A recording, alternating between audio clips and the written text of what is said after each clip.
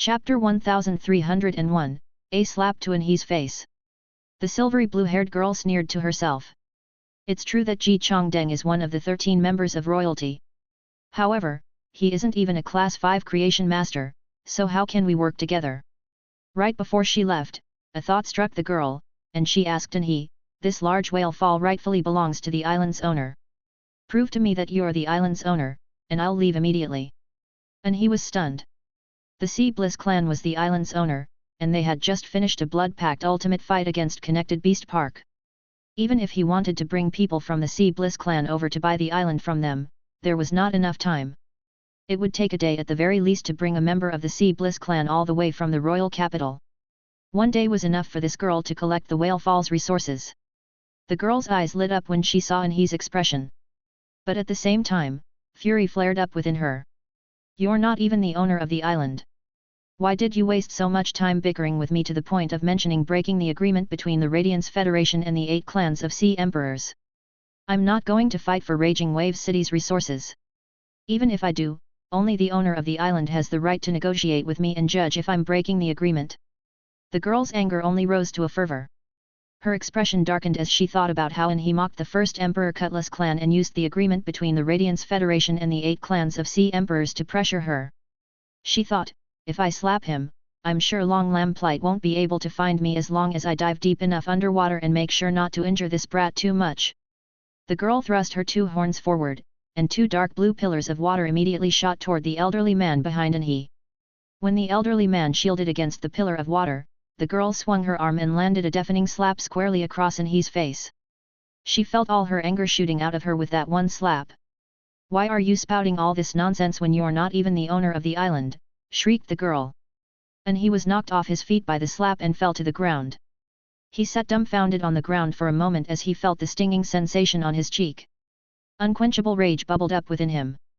After the elderly man deflected the pillar of water, he saw the girl slapping Anhe. He immediately moved between Anhe and the girl and summoned his fey in a fit of anger.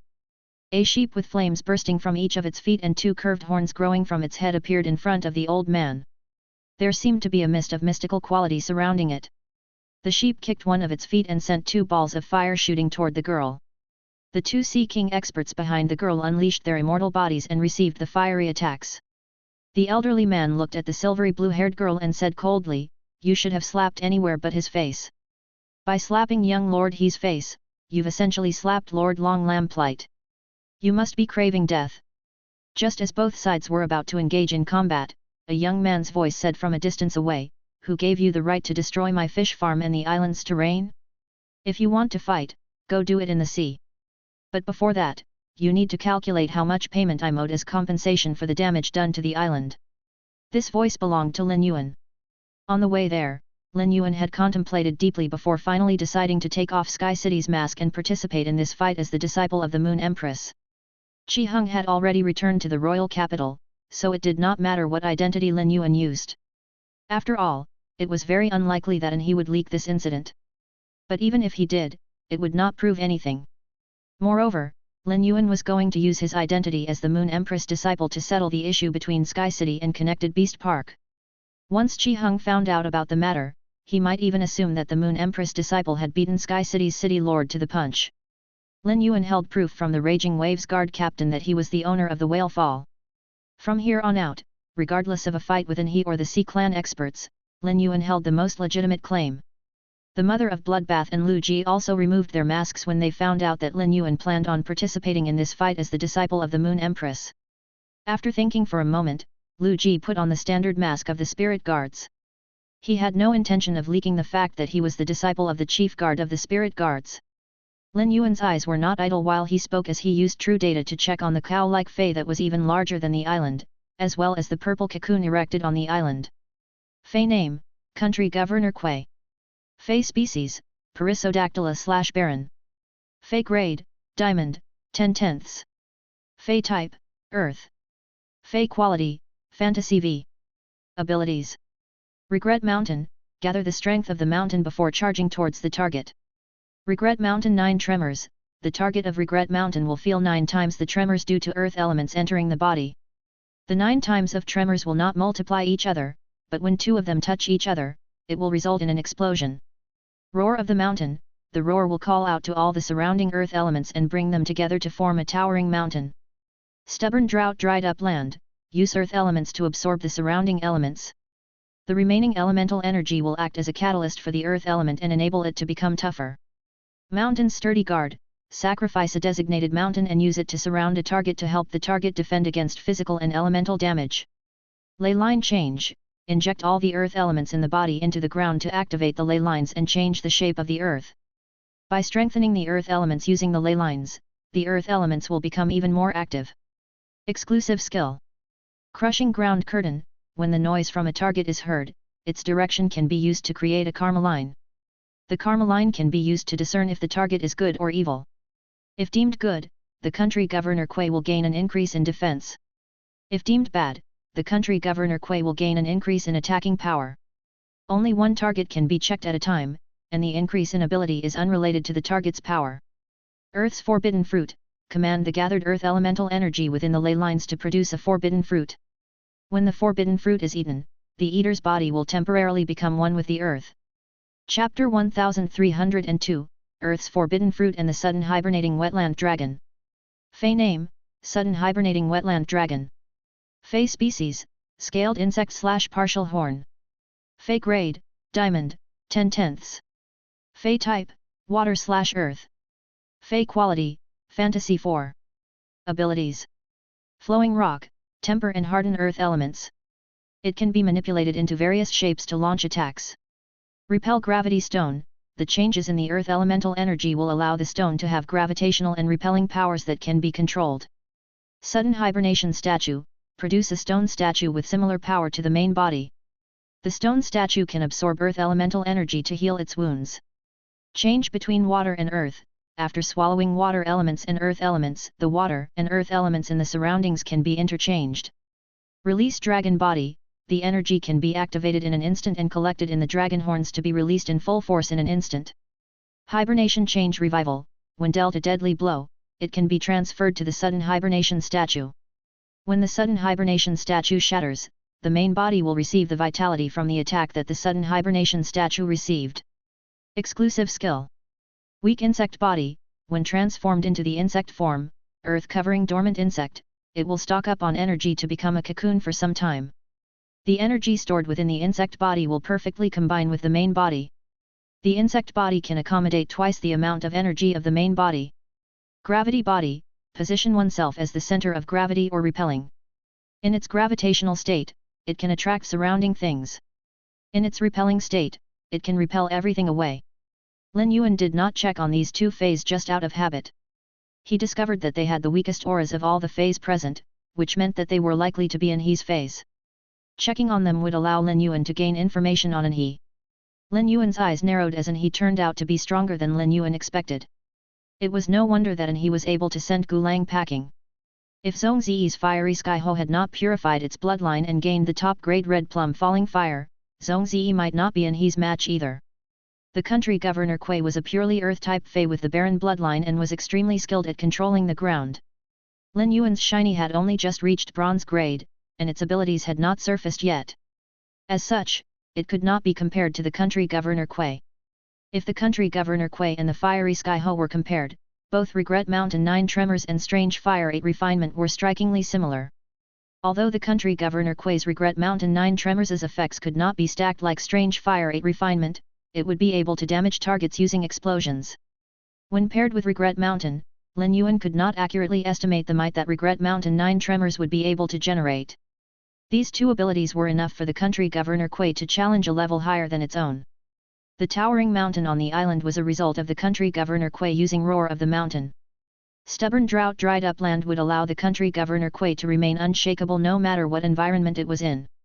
It would be able to turn other elements into earth elements and manipulate the environment to its will. In this aspect, it was stronger than the fiery sky-ho and shiny as they could not fully adapt to their environment. In an environment without fire element, the fiery sky-ho's power would be limited. Without wind, shiny would not be able to manipulate wind elements to attack its target. However, the strength of feys with the barren bloodline was not only dependent on their environment adaptability. For example, the undefined nature of shiny's characteristics would allow it to copy the exclusive skills and triggered abilities of any other fey. The country governor Kui would not be able to compare to this. If Lin Yuan wanted to, Shiny could copy the country governor Kui's crushing ground curtain and Earth's forbidden fruit. The country governor Kui could not only adapt to its environment, but stubborn drought dried up land and ley line change would be able to benefit other Earth-type feys. Even so for ley line change, which could guide and change ley lines. The source sand would not be able to do this. The Earth element's active state would be amplified, and any Earth-type ability would be improved by several times.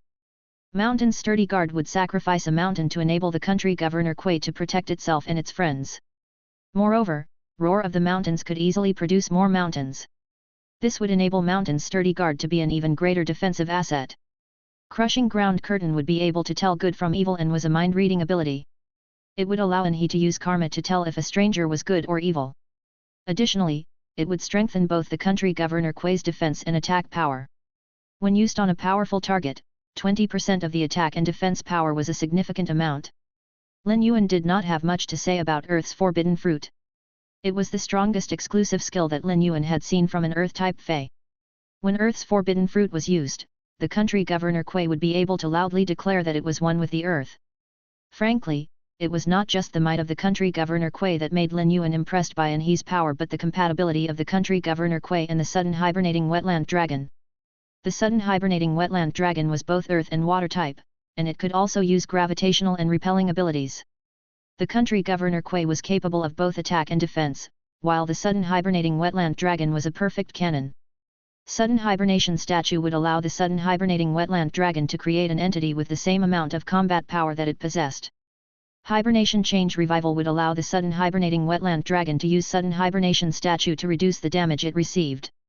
After the sudden hibernation statue was broken, the sudden hibernating wetland dragon would be able to regain some vitality as well. As such, the sudden hibernation statue would not only be able to assist the sudden hibernating wetland dragon but also act as its shield and first aid kit. Change between water and earth would allow the sudden hibernating wetland dragon to be more agile during battle. Release Dragon Body was an ability that the sudden hibernating wetland dragon could use to release all its power at once.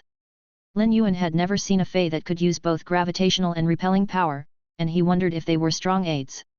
Nonetheless, abilities that could attract anything or repel anything would definitely not be weak. Chapter 1303, Flame-Footed Light Smoke Beast, Immortal Body Unleash. The only flaw about the sudden hibernating wetland dragon was that weak insect body's earth-covering dormant insect needed to turn into a cocoon for some time before it could transform into the sudden hibernating wetland dragon. During this time, the sudden hibernating wetland dragon would be like a still target. However, this was also what made the sudden hibernating wetland dragon powerful. Once the sudden hibernating wetland dragon emerged, the earth-covering dormant insect's stored up energy would enable the sudden hibernating wetland dragon's power to multiply. The sudden hibernating wetland dragon was undoubtedly a fey that could fight above its level. It was both water and earth type, and it had the ability to change water elements into earth elements and vice versa. The sudden hibernating wetland dragon was only Fantasy 4.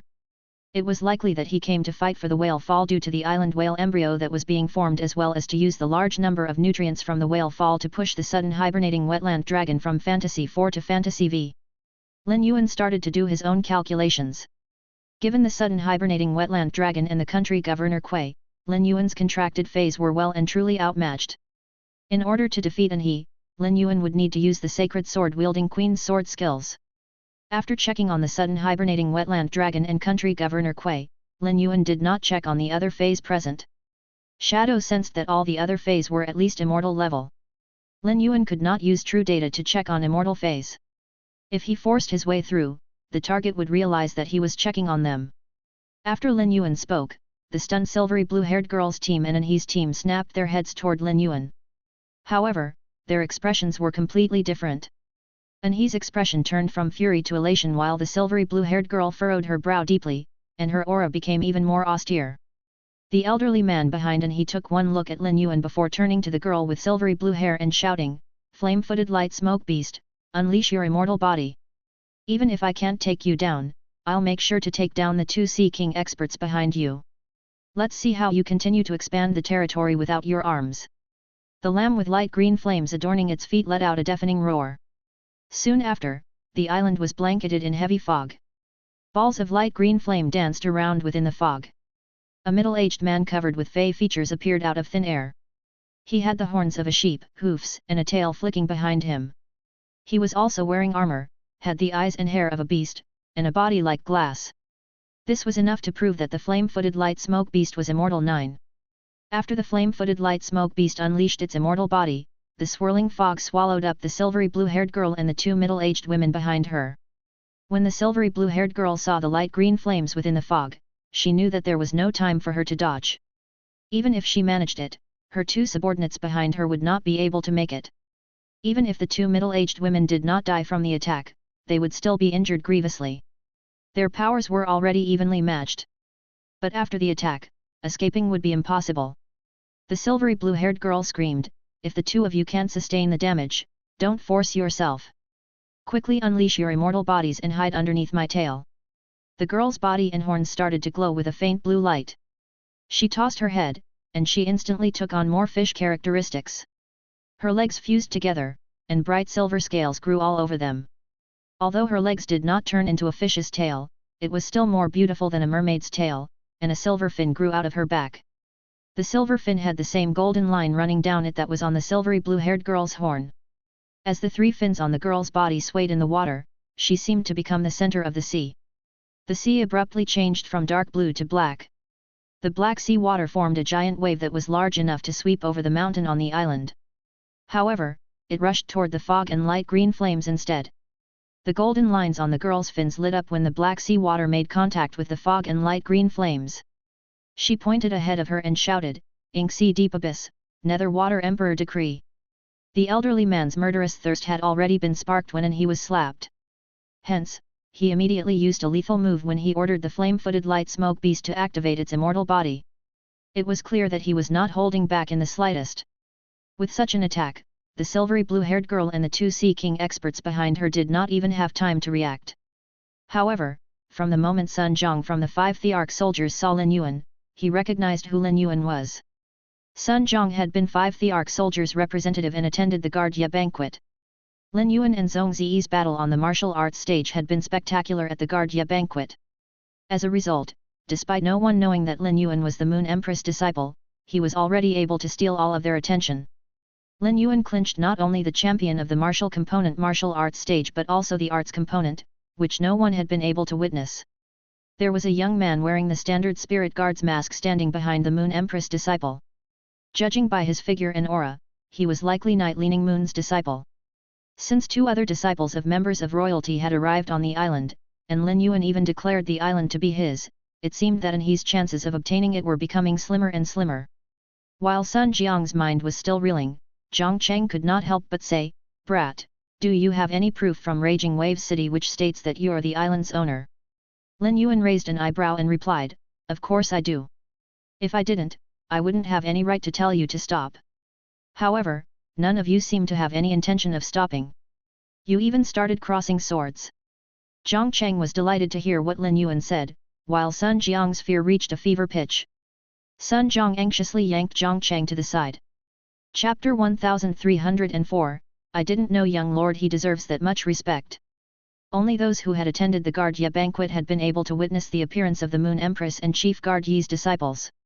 There had been no Star Web reporters at the Guardia banquet. Even if there were, none of them would have dared to take pictures at such an event.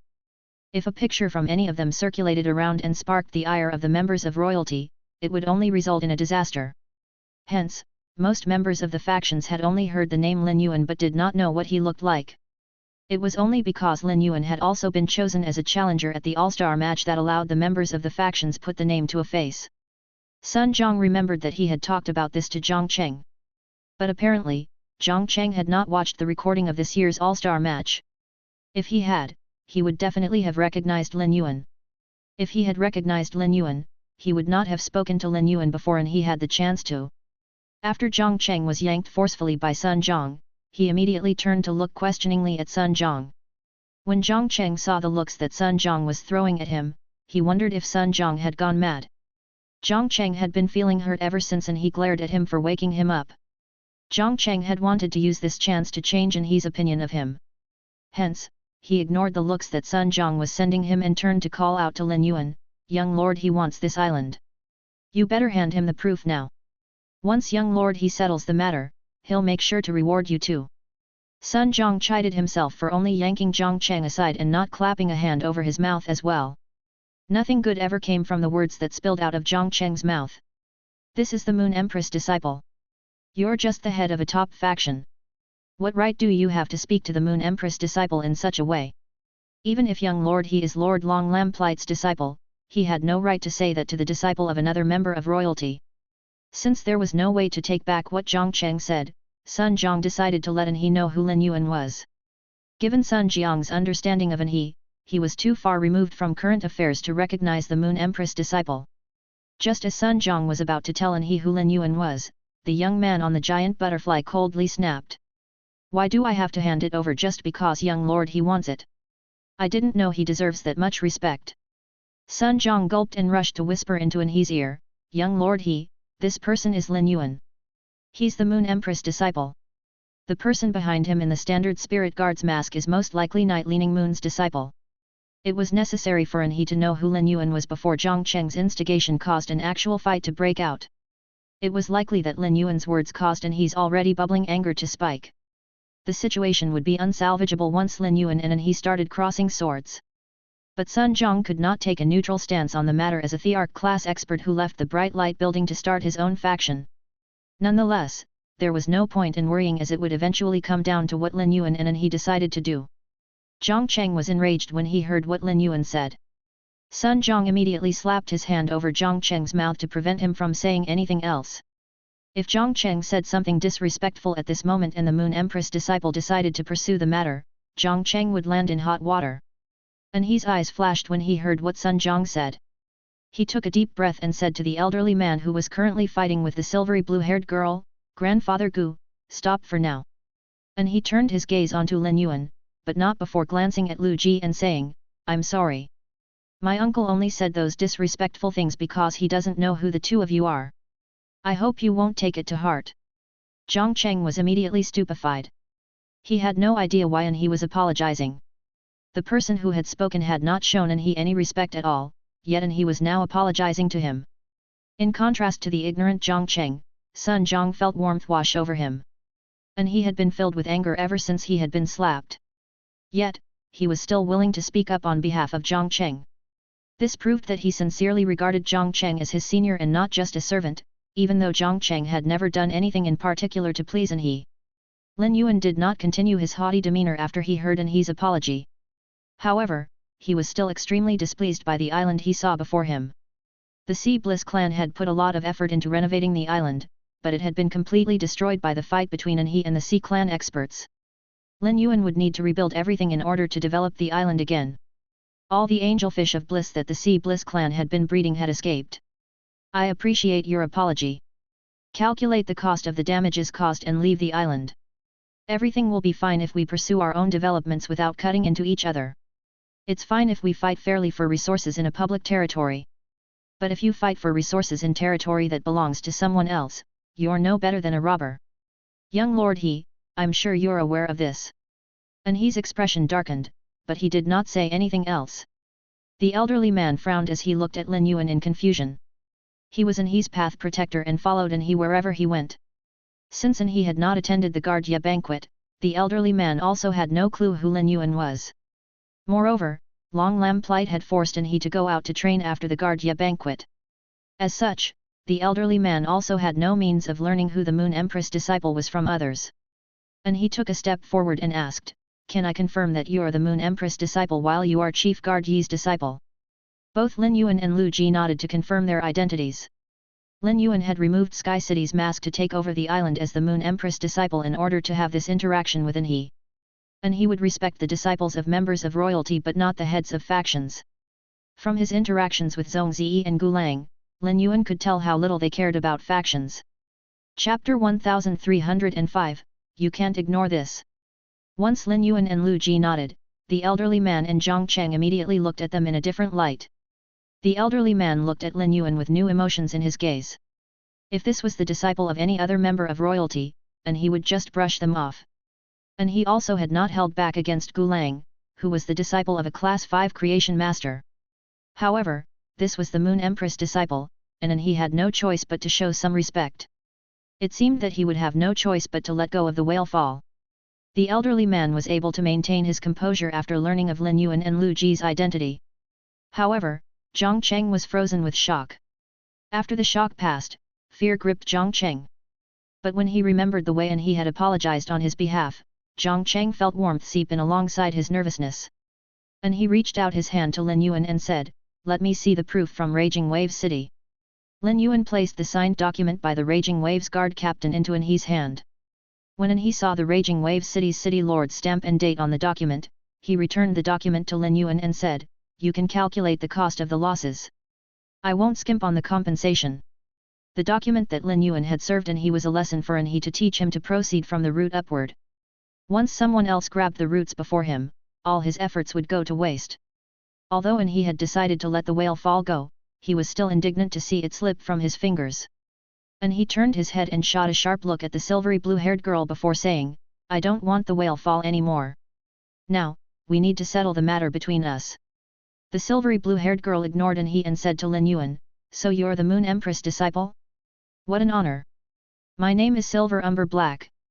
I started clashing against them because I wanted to protect this whale fall for you. It's thanks to my guidance that this whale fall landed here. They blamed me for not allowing them to take the whale fall.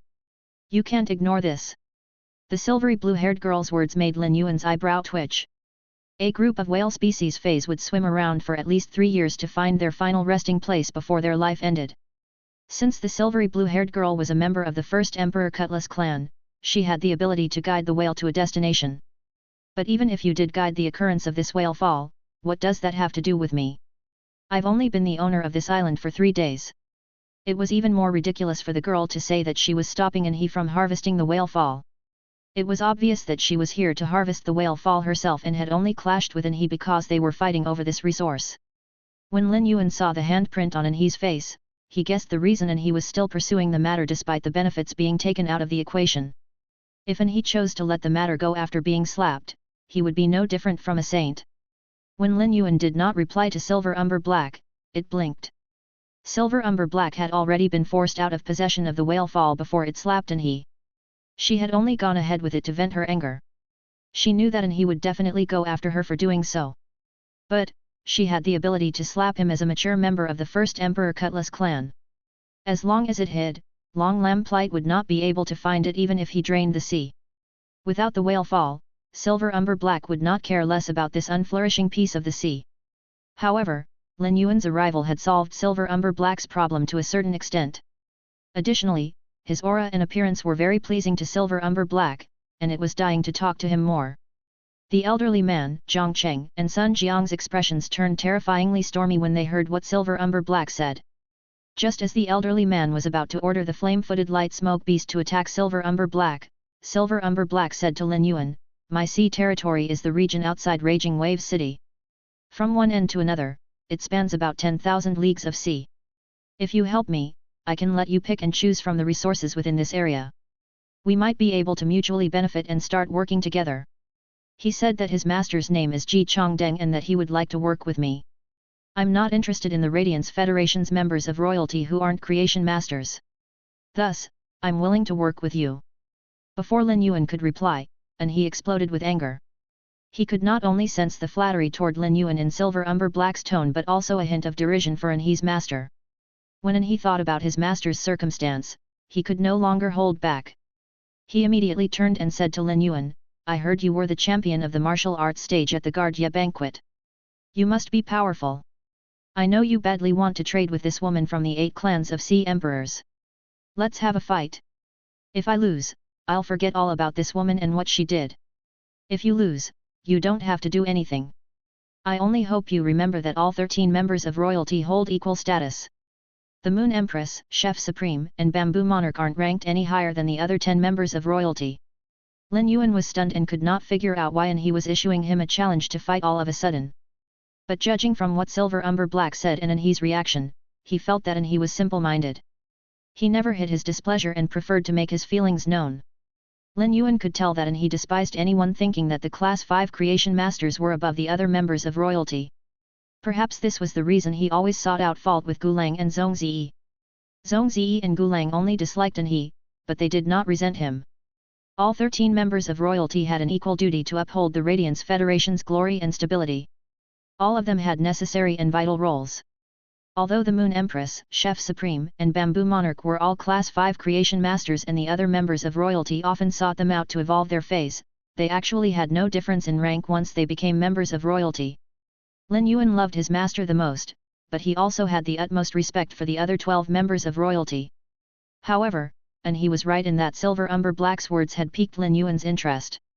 Chapter 1306, The Sacred Sword in the Young Man's Hand. Lin Yuan was interested in developing the resources in these 10,000 leagues of sea. He walked over to An-He, whose brow was stubbornly furrowed, and said, "I haven't met Long Lamplight before. But since he's also a member of royalty like my master, they are equally important to the Radiance Federation. The sea clans are made up of feys and are used to seeing things from a feys perspective. However, we are human. I'm not the only one who feels this way. Zhongzi and Gulang do too."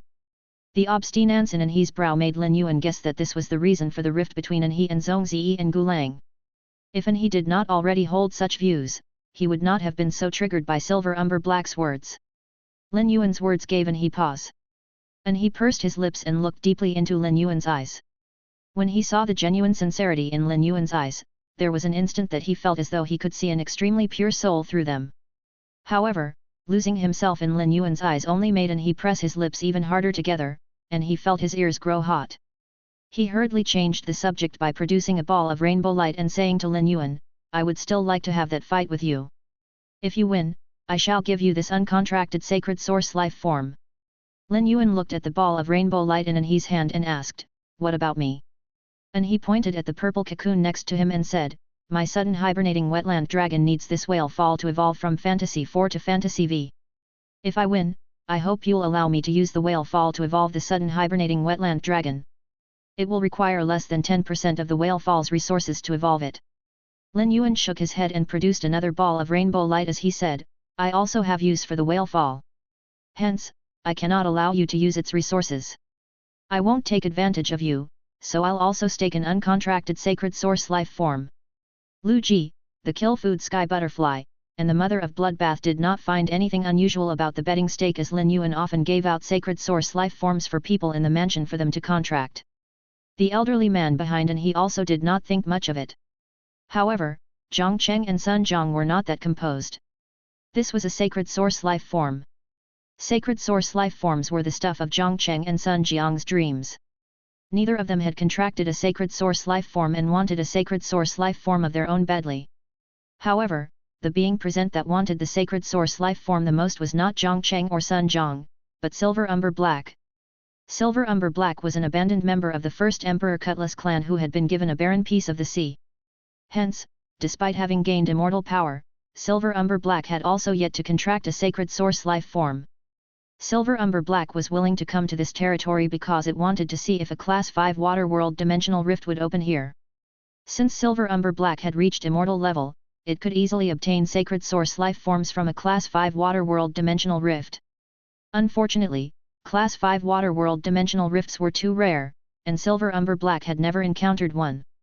Meanwhile, the despicable Shark-On from the first Emperor Shark clan had recently encountered a Class 5 water world dimensional rift in its territory. Silver Umber Black was practically green with envy over this. Silver Umber Black had thought about going over to Shark-On's territory to steal the sacred source life form from within the Class 5 water world dimensional rift. However, Silver Umber Black knew that it would not be able to defeat Shark-On. If Shark-On came to Silver Umber Black's territory, it would have to turn a blind eye to it. After all, Shark-On had reached Sovereign 9/Immortal 8. Moreover, Shark-On had a sacred source life form. Recently, a twinge of danger had been tugging at Silver Umber Black.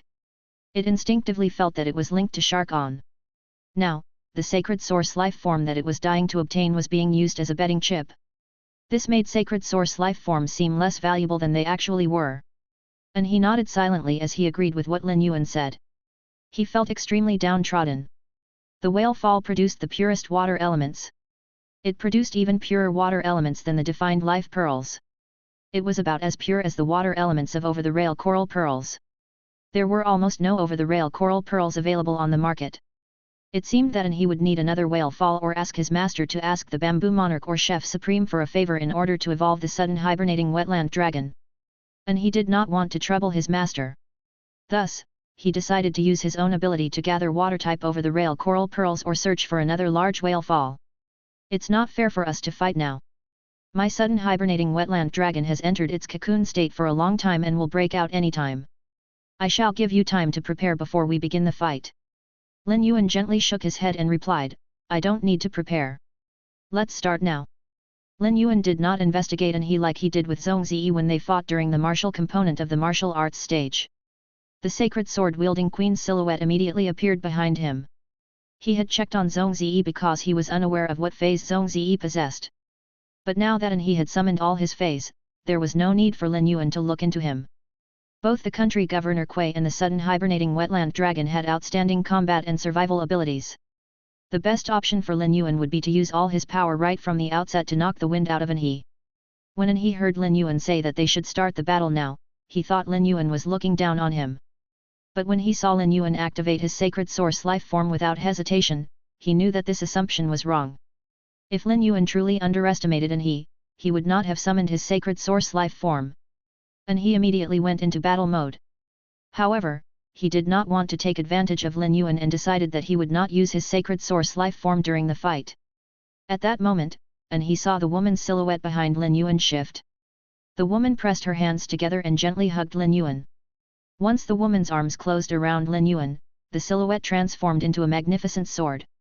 The image of a woman was carved onto the sword's scabbard. Even the scabbard struggled to hide the gleaming razor-sharp sword in the sacred sword form. Lin Yuan had already drawn the sword and sent numerous black crows flying out from it. Chapter 1307, This is too strange. The black crows flew out from the blade of the sacred sword. Each of them was wrapped in the murderous aura of the dark night. It was as though the dark crows were draining the life of countless life forms in the dead of night. There were 28 crows that flew out of the blade and soared toward he. Lin Yuan's attack caught he off guard. He did not expect Lin Yuan to continue attacking with his sacred source life form instead of summoning a fey. However, it only took a moment for he to recover from his shock as he realized that he could sense a hint of dark-type world power from the black crows that flew out of Lin Yuan's sword. This dark-type world power caused he's demeanor to change. He had not expected Lin Yuan to be so powerful at such a young age. When he had first heard his master mention that the Moon Empress disciple had held down Zhong Ziyi at the Guardia banquet and became the champion of the martial arts stage, he had not thought much of it. This was because he had asked about Lin Yuan's age and learned that he was only around 18 years old. The disciples of members of royalty all had similar power, and it was not fey grades of qualities that held them back but spirit chi professional rank. Spirit chi professional rank and promotion were largely related to age. There was a large gap between the 18-year-old Lin Yuan and 23-year-old Zhong Ziyi's spirit chi professional rank. Even if Lin Yuan used the Starlight Intelligent Dark Clouds pollen to roll grades so that he could own Diamond/Fantasy phase, he could not ignore the vast canyon of difference between the amount of spiritual power wielded by a C-rank spirit chi professional and a pinnacle B-rank spirit chi professional. And he had assumed that the Moon Empress disciple had been able to become champion of the martial arts stage because the Moon Empress had made a prior arrangement with Chef Supreme to allow Lin Yuan to win and gain the Order of Radiant Light. After all disciples of members of royalty were destined to compete to become a Radiance Envoy. But now, he realized that he had been sorely wrong. Although Lin Yuan's attack only contained wisps of world power, it was enough to stand toe-to-toe with Zhong Ziyi or even defeat Zhong Ziyi. And he anxiously shouted, Country Governor Kui, use Roar of the Mountain. Ley line change. Stubborn drought dried up land, and earth's forbidden fruit. Next, use Mountain's sturdy guard to sacrifice the mountain and defend against the crows. And he shouted to the sudden hibernating wetland dragon that had emerged from the purple cocoon, Sudden hibernating wetland dragon, use change between water and earth. Change all the water elements in the sea into earth elements. Next, use sudden hibernation statue and use repel gravity stone on the mountains summoned by the country governor Kui. As of that moment, he used the country governor Kui and sudden hibernating wetland dragon's most powerful moves. The country governor Kui leaped up into the air and let out a roar. Almost 70 towering mountains rose from the island and decimated the geographical topography of the island. There was no longer any space on the island to even stand. The elderly man behind he shattered one of the mountains to give Lu Ji, the mother of Bloodbath, Sun Zhong, Silver Umber Black, and Zhongcheng a place to watch the battle. These skyscraping peaks could not hold back the 28 crows as they could easily weave between the mountains. But from the country governor Kui and sudden hibernating wetland dragon's true data, Lin Yuan knew the country governor Kui depended on these mountains as its method of defense. Lin Yuan ordered the 28 crows to attack every mountain. Under the attack of the small crows, the 2,000 meter tall mountains crumbled like paper. The crows started to destroy the mountains one by one. And he did not panic but knitted his brow tightly. He was filled with confusion. When he previously ordered the country governor Kui to use Roar of the Mountains, no mountains rose from the sea. He had assumed that it was because this area of the sea was too deep and that the country governor Kui had not used all of its power. But now, the country governor Kui had clearly used its full power. So why had no mountains risen from the sea? This was too strange. Given the earth elements in this area of the sea, the country governor Kui could not use its power to its full extent. When they first arrived on the island, Lu Ji had already snapped his fingers twice at the insect queen. They were signals for the insect queen to control the grounding Lewis to use calcified layer harden and aura separation to lock down the bottom of the sea. Otherwise, it was likely that the earth elements on the sea bed could have been reached by the country governor Kui and led to mountains being summoned out of them. Due to ley line change being used, the earth elements of the entire island became many times more active. The country governor Kui started out with one leg. But now, it had grown a second leg that was formed completely out of earth elements. It broke out into a run and charged toward the earth's forbidden fruit that had appeared nearby. When the country governor Kui swallowed the forbidden fruit, and he shouted at the country governor Kui again, "Country governor Kui, use Roar of the Mountains continuously." Soon, several mountains tunneled out of the island's ground. The mountains that the crows had not destroyed were pushed out of the way by the new mountains. Once the mountains were pushed aside, they started to glow with a muddy yellow light. Soon, the mountains turned into shadows that stacked atop the country governor Kui's body. Although there were almost 100 mountains enveloping the country governor Kui, even more followed. Numerous mountains also flew toward the sword in Lin Yuan's hand. Lin Yuan activated Blackie's spirit essence explosion and launched his arm toward the ground at his feet and the mountains that had emerged. Blackie was only Diamond Eye/Fantasy Eye. As such, even if the country governor Kui were only an ordinary Fey, Blackie would not be able to defeat it. Moreover, the country governor Kui had the Baron bloodline. However, Spirit Essence Explosion's power depended not only on Blackie's power but also on the purity of the Spirit Chi being used. Chapter 1308, Victory using an elbow. The higher the purity of Spirit Chi, the more powerful Spirit Essence Explosion would be. Lin Yuan's Spirit Chi was even purer than that of Class 5 Creation Masters. It was even possible that he produced the purest Spirit Chi in the world.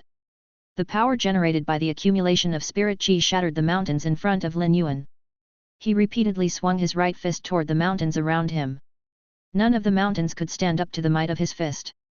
While Lin Yuan was smashing down the mountains, he sensed immense repulsion force from the mountains in front of him. This repulsive force prevented Lin Yuan's fist from contacting the mountains. However, this was no issue for Lin Yuan as he only needed to kick up a rock and use Spirit Essence Explosion on the stone. The stone would become the contact point on which the repulsion force would focus. Next, he could continue to slam his fist down on the mountain.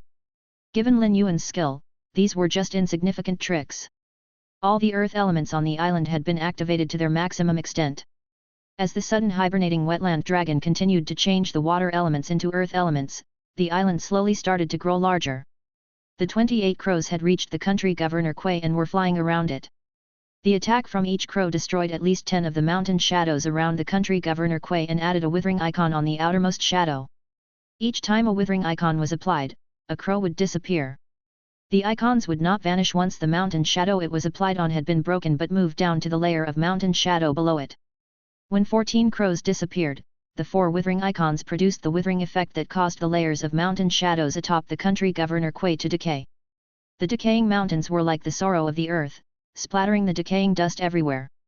And he was astonished by this and hurriedly ordered the sudden hibernating wetland dragon's sudden hibernation statue to block the 14 crows.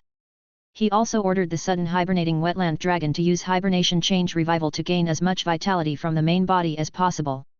Additionally, and he ordered the sudden hibernating wetland dragon to use gravity body and exert the strongest repulsion power. He also ordered the sudden hibernating wetland dragon to use release dragon body to gather all the energy in the body in the dragon horns.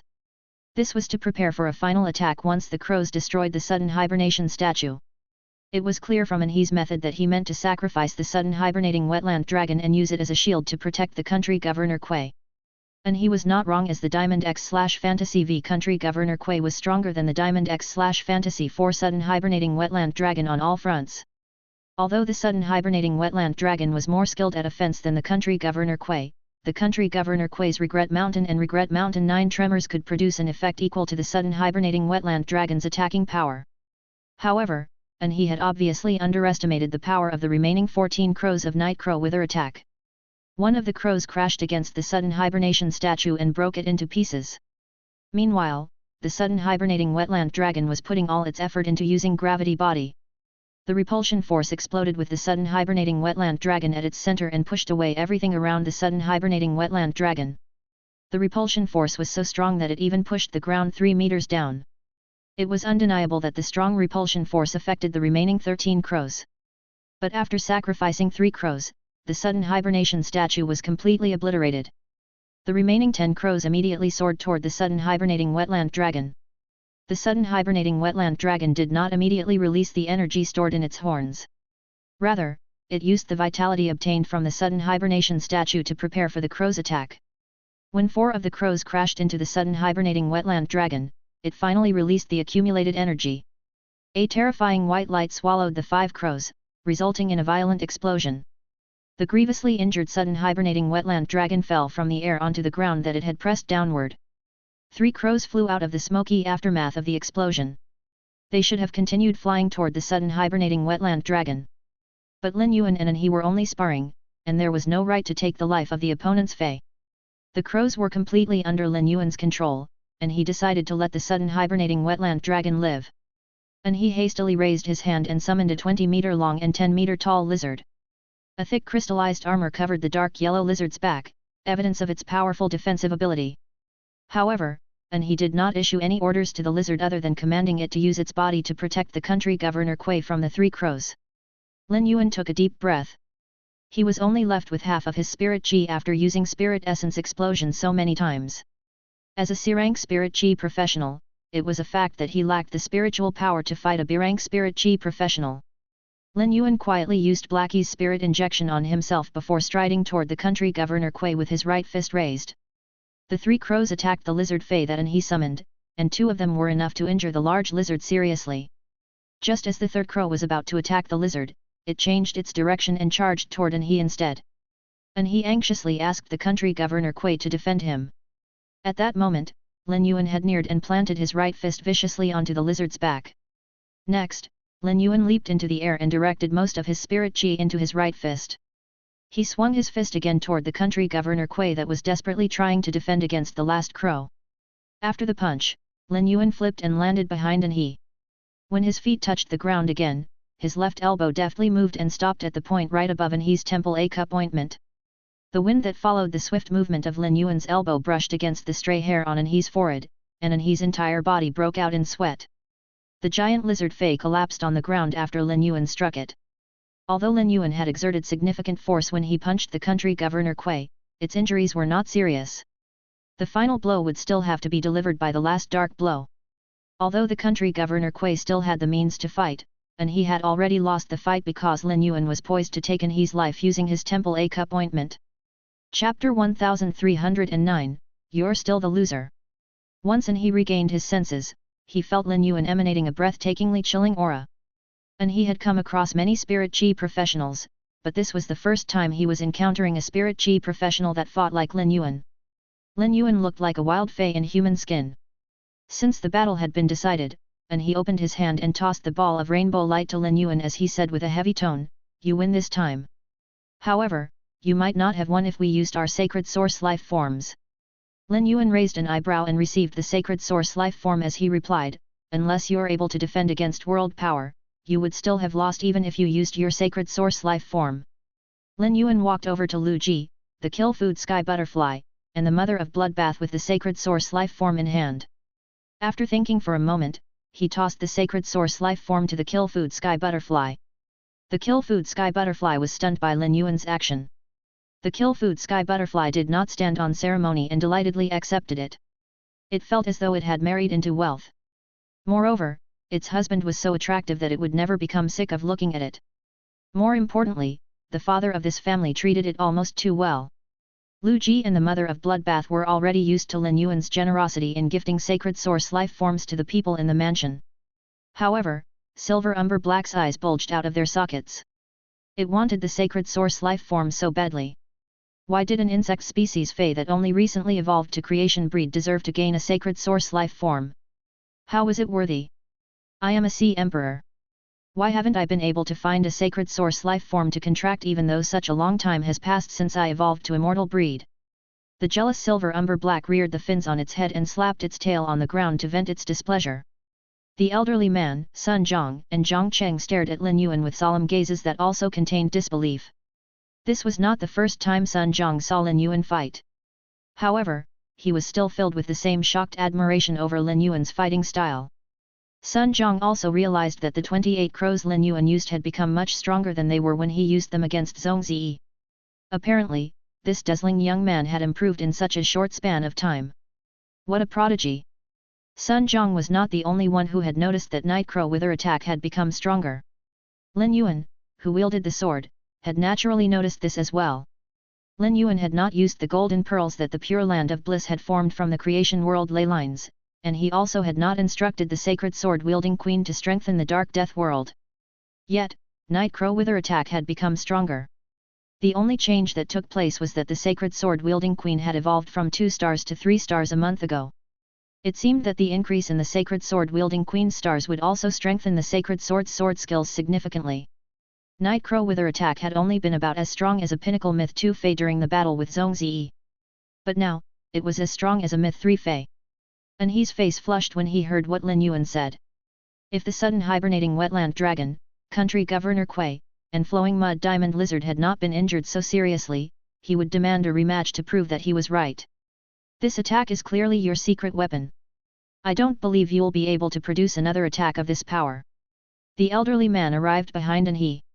When he saw Anhe's expression, he gently patted Anhe's shoulder to comfort him. Anhe glanced at the elderly man before looking at Lin Yuan and growling, "Grandfather, estimate the damages done to the island. Let's pay and leave." An awkward expression came over the elderly man's face.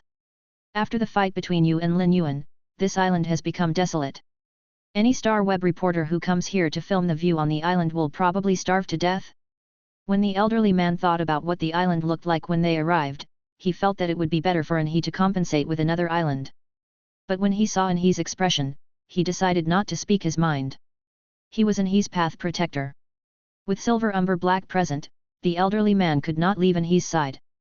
As such, he waved his hand and summoned 2 sheep that were in a near-death state. After the elderly man instructed the sheep, they dashed off toward opposite ends of the island to gauge the damage done to the island. Anhe noticed Silver Umber Black's smug expression, and his eyes flashed with anger. The elderly man also looked at Silver Umber Black with a gaze of malevolence. However, Silver Umber Black could not care less. Silver Umber Black said to the 2 seeking experts next to it, "The 2 of you don't have to be so nervous. The disciple of a member of royalty represents that member of royalty's reputation. He cannot go back on his word after losing." The 2 seeking experts knew that Silver Umber Black had said that for Anhe's ears. Hence, they complied with Silver Umber Black and responded to her accordingly. Anhe's blood boiled when he heard what Silver Umber Black said. However, he did not rebuke Silver Umber Black. Eventually, he sneered and shouted at Silver Umber Black, "You have to pay for the damages done to this island too. What are you so smug about?" Silver Umber Black haughtily replied, "It's just the resources on this island. I can pay up easily. It's no problem at all. I'm going to work with the Moon Empress disciple soon." And he almost exploded in anger. However, he was aware of the situation. Since there was nothing he could say against Silver Umber Black, nor could he attack physically after losing his stake, he chose to ignore Silver Umber Black. Lin Yuan looked at the delighted Kill Food Sky Butterfly and thought, "I wonder if the sacred source life form will be suited to the Kill Food Sky Butterfly?" Lin Yuan had learned exactly how sacred source life forms came about from his adventures in the marsh world. Rather than giving the Kill Food Sky Butterfly a random sacred source life form now, it may be better to kill a specific apostle with a totem suitable to the Kill Food Sky Butterfly's law world. However, it would not be easy to kill an apostle with below-average faith power that had unleashed its source sacred body. Apostles had many types of abilities, and there was no guarantee that the ones Lin Yuan encountered would be suitable for the kill food sky butterfly. Chapter 1310, Shocking Change. The Mother of Bloodbath's Premature Death. Moreover, it would not be a good thing to drag out the matter of the kill food sky butterfly's sacred source life form. Amongst the Thearch class powers in Sky City, the Mother of Bloodbath and Endless Summer had already gained sacred source life forms. It was inevitable for the kill food sky butterfly to worry if it went without one for too long. However, he would definitely go to the marsh world to seek out his future sacred source life forms. Morbius had fallen into another deep slumber due to the strange seed. Lin Yuan knew that the sacred sword-wielding queen was formed from the fusion of two sacred source life forms. Lin Yuan wondered if Morbius would be able to combine another two sacred source life forms together after it awoke. Suddenly, a solid wave of vitality and the aura of water elements rose from the bottom of the sea. 13 whale calls ripped through the air. Lin Yuan's eyes lit up as these were the characteristic sounds the island whale embryos made during their formation phase. Their cries were the strongest when they had just been formed. The island whale embryos would continue to release cries every few hours. This was why human spirit chi professionals could discover the island whale embryos in the sea. If not for this characteristic, finding them in the vast sea would be a near impossible task. If that happened, the island whales would be 10 times more valuable than they currently were. Lin Yuan took out a gold-green oxygen sea anemone as he prepared to dive underwater to survey the whale fall for himself.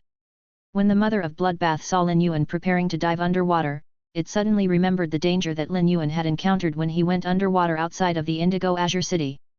The Mother of Bloodbath's expression changed, and it reached out a hand to block Lin Yuan as it said, "Lin Yuan, let me go down to take a look first. You can come once I've ascertained that there aren't any dangers down there." Silver Umber Black was walking over to Lin Yuan when it heard what the Mother of Bloodbath said. This area of the sea is at the Radiance Federation's border. The Sea clans are usually careful when it comes to this area because of the agreement between the Radiance Federation and the 8 clans of Sea Emperors. Moreover, my territory encompasses 200 leagues of the sea in this area. Hence, it's impossible for there to be any dangers in this area of the sea. You can go down directly. I'll accompany you to see if I can help in any way, said Silver Umber Black. The Mother of Bloodbath ignored Silver Umber Black and flew off where the island whale cries came from. Just as the Mother of Bloodbath was flying through the air above the surface of the sea and was preparing to dive into the water, a long blackthorn shot out of the water. The blackthorn was so swift that the Mother of Bloodbath had no time to react at all, and it pierced cleanly into the Mother of Bloodbath. The blackthorn should have pierced through the Mother of Bloodbath's body. Yet, it was stopped by something within its body. At that moment, the blackthorn seemed to bloom as more than 1,000 more spikes sprouted from the first thorn and turned the Mother of Bloodbath into a mangled pincushion from the inside out. This happened so suddenly that the invisible demon was unable to react, and even the elderly man behind Anhe's reaction skills failed him. By the time the flame-footed light smoke beast's reaction caught up to it, the blackthorn had already punctured the Mother of Bloodbath. Lin Yuan saw red when he saw the Mother of Bloodbath's current state. The elderly man glanced at Anhe before he grit his teeth together and ordered the flame-footed light smoke beast to carry the falling Mother of Bloodbath back to the island. When the flame-footed light smoke beast made contact with the Mother of Bloodbath's body, 2 blackthorns shot out of the dark red sea. The flame-footed light smoke beast's power had reached pinnacle immortal, unlike the Mother of Bloodbath that had only reached myth breed. Moreover, the incident had only just occurred, so the flame-footed light smoke beast was on high alert. Thus, when the 2 thorns appeared, the flame-footed light smoke beast kicked its feet and sent balls of light green flames flying toward the black thorns. When the flame-footed light smoke beast brought the Mother of Bloodbath back to the island, 2 of the balls of light green flames that were grappling with the black thorns had been extinguished. But after the light green balls of flame were extinguished, the burning black thorns did not vanish. Rather, a small portion of them could still be seen above the surface of the water. The flame-footed light smoke beast gently placed the Mother of Bloodbath on the island before saying solemnly to the elderly man, "Elder Gu, the Fey producing the 2 blackthorns is stronger than me." A woman dressed in a dark red robe rose out of the water. Once she was fully out of the water and floating in the air, she shook out her dark red robe to reveal 2 slender yet strong legs. The woman's shoes were high-heeled, and it looked as though a shark's tail formed them. However, the curve of her shoe was much sharper angle than a shark's tail. She looked at the people on the island with narrowed eyes until her gaze landed on the elderly man and the flame-footed light smoke beast. The woman stretched as she lazily played with one of the blackthorns with the menacing expression of a hunter. 7 seeking experts were behind her, all wearing the same dark red robe. They also shared her aura. It was clear that they were from the same clan as the woman. Silver Umber Black had broken out in cold sweat when it saw the blackthorns that shot out of the sea. It was extremely familiar with the blackthorns and even had experience fleeing from them. Silver Umber Black bellowed with terror in its eyes, "Shark-on, what are you doing here?" The woman in the dark red robe did not even spare Silver Umber Black a glance as she drawled, "Naturally, I came to kill you. You're a member of the first Emperor Cutlass clan that has only recently reached adulthood. What gives you the right to enjoy the benefits of this large whale fall? Don't think I didn't notice you sneakily guiding 3 old whales over from my territory. I didn't expect you to stoop as low as to start consorting with humans after I almost killed you at the Class 5 Water World Dimensional Rift. These humans sure are unlucky. Now that they've met you, they're going to die too." Silver Umber Black started to tremble as it knew that Shark-on was serious about its murderous intent. Shark-on had not killed Silver Umber Black yet because Shark-on had already planned to do so when it came to collecting the whale fall. As Silver Umber Black looked at the people on the island, specifically the pensive and the furious Lin Yuan kneeling in front of the Mother of Bloodbath, and the masked Lu Ji with both grief and carnage radiating from him, it decided to use the might of the 3 disciples of members of royalty to try and scare off Shark-on. Chapter 1311, On its deathbed. As long as Shark-on left, Silver Umber Black would take the 2 seeking experts under it and flee for their lives. The sea was so boundless that it would be impossible for Shark-on to find them as long they hid in earnest. As such, Silver Umber Black fiercely shrieked, "Do you know who you just attacked? Are you trying to break the agreement between the Radiance Federation and the 8 clans of Sea Emperors and start a war?" Shark-on shot Silver Umber Black a look of derision and replied, "The first Emperor Cutlass clan is now one of the lesser 5 clans. It's no wonder that the members have become short-sighted. In the entire world, 30% of it is land which is cohabited by humans and feys. The remaining 70% is the sea, which is under the jurisdiction of the sea clans. The sea clans have no use for the land's resources. The agreement only exists because the sea clans don't want to cause unnecessary trouble. As long as I have the ability to take down everybody here and prevent the information from leaking, who will find out that I'm the perpetrator? If the Radiance Federation decides to pursue the matter, they should come after you as the most likely target, given that your territory is closest to them. But if you're dead and the whale fall is gone, they'll assume that you're guilty and on the run. When that happens, the first Emperor Cutlass clan will be chased out as punishment for your actions." Silver Umber Black took a deep breath. It had not expected Shark-on to be trying to bring about the downfall of the entire first Emperor Cutlass clan as well. If Lin Yuan and his group had not been fighting with Silver Umber Black over the whale fall's resources, Silver Umber Black might have encountered the blackthorns when it went underwater to check on the formation of the whale fall. If that had happened, it would not be the Moon Empress disciples Myth-breed Fey that the blackthorns had pierced, but Silver Umber Black. Silver Umber Black had only just come of age and did not want to die yet. It thought about Lin Yuan, and Lu Ji's status before glancing at the elderly man behind Silver Umber Black gathered its courage and shouted, "Shark-on, you're only immortal 8. This human elderly man's Fey is at pinnacle immortal. Although you have an advantage in the sea, you won't be able to catch the old man if he makes a run for it.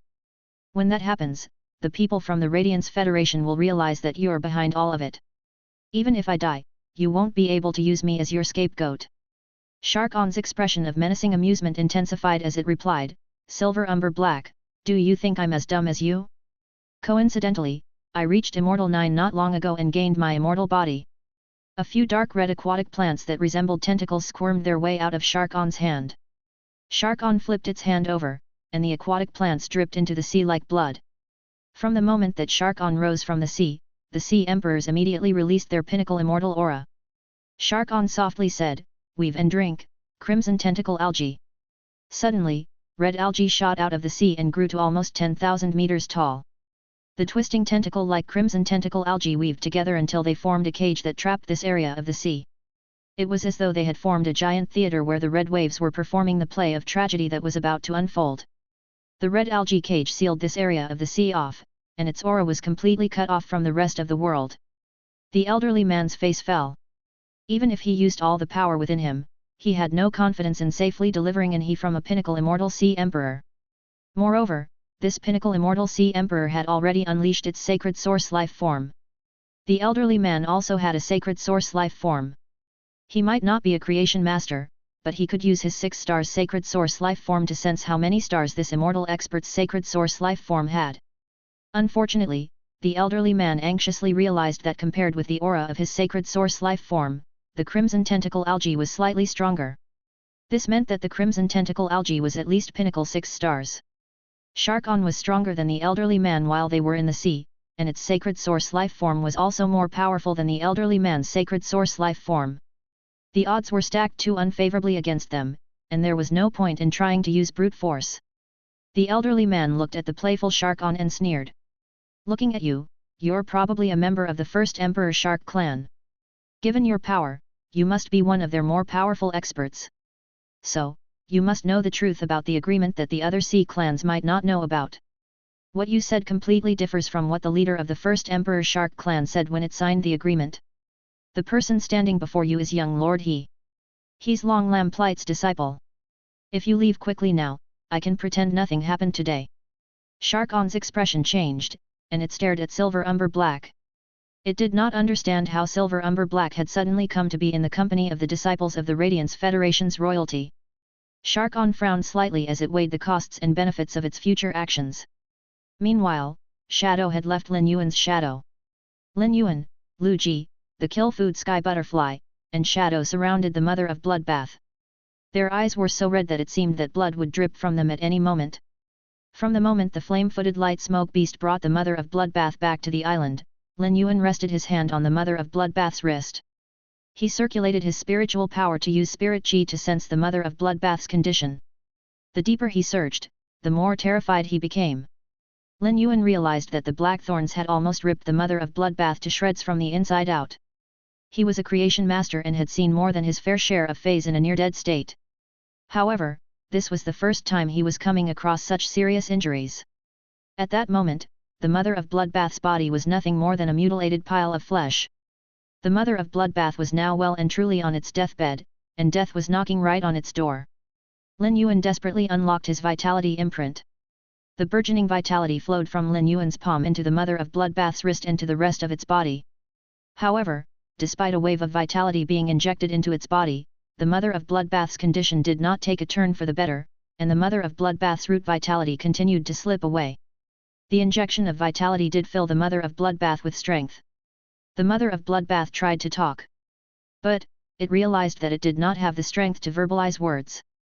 It looked deeply into Lin Yuan's eyes. Usually, its eyes were filled with cold sharpness. But now, its gaze was soft and filled with lonely reluctance. Chapter 1312, I Want You to Die. In order to speak, the Mother of Bloodbath removed its human form and reverted to its fey body. It now looked like the bristly red crystal spider that Lin Yuan had encountered in the beginning. The Mother of Bloodbath struggled to lift its legs to pluck out the thorn lodged in its throat. It said weakly with that strange yet pleasant voice Lin Yuan had grown accustomed to hearing, "Lin Yuan, I finally feel like I'm your path protector." Lin Yuan's eyes clouded over with tears. Every person's greatest fear was the death of their loved ones. This especially applied to someone like Lin Yuan, who could produce any resource he needed and was regarded as the cream of the crop of his generation. He had healed the roots of countless feys.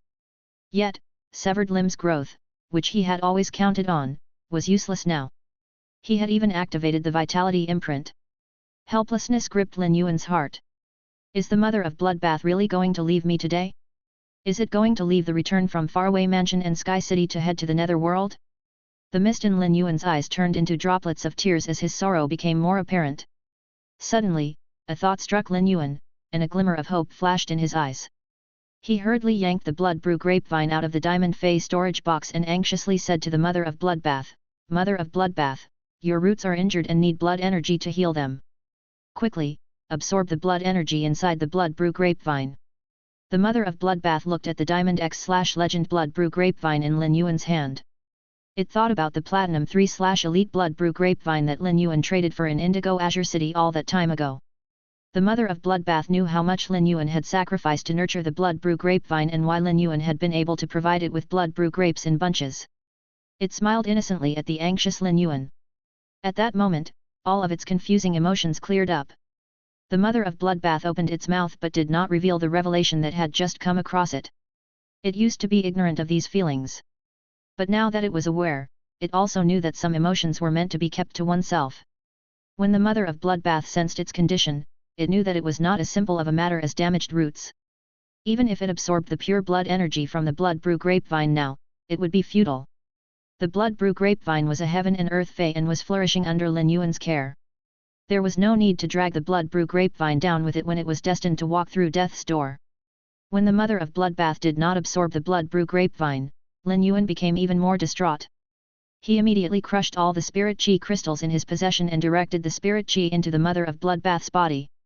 The mother of Bloodbath felt its spirit pulse. Lin Yuan had lost all control of his emotions and screeched, "Mother of Bloodbath, your only hope now is to activate your Sky Sundial Jade Spider bloodline. I don't want you to die. I want you to live.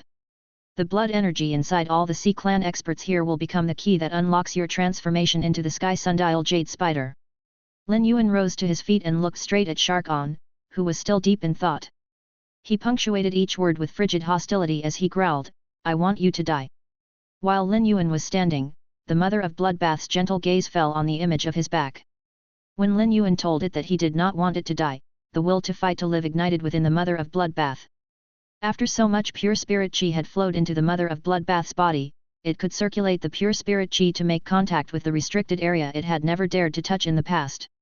This restricted area was the Sky Sundial Jade Spider bloodline buried in its body. Meanwhile, Shark-On continued to contemplate the best course of action. Should it go ahead with its plan to kill everyone and push the blame onto Silver Umber Black and the First Emperor Cutlass clan? Or was it better for it to back off and pretend like nothing happened, just as the elderly man had said? Shark-On was afraid that Long Lamplight would come after it if it retreated and returned to its territory. Additionally, if the Radiance Federation brought up the agreement, the First Emperor Shark clan's position as one of the top 3-8 clans of Sea Emperors would be jeopardized. As such, Shark-On's murderous intent became stronger. It was currently fully leaning toward killing everyone present. What Lin Yuan had said to it set off its murderous intent, which exploded and made everyone present seem insignificant. Who cared if some of them were the disciples of the Radiance Federation's royalty? Shark-On ferociously smacked its lips together and beamed. "You think you have what it takes to kill me? Take a good look at yourself first." "Hee hee. You're lucky. Thanks to your looks, I've decided not to kill you. I shall lock you up at the bottom of the sea where you'll play with my crimson tentacle algae every day and night." Shark-On waved behind its body, and the Sea King experts behind it raised the black thorns in their hands to prepare to attack. Ever since Lin Yuan said that he wanted to kill Shark-On, a bad feeling came over Gu En. He knew that the situation was becoming worse. Gu En decided to strike first by summoning another pinnacle immortal Fey. Even if he had to sacrifice the lives of 2 of his Feys, he would guarantee that Lin Yuan and he made it out alive. Normally, as He's path protector, Gu En only needed to ensure He's safety. If it was a matter of the status as the disciple of a member of royalty, Gu En should take He, Lin Yuan, and Lu Ji with him. In fact, taking another person on top of he would increase the risk. However, he decided to include Lin Yuan because he did not want the misunderstanding between the Moon Empress and Long Lamplight to deepen due to Lin Yuan's death. If that happened, Long Lamplight would truly never be able to show his face to the Moon Empress again. But before Gu En could summon his other pinnacle immortal Fey, he saw Lin Yuan's entire aura change. 12 amber pillars of water shot out of Lin Yuan's feet and intertwined around Lin Yuan. In the meantime, Lin Yuan had transformed into an elemental state. He now had a slender and graceful tail and long hair that resembled waves. At that moment, he was just like the extinct mermaid from the legends. Just as Gu En was about to investigate what was the change that had taken place in Lin Yuan, a white-haired young man in white armor appeared in front of Lin Yuan. Chapter 1313, All-Out Attack. This was not the first time Whitespeak saw Lin Yuan in his elemental mermaid state. Previously, Lin Yuan had transformed abruptly. His overflowing faith power and the fact that he had turned White Pavilion into an apostle had convinced Whitespeak that he was a dictator. Later, Whitespeak received the dictator's prize from Lin Yuan. This made Whitespeak realize how big the benefits one could receive if one became the subordinate of a dictator. At first, Whitespeak had wanted to stay by Lin Yuan's side. But eventually, Lin Yuan had instructed it to take over the Scorpion's territory. In the time that Whitespeak had taken over the territory, it had split its time between continuously increasing its power and maintaining the territory to prevent any strong life form from coming near and disturbing Lin Yuan in the nearby base. As a result, Whitespeak had even killed a Class 11 dimensional life form. With the Dictator's prize in hand, Whitespeak's ability to store faith power had improved by 10%.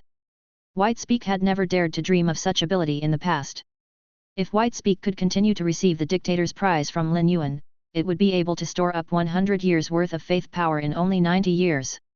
With the help of the Dictator's prize, Whitespeak felt that its faith power would be able to evolve from higher average to below strong. It would gain a new faith ability called Faith Seed when that happened. Once the Faith Seed sprouted and bore fruit, Whitespeak would be able to break past the Apostle level to reach the Dictator level. After personally experiencing the benefits of Faith Water, Whitespeak decided to stay by Lin Yuan's side and gain as much of his favor as possible. This decision did not come about solely because Lin Yuan had not despised Whitespeak's background as the marsh crocodile, but also because Whitespeak could see a bright future for itself if it continued to follow Lin Yuan. Otherwise, it would have been impossible for Whitespeak to make a name for itself in Marsh East Circle. Alas, Whitespeak had not been able to find the right time to curry favor with Lin Yuan. Not long ago, a strange person that had clearly died but was being manipulated by a foreign parasite had come to fetch Whitespeak. He had said that Lin Yuan needed Whitespeak and to wait at a specific position. At that moment, Whitespeak knew that the time to gain Lin Yuan's favor had come. Although this was not the first time Whitespeak was seeing Lin Yuan in an elemental mermaid state, seeing it again still filled Whitespeak with the same amount of marvel. But when Whitespeak sensed the overwhelming faith power swirling around Lin Yuan and saw his murderous gaze, Whitespeak's chest panged. It knew that Lin Yuan was angry. After sensing this, Whitespeak let rage take over it, and its aura exploded. It wondered which the stupidly brave person had dared to anger its dictator. Whitespeak knelt before Lin Yuan. As it was faced with Lin Yuan in his dictator's body, it did not exhibit a shred of the pride of an expert. Whitespeak said in an unusually calm tone, "I'm here. Please give me an order." When Lin Yuan first transformed into an elemental mermaid, all the people present first looked at him with shock, then with mesmerization. One of them included the mother of Bloodbath that was directing the spirit chi in its body to activate the Sky Sundial Jade Spider bloodline. This was not surprising as Lin Yuan had never used faith application in the main world, so this was the first time Lu Ji and the mother of Bloodbath was seeing it. Besides Whitespeak, the only person who had seen Lin Yuan in this state was the kill food Sky Butterfly. Silver Umber Black had been gripped with fear that Shark-On would suddenly take its life. But now that it was seeing Lin Yuan in his elemental mermaid state, it remembered the legend its mother had told it when it was young. The legend told of mermaids whose hair was made of waves and bodies were made of water. These mermaids had features beautiful enough to steal the hearts of every creature in the sea and voices that could calm the sea itself. After Silver Umber Black grew up and came to understand the nature of the sea, it realized that legends were only legends and that mermaids did not truly exist. Silver Umber Black had even gone to ask its mother only to receive a reply that this was one of the legends of the sea. But now, as Silver Umber Black was looking at Lin Yuan, it felt that it was looking at a legend that had come to life. Shark-On looked at Lin Yuan with concentrated greed and longing. Before the people present could adjust to the shock of Lin Yuan's transformation, Whitespeak's appearance swept all of them off their feet. This especially applied to Gu-En, who had 2 pinnacle immortal feys. From the moment that Whitespeak appeared, Gu-En noticed that Whitespeak was just as strong as him. If Lin Yuan had a pinnacle immortal expert, combined with Gu-En's 2 pinnacle immortal feys, they were more than capable of safely fleeing with he, Lin Yuan, and Lu Ji in tow. When Whitespeak appeared, Silver Umber Black and Shark-On's expressions changed in opposite directions. Silver Umber Black's countenance was overtaken by elation while a grim look came over Shark-On. If only another ordinary pinnacle immortal fey had appeared, Shark-On would not be this nervous. It was easy for a sea emperor to kill 3 terrestrial immortal feys. But now that Whitespeak had appeared, Shark-On realized that its power to control the sea was no longer unparalleled, as this white-haired young man that Lin Yuan summoned had the same power over water. It was apparent that this white-haired young man was an aquatic fey. Shark-On hurriedly held up its hands with its palms facing up, and both water and blood energy erupted from its body. It immediately used its immortal body, and the silhouette of a giant shark appeared behind Shark-On. The shark's body was entirely red, and black thorns protruded from its gills and fins. When the silhouette of the shark moved, the entire sea became activated, and even the smallest wave rose to a height of 10 meters. A skyscraping tsunami rolled up almost immediately. Without Gu-En's protection, the tsunami would probably have destroyed the entire island. Just as Shark-On was about to strike first, a bone-chilling voice called out, "White Speak, go and kill all the life forms in the air above the island. Once you're done, drag their bodies over to me." Before White Speak could even reply, Lin Yuan opened the shrine in the depths of his soul and activated all the faith power in his body. Chapter 1314, The Activated Sky Sundial Jade Spider Bloodline. Lin Yuan noticed that his faith power had tripled after a mere few days. Apparently, the commotion caused by the blood-pact ultimate fight between the Sea Bliss clan and Connected Beast Park had enabled Lin Yuan to reap significant benefits. Lin Yuan injected the faith power into the water around him. He intentionally instructed Dark Blue to use the water to separate the faith power. With the immense amount of faith power within the water, the twirling ribbons of water shone with deep amber. Using his tail, Lin Yuan swung the 12 deep amber pillars at White Speak's body. When the enormous amount of water entered White Speak's body, White Speak immediately felt a change in its totem. At that moment, White Speak was beyond surprised. Although White Speak had never seen any other dictator Everything had once arrived at the Palace of Everything in Marsh East Circle and spread its might and glory. According to the information given by the Apostle at Marsh East Circle, White Speak came to understand the power of a dictator. It found out that dictators could change into their dictators' bodies and give apostles the dictator's prize. However, White Speak had never heard of a dictator being able to evolve the faith power in an apostle. A thought crossed White Speak's mind. But this was enough to set its excitement alight. Could Lin Yuan be more than a dictator, something that was only the stuff of legends? At this point, White Speak decided not to think about it any further. It could not be certain if this idea was right or wrong. Perhaps it was just Lin Yuan's natural skill as a dictator to be able to inject faith power into apostles. But regardless, White Speak just needed to stick by Lin Yuan's side and ensure that Lin Yuan remained comfortable. White Speak took a deep breath and said with a wild yet respectful tone, "Your wish is my command." White Speak leaped into the air. Instead of dodging the incoming thorns shot by the Seeking experts under Shark-On, White Speak transformed into a 3,000 meter long giant white crocodile.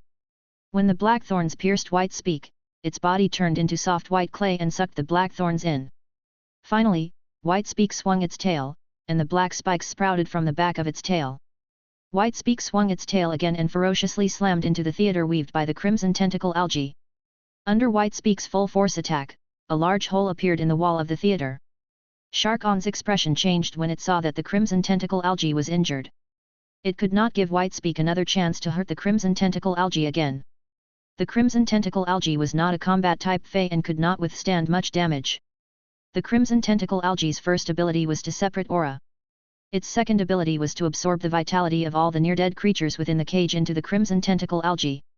Eventually, the crimson tentacle algae would temper the vitality and transfer it back into its contractor to increase its contractor's power.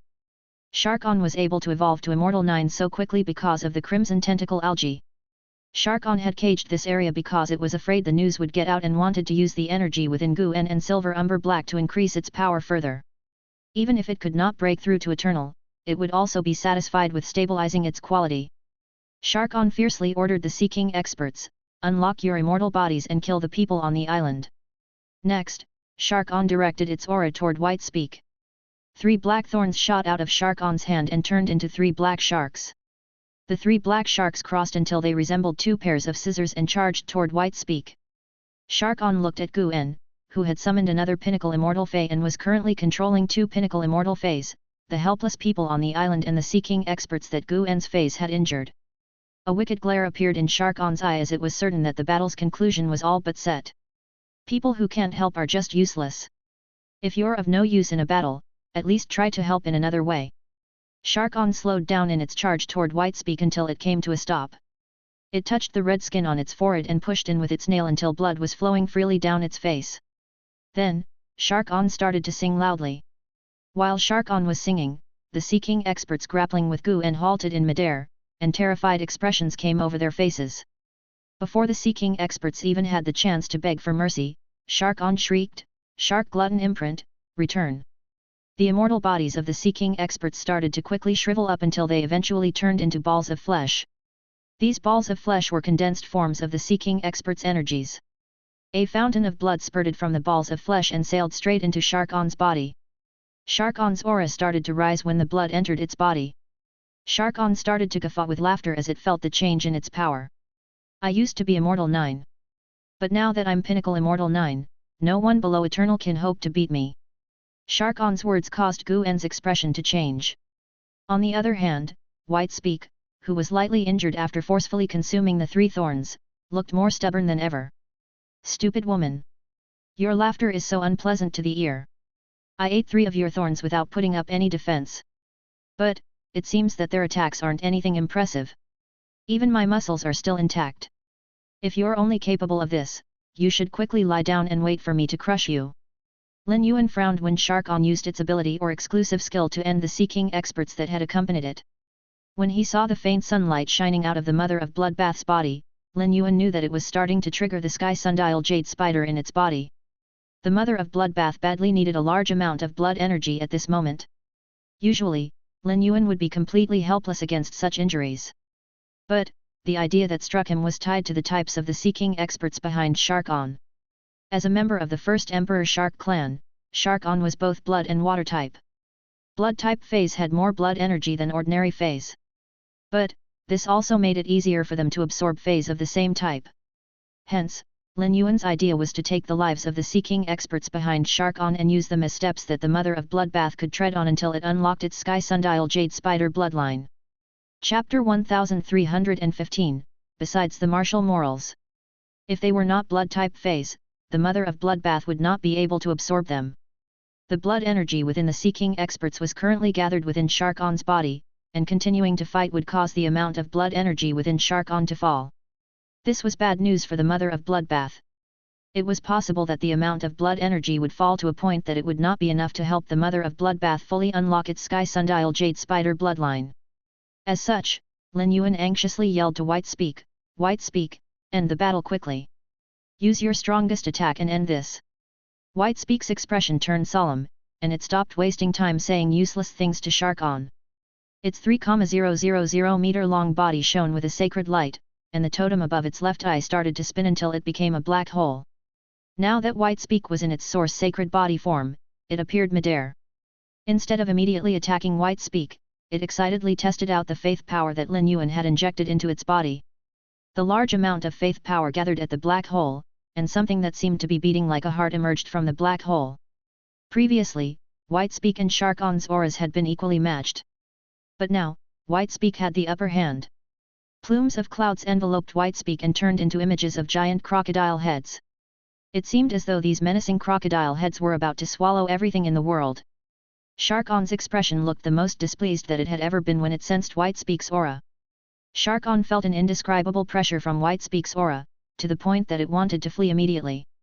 However, there was no reason for Shark-On to back down now. There was a disciple of a member of royalty present. If Shark-On left now, the Radiance Federation would find out about everything that transpired today. Shan-On was attacking an area of the sea that was within the Radiance Federation's territory in order to steal the whale fall.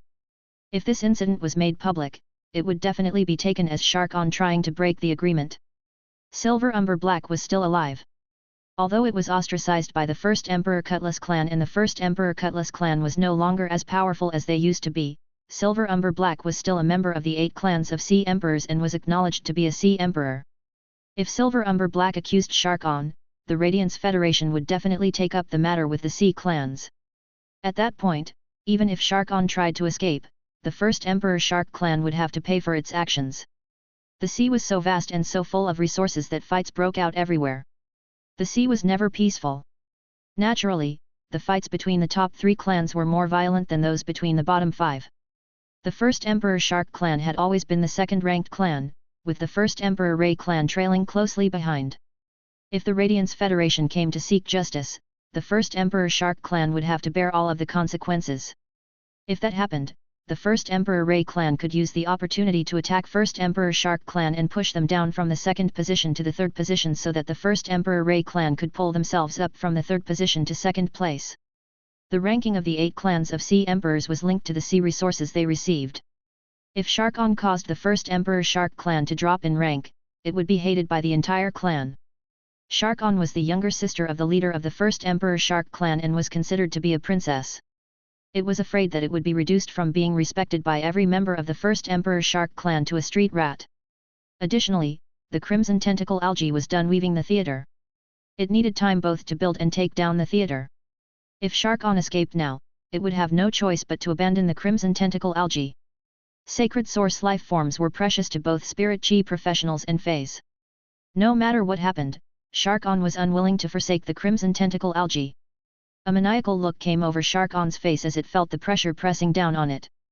At that moment, Sharkon used its strongest move.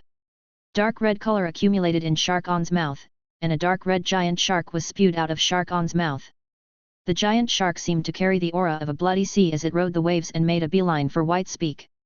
When Whitespeak saw the blood-colored giant shark, it bellowed, "I've been waiting for you to show your hand." Whitespeak stood its ground. When the dark red shark neared, Whitespeak reached out and grabbed it before stuffing it into its mouth. When Whitespeak swallowed the dark red shark, a cloud of red mist rose from its body. Rivulets of blood flowed out of the Whitespeak's orifices. Evidently, swallowing the shark had injured Whitespeak significantly. Under Sharkon's astonished gaze, Whitespeak suddenly opened its mouth. A beam of red and white light shot out and barreled through the air towards Sharkon. Even though Sharkon tried to dodge, the beam still landed squarely on its body. Whitespeak's sacred ability was replay, and it needed to swallow an opponent's attack in order to combine its attack with its opponent's attack and send it back to its opponent. Its opponent's attack would act as the guide to navigate the attack. Normally, when Whitespeak was faced with an opponent of equal strength, it would not swallow its opponent's attack as it could easily injure it. But since Lin Yuan had ordered it to end the fight as soon as possible, Whitespeak threw all caution to the wind. After being attacked by Whitespeak, Sharkon vomited a fountain of blood and collapsed. Although Sharkon was heavily injured, it was not dead. It was not easy to kill a pinnacle immortal sea emperor. At the same moment that Sharkon fell, Whitespeak flashed itself next to Sharkon. As an apostle that lived in the perilous marsh world, Whitespeak always lived its life on the edge.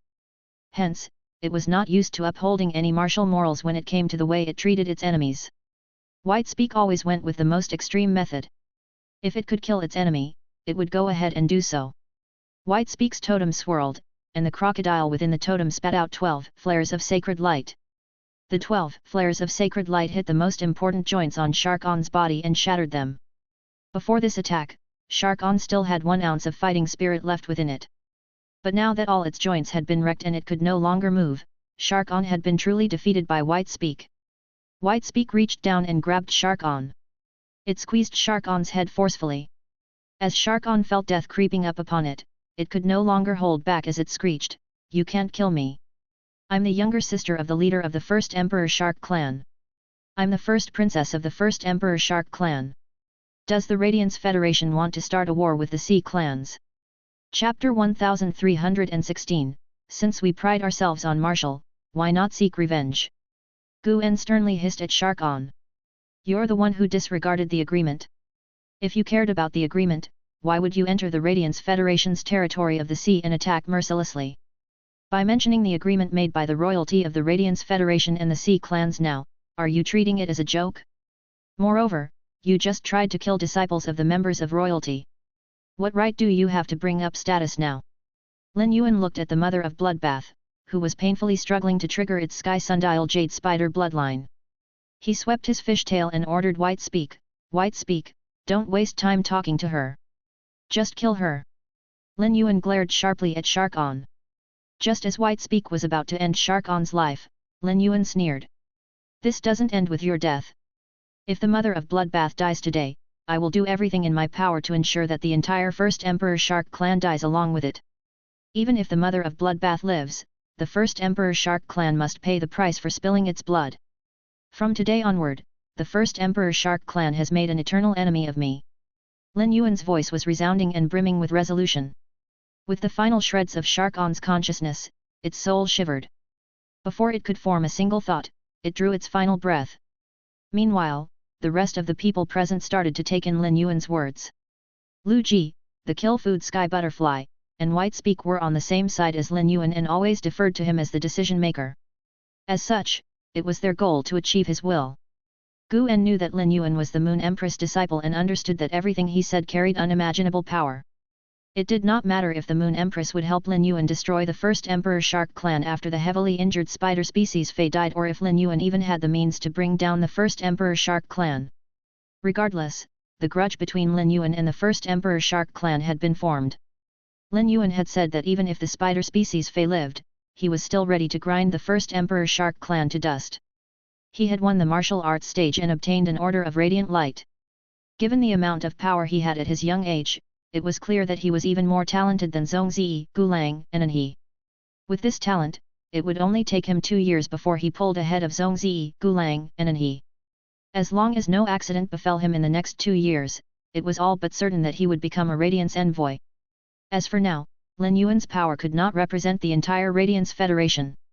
It could only represent the Radiant Moon Palace at the very most. But once he became a Radiance Envoy, his words would represent the will of the entire Radiance Federation. It was possible that what Lin Yuan said today would lead to a war between the Radiance Federation and the 8 clans of Sea Emperors. While Gu En was mulling, and he said, "I will make sure to inform my master of how a member of the first Emperor Shark clan tried to kill us today. Since the first Emperor Shark clan openly tried to break the agreement, the Sea clans have to pay for this." Gu En clapped a hand over his mouth. Just from the words they said, the difference between Anhe and Lin Yuan was blatant. Anhe always mentioned Long Lamplight and the entire Radiance Federation, whereas Lin Yuan only included himself. Clearly, Lin Yuan was much more independent than Anhe. Whenever Anhe met with any trouble, he preferred to seek help from Long Lamplight. On the other hand, Lin Yuan handled all his problems on his own, even if he had to face the entire First Emperor Shark clan. But this difference in the way they spoke about the same matter made it clear who had better character. It seemed that Anhe not only lost to Lin Yuan in power but also in character. Silver Umber Black had been delighted to witness Shark On's death, as it meant that Silver Umber Black no longer had to worry about being hunted down and killed. However, Shark On's death also meant that Silver Umber Black needed to testify on behalf of the Radiance Federation in order for the Radiance Federation to spare its life. But if it testified that Shark On had broken the agreement, it was not only the first Emperor Shark clan that would have to suffer the consequences, but all the Sea clans would be branded with the accusation of being treacherous. 3 disciples of members of royalty had almost died during the fight with Shark On. There was no way that the Radiance Federation would take this lying down. It seemed that right after escaping the scythe that had been hanging over its head for some time, Silver Umber Black would be forced to betray the Sea clans. Nonetheless, it would be more beneficial for it to testify on behalf of the Radiance Federation. Regardless of whether testifying on behalf of the Radiance Federation was right or wrong, or how much Silver Umber Black would gain from it, the Sea clan's standpoint would definitely lead to the conclusion that it was in the wrong. As such, Silver Umber Black knew that if it wanted to continue developing or living, it would need to cling to the Radiance Federation with all its might. If it failed, the first Emperor Shark clan would be the first to knock on Silver Umber Black's door to force it to give up its life to avenge Shark On. Silver Umber Black thought about the treatment and ostracization it suffered at the hands of the first Emperor Cutlass clan before thinking about the decaying state of the Sea clan's internal affairs. Silver Umber Black could not help but clench its fists. A daring and even crazy idea formed in its head. The vast sea was filled with Sea Emperors, and there had to be at least 1,000 within the 8 clans of Sea Emperors. There were much more Sea Emperors in the sea than there were members of royalty in the terrestrial federations. This was the sea's secret weapon. However, the Sea clans had never banded together to face an issue together. If the 8 clans of Sea Emperors had teamed up, they would not have had to sign the agreement with the Radiance Federation. Since the Sea clans were splintering from the inside out, the Sea Emperors could rise and carry the Sea clans to a new age of prosperity. This idea became tangible in Silver Umber Black's mind and took root. Lin Yuan had not considered the repercussions or his identity as the Moon Empress disciple when he said what he said. The words had come purely from his heart. From the moment that the blackthorns turned the mother of Bloodbath into a porcupine, a vicious aura rose from Lin Yuan like it never had before. The battle with Shark On allowed Lin Yuan to understand that when a person reached a certain level of strength, they would be able to break any rule or agreement. This was the reason Shark On had the gall to ignore and break the agreement between the Radiance Federation and the 8 clans of Sea Emperors. Lin Yuan now understood the true meaning behind priding oneself by martial. Since this world prided itself on martial, there was nothing wrong with him seeking revenge without holding back. At that moment, Lin Yuan's perspective shifted. White Speak kept Lin Yuan's order in mind. After killing Shark On, it hurriedly carried Shark On's body back to Lin Yuan. Chapter 1317, Ribbon Falling from the Sun. Lin Yuan picked up Shark On's body without hesitation and tossed it to the struggling Mother of Bloodbath as he said, "Mother of Bloodbath, the members of the first Emperor Shark clan are both blood and water type feys. Try and absorb the blood energy within Sharkon's body. Let me know if you need spirit chi. You have to hold on, overcome this, and live. At that moment, the mother of Bloodbath was being tortured by the Sky Sundial Jade Spider bloodline to the point that it could not produce a word. In fact, its mind had already descended into a blurry state. The mother of Bloodbath sensed the colossal amount of blood energy within Sharkon. The blood energy was just what the mother of Bloodbath needed at that moment. When it made contact with Sharkon's body, it tried to use one of its legs to pierce Sharkon's body.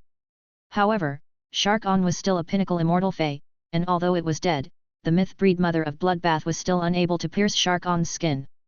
The mother of Bloodbath managed to sense the hole that Whitespeak's sacred light had shot through Sharkon's body. Its legs entered the hole and swiftly absorbed the blood energy within Sharkon's body.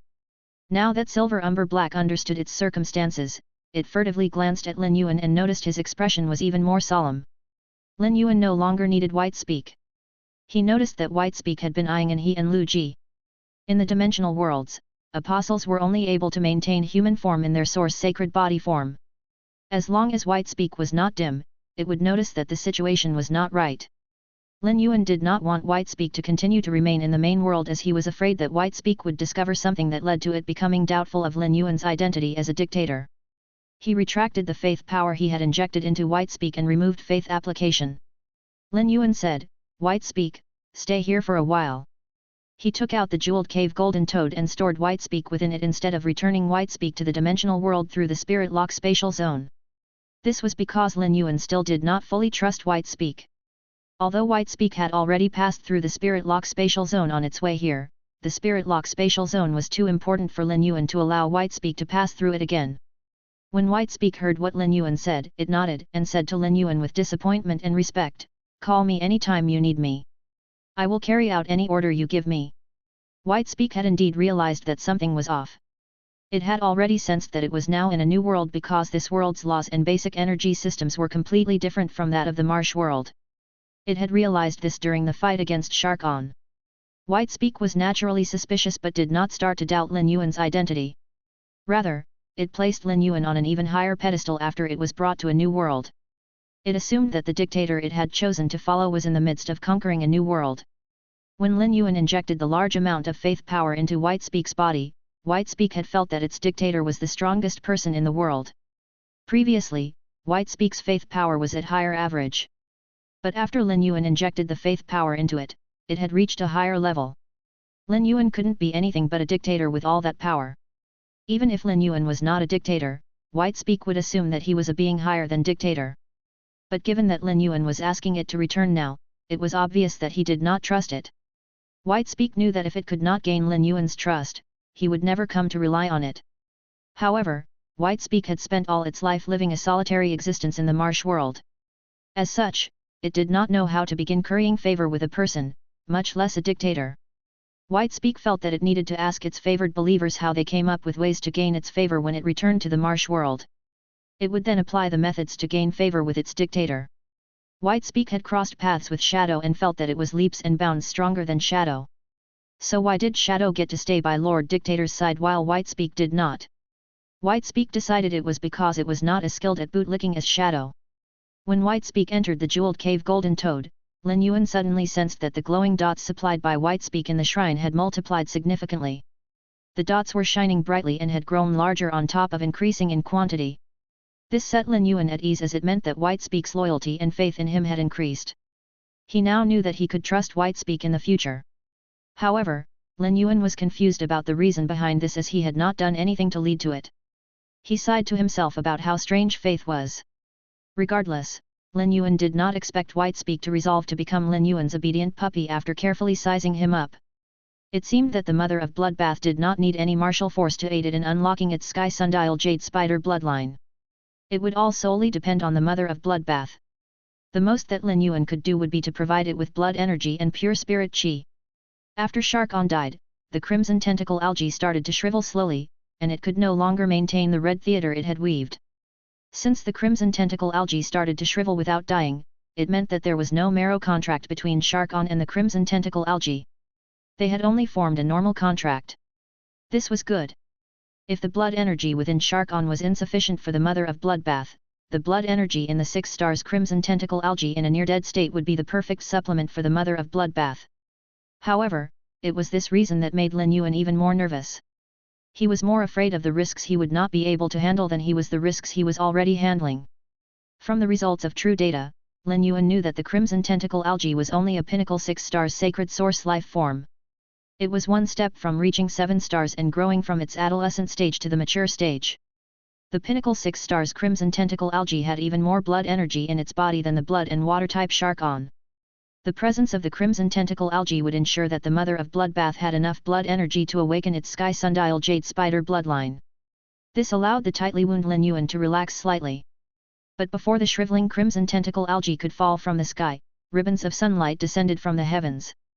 Chapter 1318, Tearful Blood New Moon. The ribbons of sunlight cascaded down. The sun was setting, but the ribbons of light filled the space with so much light that it was no different from high noon. The ribbons of sunlight burned up the air and caused it to start twisting. As the air twisted, it burned into a red afterglow that flowed and looked like red armor draped over the sun. The chains of sunlight scattered all over the mother of bloodbath and turned its red crystal body with a layer of orange jade. The black thorns that were stuck firmly within the mother of bloodbath's body started to turn to dust under the chains of sunlight. The chains of sunlight seemed to be healing the mother of bloodbath's injuries. Yet, the mother of bloodbath let out a blood-curdling howl. At that moment, it felt as though its organs were on fire, and every cell in its body was a spirit being hauled to hell by grim reapers. The sunlight chains rapidly awakened the mother of bloodbath's sky sundial jade spider's bloodline. The mother of bloodbath's original bloodline was that of the blood-red bird-catching spider. However, the sky sundial jade spider's bloodline was like an empress, while the blood-red bird-catching spider bloodline, which was the most elite bloodline amongst spider species feys, seemed plebeian by comparison. It had no choice but to submit to the sky sundial jade sundial bloodline. Now that the sky sundial jade spider bloodline was awake and entering the mother of bloodbath's body, the mother of bloodbath's burning sensation was intensifying. Previously, the pain caused blackthorns had been graded as 1, while the pain experienced by the mother of bloodbath at that moment was graded as 100.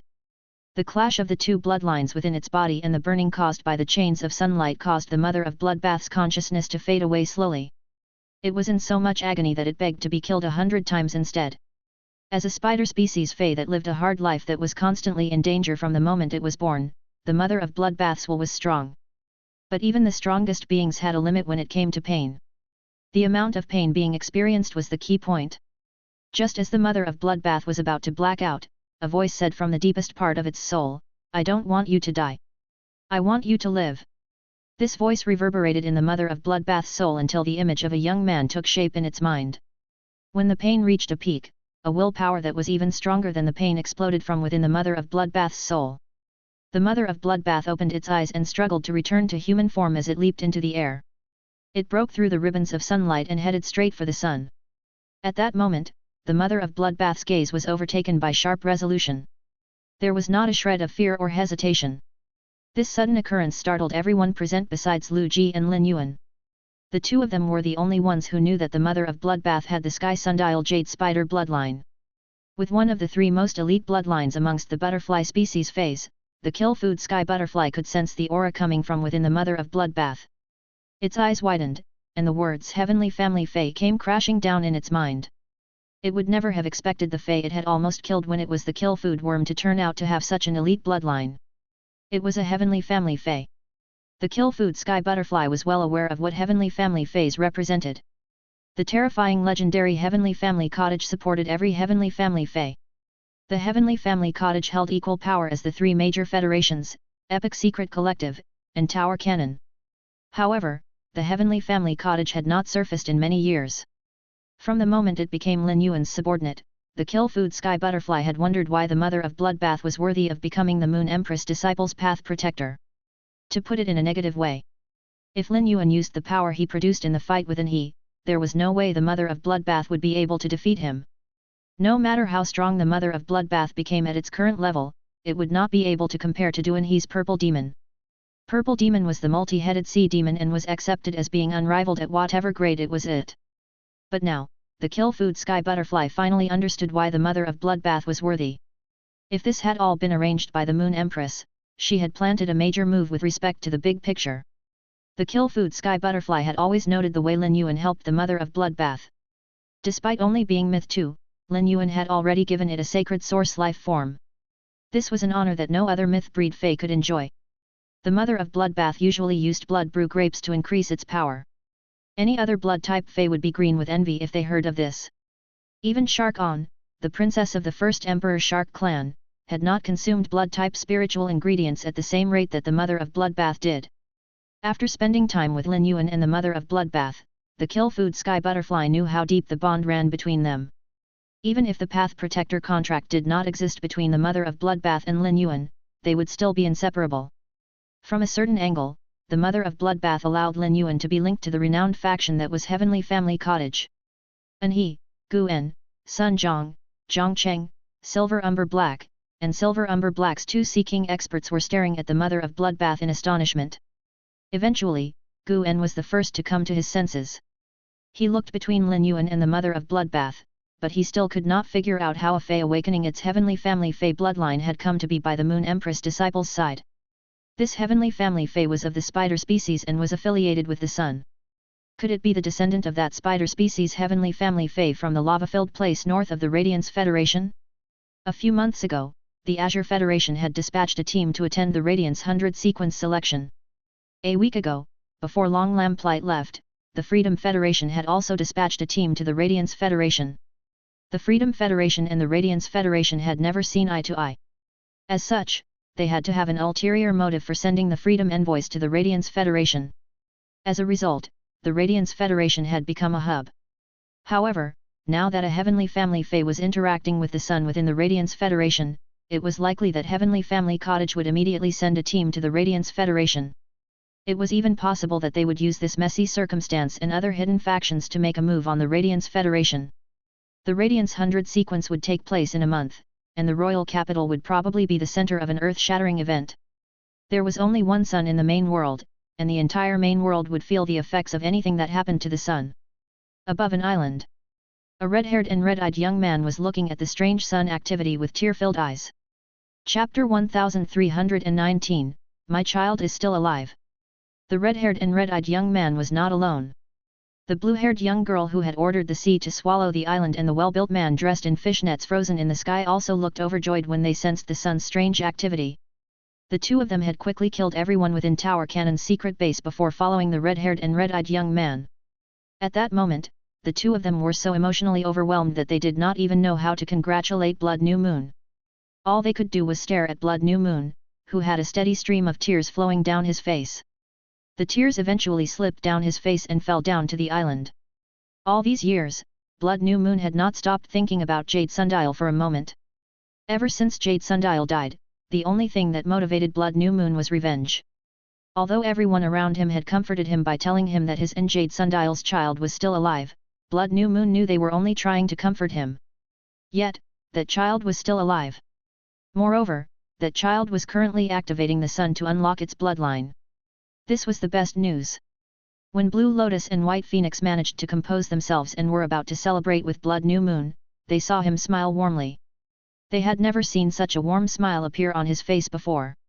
Suddenly, Blood New Moon broke out into uproarious laughter as he announced, "My child is still alive.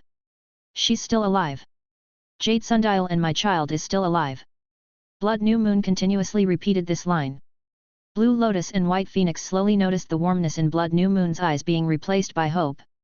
Blood New Moon pulled Blue Lotus and White Phoenix over and said to them ecstatically, "Our child is still alive. She must have suffered so much hardship all these years." Blood New Moon could not help but blame himself. If he had immediately gone to the Radiance Federation to search for their child after awakening in Heavenly Fey Cottage, he could have saved their child from some of the hardship. White Phoenix and Blue Lotus were happy for Jade Sundial, who they respected, and Blood New Moon.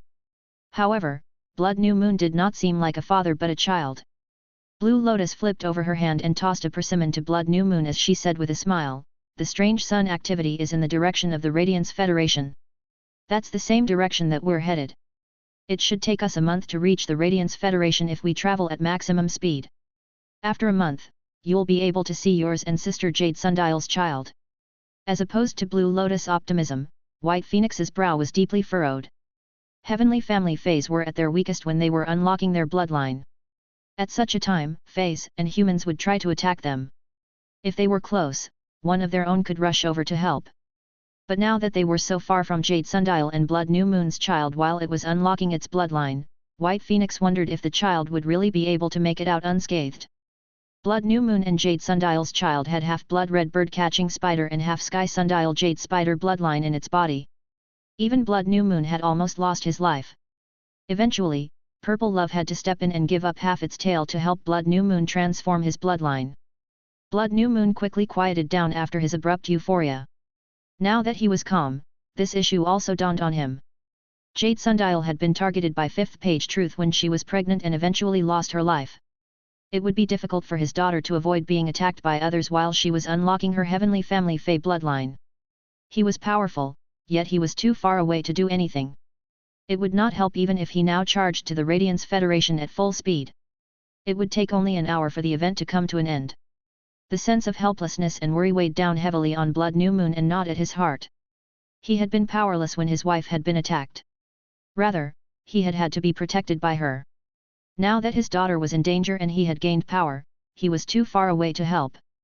These two different kinds of helplessness squeezed and pulled at Blood New Moon's heart. He felt like both a useless husband and father. Suddenly, Blood New Moon noticed that the chains of sunlight descending from the sun had darkened. The darkened chains of sunlight caused Blood New Moon's heart to skip a beat. He had also experienced this when he awakened his Sky Sundial Jade Spider bloodline. As such, he knew the link between the sunlight's ribbons and the bloodline's awakening. The chains of sunlight represented the relationship between the sun and the Heavenly Family Fey that was supposed to subjugate the sun. The darkening of the chain meant that the link was weakening. Is my daughter in a very bad state? Could she have run into some trouble? On the island outside of Raging Waves City, Lin Yuan assessed the Mother of Bloodbath's condition before releasing Whitespeak from the jeweled cave Golden Toad. The Mother of Bloodbath absolutely could not be disturbed at this moment. Lin Yuan needed to be careful of both Silver Umber Black and even Gu En.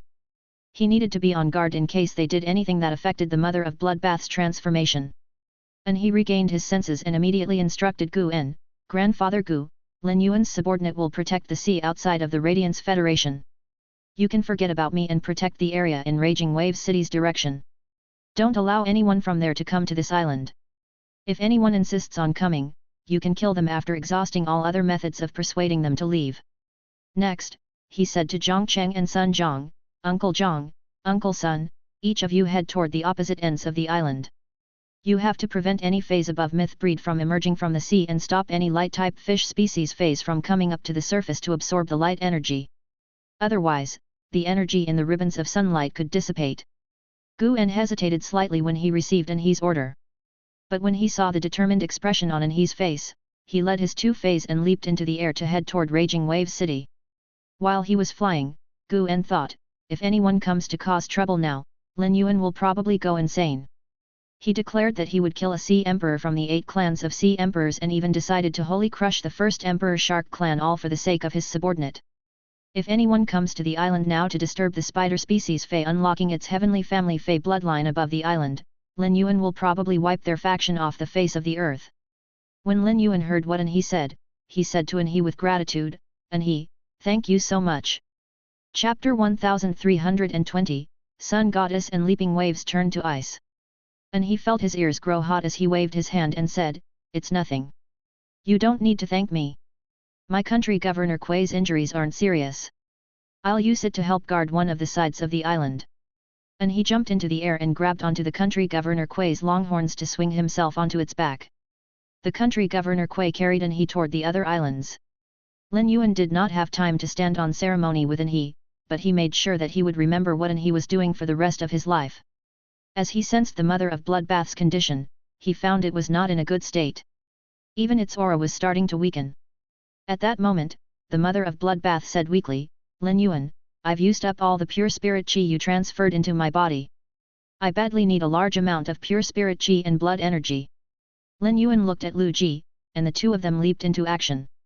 Lu Ji immediately ordered the dimensional light moth to spit out the insect queen to produce an army of hurricane owlet moths. Next, Lu Ji summoned a new insect species Carcinoma Fey. If anyone from Golden Edge City saw the insect species Carcinoma Fey that Lu Ji summoned, they would immediately start to tremble in fear. The insect species Carcinoma fey that Lu Ji summoned was their nightmare, the sawtooth devour ant. If Chef Supreme had not produced the soldier ration radish during the disaster, 2/3 of the people in Golden Edge City would have died.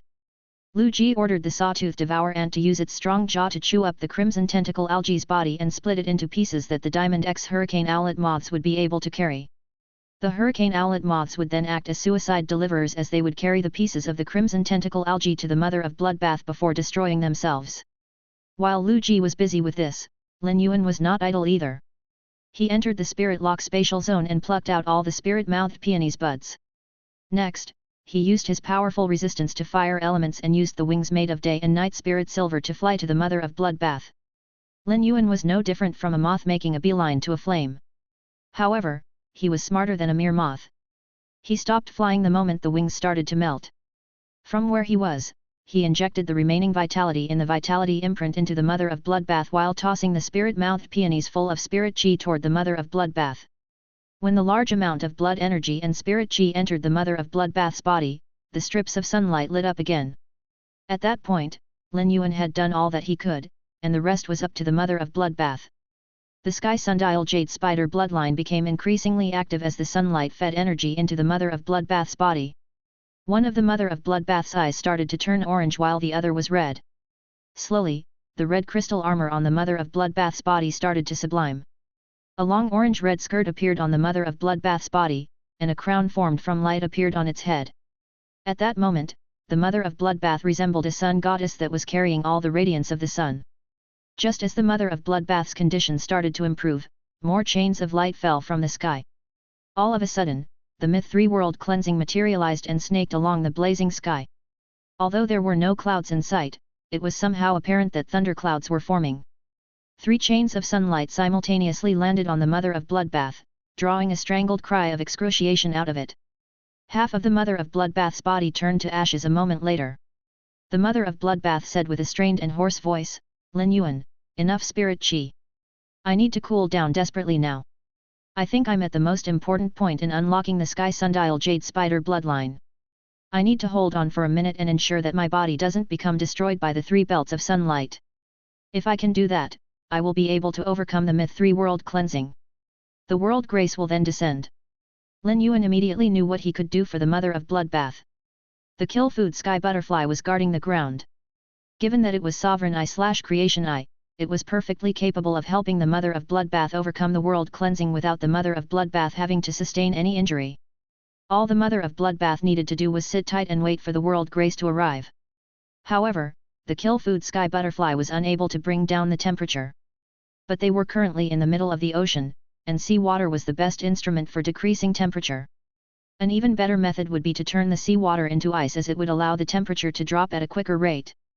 At that moment, Lin Yuan was glad that he had instructed the sacred sword-wielding queen to absorb the vast sea world crystal and that he had used Night Crow Wither attack instead of the new sword skill attack of the sea leaping whale in the fight with He.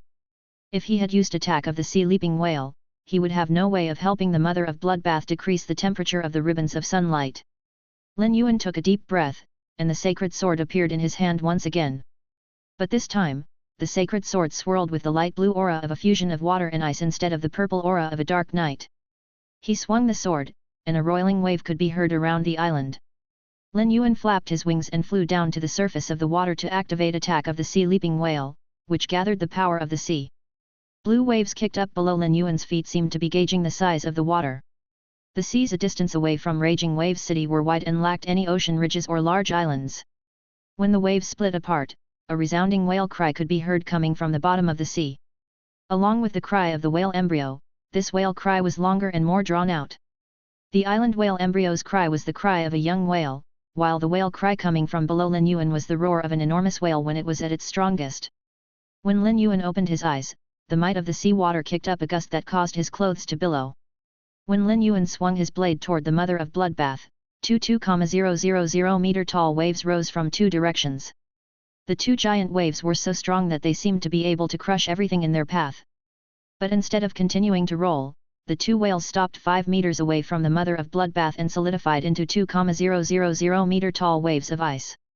Chapter 1321, Power of the Crescent Moon Radiant Sunlight Tablet. The freezing air surrounding the mountains of ice eased the mother of bloodbath's burning sensation. The ribbons of sunlight continuously melted the ice and generated even more vapors of frost that cooled down the heat caused by the sunlight again. Once the ice fully melted, Lin Yuan waved the sword, and another huge wave turned to ice when it stopped 5 meters away from the mother of bloodbath. As the master of the sacred sword, he was shocked by the scale of attack of the sea leaping whale in the sea. He suddenly felt that he would be able to challenge creation breed phase. Lin Yuan did not instruct the whale in the water to surface. The waves generated by the giant whale underwater were enough to produce large mountains of ice to solve the mother of bloodbath's high temperature problem. Although the mother of bloodbath's condition was worse for wear, it would not be reduced to ashes by the ribbons of sunlight. The mother of bloodbath used the sky sundial jade spider bloodline in its body to absorb the energy within the ribbons of sunlight. But the more energy the mother of bloodbath absorbed, the more doubtful it became. As far as its knowledge went, the sun's energy was mainly composed of light and heat. Yet, it found that it could only absorb the light-type energy during its transformation. The fire-type energy quickly slipped away when it entered the mother of bloodbath's body. This meant that the mother of bloodbath could only absorb the light element from the sunlight. The fire element seemed to be incompatible with the mother of bloodbath's body. It was futile no matter how hard it tried to hold on to the fire elemental energy. This did not fit with the legend of the sky sundial jade spider or the mother of bloodbath's memory of its bloodline. With no one to guide it, the mother of bloodbath, who had always trudged its way through life on its own, had no idea what was happening. Just as the mother of bloodbath was about to drown in a river of confusion, it looked at Lin Yuan, who was standing directly underneath it to protect it. An unspeakable sense of comfort and warmth washed over the mother of bloodbath. These uncontrollable emotions enlightened the mother of bloodbath about what it wanted to do for the rest of its life. Since it had a goal, it could not die during the awakening of its sky sundial jade spider bloodline. Since the giant waves could help with the mother of bloodbath's situation, Lin Yuan did not summon the giant whale out of the water. He was terrified that an accident would happen out of the blue. What if more ribbons of sunlight descended? I need to be able to reduce the temperature immediately. If a fourth ribbon of sunlight descends, the mother of bloodbath's body will likely burn up into ashes. Of course, this was the worst-case scenario. As time went on, Lin Yuan realized that the mother of bloodbath's body would not be reduced to ashes while the ribbons of sunlight berated it even without Lin Yuan's help. This meant that the sky sundial jade spider bloodline in its body was growing and that its body was able to handle more and more. But before Lin Yuan could let out a breath of relief, the sun seemed to go out of control, and 6 more beautiful ribbons of sunlight descended. The 6 new ribbons of sunlight combined with the original ribbons of sunlight to form a canopy. This scene made Lin Yuan's soul leave his body. Why did I have to jinx it? What was I thinking? The mother of bloodbath had only just managed to handle 3 ribbons of sunlight. Now that there were another 6, there was no way it could hold on. Just as the 6 ribbons of sunlight swarmed around the mother of bloodbath, Lin Yuan raised his sword. At the same moment that Lin Yuan raised the light blue sword, the giant whale in the sea released another roar, and a whale that seemed large enough to cover the sky rose from the sea. This giant whale was more than 3 times larger than an island whale, and it leaped over the mother of bloodbath's head. When the giant whale reached the point above the mother of bloodbath's head, it suddenly turned to ice. The frigid air released by the enormous whale caused the warm air above the sea to freeze. The large wave caused by the giant whale's splashing tail created a cave of ice around the mother of bloodbath. Alas, the 6 ribbons of sunlight were the true might of the natural world. Although the attack of the sea leaping whale could summon creation breed level power, it could not win against the 6 ribbons of sunlight. The 6 ribbons of sunlight combined with the original 3 and formed a large pillar of light. The pillar of light started to spin and immediately melted the giant whale. Before the melted giant whale could splatter all over the mother of bloodbath, it evaporated. Lin Yuan had already produced his strongest attack. Now that the attack of the sea leaping whale had been overcome, Lin Yuan had no other way to lower the mother of bloodbath's temperature. Lin Yuan screamed the mother of bloodbath's name just to see it holding up a wooden tablet containing the moonlight's chilling coldness. The mother of bloodbath threw the wooden tablet at the pillar of light. The attack of the sea leaping whale had given the mother of bloodbath some respite. During this time, the mother of bloodbath suddenly thought about the crescent moon radiant sunlight tablet that the moon empress had given it. At that time, the moon empress had only said that the crescent moon radiant sunlight tablet would be able to help it successfully overcome myth 3 to evolve to creation breed. It had not wanted to use the crescent moon radiant sunlight tablet during its evolution from myth 2 to myth 3. Moreover, Lin Yuan had gained creation and even immortal power. As such, the mother of Bloodbath had assumed that it would have no need for the crescent moon radiant sunlight tablet as Shadow, Endless Summer, or the kill food sky butterfly would be able to help it overcome the trial of world creation. The mother of Bloodbath was using the crescent moon radiant sunlight tablet now because it had reached the pits of despair, and the crescent moon radiant sunlight tablet was the only thing the mother of Bloodbath had that would be able to help. The wood crescent moon radiant sunlight tablet was small and intricate. It was covered with faint swirls of moonlight. This tablet released gossamer tissues of moonlight. A moon smaller than the sun appeared in the sky, and ribbons of moonbeams descended. Chapter 1322, Two Moons Share the Sky. The ribbons of moonbeams descended from the moon and crashed into the pillar of sunlight. The pillar of sunlight caught every ribbon of moonbeam and was split back into the 9 strips of sunlight. Soon after, the moonbeams cascaded over the mother of Bloodbath and covered it with a blanket of moonbeams. The ribbons of moonbeams and sunlight were stuck in a stalemate so that only 5 ribbons of sunlight remained on the mother of Bloodbath's body. Moreover, the moonbeam blanket covering the mother of Bloodbath's body blocked the 5 chains of sunlight. Under such conditions, the mother of Bloodbath could absorb the chains of light energy without worry. The arrival of the moon stunned every person watching the sun's strange activity and filled them with 1,000 different emotions. When Lin Yuan saw this, he immediately knew that the Moon Empress had given the mother of Bloodbath the tablet it was using. He had thought that he was going to lose the mother of Bloodbath. But at the same moment he saw the moonbeams being released from the tablet, he heaved a breath of relief. The chains of moonbeams had saved Lin Yuan many times in the Class 3 water world dimensional rift outside of the royal capital. Today, they were going to save someone that he cared about. Apparently, no matter where he was, his master was there with him. Although she was currently locked up for training, she had still taken care to make preparations for those around him. Meanwhile, numerous spirit chi professionals had gathered in Raging Wave City. Since they had managed to arrive at such short notice, they were all the big hots of Raging Wave City. Wang Xi, the Raging Wave's guard captain, was one of them. His face was currently twisted with anger as he continuously cursed the city lord of Sky City to himself. Sky City's city lord, what the hell are you up to? The shores of Raging Wave City had suddenly changed half an hour ago, and the smallest waves crashing onto the harbor were 30 meters. There was also no shortage of waves that reached 200 meters. Regardless of how strong or tall Raging Wave City's walls were, they could not stand against the continuous impact from the giant waves. Luckily, the spirit guards had led the Raging Waves Guard to set up a defensive line of feys outside of Raging Wave City to defend against the waves. This ensured that Raging Wave City's walls did not sustain overly heavy damage. Nonetheless, Wang Xi could not take it. If the city lord found out that Wang Xi had allowed Sky City to go ahead after finding out that they were intentionally going to start trouble, the city lord would probably report his mistake to Cicada Song. As the Raging Waves Guard captain, almost allowing Raging Wave City to become swallowed by a tsunami would warrant 6 months in the sin cleansing pool. Gu En shook his head at the furious Wang Xi who had brought up Cicada Song. He knew that Wang Xi was a decent person. Hence, he did not want to do anything to Wang Xi, nor could he allow Wang Xi to disturb the situation. Gu En sighed and said to the enraged Wang Xi, "You said that the spirit guards have stepped in to defend the outside of Raging Wave City. They are smarter than you and know where to be and where not to be. You should use your brain to think about what kind of person could activate the spirit guards and order them around." Gu En looked at the other people around him with a hostile expression and said in a less than friendly tone, "Everyone, I'm sure you have figured out the reason behind the sun's strange activity. I have warned all of you once. If you take another step forward, I will not show mercy." Gu En did not instruct his fey to release its aura while he was speaking as he was afraid of interfering with the transformation of the spider species fey into a heavenly family fey. In spite of this and the fact that they could not see his true power, the malevolent aura radiating from him was enough to send shivers up their backs. Gu En was an He's path protector who Long Lamplight had assigned to protect an He since he was young. And he was an introvert and rarely left the comfort of 4 walls. As such, Gu En had not shown his face in public for almost 20 years. Additionally, Gu En had always worn a cloak when he worked under Long Lamplight. Hence, he did not stand out at all when he removed his cloak and travelled around the Radiance Federation.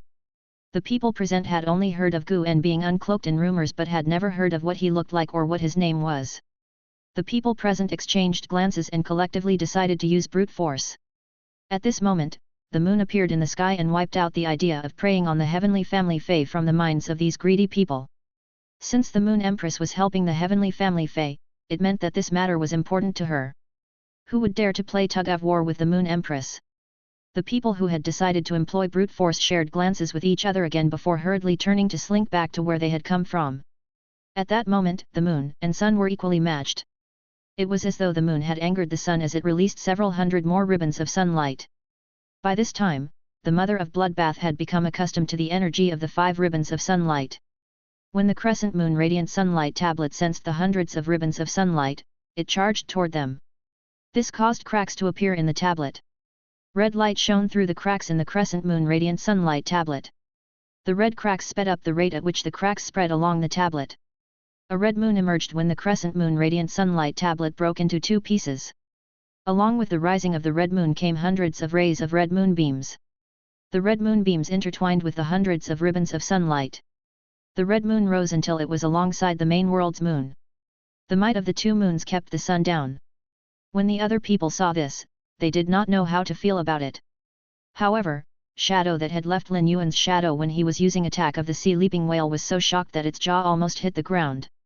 Wasn't this the red moon that had disappeared from the abyssal world? The loss of this red moon had caused the abyssal world to lose its sense of the passing of time. But now, Shadow was seeing it here. Shadow was very familiar with the moonbeams that had descended from the moon as these moonbeams had captured it in the first place. It knew that the person who had captured it was Lin Yuan's master. Did Lord Dictator's master steal the moon from my world? This is too horrifically astonishing. Chapter 1323, Secret of the Sky Sundial Jade Spider. 100 dark green trees and 1,000 chirping birds. Faint light dispersed throughout the blossoming branches of the trees. A shallow pond of red carp, a cliff covered with lush grass. This place was the epitome of a carefree paradise. This place had many different geographical formations and was full of natural energy. Rainy weather, snowy weather, clear weather, cloudy weather, sunny weather, and dark night coexisted. It was as though this paradise would become the entire natural environment when it was expanded. 13 extraordinary figures stood next to a middle-aged woman dressed in purple fur with 12 fox tails. The woman held a crystal ball and was looking up at the sun and 2 moons hanging in the sky. Her previous look of sorrow and anxiousness had been replaced by gratitude and nostalgia. She sighed softly and said, "Our heavenly family cottage owes the Radiance Federation too large of a favor. I can't believe the Moon Empress stepped in to save Jade Sundial and Blood New Moon's child." It was as though the woman was looking at that young girl who insisted on taking the sacred cry moon beast. Now, that girl had grown up to become a member of royalty who could protect a federation. After the splatter of so much blood, that young girl had long repaid the favor she owed. Now, it was the heavenly family cottage's turn to owe that young girl a favor. Ever since Blue Lotus, Blood New Moon, and White Phoenix went out on their mission, Purple Love had decided that the Heavenly Family Cottage would fight with Tower Cannon to the end. The Heavenly Family Cottage had not engaged in earthly matters or caused any trouble for close to a millennium. However, the 5th page of Tower Cannon had secretly killed a member of the Heavenly Family Cottage. Now, the Heavenly Family Cottage had discovered her child because it was awakening its bloodline. If Jade Sundial's power had not been diminished due to her pregnancy, there was no way that 5th page Truth would have dared to engage her. Purple Love looked pained yet happy when she saw the moonbeams entangled with the sunlight. She took out a tangerine handkerchief and held it up. The sun glowed with a gentle light.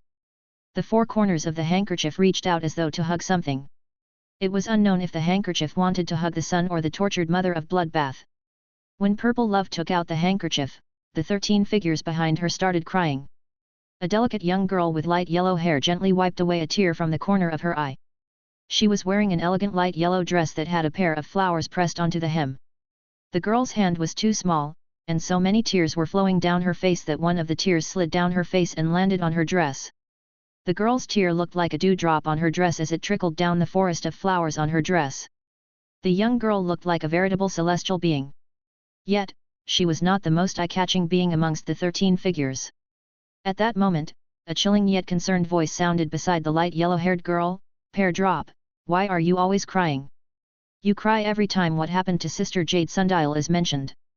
It would be fine if this was any other time. But now, it's a tremendously joyful occasion for Sister Jade Sundial and Blood New Moon's child has been found. Why are you crying?" Pear Drop was crying out of sadness. But now, she started sobbing even harder as she wailed, "Wish Ice, I can't help it." The crying Pear Drop let out an uncontrollable hiccup amidst her weeping. As she looked at Pear Drop, the short-haired woman with purple leather armor shook her head in vexation. Wish Ice, you are an idiot. Wish Ice had been pining after Pear Drop for at least 4 centuries but had never confessed his feelings. Instead, he treated her more meanly than the others did. Was this a dumb trick to hide his feelings? The short-haired woman with purple leather armor felt anxious on Wish Ice's behalf. If Wish Ice continued along this trajectory, not only would he be unable to get Pear Drop to return his feelings, but Pear Drop might even end up resenting him. The short-haired woman with purple leather armor gently patted Pear Drop's back to help with the hiccups and said sternly to Wish Ice, Pear Drop's true body is the plum drop pear flower. So, obviously, she cries like the falling of pear flowers. Wish Ice scoffed and turned his head as he chided himself. Ah! I want to wipe Pear Drop's tears so badly. Since she's this sad, why doesn't she come to me to use my shoulder? I've already made my intentions so obvious. Why can't you feel it? I told you not to cry so that you'll think of coming to lean on my shoulder. If I use my chilly aura to freeze your tears, you won't be able to cry anymore. What a stupid woman. Pear Drop knew that today was a joyous occasion and that crying would affect her companion's emotions. She fought back her tears while saying to the short-haired woman with purple leather armor, Thank you, Sister Ochre dear. The 13 people beside Purple Love were the members of the Heavenly Family Cottage who had not been sent out on missions yet. The 13 members of Heavenly Family Cottage had their gazes fixated on the sun as they waited for the sun to form an eternal link to Jade Sundial and Blood New Moon's child, as that would mean that it had truly unlocked its Sky Sundial Jade Spider bloodline. At that moment, a 9-tailed fox tunneled out of the irises beside Purple Love. It nuzzled Purple Love and asked, Auntie Purple, the celestial phenomenon is a clear sign that the Moon Empress from the Radiance Federation is helping Auntie Jade Sundial and Uncle Blood New Moon's child. So, why did you say that there are others who are also helping Sister Blood Love? When the small fox mentioned the name Blood Love, Purple Love's eyes misted over. Time had passed, and her friend had passed. Purple Love looked at the tangerine handkerchief as though the bright, kind-eyed, lovely, and quiet girl was still there. Jade Sundial was the second member of the Heavenly Family Cottage. This ranking did not represent her power but her age. It could be said that the Heavenly Family Cottage had been built from the ground up by Purple Love and Jade Sundial. They performed the parental roles in the Heavenly Family Cottage, and parents could never talk about their problems to their children. Thus, no one knew better than Purple Love how badly Jade Sundial had wanted a child. Chapter 1324, Everything is Strange About Tower Cannon. No one knew better than Purple Love how much effort Jade Sundial had put into bearing a child. Jade Sundial and Purple Love were looking down from a lofty peak together at that time. Jade Sundial turned and said to Purple Love with a smile, Sister Purple, you're my most treasured friend. No matter what last name my child comes to have, its name will be Love. It'll represent our sisterly relationship and my hopes for the little tyke. When Purple Love remembered this, she almost collapsed. But to maintain her parental role, she forcefully slammed a lid over her emotions and stroked the fox beside her as she said, Little S.E., if that member of royalty from the Radiance Federation didn't help to keep the sun at bay, the 9 belts of sunlight that descended would have been like a comfortable spring to a fey with the active Sky Sundial Jade Spider bloodline but a lethal blow to one without the active Sky Sundial Jade Spider bloodline. Blood Love would have been reduced into ashes. The small fox shook its tail and made a mental note of what Purple Love said. Suddenly, a thought struck the little fox, and it asked Purple Love anxiously, Auntie Purple, we Heavenly Family feys are feys that come from nature itself. Since both Sister Blood Love and Uncle Blood New Moon have the Sky Sundial Jade Spider bloodline, will everything still be okay? Uncle Blood New Moon talks about Auntie Jade Sundial and Sister Blood Love every day. Is it possible that he'll? The little fox snapped its jaw shut at this moment. The members of the Heavenly Family Cottage behind the fox frowned. They all knew Blood New Moon well, and the situation that little S.E. brought up was not unlikely. Blood New Moon would be over the moon to know that his child was still alive and be more than ready to give up everything for his daughter. Blood New Moon had awakened his Sky Sundial Jade Spider bloodline and combined it with his Blood Red Bird Catching Spider bloodline. Now, he was the acknowledged 17th member of the Heavenly Family Cottage. They had all formed deep bonds with Blood New Moon and did not want him to sacrifice himself. The younger members were beside themselves with worry, but the older members were not ruffled at all. It was clear that the older members knew more. Ochre Deer was one of the older members. She quickly calculated the time and said, Sister Purple Love, Judging from the time, Blue Lotus, White Phoenix, and Blood New Moon can't be in the Radiance Federation now even if they had rushed without stopping. Moreover, Blood New Moon left brimming with hate for Tower Cannon. Sister Jade Sundial had watched Blue Lotus and White Phoenix grow up. Hence, they're carrying just as much resentment as Blood New Moon. After causing significant trouble for Tower Cannon during their journey, there's no way they will make it to the Radiance Federation in time. Nonetheless, there's no point in us sitting around and worrying. Peardrop is starting to cry again. Sister Purple Love, why don't you tell them about Sister Blood Jade Sundial so that they won't be so worried? Purple Love sighed softly.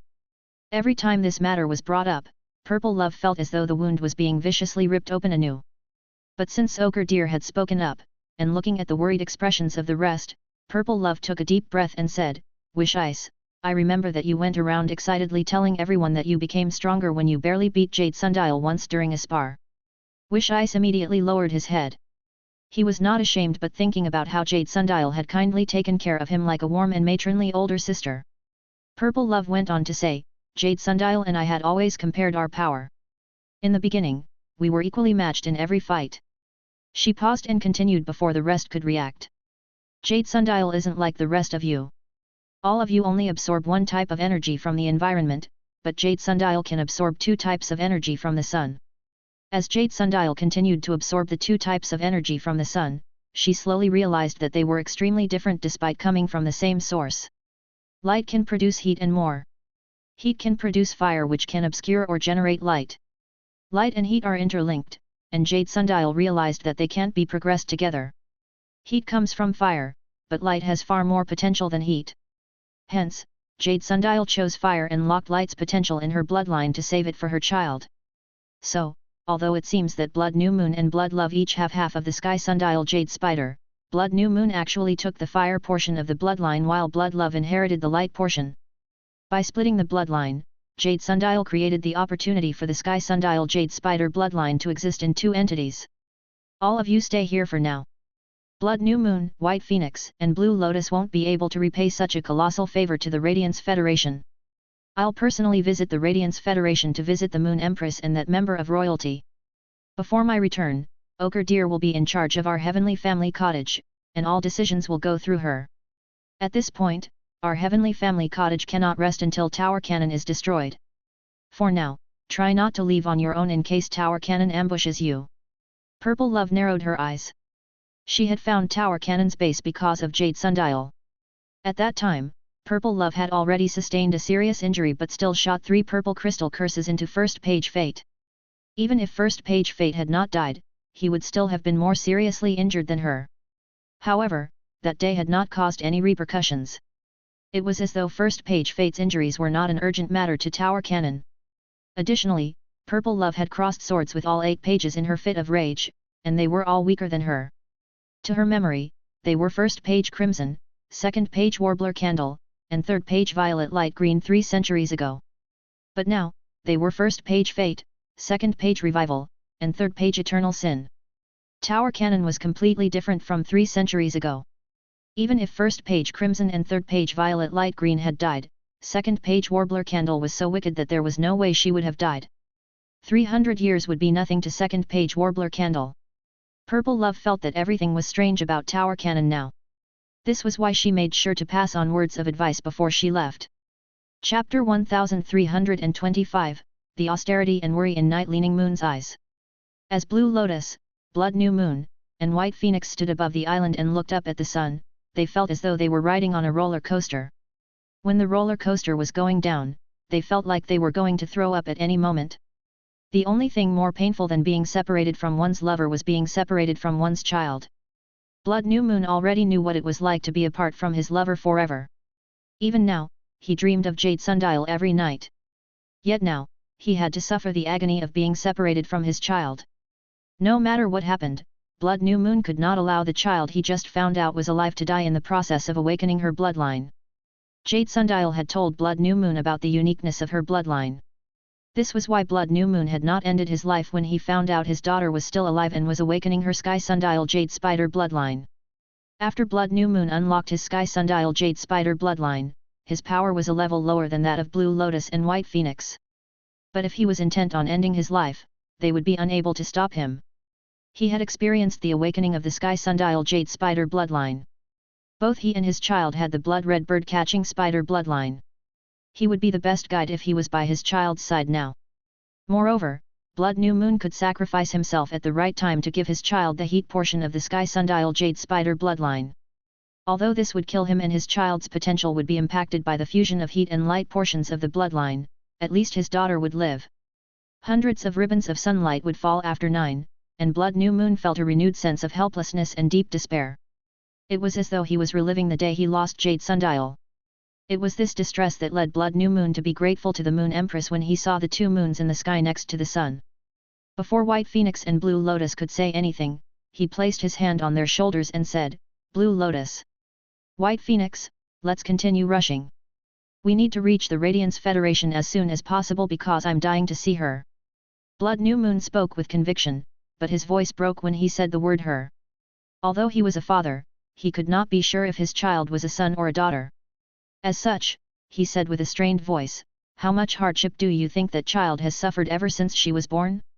Do you think she resents me for not searching for her and allowing her to wander around alone? Do you think she blames me for not fulfilling my responsibility as a father?" Blue Lotus and White Phoenix were at a loss for words. Blood New Moon was right that this was a problem. The child was completely ignorant and did not even have a concept of what parents were. Before she reached diamond grade, the clashing bloodlines in her body would cause her to be weak, and she must have experienced significant suffering in her life until now. If Blood New Moon suddenly appeared in front of the child and claimed to be her father, would she truly accept him? He had feelings for her, but he was no different from a stranger to her. Although Blue Lotus and White Phoenix shared this sentiment, they could not tell it to Blood New Moon. Blood New Moon had just managed to calm down, and telling him such a thing right now might kill him.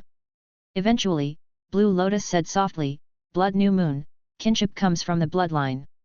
No matter what happened in the past, she will be able to accept you once you two meet. White Phoenix and I will tell her about how much she had a mother who greatly looked forward to her birth and split her bloodline into 2 for her. We'll also tell her about how delighted her father was when he found out she was still alive. Blood New Moon, since God allowed the 2 of you to reunite, you will have more than enough time together." Blue Lotus paused and looked enviously up at the 2 moons before continuing. "The Radiance Federation's Moon Empress has become so powerful. What is that purple moon? Since the Moon Empress is the one who's saving Little Love, I'm sure Little Love won't be in any danger in the Radiance Federation. Don't worry, Blood New Moon. We'll go and see the Moon Empress when we arrive at the Radiance Federation. We can see if Sacred Cry is doing well too." Blood New Moon nodded but did not say anything else. The 3 of them used their power to speed toward the Radiance Federation. They abandoned their plan to attack Tower Cannon's secret bases along the way.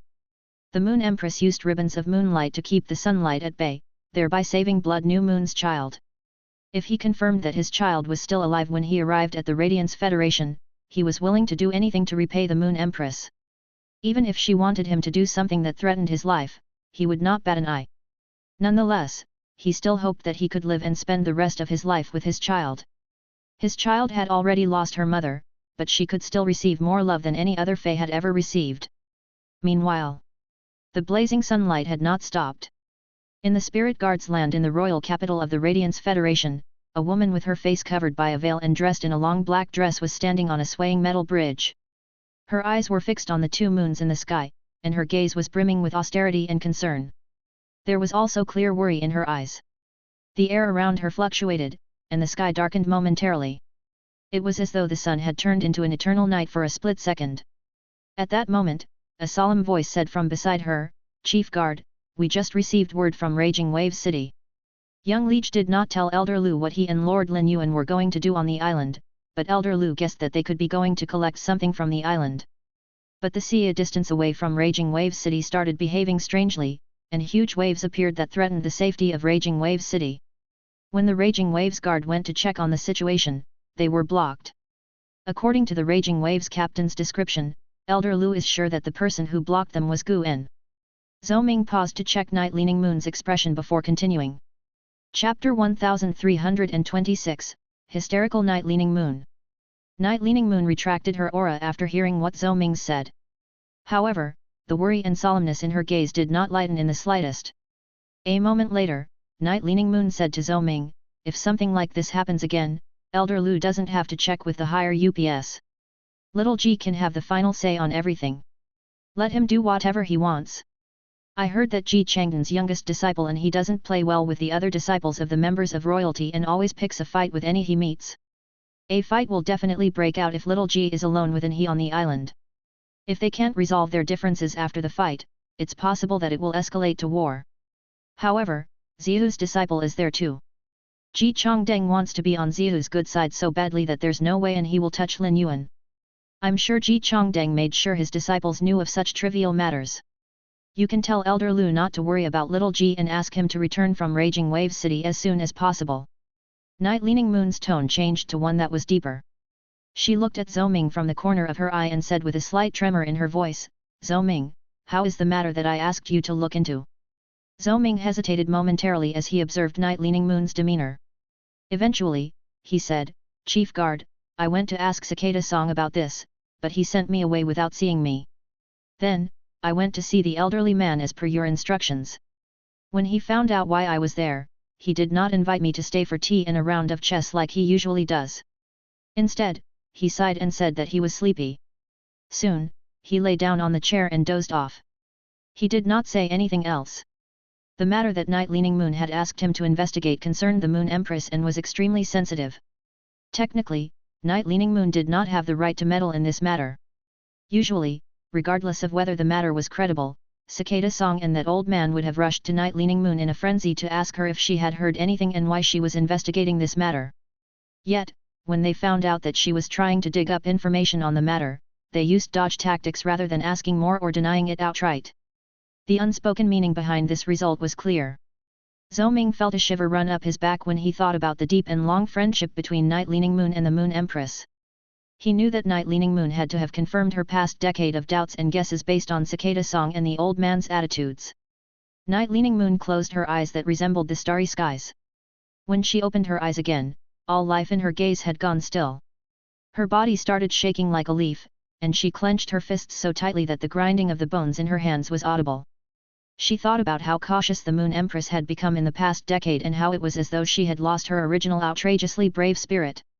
She had even started to plan out every step of the way for Lin Yuan after accepting him as her disciple. It was as though she was preparing for her after-death affairs. She behaved completely differently from the person in Night Leaning Moon's memory. The Moon Empress in Night Leaning Moon had heavenly grace and handled matters decisively. Even if she wanted to shelter her disciple, she would also want him to use his means to forge a future for himself. The root of the Moon Empress' uncharacteristic behavior could be traced back to the fight with the Freedom Federation a decade ago. The circumstances of the confrontation had been sealed in the imperial court. When Night Leaning Moon learned of this, she used the excuse of providing key information from the spirit guards to read the sealed scroll. During the fight a decade ago, she had been leading her subordinates to take down the carcinoma phase that had been causing trouble everywhere in the Radiance Federation. Thus, she was not clearly aware of what had happened during the fight. But after she read the scroll, she realized that its contents appeared coherent, but too many important details had been glossed over.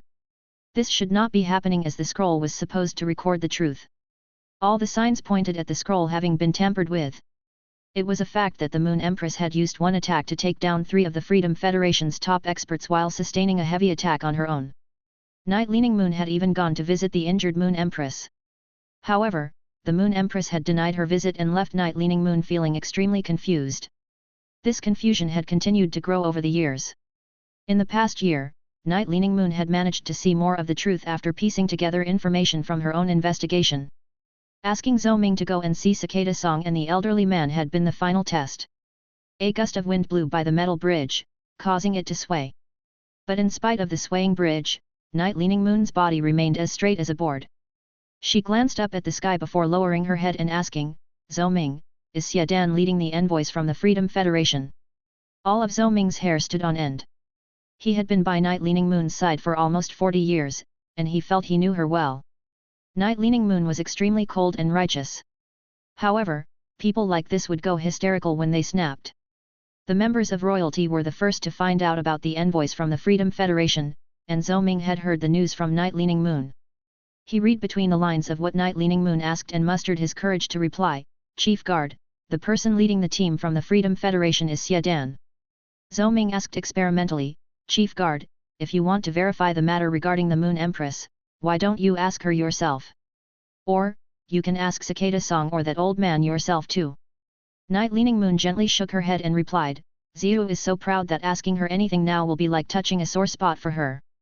Zhou Ming, go to my treasure vault and take out every precious item that can prolong lifespans and send all of them to Mystic Moon in the Radiant Moon Palace. He can decide what to do with them. I will be staying in the Imperial Court for some time. You and Yuzhe can handle everything in the Spirit Guards as per usual. Night Leaning Moon's image disappeared from the metal bridge. As the ribbons of sunlight and moonbeams continued to keep each other in check, the 9 ribbons of sunlight that the moonbeams had not blocked started to grow brighter. Slowly, the tangerine belts of sunlight were replaced by white light. The blinding white light abruptly took over the tangerine color around the Mother of Bloodbath. Chapter 1327, Possibility of 3 Moons. The white light shone from within the Mother of Bloodbath's body, and the tangerine light slowly faded away. The Mother of Bloodbath's orange dress slowly became ivory. The thousands of spots of light on the dress added a royal aura to the Mother of Bloodbath. It was as though they were celebrating the birth of a fae that was beloved by the sun. Lin Yuan watched as the Mother of Bloodbath's menacing aura slowly waned and became gentler. It now seemed like a gentle yet cold beauty. However, Lin Yuan knew that this was only on the surface. The evolution of a fae's bloodline would change their appearance and aura, not their personality. Hence, the Mother of Bloodbath would retain its exact previous personality.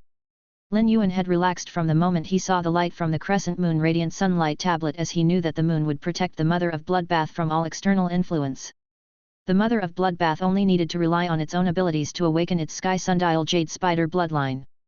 Next, the crescent moon radiant sunlight tablet had cracked, and a red moon had risen in the sky. This allowed Lin Yuan to witness how powerful the Moon Empress was. Currently, the Moon Empress was not fighting against a person but the sky. Yet, she was still able to stand her ground. The 2 moons were able to sustain the hundreds of belts of sunlight without any problem. When Lin Yuan saw the red moon, he sensed through shadow that it was the moon that had disappeared from the abyssal world. Although the Class 6 abyss dimensional rift that opened in the Radiance Federation was not open to the public yet, the Moon Empress must have gone in many times. Evidently, the Moon Empress had captured the red moon from the abyssal world and made it part of her power. Lin Yuan thought about the light green moon that hung in the marsh world at night. If the Moon Empress could steal the red moon from the abyssal world, she would have no problem stealing the light green moon from the marsh world. Lin Yuan mentally subbed his hands together as he considered bringing the Moon Empress to the marsh world so that she could use its light green moon to increase her power. Then she would be able to wield 3 moons simultaneously. Suddenly, Lin Yuan thought about the last question and answer session where he had asked the Moon Empress about heavenly family feys. She had told him not to worry because she would always have his back. Now, he finally knew what she meant. Lin Yuan had always been worried about 2 things when it came to the Mother of Bloodbath's awakening of its sky sundial jade spider bloodline. Firstly, he was worried about whether it would be successful. But, the Moon Empress had given the crescent moon radiant sunlight tablet to the Mother of Bloodbath. This took all the worry off of Lin Yuan's shoulders. Additionally, Lin Yuan was worried that news of him having a heavenly family fey would cause serious consequences when it was found out. It could potentially jeopardize the safety of Lu Ji, Wen Yu, Chu Xi, and the rest. After all, heavenly family feys were of utmost importance, and it was hard for them to avoid being targeted even if they had secure and powerful support. But now, it was clear that he had been overly worried, as the 2 moons were a message to the entire world that the Moon Empress was involved with this heavenly family fey. This would cleanly solve all of Lin Yuan's problems. No matter what faction or person had arrived at the Radiance Federation with the intention of targeting the heavenly family fey, they would have to go through the Moon Empress first. It seemed that the Moon Empress had made all the preparations for Lin Yuan in advance without him knowing. And he was currently instructing the country governor Kui with a flurry of emotions within him. They were chasing away all the aquatic life forms that the quiet floating hat insect had not already blocked. Lu Ji ordered the insect queen to order the quiet floating hat insect and grounding louse to continuously produce young that would eventually commit suicide. The death of numerous grounding lice would turn its secretions into wind that would explode from the bottom of the sea. The country governor Kui could already sense the earth elements from the bottom of the sea. When he noticed this, he dove underwater to check on the situation. Although he was an introvert, he had impressive sight. When he saw the calcified secretions that had turned into wind at the bottom of the sea, the grounding louse immediately came to his mind. And he had not attended the Guardia banquet and did not even know who Lin Yuan was. As such, he regarded it as bad luck that he was unaware of Lin Yuan's methods. However, this discovery made him indignant. If the grounding louse's secretions had not calcified and blocked the earth elements at the bottom of the sea, the country governor Qiu would have been able to summon mountains that were thousands of meters tall from the bottom of the sea. They would have greatly increased the country governor Kui's defensive power. And he would have been able to use the country governor Kui as a shield to defend against Lin Yuan's crows. If that had happened, victory could have been his. Lin Yuan claimed that he would have been able to reproduce that attack. However, and he would only believe it if he saw it. With the amount of power that Lin Yuan held at his age, he might not even be human. If he could reproduce that attack, the other disciples of members of royalty that were around Lin Yuan's age would have essentially wasted their lives by not doing what he had been doing. And he was angrily huffing away when what he saw next almost took his breath away. Every wave summoned by Lin Yuan's sword would have destroyed at least 100 of the country governor Kui's mountains. The giant whale that had leaped out of the ocean had truly startled and allowed him to accept his defeat. If Lin Yuan had used that attack from the beginning, the country governor Kui would have died instantly. And he stared at Lin Yuan with a completely different attitude than what he felt when the fight between him and Lin Yuan had just ended. He had hoped to use the power he gained from the past 2 years of hard work to put Lin Yuan in his place during the Radiance Envoy selection. But now, he only hoped that his effort would allow him to keep up as close to Lin Yuan as possible. At that moment, the sun goddess-like mother of Bloodbath's eyes snapped open. The next thing it would do would be the most important choice of its life. The mother of Bloodbath had already absorbed enough light energy from the sun. It would then absorb the world grace from the world cleansing. There was nothing stopping it from becoming a heavenly family Fey. Chapter 1328, Organization of the Mother of Bloodbath's Bloodline. Currently, the Mother of Bloodbath still had its blood-red bird-catching spider bloodline along with its sky sundial jade spider bloodline. It would now have to decide how they could coexist in its body. The percentage dominance that each of the bloodlines held would decide the direction of the Mother of Bloodbath's future transformations. While the Mother of Bloodbath was thinking, Shadow had dispelled the myth 3 world cleansing, and the world grace had already formed in the hole in the sky. The Mother of Bloodbath had grown up without its parents and had to watch every move it made as it grew up in the savage wild. Its life had only improved when it evolved to gold grade and could hide from danger on Endless Summer's body. Before the Mother of Bloodbath had reached diamond grade, it had seen countless families living in Endless Summer's boughs. Due to predators, some Fey parents had to desperately fight for survival. The Mother of Bloodbath had learned from this that some parents were even willing to give up their lives to protect their children. The Mother of Bloodbath had longed for family, but it could not be obtained through yearning. But now, the Mother of Bloodbath could tangibly sense its parents through the sky sundial jade spider and blood-red bird-catching spider bloodline. As such, the Mother of Bloodbath would rather suppress both bloodlines so that they each took up 50% of dominance. Now that it had made its decision, the Mother of Bloodbath jumped into the air and made a beeline for the world grace in the hole in the sky. At that moment, several red gems appeared in the white crown on the Mother of Bloodbath's head. Soon, several large blood-colored patterns appeared on the Mother of Bloodbath's white dress. The contrast of red and white gave the Mother of Bloodbath's gentle aura a more sultry edge. As Lin Yuan looked at the Mother of Bloodbath's one white and one red eye, he felt its beauty could hypnotize the soul. Suddenly, 3 red water blood snakes appeared from behind the Mother of Bloodbath. They had the hornless dragon bloodline that the Mother of Bloodbath's evolution had activated. The same patterns that were on the Mother of Bloodbath's dress were also all over the red water blood snakes' bodies. However, their heads were still dark red like they used to be. When the red water blood snake danced around, the 9 belts of sunlight rapidly solidified in the Mother of Bloodbath's hand and turned into a bristled spike. This bristled spike was a weapon formed from the Mother of Bloodbath's own body. The Mother of Bloodbath was a murderous Fey, and its external blood bone allowed it to have elevated combat skills. Now, the bristled spike formed from body weaponization raised the Mother of Bloodbath's attacking power and allowed it to have a specialty. Lin Yuan used true data to check on the Mother of Bloodbath. Fey name, Mother of Bloodbath. Fey species, Tarantulas/Chelicerata. Fey grade, Suzerain, 10/10.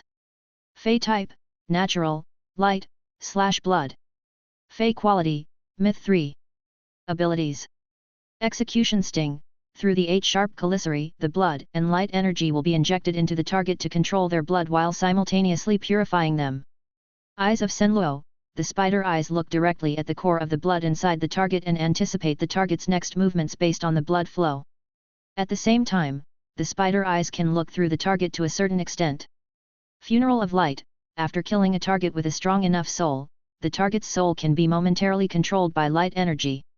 Once the light dries up with soul energy, the target can become a temporary controllable zombie. Spider form attachment. Condense its own blood energy into a blood core which can overload the attacks from the outside world. When the spider core is shattered, the light energy within can restrain a target. Blood control. Call down belts of sunlight from the sun to restrain and attack targets while activating the blood energy in the target's body. The flow of fresh blood in the target's body can be momentarily controlled. Hug of dawn's light. Take an energy from the sun and swallow it to temporarily increase its power. The light energy can also be used to slowly heal injuries. Exclusive skill. Desire spider form. Increase its affinity for light energy so that the body will not reject excessive light energy but will transform it into hair that can store the light energy. After the devoured light energy tempers inside the body, light energy can be absorbed directly into the body. Concealed spider shadow. Stop the flow of its own blood energy, conceal its aura, and transform it into the form of nothing. It can then use the sun as its eyes to survey the surrounding environment. External blood bone. The chalicery will be fused into other young phase bodies so they can become its blood bones. The strength of the external blood bone cannot be higher than the strength of the target being pierced. The dark type curses or negative soul type effects of the target can be purified. Lin Yuan realized that the Mother of Bloodbath's abilities had changed completely. This was because it was no longer an ordinary Fey but a heavenly family Fey. Hence, it would be considered bullying to compare its true data to that of other Feys. Endless Summer had encountered a huge opportunity when it gained 3 tree cores and combined with the sky-covering Weeping Willow bloodline. Yet, it still could not be compared to the Mother of Bloodbath. The only heavenly family Fey that Lin Yuan had encountered was Grey. Grey's cloud morph was special and could not be perceived from an ordinary standpoint. But from its absorption of weather, it had proved the strength of heavenly family Feys to Lin Yuan. The Mother of Bloodbath's true data did not pale compared to Grey's true data. On the one hand, Lin Yuan was dumbfounded by the might of heavenly family Feys. But on the other hand, he knew that the Mother of Bloodbath's future would be one where it soared with flying colors. Chapter 1329, Lin Yuan is hugged. Lin Yuan had checked the Mother of Bloodbath's true data on the way to Indigo Azure City. Hence, the memory of its original true data was etched deeply in his mind. The Mother of Bloodbath's original abilities and exclusive skill all surrounded the manipulation of blood energy. But now, it could also control light energy. Before it unlocked its Sky Sundial Jade Spider bloodline, the Mother of Bloodbath's normal ability Execution Sting used all 8 of its sharp chalicery to inject blood energy into a target. After which, it would be able to control the flow of the target's blood. After it unlocked its Sky Sundial Jade Spider bloodline and light energy was added, Execution Sting could also purify targets. Previously, due to the low number of contracted Feys and the low grade of the Feys, the Spirit Chi professionals relied on the Feys bodies or elemental attacks in combat. As such, their combat and attacking styles were simpler. However, after Spirit Chi professionals grew and started to contract a higher number and more powerful Feys, their combat styles relied more on matching main Feys. Such combat styles would usually come with great benefits to the main Feys that would significantly increase their strength. It was even possible that the main Feys would be able to fight above their grade. Execution Sting's effect of purifying a target would break the mold of many Feys working together for one combat style. This seemingly simple ability could turn the tables at key moments and secure victory. The Mother of Bloodbath's elite ability Sen Luo Eyes now had the ability to look through targets. The Mother of Bloodbath's main combat style focused on piercing its targets. By being able to see through a target, the Mother of Bloodbath would be able to choose the right place to attack its target that would cause the greatest damage. 8-direction blood could change the blood in a target's body to injure it. It could also force blood out of the orifices in the target's body. But now, 8-direction blood had been replaced by Funeral of Light. Funeral of Light could use light energy to control a target's soul after killing the target. Once the light energy dried up the target's soul, the target would become completely malleable and fall under the Mother of Bloodbath's control. Funeral of Light was stronger than 8-direction blood from any angle. When the Mother of Bloodbath used Funeral of Light, it would be able to take control of every target it killed when it was faced with multiple enemies. As the battle progressed, the Mother of Bloodbath would be able to form an army. Funeral of Light would use another method to make up for the Mother of Bloodbath's lack of group attack abilities. Spider form attachment could now control targets using light energy after the small spiders that formed were shattered. This allowed spider form attachment to become an ability that combined attack, defense, and control. Blood control had also changed significantly. Previously, it could temporarily manipulate a target by controlling their blood. But now, it could activate the sun to release ribbons of sunlight that could restrain or attack targets. This increased the Mother of Bloodbath's elemental effects and allowed it to handle any kind of battleground. Blood Embrace had also changed completely into Hug of Dawn's Light. Blood Embrace ingested blood energy to use it to heal the Mother of Bloodbath. It would allow the Mother of Bloodbath to absorb blood energy to increase its power quickly. But now, Hug of Dawn's Light would allow the Mother of Bloodbath to absorb the sun's energy. When used in conjunction with Desire Spider form, the Mother of Bloodbath would be able to store the remnants of light energy as hair. This would allow the Mother of Bloodbath to increase its grade as quickly as when it consumed blood brew grapes. The Mother of Bloodbath would not have to worry about going bald as long as the sun was around. Rather, it might have to worry about whether its neck could hold up its overly heavy head. Concealed Spider Shadow was largely similar to its original state as it still stopped blood flow in the Mother of Bloodbath's body. But now, the Mother of Bloodbath could use the sun as its eyes to survey the surrounding environment. This would enable the Mother of Bloodbath to change from a killer to a scout. As for external blood bone, the only change was that when the external blood bone pierced a target's body, it could choose to eliminate all the dark-type curses of negative soul effects from the target. This essentially added a healing ability for the Mother of Bloodbath. Being pierced by the external blood bone and bitten by the red water blood snakes was no different. Among all the healing abilities and exclusive skills Lin Yuan had come across, external blood bone was the most vicious. After awakening its heavenly family Fey bloodline, the Mother of Bloodbath became so strong that it shocked Lin Yuan. While Lin Yuan was checking the Mother of Bloodbath's abilities and exclusive skills, it flew over to his side. The Mother of Bloodbath's sharp eyes fixated on Lin Yuan, but it did not say a word. Just as Lin Yuan was about to congratulate the Mother of Bloodbath for successfully transforming into a heavenly family Fey, the Mother of Bloodbath wrapped him in an embrace. It hugged Lin Yuan tightly as though it was holding a precious treasure. Lin Yuan was taken off guard by the Mother of Bloodbath's hug. Chapter 1330, Change in the Blood Brew Grapevine. At that moment, the Mother of Bloodbath whispered into Lin Yuan's ear, "Thank you." The Mother of Bloodbath suddenly jumped away from Lin Yuan as a blush spread across its face. The flush elevated the Mother of Bloodbath's beauty even more. It was embarrassed by its sudden loss of control. It did not understand why it had hugged Lin Yuan so abruptly. These feelings were clearly not meant to be expressed outwardly.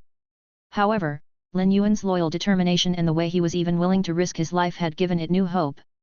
Moreover, he had done everything in his power to help it during its transformation. This favor had transcended the level of being able to be repaid. Ever since it became Lin Yuan's path protector, it had lost count of the number of times Lin Yuan had helped it. In fact, Lin Yuan had changed its life twice already. Meanwhile, Lin Yuan did not find anything strange about the Mother of Bloodbath's hug as he chalked it up to the Mother of Bloodbath being too excited about awakening its heavenly family Fey bloodline. Since the Mother of Bloodbath had released him before he could congratulate it, he decided to try and properly congratulate it again.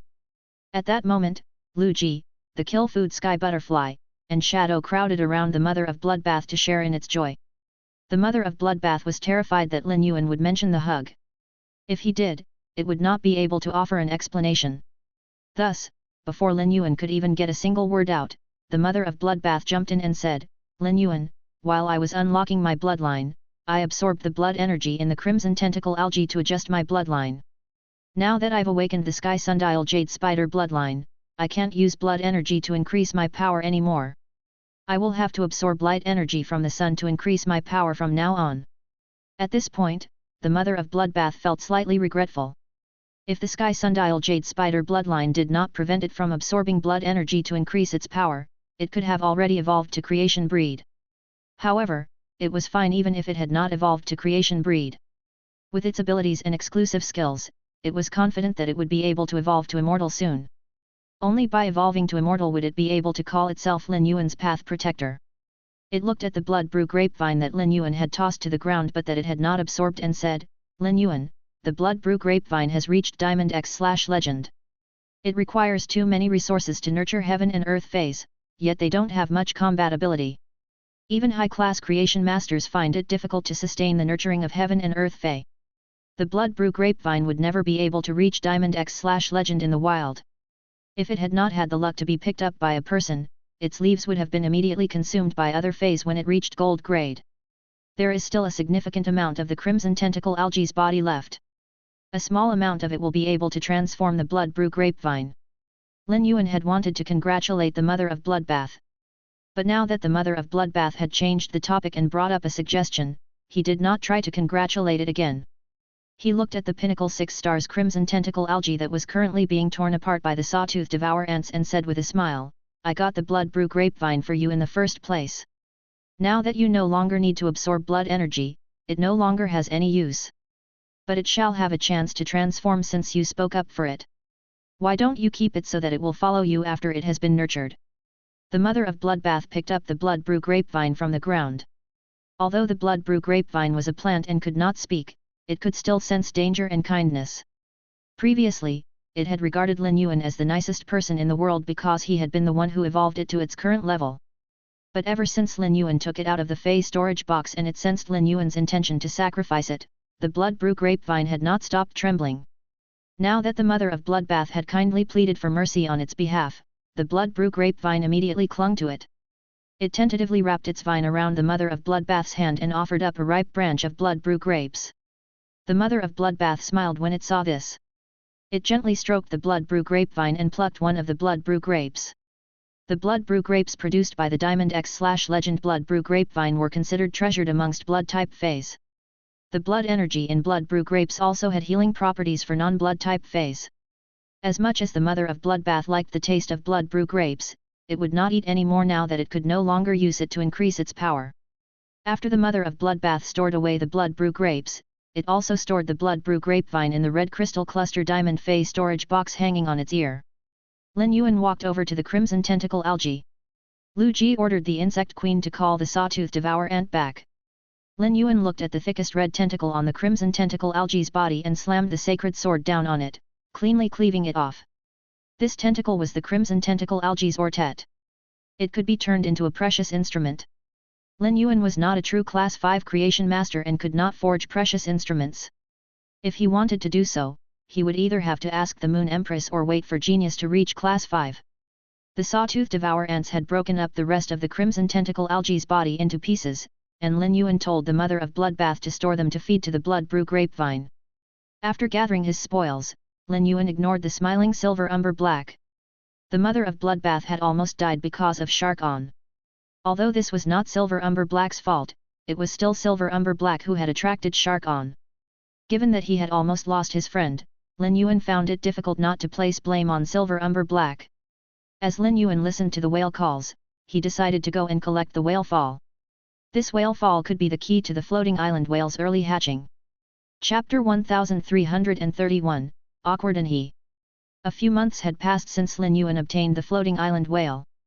Every second that the floating island whale was in the spirit lock spatial zone, it absorbed a gargantuan amount of pure spirit chi and water-type heavenly maiden-grade elemental pearls.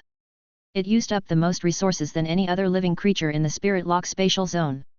If the floating island whale was not in the spirit lock spatial zone, Lin Yuan would be able to produce even more spirit-mouthed peonies and cultivate more elemental shellfish. However, Lin Yuan could not relax even after the floating island whale hatched. Given that it was a special heaven and earth fey that was different from other feys, it could not absorb the willpower rune given to it by its contractor. It could only naturally comprehend a willpower rune from the environment when it evolved to Diamond X/Legend. Luckily, it would be easy for it to comprehend a willpower rune from nature once it reached Diamond/Legend. If the floating island whale was given spiritual ingredients that could aid in a fey's comprehension of willpower runes, it would easily be able to evolve to fantasy breed. It would only live up to its name once it reached fantasy breed, as its body would expand by 10,000 times and become a truly enormous creature. It would only continue to expand as its power increased. Rumor had it that the floating island whale's back was about as large as the island that Lin Yuan was standing on. Once the floating island whale reached creation breed, it would become as large as the Xia region. Lin Yuan wanted to evolve the floating island whale to fantasy breed as soon as possible after it hatched. As such, he would need even more resources.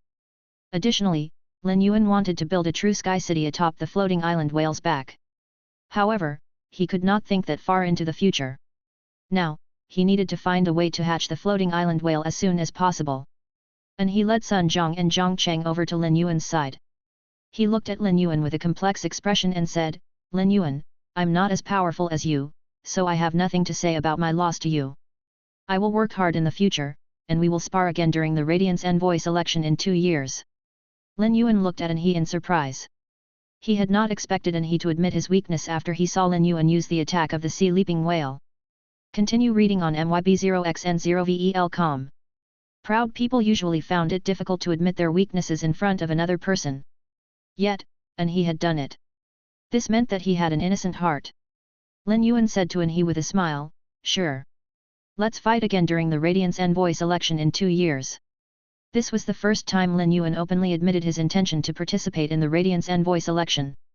He had decided long ago that his goal was to become a Radiance Envoy. It was his destined path. Lin Yuan thought about how An He had helped the mother of Bloodbath twice and said to him after a pause, "An He, you said that you want the whale fall in order to help the sudden hibernating wetland dragon to evolve its quality." Before Lin Yuan could finish, An He interrupted him and said, "I lost, and that's it. I admit defeat. I don't want you to share the whale fall with me just because I did some trivial favors for you. I didn't help you because I was looking for some benefits. I'm leaving now. See you." And he turned and climbed into his fey carriage. Lin Yuan scratched the back of his head awkwardly as An He had misunderstood his intention. He had no plans on sharing the whale fall with An He. He had a large pile of water and earth type over the rail coral pearls that had equal purity of water element as the large whale fall. With the water and earth type over the rail coral pearls, the sudden hibernating wetland dragon would not need to depend on the large whale fall. It would be able to evolve naturally once it absorbed 100 of the water and earth type over the rail coral pearls. Since An He had not understood what he meant and had already entered his fey carriage, Lin Yuan did not try to explain to An He. Zhang Cheng and Sun Zhang shared a look of frustration.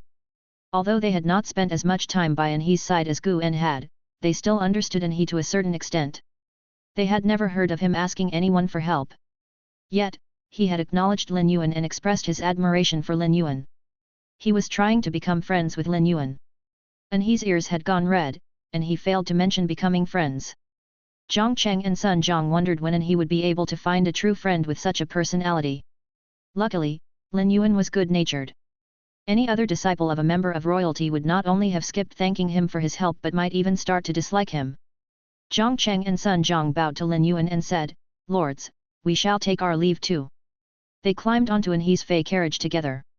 The thousands of fireflies in the cages in front of the fey carriage lit up, and the fey carriage took to the sky to fly off toward Raging Wave City.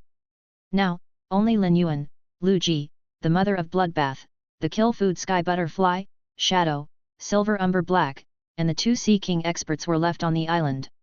Lin Yuan said amidst the whale cries, "Big brother Lu, mother of Bloodbath, let's go and collect the whale fall together." Whitespeak must have travelled far while chasing away the sea beasts. Kill Food Sky Butterfly, you stay here and wait with Whitespeak on the island when it returns. Although Whitespeak's faith in Lin Yuan had increased significantly, he still had to take precautions. It was not appropriate for him to take Whitespeak along with him to collect the whale fall. Silver Umber Black became anxious by Lin Yuan's cold shoulder. Although Lin Yuan did not plan on blaming Silver Umber Black for what Shark-On had done, Lin Yuan was still displeased with it. Silver Umber Black had slapped An He, and An He was dying to kill it. Moreover, this incident that Shark-On started had only just begun. Once the royalty in the Radiance Federation found out about this, Silver Umber Black would not only be asked to testify for the Radiance Federation, but they would also use the agreement to pursue the matter with the Sea clans. Given that it was a Sea Emperor, testifying on behalf of the Radiance Federation would essentially mean it was colluding with the Radiance Federation to slap the Sea clans across their faces. Since there was no more future for Silver Umber Black amongst the Sea clans, it could only cling to the Radiance Federation in hopes of having a bright future. Chapter 1332, You have no right to decide the first Emperor Shark clan's fate. The only person it could cling to here was Lin Yuan. Silver Umber Black hoped that it could become the reigning Sea Emperor. In order to fulfill this hope, it could not depend on itself. When Lin Yuan ordered his pinnacle immortal combatant to kill Shark-On, he said he would make the first Emperor Shark clan pay the price. Given that he was the Moon Empress disciple and controlled pinnacle immortal combat power, Lin Yuan had the right to make good on his word. If he carried out what he said, the factions would truly clash with the Sea clans. Silver Umber Black had to do whatever it could to grab onto this person that had the capability to wreak havoc on the Sea clans. Silver Umber Black steeled itself and decided to toss away its pride as an expert. To the shock of the two seeking experts, Silver Umber Black kneeled before Lin Yuan and said, "Lord, I have something to say." Lin Yuan halted when he saw the kneeling Silver Umber Black with anxiousness and hurt written all over its face, but he did not respond. Silver Umber Black was happy when Lin Yuan stopped walking, as it meant that he was willing to hear it out. However, it was at this moment that it saw Lin Yuan turn to the spider species Fey and say, "Mother of Bloodbath, what do you plan to do with the Sea Emperor?" Silver Umber Black's heart panged, and the two seeking experts immediately went into their combat stances. Lin Yuan was not an unreasonable person. But when he was faced with the situation where his friend had almost died, he felt there was no need for him to be reasonable. It was true that Silver Umber Black could benefit Sky City significantly. By working with the Sea Emperor, Lin Yuan would have the chance to expand into the sea. This was because Sea Emperors were the true rulers of the sea. But, Lin Yuan cared more about the Mother of Bloodbath's feelings and opinions. The Mother of Bloodbath's heart warmed when it heard what Lin Yuan said. Given that it was a petty spider species Fey, the Mother of Bloodbath preferred to kill Silver Umber Black. Although its almost death had no direct link to Silver Umber Black, Silver Umber Black was still involved. After a moment of silence, the Mother of Bloodbath shook its head. It was not that it had become merciful, but that it knew how beneficial it would be for Sky City to work with Silver Umber Black. Thus, the Mother of Bloodbath would prefer to safeguard Sky City's benefits first. When the Mother of Bloodbath did not respond verbally, Silver Umber Black burst out, "Lord, I did have a spat with an he. But I did not clash with you in any way when you arrived. Rather, I proposed to work together. Sharkon had come to kill me. I'm a victim too. I'm sure you know this. If you're willing to forgive me, I am willing to become your subordinate. I can give you information about the inner workings of the first Emperor Shark clan that will make it easier for you to make life hard for them." Lin Yuan replied calmly, "You have no right to decide the first Emperor Shark clan's fate. If I want them to pay, they will definitely do so." His tone was composed, but it still startled Silver Umber Black. At the same time, however, it was secretly glad. Silver Umber Black was shocked because this clearly humble man had said something so outrageous. Regardless, he had the right to say such a thing. Silver Umber Black could also discern his resolution to stand against the first Emperor Shark clan. His hostility toward them would be a form of revenge for the first Emperor Shark clan.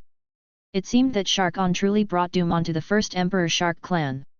However, Silver Umber Black was afraid that its fate would be decided by one word from the Heavenly Family Fae. Just as Silver Umber Black was at a loss and was about to plead for mercy again, the girl with strange eyes and who resembled a sun goddess said softly, "Lin Yuan, take her in. She will be helpful toward the expansion of our faction. Since you killed Sharkon, you've already sought revenge for me. If I had not used the bodies of Sharkon and her sacred source life form, I might not have had enough blood energy to unlock my Sky Sundial Jade Spider bloodline." Silver Umber Black had found the Mother of Bloodbath's awakening of its bloodline to be familiar. However, it had changed its mind when it sensed its blood energy. But when it heard the name Sky Sundial Jade Spider, it looked at the Mother of Bloodbath in a completely different light. It had initially thought that the Mother of Bloodbath was just a new Heavenly Family Fae and that Heavenly Family Cottage would soon come after it. But it turned out that the Mother of Bloodbath had the Sky Sundial Jade Spider bloodline in its body. The Fae that possessed the Sky Sundial Jade Spider was the second-ranked Fae in Heavenly Family Cottage. This meant that this blood and light-type Heavenly Family Fae was the offspring of that Fae from Heavenly Family Cottage. It was a true blue princess. With its status, it would be on the same level as the envoys from the three federations. In fact, it would be a level higher. Even if the Moon Empress disciple did not go after the first Emperor Shark clan, the Heavenly Family Cottage would definitely pursue the matter. The Heavenly Family Fays in the Heavenly Family Cottage that could control water energy and command the seas were much stronger than the 8 clans of Sea Emperors. It seemed that the sea was going to be in turmoil soon. It was rumored that the first Emperor Shark clan had moved to the Freedom Federation seas 8 years ago. It seemed that the first Emperor Shark clan and the Freedom Federation had formed a collaboration. If the Radiance Federation and the Heavenly Family Cottage worked together to cause trouble with the first Emperor Shark clan, the Freedom Federation would be dragged into the matter. Thus, it seemed that the land was also going to be in a mess soon. After the Mother of Bloodbath spoke, Lin Yuan turned to Silver Umber Black and said, "We will discuss your matter after meeting with the royalty members." Lin Yuan led Lu Ji and the Mother of Bloodbath as they dove into the sea. Just as he was about to take out the green oxygen sea anemone, he realized that he could breathe freely in the sea. The submerged sea blue whale's world crystal provided Lin Yuan with resistance to both water and ice. The resistance to water would not allow Lin Yuan to become intimate with water, so this ability to breathe underwater was likely linked to dark blue. As Lin Yuan dove deeper underwater, the light dimmed. The whale cries sounded further away and more mysterious. He took out a sunlight king lotus, and the area in a 50-meter radius around him lit up. The mother of bloodbath pointed at the sun, and a ray of light shot down into the sea. It illuminated the sea to a depth of 1,000 meters, and Lin Yuan was now able to see the sea bed. The combined light from the ray of light and the sunlight king lotus lit the entire sea with a faint amber color. When Lin Yuan looked toward the bottom of the sea, he was immediately stunned by the banquet he saw. Chapter 1333, Island Whale's Sorrowful Song. The amber light flooding the sea was so breathtakingly beautiful that it would mesmerize any creature that laid eyes on it. Lin Yuan looked out into the sea and saw hundreds of giant whales sleeping peacefully at the bottom of the sea. 3 of the whales were especially large. By Lin Yuan's estimation, they were at least 10,000 meters long. Moreover, they each had an island on their back. These were the island whales that were almost at the end of their natural lives. It turned out that there were island whales in the whale fall. It was no wonder that Silver Umber Black had still decided to fight for the whale fall after finding out that he was the disciple of a member of royalty.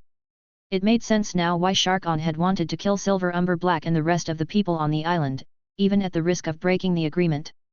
The sight of the 3 abnormally large island whales shook Lin Yuan to his core, and he once again marveled at how incredible and beautiful nature was. At its prime, the island whale was even longer than 10,000 meters. Its size reached a peak when it reached the mature stage. But afterward, they would start to shrink as they grew older. Once it reached 10,000 meters, it would mean that the island whale had reached its elderly stage. At the elderly stage, the island whale would swim around to search for an area of a sea where it would rest eternally and bless all creatures in the surrounding sea. Judging from their size, Lin Yuan knew that these 3 island whales were dying of natural causes. The island whale's skin had started to decompose, revealing the fat underneath. Bones peeked out of areas where the fat was thinner. Although the island whales were already decomposing and were 1,000 meters below the surface of the sea, the aquatic plants on the island whales' backs were still thriving. This was because they had started to absorb the vitality released by the decomposing island whales. Once the island whales were reduced to bone and the whale fall was fully formed, the plants would decay and provide the whale fall's final nutrients. The 3 island whales stupefied and rendered Lin Yuan speechless. Although the other giant whales were technically large creatures as well, they did not leave as large of an impact on Lin Yuan. These other giant whales ranged from lengths of a few hundred meters to 1,000 meters. As the giant whales continued to decompose, a light green layer formed around them. This green layer consisted of the floating aquatic plants and life forms that had formed during the island whale's child stage. Given that Lin Yuan had asked Lu Ji to use the quiet floating hat insect and grounding louse to protect the creatures in the sea, they had captured the weaker life forms and taken them away from the area. As for the stronger life forms, Whitespeak had chased them away while the mother of Bloodbath was transforming into a heavenly family fae.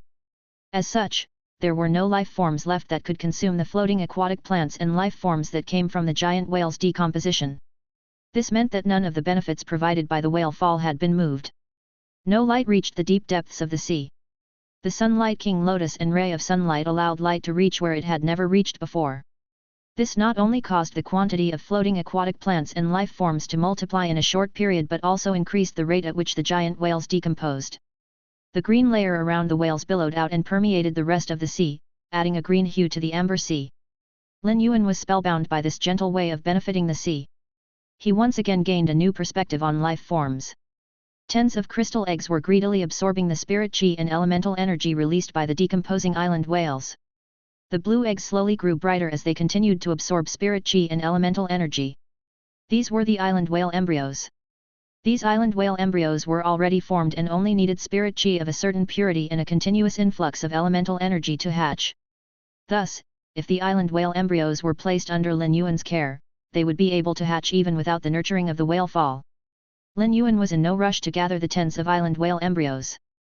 Instead, he summoned Red Thorn. Given that Lin Yuan had been busy on the rare occasion that he did enter the Spirit Lock spatial zone, he did so to travel to the Marsh world through Klein Hub. As such, he barely had time to spend with Red Thorn, and Red Thorn missed him badly. Once Red Thorn was summoned, it flew to his face and kissed him before gently nuzzling him. Eventually, Lin Yuan became itchy, and Red Thorn flew over to perch on his ear. Red Thorn's appearance astonished Lu Ji and the mother of Bloodbath. They did not immediately recognize Red Thorn. Although they had seen Red Thorn before, they would never draw a line between that terrifyingly sinister and strange plant and this fairy source-type life form. Additionally, this fairy source-type life form had 6 wings, and Lu Ji knew what this meant. Lu Ji's insect queen had 4 wings. After its mutation, its fairy source-type life form blood-like had reached the pinnacle. He had wanted to use the insect queen's evolution to myth-breed to enable it to become a 6-winged fairy. Lu Ji had already been secretly stunned when Lin Yuan summoned Silver Corona in the Divine Wood Federation. Its appearance had completely changed Lu Ji's idea of fairy source-type life forms. However, Lu Ji never expected Lin Yuan to have another 6-winged fairy source-type life form. Judging from its aura, Lu Ji could tell that this 6-winged fairy source-type life form with vines for hair and a long red dress had a slightly more elite bloodline than the 6-winged fairy source-type life form that Lin Yuan had summoned in the Divine Wood Federation. Lu Ji already felt pressure by being by Lin Yuan's side. It was only when he gained control of more insect species carcinoma phase that the pressure started to lessen. But now, he realized that no matter how many insect species carcinoma phase he gained control of, there was still a gap between him and Lin Yuan. If he battled against Lin Yuan, the latter could send out any of the 6-winged fairy source-type life forms, and the pressure of their bloodline would impact the insect queen greatly as bloodline mattered more than power to fairy source-type life forms. Regardless of their actual power, fairy source-type life forms with many wings would always be able to suppress fairy source-type life forms with less wings. Chapter 1334, Red Thorn's Banquet. Lu Ji was not jealous that Lin Yuan had 2 6-winged fairies. Rather, he was afraid that a day would come when he would fall so far behind Lin Yuan that he could not even see Lin Yuan anymore. As Lin Yuan's retainer, this thought gripped his heart with apprehension. Red Thorn had reached Silver 2/Fantasy V. Some time had passed since Red Thorn consumed the strange seed. During this time, Red Thorn had evolved by a small grade. Lin Yuan no longer needed to agonize over ways to evolve Red Thorn's quality. However, the problem of its slow increase in power had not changed. Ever since Red Thorn's mouth of Relinquish consumed the 2 strange seeds and evolved its consumption and digestive abilities, it could essentially consume anything in the world. The 3 mouths of Relinquish would even be able to completely digest metal and strengthen the brutal vine ramets. Thus, this whale fall could not only function as a banquet for the creatures living in the sea but Red Thorn as well. If Red Thorn consumed the giant whales, Lin Yuan could not imagine what grade it would evolve to. As he watched the quickly decomposing giant whales and the floating aquatic plants and life forms that were spreading through the sea, he hastily instructed the coquettish Red Thorn, after consuming the bodies of so many water world dimensional life forms, you must be able to breathe underwater very well now. Try to see if you can take root 1000 meters below the sea's surface. If it's possible, produce as many brutal vine ramets as possible to wrap around the whale fall. Lin Yuan prepared to release Red Thorn's true body from within the spirit lock spatial zone. But before he could do so, Red Thorn waved its hand, and its true body started to quickly wither in the spirit lock spatial zone. As the flesh energy pulsed around Red Thorn, its withered true body in the spirit lock spatial zone was reproduced. Red Thorn's face lit up with delight. Since it had been nurtured by Lin Yuan ever since it was young, its only love besides Lin Yuan was eating. When Red Thorn first appeared, it had noticed the whale fall while cuddling up to Lin Yuan. However, it had become smarter than even some spirit chi professionals and was able to control its urges.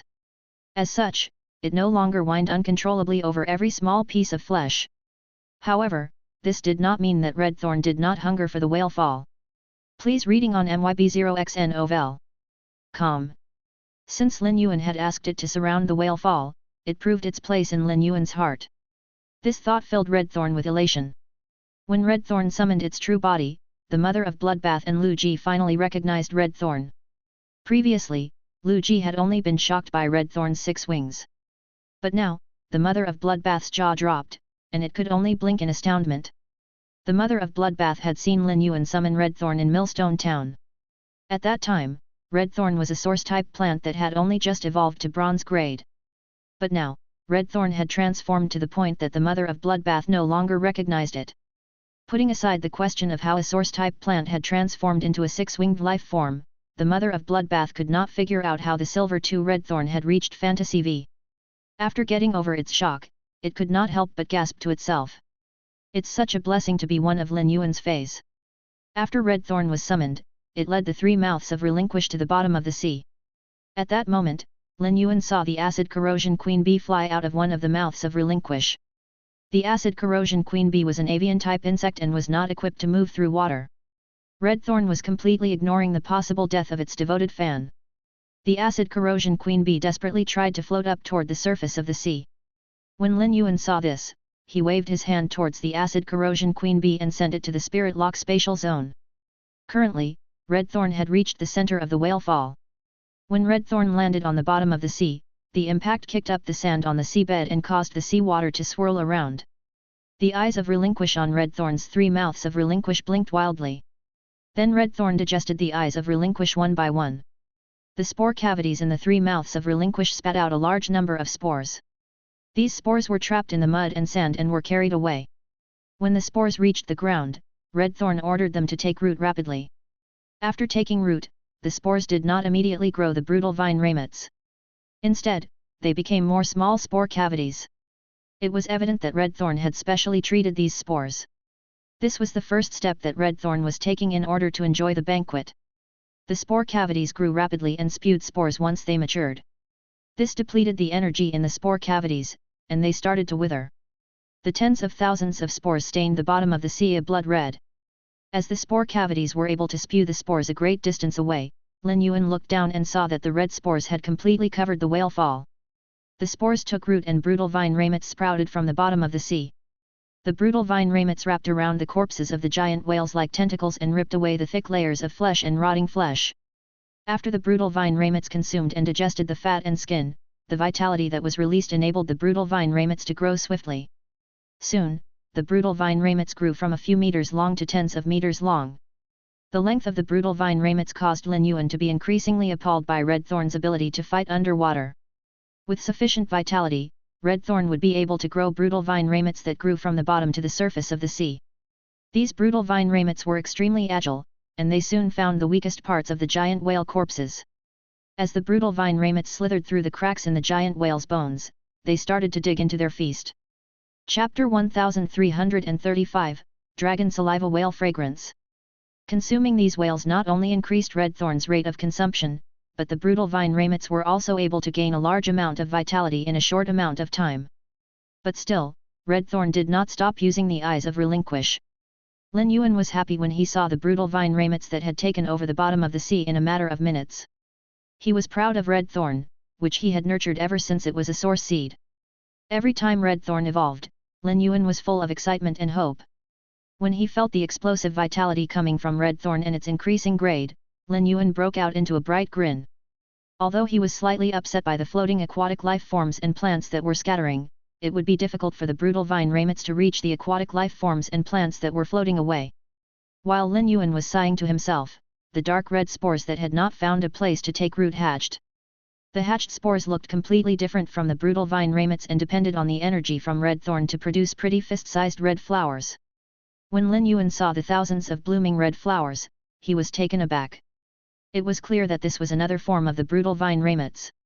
When the red flowers grew to the size of a palm, they floated out into the sea as though they had minds of their own and caught the floating aquatic life forms and plants. Slowly, the red flowers grew larger and more beautiful. The flowers also grew layer upon layer of gill-shaped petals. These gill-shaped petals propelled the flowers to seek out even more floating aquatic life forms and plants. When Lin Yuan saw these gill-shaped flower petals, he was certain that the brutal vine ramet's new form was linked to Red Thorn's consumption of many water world dimensional life forms. Back when Red Thorn only had one mouth of relinquish, it had 12 large gill-shaped petals. Now that Red Thorn had 3 mouths of relinquish, the gill-shaped petals had fallen off during the transformation. But it seemed that there was more to what had happened. Red Thorn could now use the previously decorative gill-shaped petals to fight underwater. Given that there were much too many floating aquatic life forms and plants, the red gill-shaped petals could almost take solid bites. The large amount of floating aquatic plants and life forms enabled Red Thorn's petals to grow again. The half-meter-long petals slowly grew to 3 meters. The gill-shaped petals grew more slender until they became 6-meter-long fins. Now, the red flowers looked like a strangely beautiful jellyfish. Every gill-shaped fin was like a net that could easily trap the floating aquatic plants and life forms. When Lin Yuan saw the 1,500 gill-shaped flowers, he thought, I was worried for nothing. Redthorn isn't letting any of the floating aquatic life forms and plants go to waste. Redthorn reached Silver 9, but it had only just started digging into the whale fall. The brutal vine ramets inside the giant whales grew longer with more of the giant whale's organs they consumed. The brutal vine ramets finished consuming the giant whale's skin and reached the fat. The whale's flesh was where the blood energy was the most concentrated. At that moment, Redthorn waved 5 of the gill-shaped petals at Lin Yuan as though it was sending him something. When Lin Yuan looked at Redthorn, the latter pointed at the 5 red petals as though it was presenting him with treasure. Lin Yuan saw gold items of varying sizes on the gill-shaped petals. The gold color was even purer than actual gold, and they seemed partially transparent. When Lin Yuan saw the gold items, he picked up a strange yet sweet scent. He immediately knew that these gold items were the dragon saliva whale fragrance that could cure soul injuries and increase the ability to comprehend a natural willpower rune. The dragon saliva whale fragrance formed within whales. The older the whale, the more effective the dragon saliva whale fragrance within them would be. Lin Yuan knew that he had stumbled on a treasure. Even top factions with sea resources as their role would find it difficult to produce so much dragon saliva whale fragrance. Even if they did possess such an amount, they would not make it known. Instead, they would save it for their descendants' use. The dragon saliva whale fragrance would help with the comprehension of willpower rune, and this would increase a spirit chi professional's potential. Money would not be enough to exchange for such an ability. It was clear that this amount of dragon saliva whale fragrance was all that the red flower could carry. The other 4 red flowers delivered 4 more dragon saliva whale fragrances. The 4 dragon saliva whale fragrances were all of different quality and had different colors. Evidently, they came from 4 different giant whales. Regardless, they had the same usage. The only difference would be the scent they released when they were being burned. As Lin Yuan looked at the dragon saliva whale fragrance, he suddenly thought about the island whale brain oil he ate in the Radiant Moon Palace. Thus, he hurriedly said, "Redthorn, keep the island whale's brain oil for me." After he spoke, he felt that the Redthorn would not be able to retain enough of the island whale brain oil. Redthorn consumed the giant whale's blood energy, which was the most concentrated in the island whale's flesh. It would not do Redthorn as much good to consume the island whale's brain oil. Just because Redthorn was able to recognize the dragon saliva whale fragrance did not mean that it would be able to pick up on the other useful spiritual ingredients from the giant whale's bodies. Redthorn knew that Lin Yuan was conflicted over something through the link in their spirit and bloodline.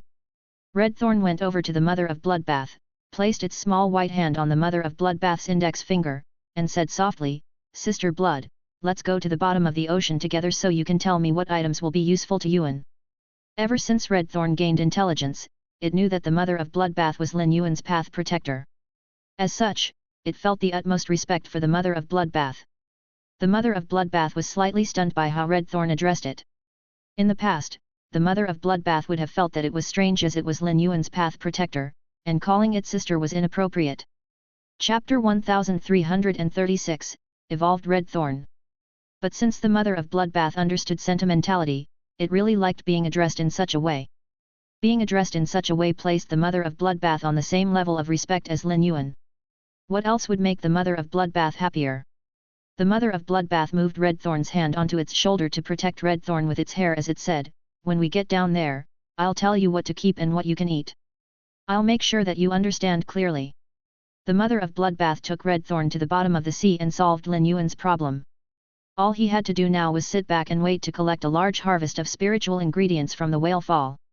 When the Mother of Bloodbath and Redthorn dove underwater, Lin Yuan noticed that Redthorn had evolved to gold grade.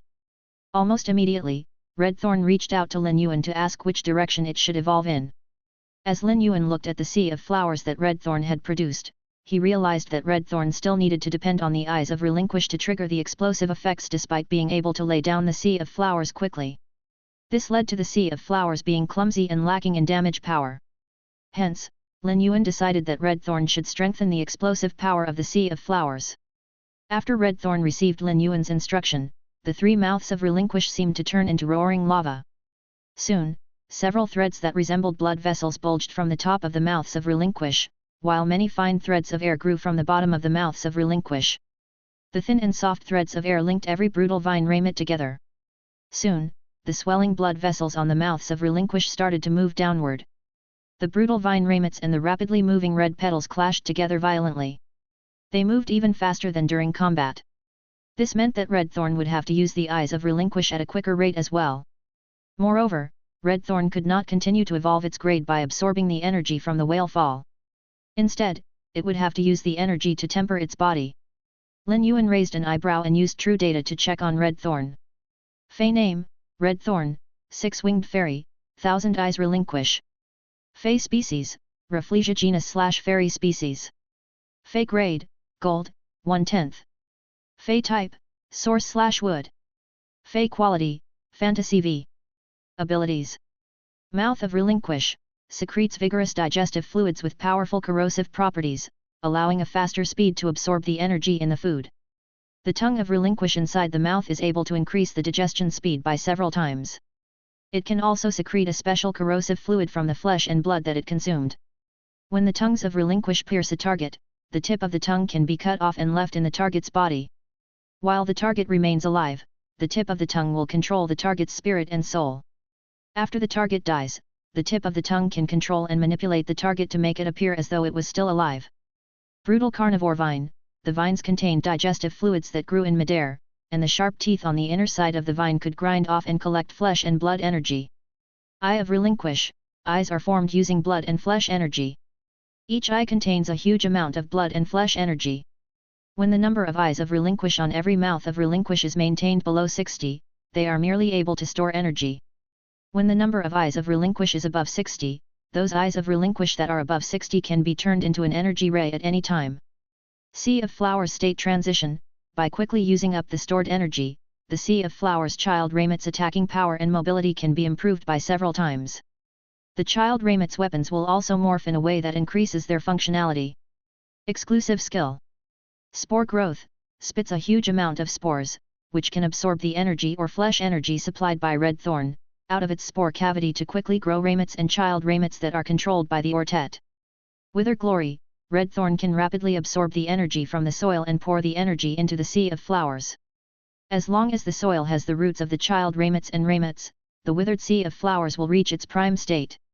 Lin Yuan saw that Redthorn's new ability was called Sea of Flowers state transition. He widened his eyes at the description of Sea of Flowers state transition, as it would increase the Sea of Flowers original power by several times. Several times was only how it was written. But when every child Raymit's attacking power and mobility increased by several times, the tens of thousands of child Raymits would eventually amount to more than several times of increase in power. This was why elite carcinoma phase were classified as Class C disasters by the Spirit Guards, while bronze carcinoma phase were classified as Class A disasters. During a Class C disaster, King class experts were dispatched while Thearch class experts were dispatched during a Class A disaster. An increase in combined power versus individual power made a world of difference in terms of danger level. Moreover, with Redthorn's increase in power, it could also produce far more child Raymits now.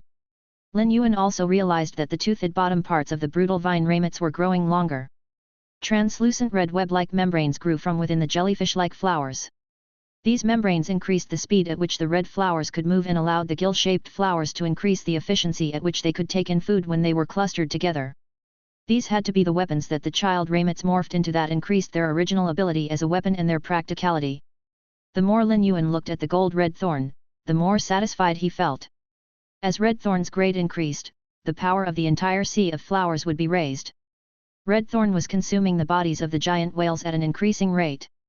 However, alarm bells rang in Lin Yuan's head as Redthorn had already reduced some of the smaller whales to the bone. Yet, Redthorn had only reached gold 2. Redthorn seemed to use too much of the whale's flesh to evolve. Lin Yuan thought, is it possible that this large whale fall is insufficient for Redthorn to evolve to platinum? If so, Redthorn requires way too many resources. When will it be able to evolve to myth breed? Soon, Lin Yuan realized he had jinxed himself. After consuming the bodies of every whale beside the 3 largest island whales, Redthorn's grade had only reached gold 4. This was also because Redthorn was using the blood energy in the whale's flesh to grow more red flowers and brutal vine Raymits. However, this would not work if Redthorn did not produce as many red flowers and brutal vine Raymits as possible, as Lin Yuan could not allow Redthorn to finish absorbing the entire whale fall slowly. Otherwise, Redthorn would have to remain at the bottom of the sea for months. Chapter 1337, Elemental Mermaid's Secret. On the other hand, from the beginning of the formation of the island whale embryos, 80% of the energy in the island whale flesh had already been used up. Otherwise, there would not have been 30 island whale embryos that were formed. A small whale fall might not even be able to form island whale embryos. Even if it could, it would not exceed 2 embryos. The mother of Bloodbath had already stored 13 of the island whale embryos into a fey storage box to prevent them from fighting for nutrients with Redthorn. It also told Redthorn about how it could extract the island whale brain oil through the island whale's eyes. At that moment, a clear yet far-off whale cry was released from the 3 island whale bodies covered with brutal vine raimets. Lin Yuan's eyes narrowed because he realized that he heard the whale's cries through his soul instead of his ears. The 13 island whale embryos that the mother of Bloodbath had stored inside the fey storage box were unable to produce any whale cries. The 3 island whales were also dead and half-eaten by Redthorn. As such, they could not let out any noise. If Lin Yuan could hear a whale cry, it must mean that there was another whale species fey nearby. Additionally, it was very likely that this whale species fey was soul type. This made Lin Yuan recall a legend he had recently read in the Hidden Moon Pavilion. Lin Yuan was extremely interested in this legend. Hence, he had intentionally brought it up with the Moon Empress. This Moon Empress had said that this legend came from the sea clans. Legend had it that only the elemental mermaids from the deep sea could sense the sorrow within a whale fall and see the fey formed from the souls of the whales called Remembrance Soul Whale. At that time, the Moon Empress had expressed that there was no way to verify the legend as the elemental mermaid itself was a legend. It would be ridiculous to use a legend to verify a legend. At that moment, Lin Yuan noticed that Lu Ji and the mother of Bloodbath's faces had not changed in the slightest. This meant that neither of them had heard the whale cry. As Lin Yuan thought about the legend, he suddenly noticed an issue. According to the legend, elemental mermaids could sense the sorrow coming from a whale fall and see the Remembrance Soul Whale. After Lin Yuan fused with dark blue, his body would become flowing water. He looked no different from an elemental mermaid. Did this mean that he could hear the whale cry while Lu Ji and the mother of Bloodbath could not because of dark blue? If so, this matter just became interesting. Dark blue was a fey formed by the Moon Empress from the dead moving source water. It was not an elemental mermaid. Before the moving source water became a sacred source life form, it had been an apostle from the water world with below-average faith power. This meant that the legend about the elemental mermaids should come from the water world, and they were likely dimensional life forms that had escaped through a water world dimensional rift. If this were true, it was no wonder that elemental mermaids had disappeared into history. The main world only had spirit chi and no source-type power. Dimensional life forms were unable to absorb spirit chi from the main world and could not receive enough source-type power to increase their power. If they were unable to increase their power, their lifespans would not grow. No matter how long their lifespans were, they would eventually die. Lin Yuan had used blood to form a contract and link with dark blue. If dark blue truly was a sacred source life form formed from an elemental mermaid apostle, by combining with dark blue's body, he would have become the personification of the legend. In order to confirm this, Lin Yuan used faith application to combine with dark blue right there in the ocean. He assumed that combining with dark blue this time would turn him into a mermaid just like he did on land. However, the transformation was completely different from what Lin Yuan thought. When he used faith application, Lu Ji and the mother of Bloodbath both felt the still water start to move. As the cold water started to move, it resulted in refreshing fluctuations. The floating aquatic plants and life forms that the red flowers had not consumed were gathered together again. A blue ripple that could not be defined by worldly time flowed outward with Lin Yuan at the center. This blue soul that flowed like water swirled around until a vortex was formed. Lin Yuan's body became transparent under the blue backdrop. A fishtail many times longer than what it would be on land swept up thousands of tides in the water and pushed the water further. Lin Yuan's black eyes changed to light blue, and it was as though he could see the bonds of water themselves. As Lin Yuan's blue eyes shone, they resembled the Milky Way in the sky. Lin Yuan's long hair turned into tides that weaved together a blue palace. At that same moment, the entire sea broke out into tens of thousands of songs. The deep blue currents were like the wind in the sky that gently and affectionately enveloped Lin Yuan. At that moment, Lin Yuan could clearly feel the delight in all the water elements around him. At the same moment that Lin Yuan transformed, Lu Ji, the mother of Bloodbath, and Redthorn immediately turned their attention to Lin Yuan. One look was enough to ensnare the Fey, human, and fairy. At that moment, everything beautiful was defined by Lin Yuan. Lin Yuan was also stupefied. He never knew that the faith application he had been using had been incomplete. It would only be in its true form when it was used in water. He felt that he looked like the spitting image of the elemental mermaid from the legend. Just as he was about to seek out the source of the whale cry, he heard it again with his soul. Soon, a small silvery white whale with a soul-slender horn materialized from the bottom of the ocean. This whale did not have a corporeal body and was completely formed from soul energy. The small whale made a beeline for Lin Yuan and released a chain of whale cries. When it saw Lin Yuan, it was as though it was looking at a member of its family. Lu Ji, the mother of Bloodbath, and Red Thorn's faces fell when they saw the small whale charging toward Lin Yuan, and they readied themselves to attack it. Lin Yuan hurriedly said, "Don't touch it. It won't hurt me." Lu Ji, the mother of Bloodbath, and Red Thorn relaxed. However, the mother of Bloodbath and Red Thorn abandoned the whale fall and moved over to Lin Yuan to form a barrier between him and the small whale. The small whale was slightly scared when it saw that it was being blocked. But this did not stop it from coming closer to Lin Yuan. Chapter 1338, Remembrance Soul Whale Legendary Fey. Suddenly, the small whale's body dissolved into bubbles that solidified behind Lin Yuan. Lin Yuan turned and ended up face to face with the small whale. The small whale let out happy cries that Lin Yuan heard through his soul. If the legend was true, this was the soul-type whale species Fey Remembrance Soul Whale. Lin Yuan used true data to check on the Remembrance Soul Whale. Fey name, Remembrance Soul Whale. Fey species, Soul Whale / Single-Horned Whale. Fey grade, Elite, 6/10. Fey type, Soul. Fey quality, Elite. Abilities. Soul Knot. When faced with the body of a dead target, singing the whale song will combine all the hidden souls in the body and awaken the soul within the target. If there is enough soul in the target's body, the memories in the soul will be activated. Whale Fantasy.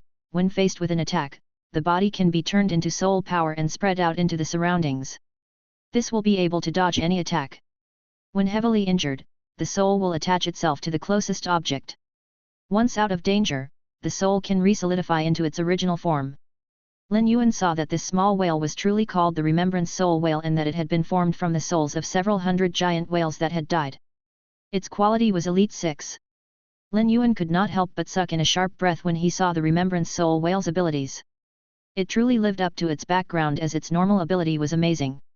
Ever since the beginning of time, any creature that had reached the end of its lifespan or killed would have to die.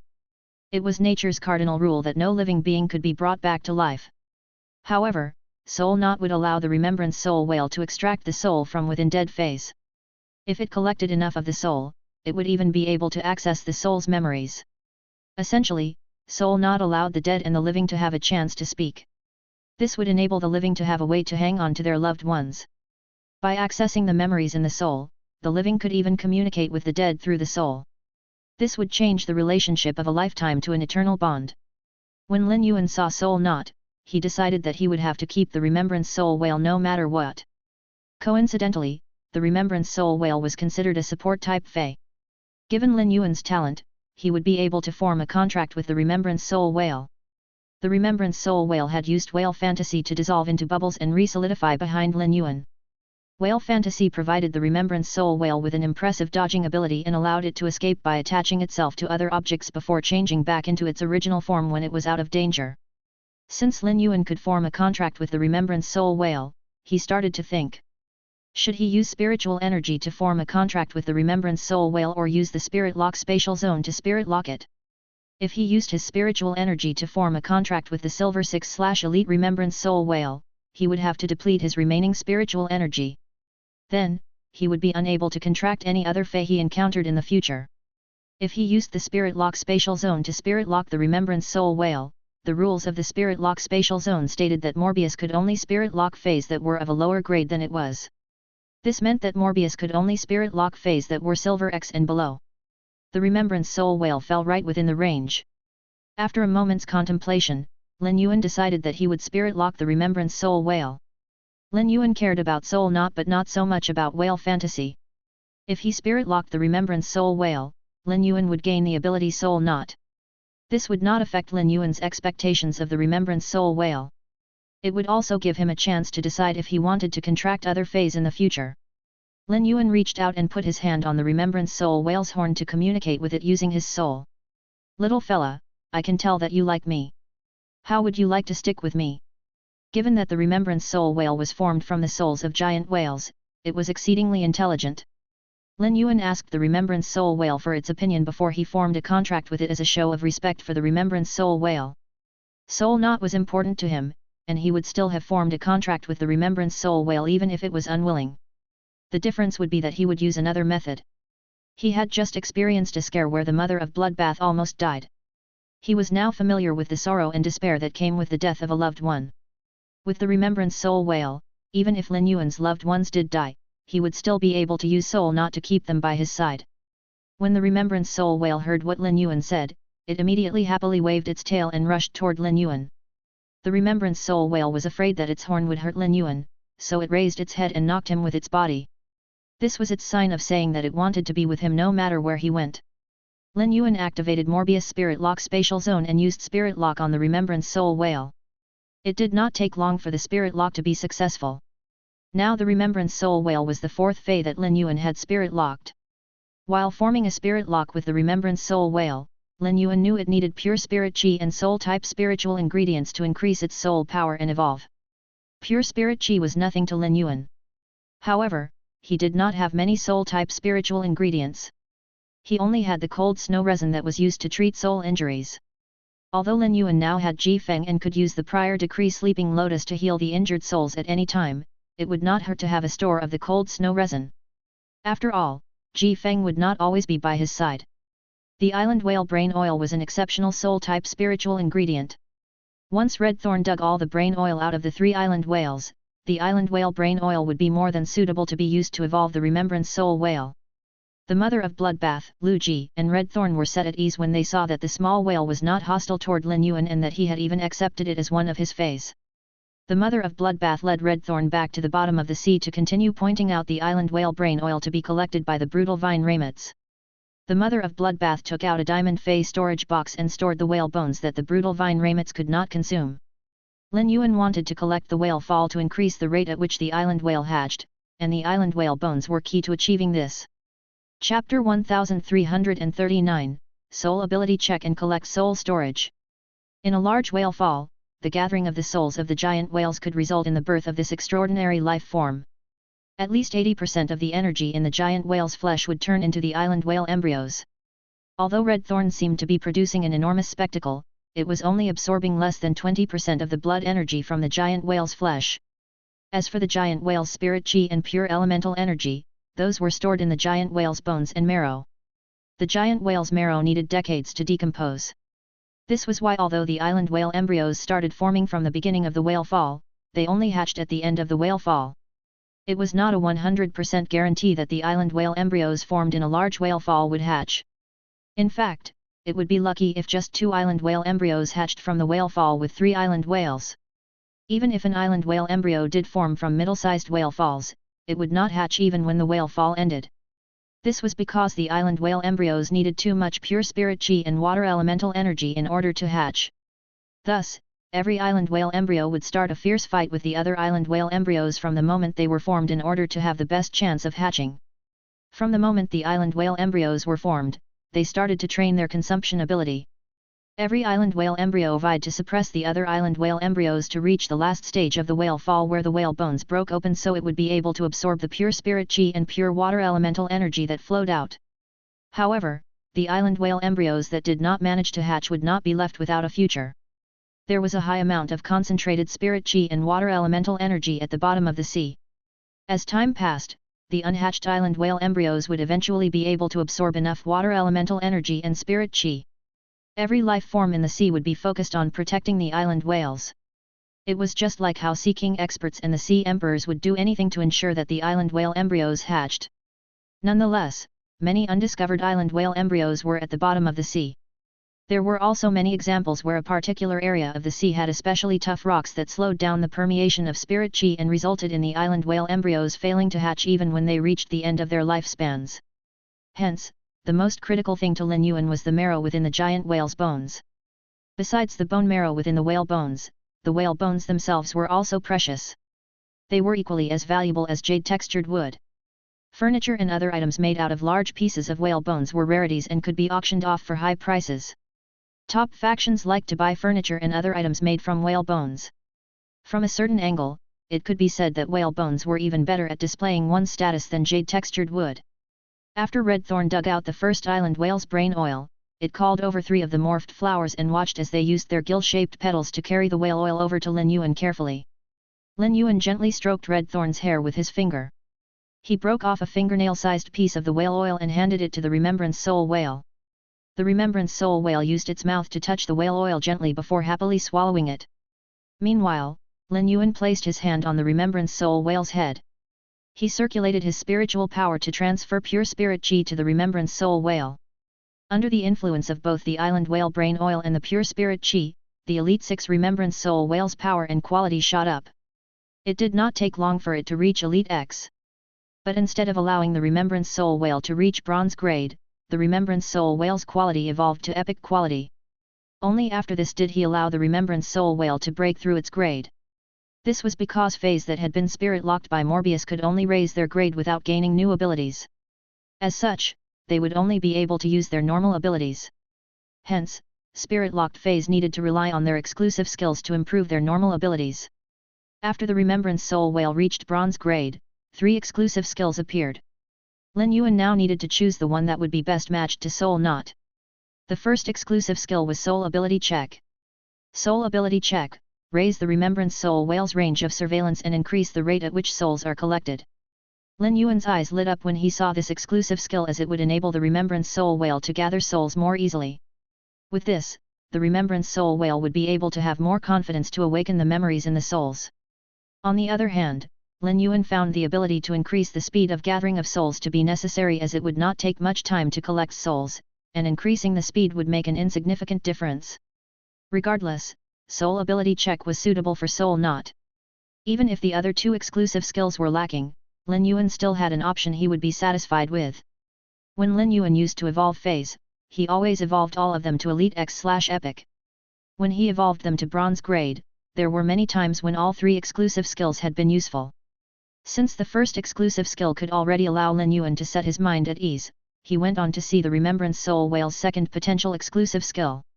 Collect Soul Storage, collect souls and digest them to turn them into nutrients that can increase power and grade. During combat, the collected souls can be spat out and cause damage according to the strength of the souls. Lin Yuan frowned when he saw this exclusive skill. Although Collect Soul Storage could greatly increase the rate at which the Remembrance Soul Whale could raise its power without using soul-type spiritual ingredients, and could also be matched with Soul Knot, this compatibility ran opposite to Lin Yuan's goal. Lin Yuan could not allow the Remembrance Soul Whale to use the people he cared about as fodder to raise its power or weapons to be used against enemies. He immediately abandoned Collect Soul Storage and moved on to the third exclusive skill. Chapter 1340, Lin Yuan's 10 Willpower Runes. Lin Yuan was stunned when he saw the third exclusive skill and let out an uncontrollable howl of laughter.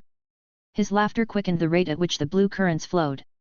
When paired with the shining amber light coming from below the surface of the water, the sea gave the impression of being boundless and majestic. The tides produced melodious harmonies as the entire sea rejoiced for Lin Yuan's sake. Burning Soul New Life was the third exclusive skill that brought Lin Yuan so much joy. Burning Soul New Life, by using spiritual ingredients full of soul power, the soul energy can be directed to and solidified in the soul. The soul energy can be used to recover damaged souls and return them to whole. Compared to Burning Soul New Life, Soul Ability Check, which Lin Yuan had been so impressed by, seemed like garbage. Burning Soul New Life could use the soul energy and soul-type spiritual ingredients to heal damaged souls. With enough soul-type spiritual ingredients, the souls could even be returned to whole. When used in conjunction with Soul Knot, the memories in the souls could be fully activated, and Lin Yuan would be able to communicate with his loved ones through their souls.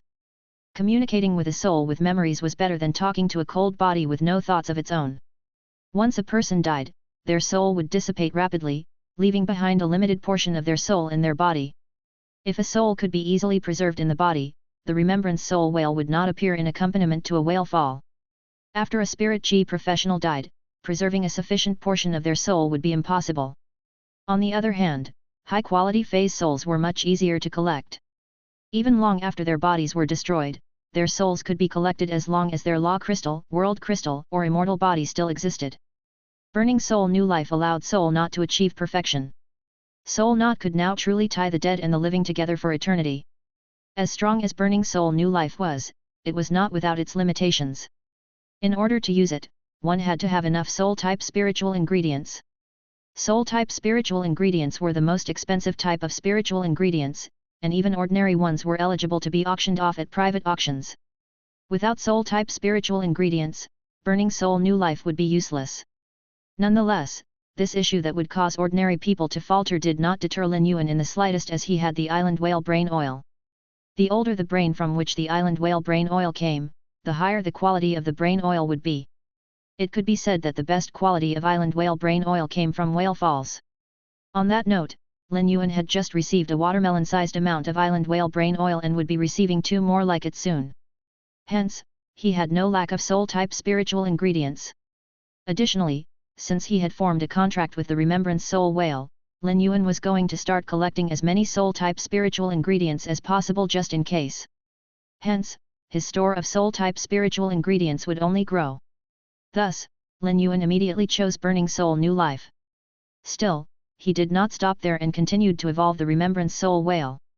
While Red Thorn was using the brutal vine ramets to clean out the whale fall, Lin Yuan continued to evolve the Remembrance Soul Whale until it reached Bronze X/Legend. Lin Yuan always sought perfection when he nurtured feys. This was why there was a gap between his feys powers and his own powers. He was playing the long game. Once he became an A-rank spirit chi professional, his feys would sweep everyone off their feet when they reached fantasy breed. Hence, Lin Yuan stopped the Remembrance Soul Whale at Bronze X/Legend just like he had done with Chimey, Genius, Blackie, and Purple Afterglow. He would only allow it to evolve to Bronze X/Fantasy I, and eventually Silver Grade, when he found a suitable willpower rune for it. This was the only way he could utilize the Remembrance Soul Whale's potential to the greatest extent, as well as enable Morbius to evolve as soon as possible. Morbius was currently at Silver Grade, and Lin Yuan checked on it. Fey name, Morbius. Fey species? Fey grade, Silver, 10/10. Fey type, Spatial/Mystery. Fey quality, Fantasy I. Ability. Exclusive skill. Silver Grade Spirit Lock. Remembrance Soul Whale, Bronze X/Legend. Abilities. Soul Knot. When faced with the body of a dead target, singing the whale song will combine all the hidden souls in the body and awaken the soul within the target. If there is enough soul in the target's body, the memories in the soul will be activated. Exclusive skill. Burning Soul New Life. By using spiritual ingredients full of soul power, the soul energy can be directed to and solidified in the soul. The soul energy can be used to recover damaged souls and return them to whole. Morbius had already been asleep for a long time. Lin Yuan could not do much about his slumbering first friend. Once the Remembrance Soul Whale reached Fantasy Breed and evolved to Gold Grade, Morbius could also evolve to Gold Grade. It was even possible that Morbius would awaken then. Lin Yuan missed Morbius. However, when would he be able to find a willpower rune suitable for the Remembrance Soul Whale? He scratched the back of his head. He had a fair number of willpower runes in his possession. He had given the Twilight willpower rune that he found at Millstone Town to Chimey. The willpower rune he had comprehended while gazing at the burning wild plants had gone to the Jasmine Lily, while the Vast Sea willpower rune he comprehended while looking at the sea outside of Indigo Azure City had been given to Blackie. The Knowledge willpower rune from realizing that knowledge was power now belonged to Genius. After immediately comprehending a willpower rune from the broken silver stamen gold luster Kasha, he gave it to Red Thorn. The willpower rune he had comprehended while sensing the wind currents went to Shiny. He had comprehended the butterfly-shaped willpower rune while watching Purple Afterglow and the Kill Food Sky butterfly dancing in the air together under sunlight. This one had gone to Purple Afterglow. Moreover, Silver Corona had transformed into a fairy source-type fey using the fairy's heart, and it acknowledged Lin Yuan as its master because it had been the first person it had laid its eyes on. Hence, their relationship only ran one way, where Silver Corona worshipped him as its master. Chapter 1341, Sky City's Pillars. As such, Lin Yuan could not give the Kill Carnage willpower rune to Silver Corona even though it was very suitable for Silver Corona. In total, Lin Yuan had comprehended 10 willpower runes. If he told anyone this, they would be frozen with shock. It was unheard of for such an elite young person to own 10 fantasy breed feys. Yet, Lin Yuan still felt that he did not have enough to go around. Besides the one he had already used, Lin Yuan only had the Kill Carnage willpower rune he had comprehended in the Alien Insect Dimensional Rift. After being stuck on the Knowledge willpower rune for so long, Lin Yuan knew the torture of yearning for a willpower rune but being unable to obtain one. He also knew how difficult it was to comprehend a willpower rune intentionally. If it were easy to comprehend a willpower rune intentionally, there would be countless spirit chi professionals who burnt holes in their wallets to hire creation masters to create a custom willpower rune for their feys. The dragon saliva whale fragrance that Redthorn found could increase a fey's ability to comprehend willpower runes from nature. The jade-textured agar wood could calm a person down and give them clarity to focus. It was Lin Yuan's favorite incense fragrance. Lin Yuan decided that when he returned, he would choose his favorite scent out of the 4 dragon saliva whale fragrances. Then, he would be able to muddle the jade-textured agar wood and his favorite dragon saliva whale fragrance together for his daily use. This might help him to comprehend a willpower rune that was suitable for the remembrance soul whale as soon as possible. If he could not find the best willpower rune, a perfectionist like Lin Yuan would not dare to contract any new feys. If any other elite member of the young generation knew what he was thinking, scathing thoughts would immediately fill their heads. How are you still not satisfied after comprehending 10 willpower runes? It would be the happiest day of our lives if we managed to comprehend one. What do you take willpower runes for? Do you think they're vegetables sold at the market or toilet paper that is always readily available? Also, you're way too heavy-handed. The dragon saliva whale fragrance is so precious that anyone who obtains even a small piece of it will carefully turn it into an accessory they wear wherever they go to increase their ability to comprehend willpower runes from nature. Yet, you choose not to only immediately burn it up but also insist on picking the best scent out of the 4? How infuriating! Nonetheless, these young elites would never have the opportunity to know that Lin Yuan held such a treasure in his hands, as he was not the type to show off. He always kept his treasures and fortunes a secret. By now, Redthorn's brutal child Raymits had finished consuming all the flesh from the 3 island whales, reducing them to bones. The mother of Bloodbath carefully stored the island whale bones in a diamond fey storage box. Just like the island whale brain oil, the bones became more valuable with age. These 3 sets of old island whale bones shone like pieces of jade at the bottom of the sea. Lin Yuan immediately decided what he would use the island whale bones for. He did not plan on opening them up to gain access to their marrow, even though that would enable the floating island whale to hatch sooner. This was because he still had the bones of hundreds of giant whales that could be used to enable the floating island whale to hatch sooner. Lin Yuan was a patient person, but there would be no guarantee that waiting would allow him to gain another 3 sets of island whale bones, much less mature island whale bones. Lin Yuan was also unwilling to kill high-quality whales to obtain their bones. He planned on using the 3 sets of island whale bones as pillars that would hold up the true sky city that he was going to build on the floating island whale's back. After Lin Yuan extracted the island whale's brain oil, they would lose their jade sheen and turn ivory. The furniture and items made from whale bones that appeared at auctions were all made from bones that had their marrow extracted. If the marrow were kept sealed within the bones, the whale bones would be sturdier and start to glow under the nourishment of the marrow. By using the island whale bones to build Sky City, the water elements and spirit chi released would nourish the floating island whale's skin and prevent its skin from drying out while flying in the sky. This would also allow any plant-type phase that Lin Yuan planted on the floating island whale's back to grow without needing to be watered, as the water vapor released from within the island whale bones would be enough. The island whale bones were extremely strong. When combined with other strong spiritual ingredients, Sky City would be saved from damage when the floating island whale knocked into other targets.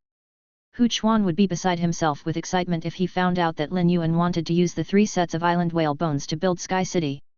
Currently, Redthorn had reached Gold 9/Fantasy V and was 1 step away from Platinum grade. Lin Yuan returned Redthorn and the Remembrance Soul Whale to the Spirit Lock Spatial Zone and stopped using Faith Application. The mother of Bloodbath came over to Lin Yuan, presented him with the 10 diamond Fey storage boxes full of brain oil, and said, "Here are all the resources that can be collected from the large whale fall. Besides the whale bones, I also asked Redthorn to save over 100 gallbladders. The giant whale's gallbladders are strong antidotes for poison, even the rarest ones. They might be useful to you one day." Lin Yuan smiled and received the Fey storage boxes as he replied, "You've worked hard, mother of Bloodbath. If not for you, a person without experience like me would have been left at a loss about how to teach Redthorn what to and what not to eat." The mother of Bloodbath shook its head. Its contributions were minuscule compared to what Lin Yuan had done for it. It did not deserve Lin Yuan's gratitude. Instead, it should be the one expressing its gratitude. Given all the times that Lin Yuan had saved it, thanking him 1,000 times would still be insufficient. The mother of Bloodbath softly said, "Lin Yuan, you didn't want me to stand on ceremony with you, so why are you acting like this with me? Also, one of the fey storage boxes I gave you contains 7 law crystals. 6 of them are myth I, while 2 are myth 2. These giant whales might be large in size, but they aren't strong. It's actually a shame only 1 out of the 3 island whales reached creation breed.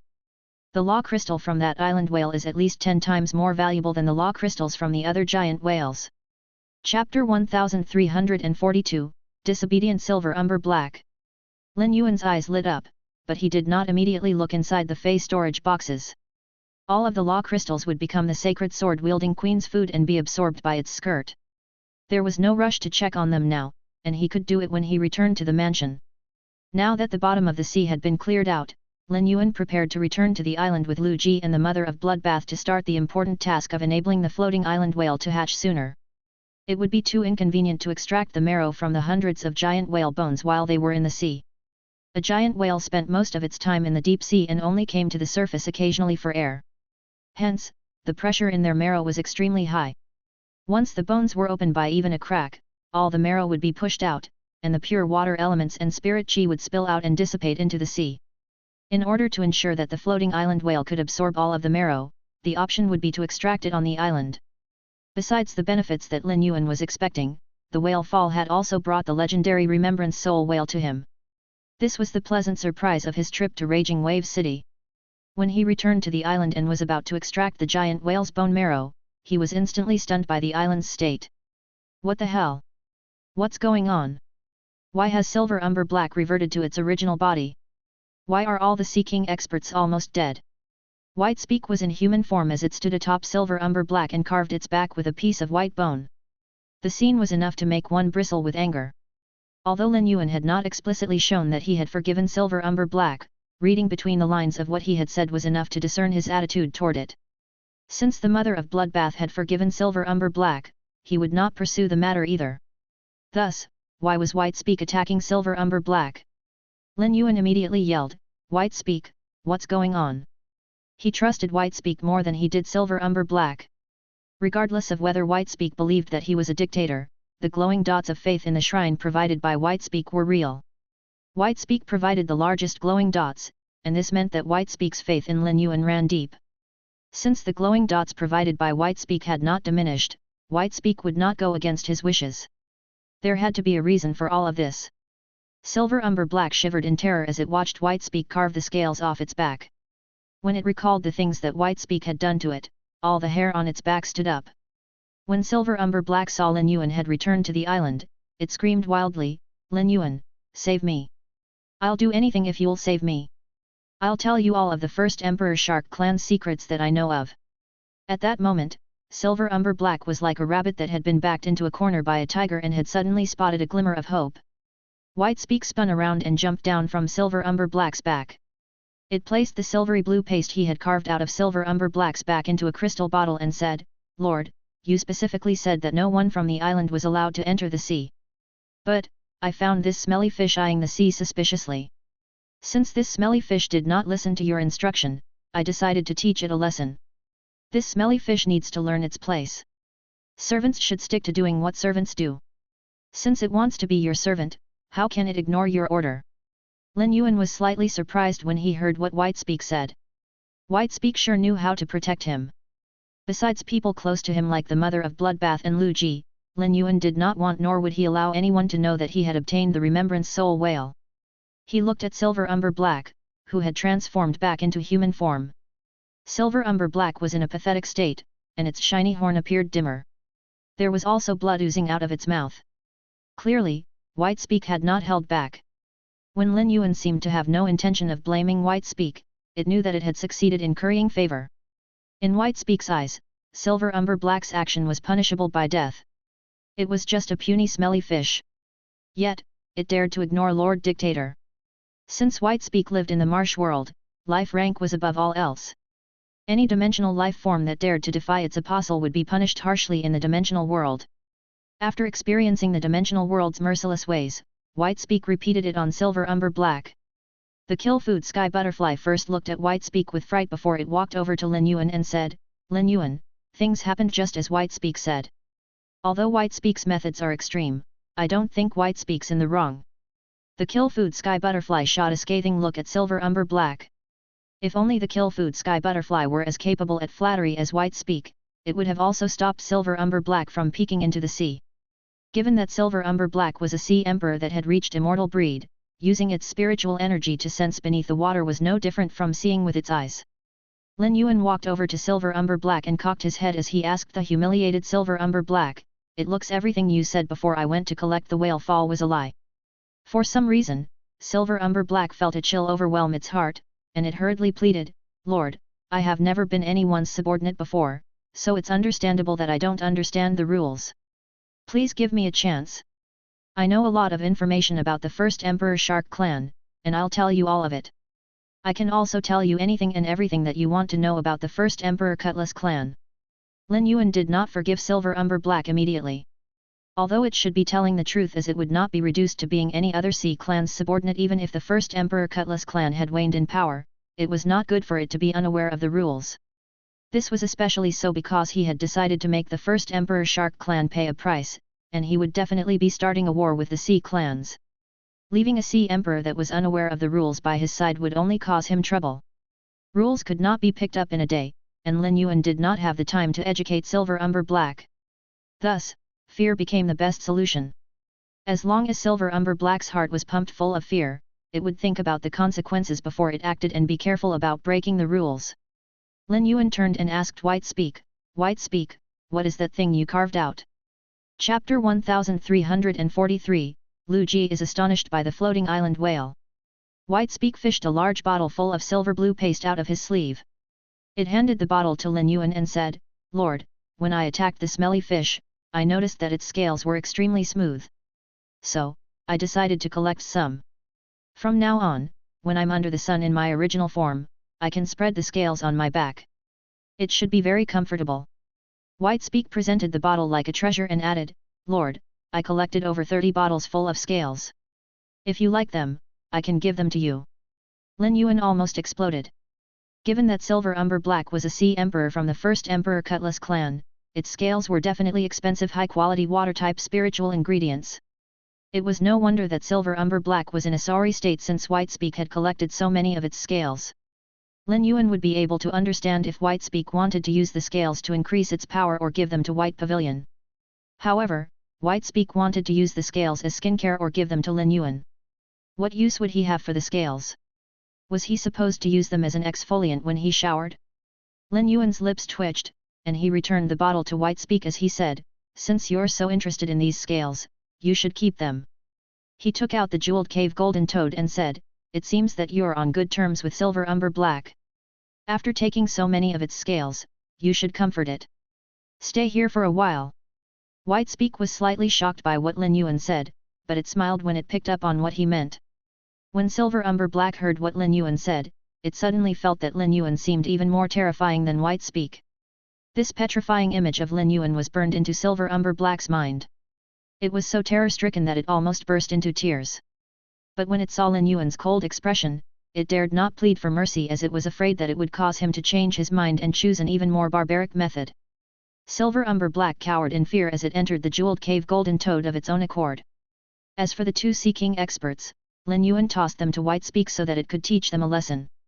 The mother of Bloodbath and Lu Ji grinned when they saw how Lin Yuan treated Silver Umber Black. Reading on mybosnovel.com please. Lin Yuan was always gracious and rarely lost his temper. Although this was a virtue, it could also be mistaken for spinelessness. The way that Lin Yuan talked to Silver Umber Black proved that he had constantly been maturing. He had grown from a bright youth to a dignified young man of the upper echelon. Lin Yuan had already given Silver Umber Black a chance, but it had ignored his order. Since Silver Umber Black did not know how to appreciate the opportunity it had been given, it deserved to be taught a brutal lesson. If Lin Yuan gave Silver Umber Black multiple chances, Silver Umber Black would only disregard the rules, cross the line, and eventually lose its loyalty to Lin Yuan. Only the mother of Bloodbath, Lu Ji, the kill food sky butterfly, and Shadow were left on the island. They were all dear to Lin Yuan, and he did not feel the need to hide anything from them. Thus, he summoned the island whale embryo out of the spirit lock spatial zone. Other than Lu Ji, who understood the island whales, the mother of Bloodbath and kill food sky butterfly were not sea feys and knew very little about the island whales. As a dimensional life form, Shadow was completely in the dark. Lu Ji had noticed that the island whale embryo that Lin Yuan took out was very different from regular island whale embryos. Usually, the island whale embryos were blue. But, the one Lin Yuan took out was a mix of green and blue, and it had both wind and water type aura. This was the first time that Lu Ji had come across such an island whale embryo. Lin Yuan placed his hand on the floating island whale embryo. After Lin Yuan had fed the floating island whale so many times, it had become accustomed to his aura. The floating island whale within the egg immediately swam over to where Lin Yuan's hand was placed on the shell. Lin Yuan could also feel the tremors coming from inside the egg. When Lin Yuan saw the confused expressions of those around him, he said, "When I first established a private faction, I did not decide to name it Sky City by chance. From the beginning, I aimed to build a faction in the sky. This is a mutated island whale embryo called the floating island whale. It can swim in the sky just like how the island whales swim in the sea." Shadow did not think much of what Lin Yuan said as it did not come from the main world. However, Lu Ji, the mother of Bloodbath, and the kill-food sky butterfly froze. Naturally, the three of them did not question the truth of what Lin Yuan had said. However, what he had said was just too shocking. An island whale that flew in the sky was completely different from one that swam in the sea. The island whale from the sea would not be able to infringe on land, but the floating island whale from the sky could. Hence, they had completely different strategic significances. By building a camp on the floating island whale's back, the faction would be able to land on any part of the world and would not have to be constrained by domains.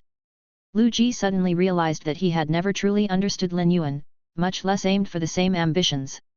He could not even begin to imagine Lin Yuan's ambitions. From the beginning, Lin Yuan had set his sights on not just the Radiance Federation but the entire main world. He had been constantly working hard toward this aspiration. Now that Lu Ji had become Night Leaning Moon's disciple, all the resources he used to increase his power came from her.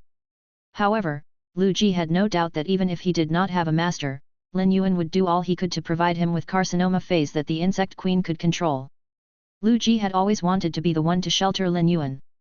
Yet, from every angle, it was plain to see that Lin Yuan was the one protecting every member of Sky City.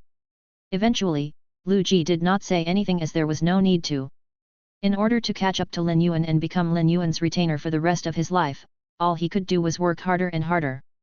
Lu Ji composed himself and pulled up his sleeve as he said, "Lin Yuan, there are hundreds of whale bones. Let's split up to extract the marrow." Lin Yuan took out the diamond fey storage boxes that the mother of Bloodbath had given him and summoned all the giant whale bones other than those of the 3 island whales. He had not thought much of it when he was at the bottom of the ocean. But now that the hundreds or even thousands of meters long giant whale bones were laid out on the island, they took up more than half the space on the island. The sight of the landscape was startling. Chapter 1344, almost 10 billion radiance dollars of provision. Lu Ji instructed the insect queen to produce many of the shield ladybugs. The giant whale bones were very heavy.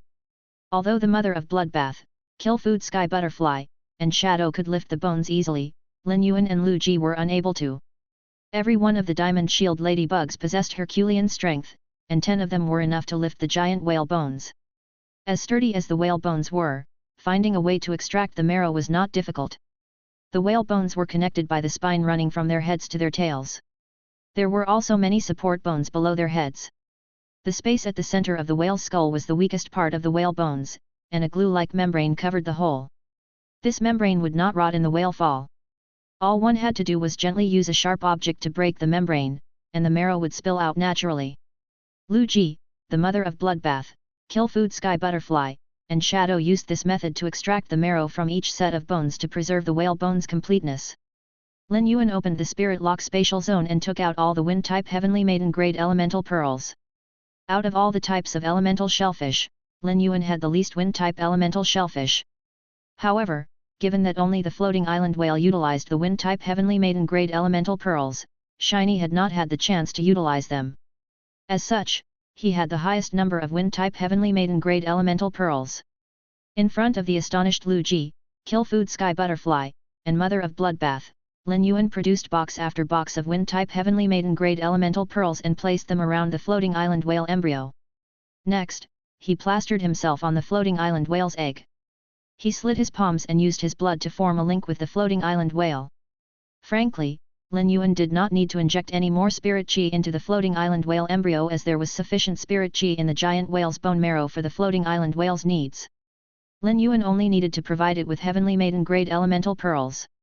However, it was clear that there was more pure water elemental energy than spirit qi in the giant whale's bone marrow. In order to allow the floating island whale embryo to absorb pure water elemental energy and water elemental energy, Lin Yuan planned on cutting off the spirit qi for the rest of the phase in the spirit lock spatial zone while the floating island whale was absorbing the bone marrow. Reading on mibosnovel.com please. When Gray was absorbing large amounts of pure spirit qi in the spirit lock spatial zone, Lin Yuan had been worried that the floating island whale embryo would be affected. Now that the floating island whale had taken on the main role, he no longer had anything to be afraid of. The twin red pagoda, intelligent Ganoderma sinensis, and various elemental shellfish would not be greatly affected. The worst-case scenario would be that the elemental shellfish would be temporarily unable to produce elemental pearls. The mother of bloodbath, Lu Ji, Killfood sky butterfly, and Shadow quickly poured the whale marrow all over the floating island whale embryo. A storm of wind elements with the floating island whale at the center swirled on the island. If he had not changed the terrain of the island and driven away all other life forms, the other life forms would be in trouble if they witnessed this scene. Once whale marrow from 80 giant whales was poured on the floating island whale egg, Lin Yuan could sense the floating island whale banging against the shell. This showed that the floating island whale was so eager to meet him that it was anxiously thrashing around. Lin Yuan let out a sigh when he felt the floating island whale's affection toward him. Although 2/3 of the giant whale marrow had already been used up, the floating island whale embryo still had not let out a single whale cry. It seemed that there was no hope of the floating island whale hatching today. This was unsurprising, as the floating island whale embryo needed pure wind elemental energy to grow, and there had been none at the bottom of the ocean. The Gao family had been nurturing the floating island whale ever since they received it, but never provided it with any pure wind elemental energy. This meant that the floating island whale embryo had only started to be nurtured when it landed in Lin Yuan's hands, entered the spirit lock spatial zone, and received its first influx of pure spirit qi, water elemental energy, and wind elemental energy.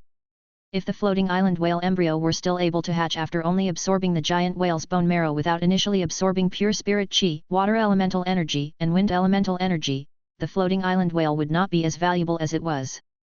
Nonetheless, Lin Yuan was adamant about not touching the 3 island whales' bone marrow. After absorbing the bone marrow of so many giant whales, it would take the floating island whale a month at the most to hatch. Thus, Lin Yuan would be able to see the floating island whale hatch before the Radiance 100 sequence selection. Lin Yuan had been looking forward to the floating island whale hatching for a long time. Ever since he received the floating island whale embryo, a day did not go by that he did not wish for the floating island whale to hatch as soon as possible. Without this large whale fall, it could take 6 months for the floating island whale to hatch using just the resources available in the spirit lock spatial zone. But now, Lin Yuan only had to wait for another month. The wind-type heavenly maiden-grade elemental pearls stacked below the floating island whale embryo were being used up at a visible rate. After consuming so many precious spiritual ingredients and the earth center fine milk, Lin Yuan's body had also improved. Even if there were no healing type phase around to heal the wound on his palm, he would be able to use his spirit to control the cells to accelerate healing. Lin Yuan was in no rush to heal his wounds. Instead, he continued to supply blood in order to deepen his connection with the floating island whale. Lu Ji, the mother of bloodbath, and the rest continued to extract the whale marrow as they stared in shock at the wind-type heavenly maiden-grade elemental pearls being used up. With every breath that the floating island whale took, at least 10 wind-type heavenly maiden-grade elemental pearls and the marrow from one giant whale would be used up. This meant that the floating island whale used up hundreds of millions of radiance dollars with every breath it took. The floating island whale took 5 breaths every minute. In 20 minutes, Lin Yuan had used up close to 10 billion radiance dollars on the floating island whale. This speed of consumption was terrifying, as even top factions in the Radiance Federation would not be able to afford it. However, Lin Yuan's gains and losses would balance out. Besides the hatching speed issue, it was clear from its quality that Lin Yuan's floating island whale would be stronger and larger than the island whales hatched by other factions. The wild island whales hatched in the sea could easily reach close to a length of 50,000 meters. Meanwhile, those hatched by top factions would only be able to reach a length of 30,000 meters at best. Chapter 1345, Lin Yuan's team of spirit craftsmen. This was because the water elemental energy and concentration of spirit qi provided by those top factions could not compare to that of the whale fall. Factions did not regard the island whale as an ordinary fey but as a strategic resource. Some of the factions with sea or trading roles, like whale ocean commerce, nurtured the island whales in order to transport goods by sea. By using the island whales, they would not be attacked by sea feys and would be able to trade with the various federations. Hence, there was no need for whale ocean commerce to nurture the island whale embryos to the best of their ability. The number of creation masters would not be able to affect the purity of spirit chi and water elements. Instead, the class of the creation masters was what mattered. High-class creation masters were able to produce spirit chi and water elements of much higher concentration than low-class creation masters. Every faction's creation master resources were tight, and they tried to save as much as possible. Thus, it was no wonder that whale ocean commerce aimed to hatch the island whales at the lowest cost possible to save creation master resources and nurture more island whales. Lin Yuan used wind-type elemental pearls that all had outer layers. He had also taken out multiple water-type heavenly maiden-grade elemental pearls with outer layers and placed them around the floating island whale egg. This meant that Lin Yuan's manual nurturing of the floating island whale was no different from the island whales nurtured by a whale fall. In fact, the floating island whale he nurtured would be better. A large whale fall could not compare to the purity of elemental energy in an over-the-rail coral elemental pearl. After using the bone marrow from over 90 giant whales and 1000 wind-type heavenly maiden-grade elemental pearls, Lin Yuan finally sensed tremors coming from the floating island whale embryo. The floating island whale embryo's wail cries also became louder. Lin Yuan smiled. He only had to wait for the little one inside the egg to grow strong enough to break through the shell, and the floating island whale would be hatched. After the bone marrow from the final giant whale was used up and the floating island whale drew another breath, the island fell silent. Before the floating island whale hatched, it could not be without pure spirit chi. Lin Yuan hurriedly returned it to the spirit lock spatial zone before collecting the unused wind and water type heavenly maiden grade elemental pearls. Lu Ji helped Lin Yuan to collect the whale bones as he said, "Lin Yuan, it looks like the floating island whale will be able to hatch within the month. It will be a large undertaking to start building atop the floating island whale once it hatches." Reading on mibosnovel.com please. Hu Chuan only has 350 spirit craftsmen in the Heavenly Craft Pavilion, and the underground palace needs Hu Chuan for the time being. The base in the marsh world also needs spirit craftsmen. I think that there are too few spirit craftsmen in the Heavenly Craft Pavilion. We should tell Hu Chuan to hire more spirit craftsmen. Lin Yuan did not nod immediately. Instead, he frowned. There would be construction ongoing simultaneously on the floating island whale's back, the Divine Wood Federation's underground palace, and the base in the marsh world. The Heavenly Craft Pavilion's spirit craftsmen would definitely be insufficient. It might not even be enough to meet his rate of expansion if 500 spirit craftsmen were sent to the marsh world to build the base. There was no person on earth that did not hope that their base would be built as soon as possible. Hence, there would never be enough spirit craftsmen in the Heavenly Craft Pavilion.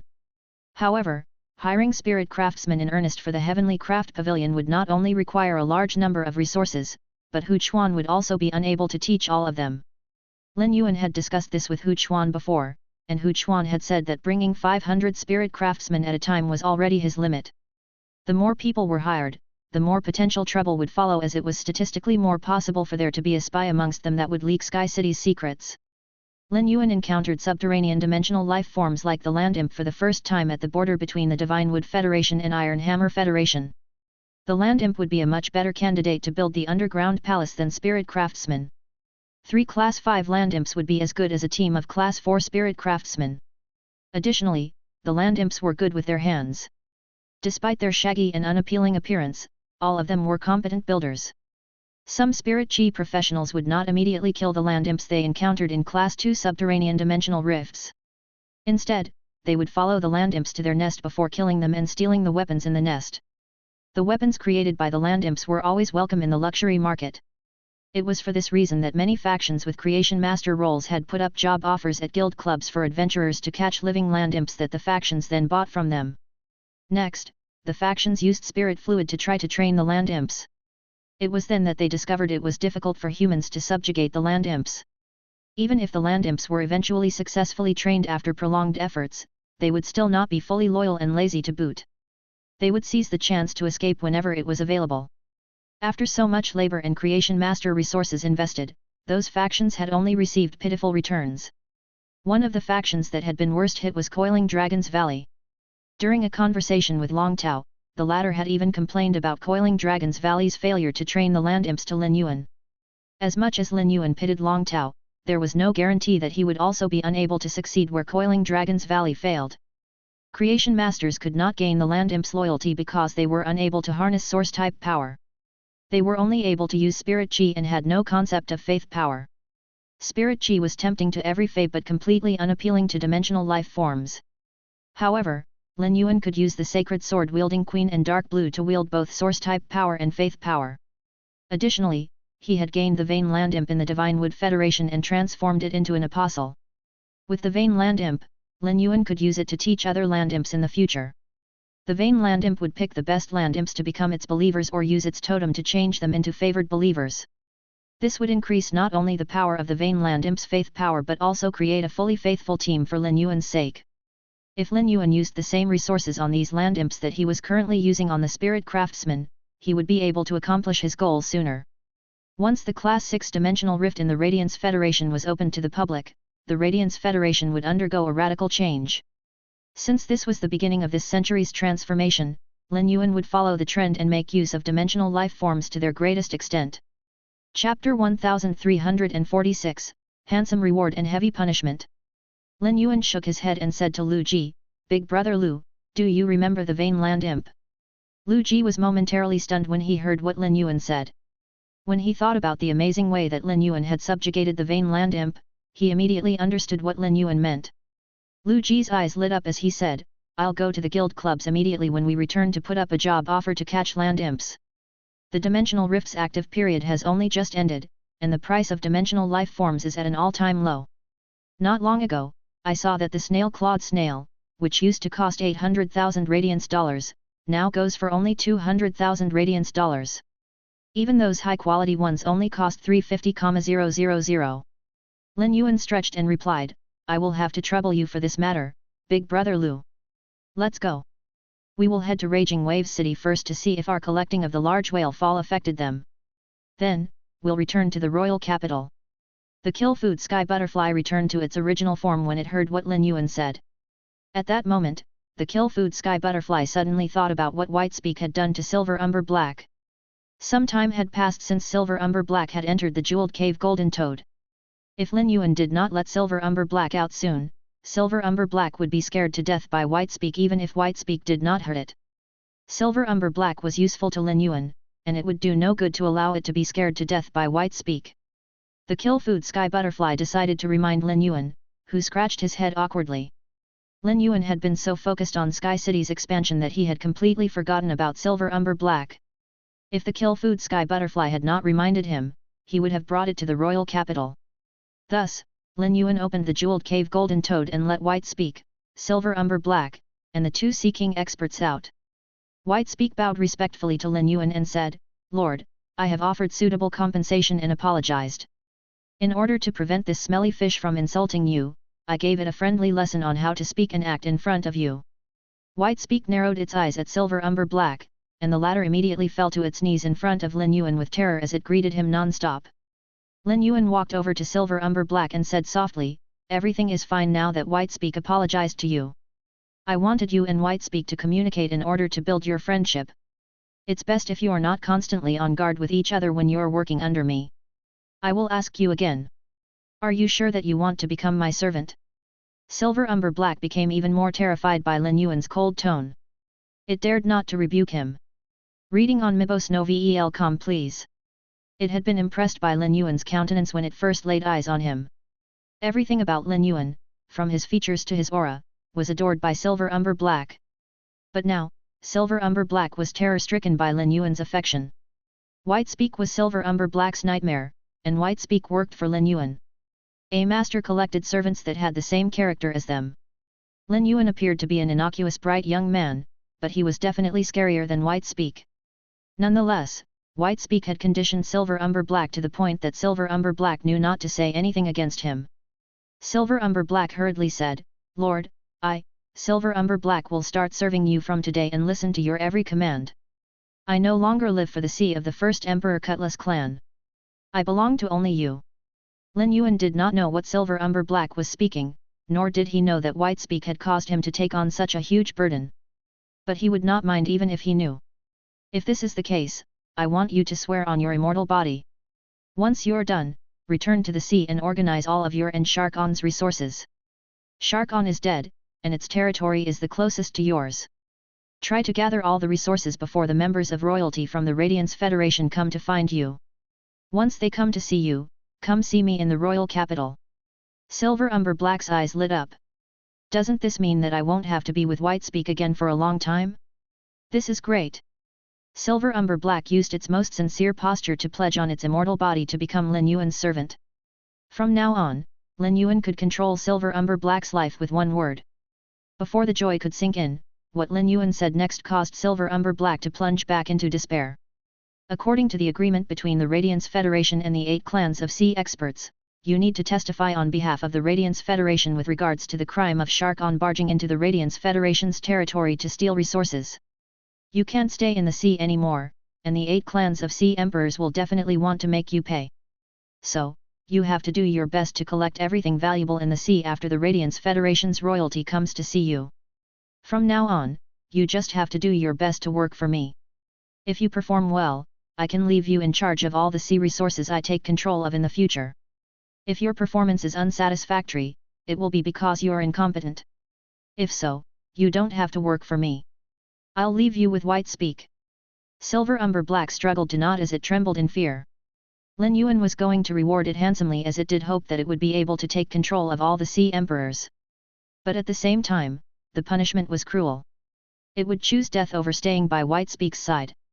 In order to make Lin Yuan happy, Silver Umber Black was ready to give its all. It would return to the sea and go to Sharkon's territory to kill all of Sharkon's subordinates that could potentially threaten it. It would take control of those that were willing to submit to it. Even if it had to work hard, it would gather all of its own and Sharkon's resources within 3 days. Silver Umber Black kept kneeling respectfully even after Lin Yuan and the rest rode away on the Kill Food Sky Butterfly. The 2 Sea King experts that had been practically invisible since Lin Yuan let them out of the jeweled cave Golden Toad helped Silver Umber Black up. They knew that Silver Umber Black's choice would cause them to never be able to return to the Sea Clans. They would have no choice but to work for this person named Lin Yuan for the rest of their lives. While riding on the Kill Food Sky Butterfly, Lin Yuan spotted many Spirit Chi professionals dressed in uniform outside Raging Wave City. They wore striking standard masks, which indicated that they were spirit guards. Lin Yuan let out a sigh of relief when he saw the spirit guards and the undamaged Raging Wave City. Chapter 1347, and his friend. During the fight with Sharkon, Lin Yuan had been confident that he would be able to kill Sharkon but not that he would be able to control the repercussions. But now, it seemed that the fight had not affected Raging Wave City at all. Otherwise, he would have become a criminal in the eyes of Raging Wave City. On their way back, Lin Yuan, Lu Ji, and the Mother of Bloodbath had put on Sky City's standard mask while Shadow entered Lin Yuan's shadow. The change in Lin Yuan, the Mother of Bloodbath, and Lu Ji's attire made it seem like the Moon Empress disciple had never stepped foot on the island. There was an unspoken rule amongst the disciples of the members of royalty that they could share information with each other. This was exemplified by how Gulang and Zhongzi had told Lin Yuan about, and he and Gulang had not hesitated to tell Lin Yuan and Zhongzi about his fight with Zhongzi. However, information about the members of royalty could not seep past this group. As Long Lam Plight's disciple, it was impossible that he was not aware of this. Hence, he would not reveal Lin Yuan's identity. In fact, Lin Yuan felt that given his personality, he would not give Wang Xi the chance to speak even if they met. Since it would not be exposed that the Moon Empress disciple had gone to the island, Lin Yuan did not plan on telling Wang Xi about his identity. Otherwise, it would be easy for Wang Xi to become suspicious and form a link between the Moon Empress disciple and Sky City's City Lord. Lin Yuan might eventually reveal that Sky City's City Lord and the Moon Empress disciple were the same person, but now was not the right time. The deal between Lin Yuan and Wang Xi was equivalent to a deal between Sky City and Raging Wave City. As such, it was a deal between 2 factions. Lin Yuan did not want his identity as the Moon Empress disciple to be dragged in. If Wang Xi found out that he was the Moon Empress disciple, he would definitely report this piece of information to the City Lord of Raging Wave City. Reading on mibosnovel.com please. If this happened, Raging Wave City could try to gain his favor, and the collaboration would change from one between factions on equal standing to them trying to gain access to the Moon Empress. Lin Yuan did not like involving the Moon Empress when conducting business. 2 teams were guarding Raging Wave City. One team was made up of spirit guards led by 2 guard envoys, while the other team was made up of the Raging Waves Guards led by Wang Ci. Since the Raging Waves Guards were from Raging Wave City, there were many more of them than there were Spirit Guards. However, the Raging Waves Guards were also much busier than the Spirit Guards. The Spirit Guards were only present in Raging Wave City to help the Raging Waves Guards during the active period of the Dimensional Rift. They only stepped in to help protect Raging Wave City during special circumstances. Now that the Dimensional Rift's active period had ended, the Spirit Guards had not had much to do recently and were preparing to return to the royal capital. But before they could rest, Wang Ci sent them back to their original positions. During the standoff between Wang Ci and Gu En, he had appeared. At first, Wang Ci had been grumbling about Lin Yuan as this huge incident that Lin Yuan caused could cause Wang Ci to lose his position as the captain of the Raging Waves Guard. Although the collaboration between Sky City and the Raging Waves Guard could bring significant benefits to the Raging Waves Guard, Wang Ci had already thought about adding Sky City to Raging Wave City's blacklist more than once. However, Wang Ci heard he say, "My friend is still on the island. None of the Raging Waves Guards are allowed to head to the island before he returns." Wang Ci caught the word friend. The Raging Waves Guard had always badly needed high-quality bronze feys. In the deal between Wang Ci and Lin Yuan, he had only asked Lin Yuan to nurture a batch of 200 steel spike iron oysters. This was because he did not trust Lin Yuan. After all, Wang Ci had only heard about the deal between Sky City and the Indigo Azure Guard captain from Fengdong. He had not seen it for himself. As such, he dared not pump out a large number of resources in one go in case he ended up being cheated by Sky City. If that happened and Raging Wave City's City Lord bore down on the matter, Wang Ci would not be able to use the deal as an excuse or a reason. But now, he had personally called Sky City's City Lord his friend.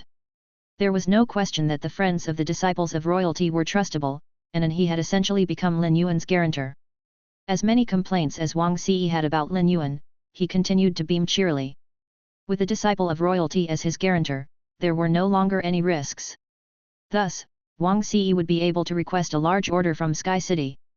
Raging Wave City had to pay with money when they worked with other Creation Masters or factions with Creation Master roles. But, they only had to pay with Law Source Crystals when they worked with Sky City.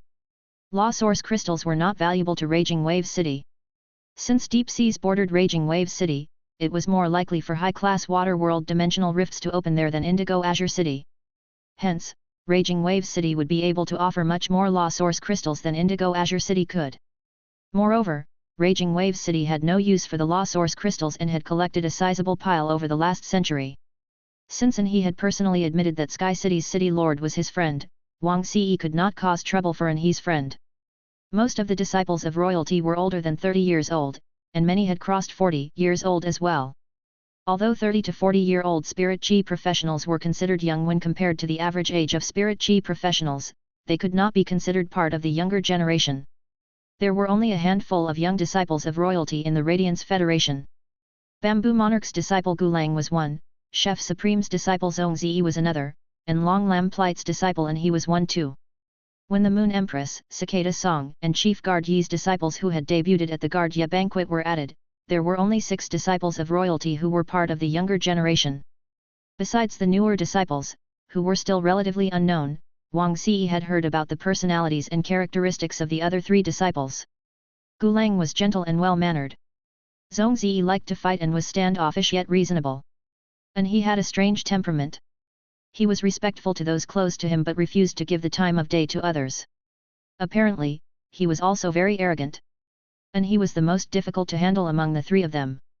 If he had called the person on the island his friend and Wang Ci went ahead to cause trouble for that person, it was possible that he would seek Wang Ci out to teach him a lesson. Chapter 1348, Who are you calling brother? Wang Ci would not do anything to blatantly offend a disciple of royalty. If the situation blew up, he could not expect Cicada Song to clean up the mess. When Wang Ci saw the beautiful baby blue butterfly land on the harbor in front of the city, he prepared to walk up to it to greet Lin Yuan. But before he could, Sky City's City Lord had already walked over to Wang Ci and said, "I'm sorry that my actions on the island caused some trouble. Did the giant waves affect Raging Wave City in any way?" Wang Ci was stunned, but he narrowed his eyes and fixed his gaze on Lin Yuan's eyes. One glance was all it took for him to realize that Lin Yuan's eyes were only full of honest sincerity. This caused him to immediately change his opinion of Lin Yuan. Previously, he had not wanted to bring this matter up with Lin Yuan because he was afraid it would displease he. The citizens of Raging Wave City did not know about the giant waves, and they had not caused any impact. Wang Xi had wanted to shoulder the matter before deepening his working relationship with Sky City to trade for many high-quality bronze feys with law source crystals. This was his way of making up for the incident. Yet, it turned out that there had been no point in him thinking about this. Lin Yuan had taken responsibility for everything without a single thought of shirking the responsibility. Wang Xi looked at the bright eyes behind the mask with majestic Sky City patterns and could not help but feel a wave of respect rise within him. He could not help but associate positive feelings with Sky City. This young man was the responsible leader of a faction. Under his leadership, Sky City had to also be a responsible faction. Wang Xi changed his mind about not mentioning the matter. Since Lin Yuan had asked, Wang Xi felt that there was no reason to hide the truth from Lin Yuan. If he did, he would be doing a disservice to Lin Yuan's gesture of responsibility. Brother, your actions on the island sure were violent to cause such large waves 800 leagues away. The waves rose from the sea one after another. At first, they were only about 20 meters. But eventually, the waves grew to 100 meters and above. The tallest waves reached 300 meters. Thanks to your preemption and the spirit guards who gathered to use their feys to defend against the waves, no serious losses occurred. Wang Xi chuckled before continuing. Brother, come have a seat at my place. I'll brew you another cup of Sea Valley tea. We can have a good chat. Lu Ji went straight to the team of spirit guards when he jumped down from the kill food sky butterfly's back.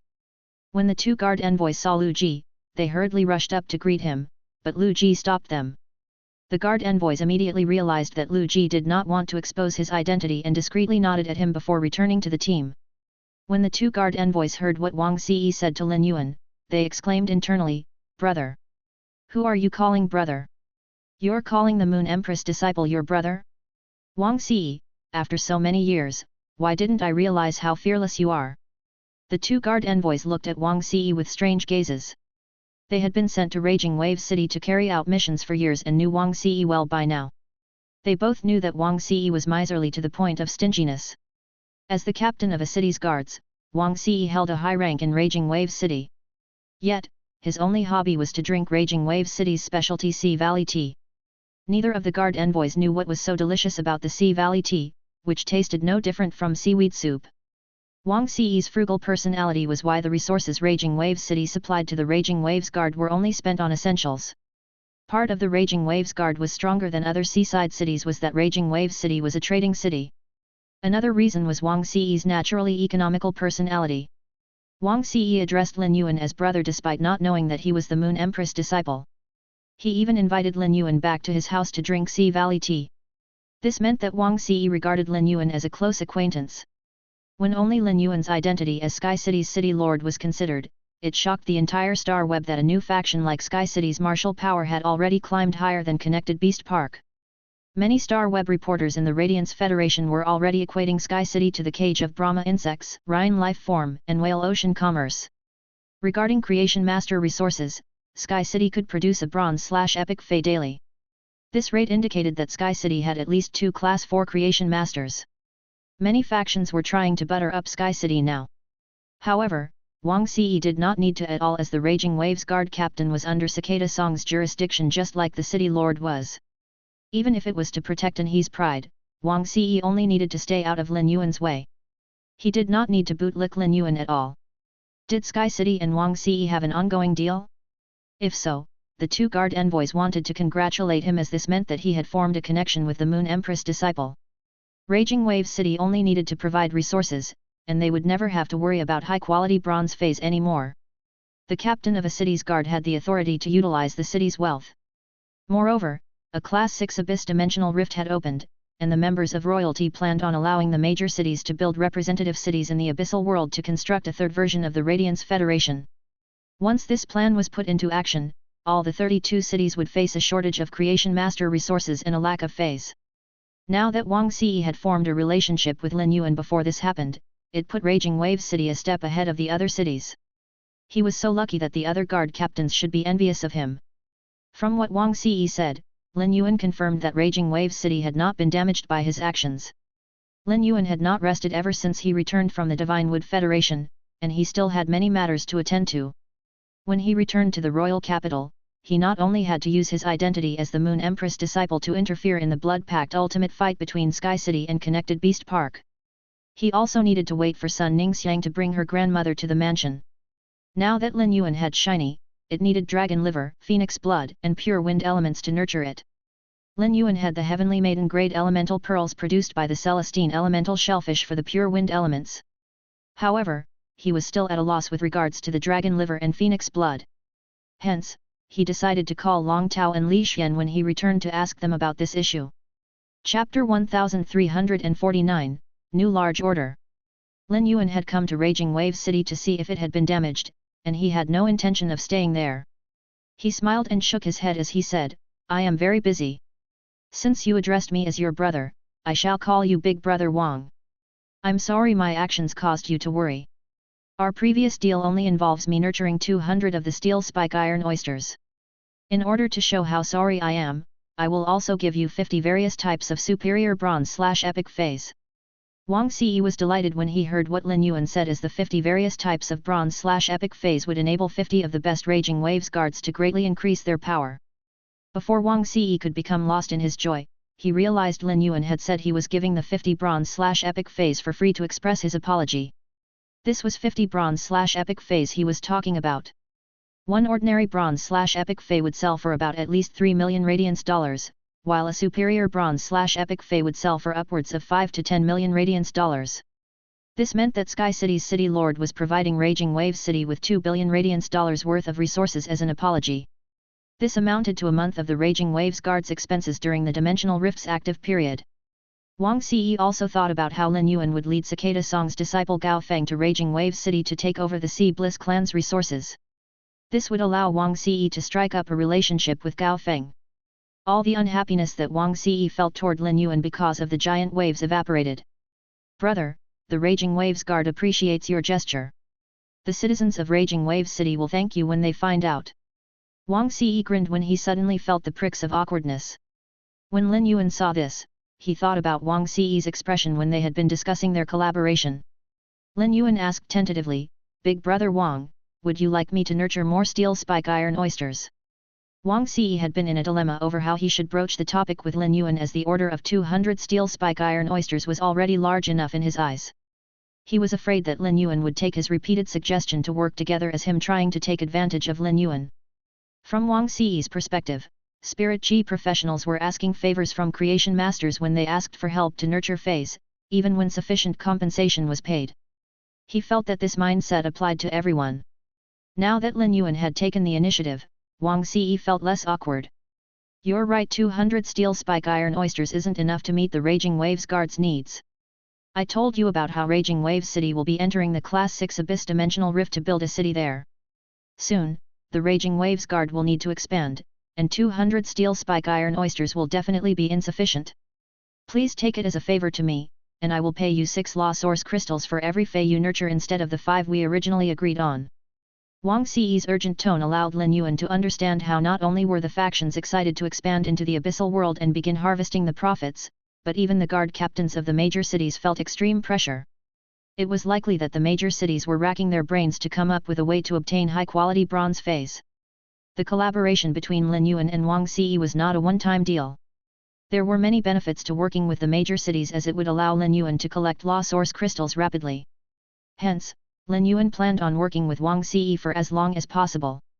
"Big Brother Wang, Sky City has a large store of spirit fluids, and I will never refuse to do my part for Raging Wave City. Calculate how many steel spike iron oysters you need. If the number isn't too high, Sky City will help. As for the price, we can stick with the original 5 law source crystals for every fey." Now, Wang Xi felt that Lin Yuan was truly his brother. He would like to share his blood with Lin Yuan to become true blood brothers. However, this was just a fantasy, as he was still the captain of the Raging Waves Guard, and it would not be appropriate for him to be overly close with the leader of a faction. When Lin Yuan said that he would not hesitate to do his part for Raging Wave City, Wang Xi felt a rush of warmth. Wang Xi took Lin Yuan's attitude toward Raging Wave City to mind. Since Lin Yuan had put it so clearly, there was no need for Wang Xi to waste time on unnecessary politeness. Wang Xi quickly calculated the number of the steel spike iron oysters that Raging Wave City needed and said, Raging Waves City needs at least 5,000 more steel spike iron oysters, as every newly employed Raging Waves guard will need the steel spike iron oyster. Moreover, the steel spike iron oyster is easy to maintain, and I would like to stock up on some for future prizes. He did not expect Lin Yuan to agree to this number, as 5,000 steel spike iron oysters was too large of an order. Yet, Lin Yuan happily agreed. 5,000 steel spike iron oysters isn't a problem. However, the nurturing time will take slightly longer. I will send someone to deliver batches of 200 steel spike iron oysters to you every 10 days. What do you think? Wang Xi was frozen with shock from the moment Lin Yuan agreed. Now that Lin Yuan said that he could deliver 200 steel spike iron oysters to Raging Waves cities every 10 days, Wang Xi was overcome with elation. It would take more than a few days to expand the Raging Waves guard, as every applicant needed to be strictly screened. The process took at least 6 months and could last up to a year.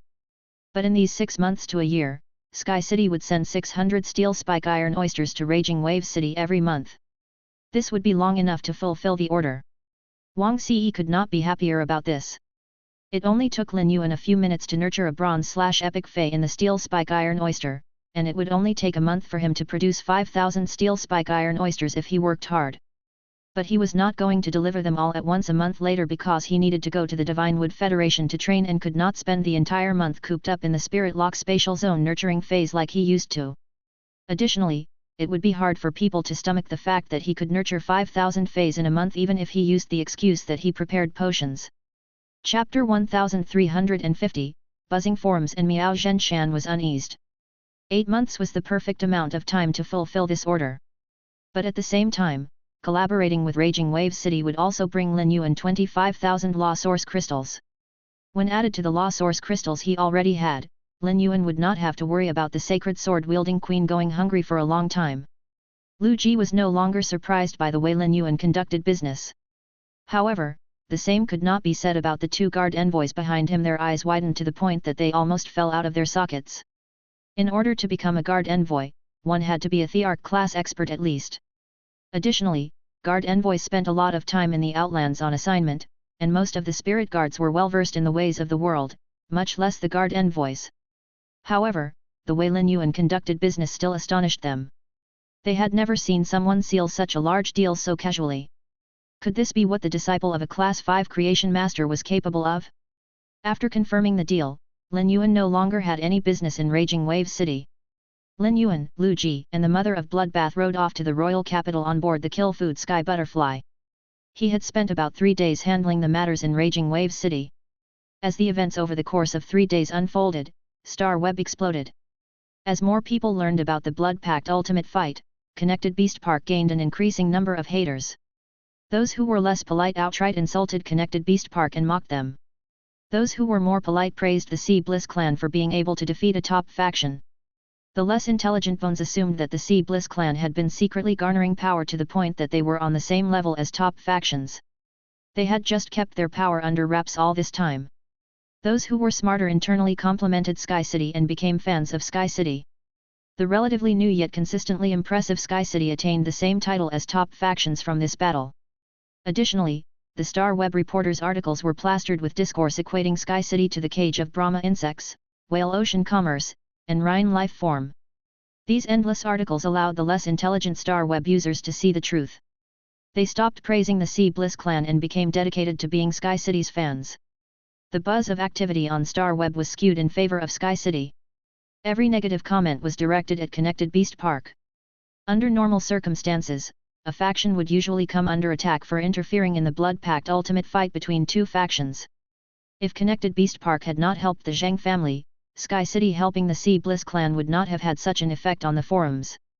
It could be said that this circumstance was brought upon Connected Beast Park by themselves. From the moment Sky City entered the scene, they had taken up a permanent spot on Star Web's territory lists.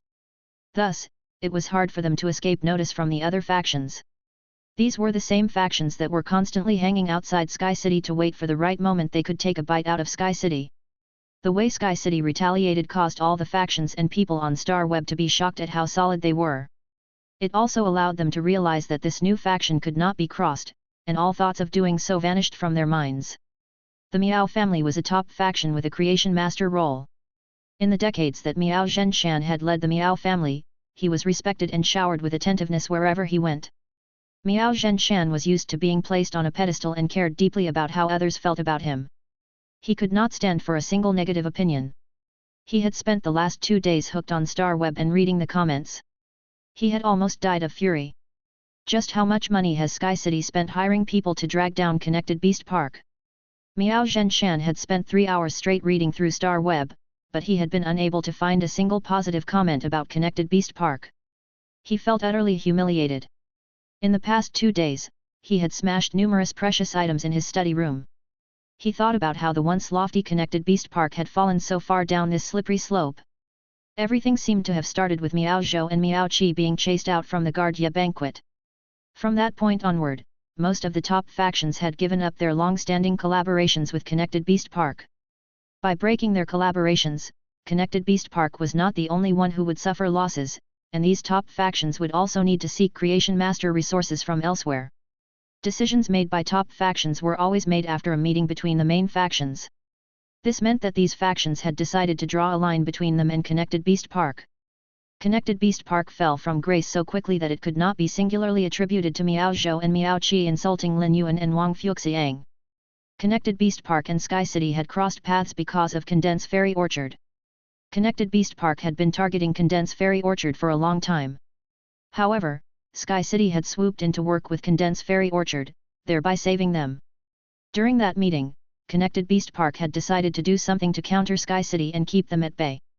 They had tried to do this by using their influence to request that spiritual ingredient suppliers stop supplying to Sky City. Spiritual ingredients were the most fundamental factor in evolving phase.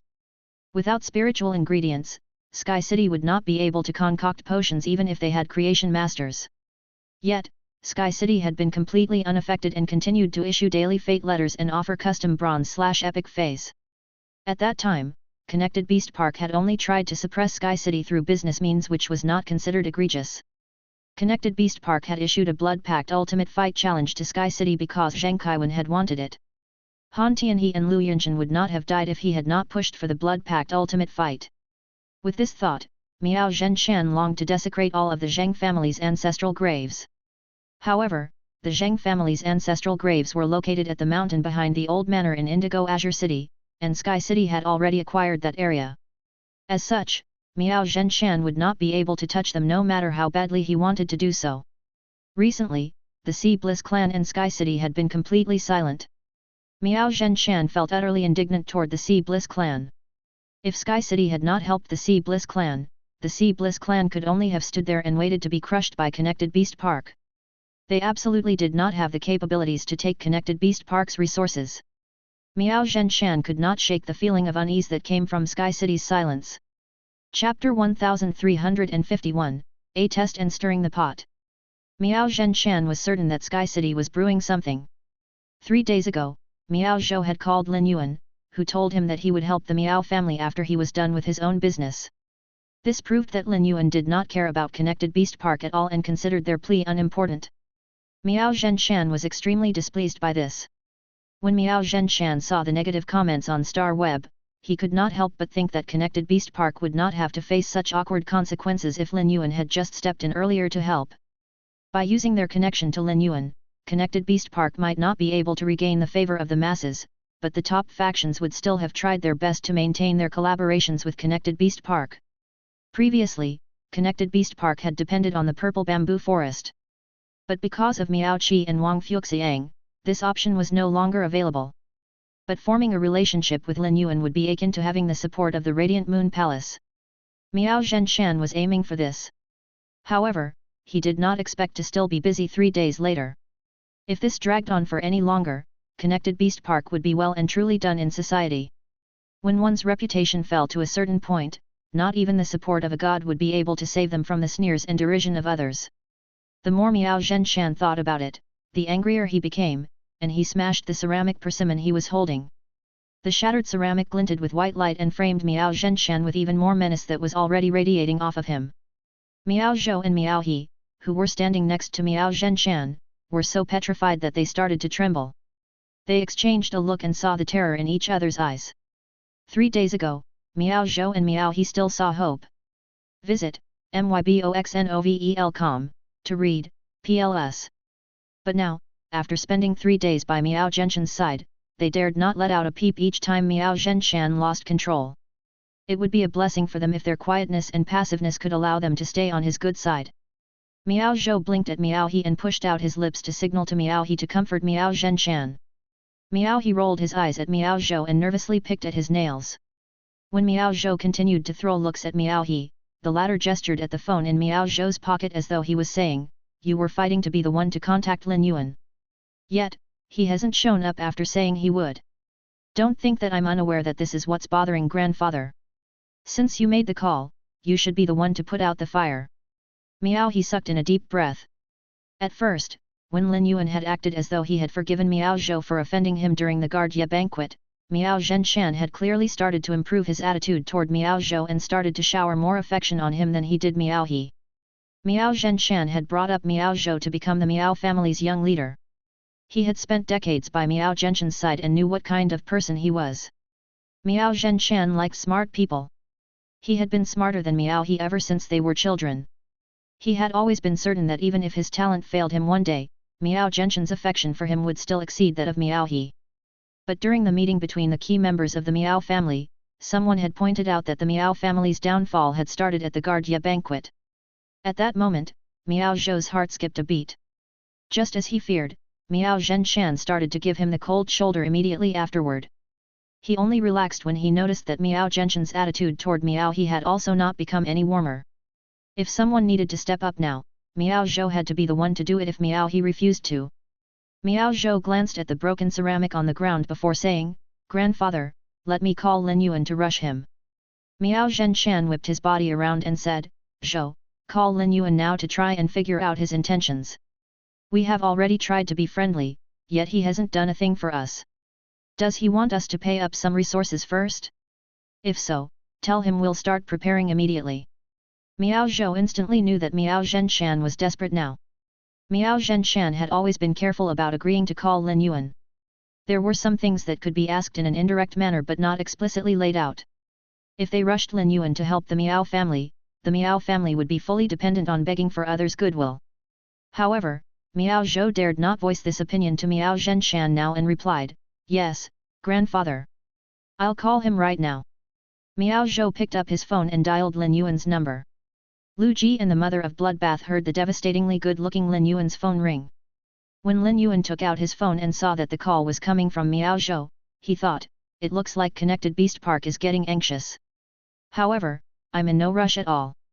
The incident had only taken place 3 days ago. Although the rate that the faith power increased had slowed, it had never stopped. This meant that the incident was still at the forefront of the public's mind, and there was no need to stoke the fire. Thus, in order to enable his faith power to increase to the greatest extent, Lin Yuan would not help Connected Beast Park until the time was right. He picked up the call and said in an annoyed tone, "What?" Miao Zhou had been trying to come up with a way to ask Lin Yuan. But when he heard Lin Yuan's irked tone, he was frightened into silence. After pausing for a moment, he looked at Miao Zhenshan's distressed eyes and mustered his courage to ask, "Lord Lin Yuan, you promised to help Connected Beast Park. We felt that we needed to prepare gifts for you to thank you for doing us this favor." Lin Yuan's tone became even more impatient as he snapped, "What's wrong? Has Sky City caused trouble for you?" Miao Zhou's chest tightened. What does he mean? Did he already make Sky City's city lord agree not to come after Connected Beast Park? If so, that would be bad. Miao Zhenshan did not only care about whether the Miao family could survive. Rather, he cared about Connected Beast Park's future reputation. If Lin Yuan had already rescued Connected Beast Park and Sky City had been deterred, the barrage of negative comments would never end. "Miao," he said carefully, "Lord Lin Yuan, have you seen all the people trying to smear the Miao family's name on Star Web? Is it possible for you to make a statement to shut up the supporters that Sky City bought off?" Chapter 1352, ought to set off a storm of bloody wind and rain. Lin Yuan scoffed coldly. Sky City bought supporters? As the city lord of Sky City, why didn't I hear of this? It seems that Connected Beast Park wants to use my name to stir the pot. I can't allow this. It looks like it's time to give them a piece of my mind. Miao Zhou broke out in cold sweat when he heard Lin Yuan's scoff, and it pervaded his silk innerwear. Before he could try to figure out what he said had angered Lin Yuan, the latter growled, "Connected Beast Park sure is daring. How dare you try to cause trouble using my name? Do you think I'm at your mercy or that the Radiant Moon Palace will allow you to do as you please? At first, I wanted to do you a small favor. But I did not expect Connected Beast Park to be so scheming. If aiming for the top is all that it takes to reach there, all the factions in the Radiance Federation can stop operations and stop fighting amongst each other." Miao Zhou was stuck between a rock and a hard place as he listened to Lin Yuan and saw his grandfather's anxious gaze. Just as he was considering turning on the speaker function to let Miao Zhenshan listen in as well, Lin Yuan said, "It's not that I can't step in, but Connected Beast Park should show your sincerity. Don't pin your hopes on using my name to cause trouble.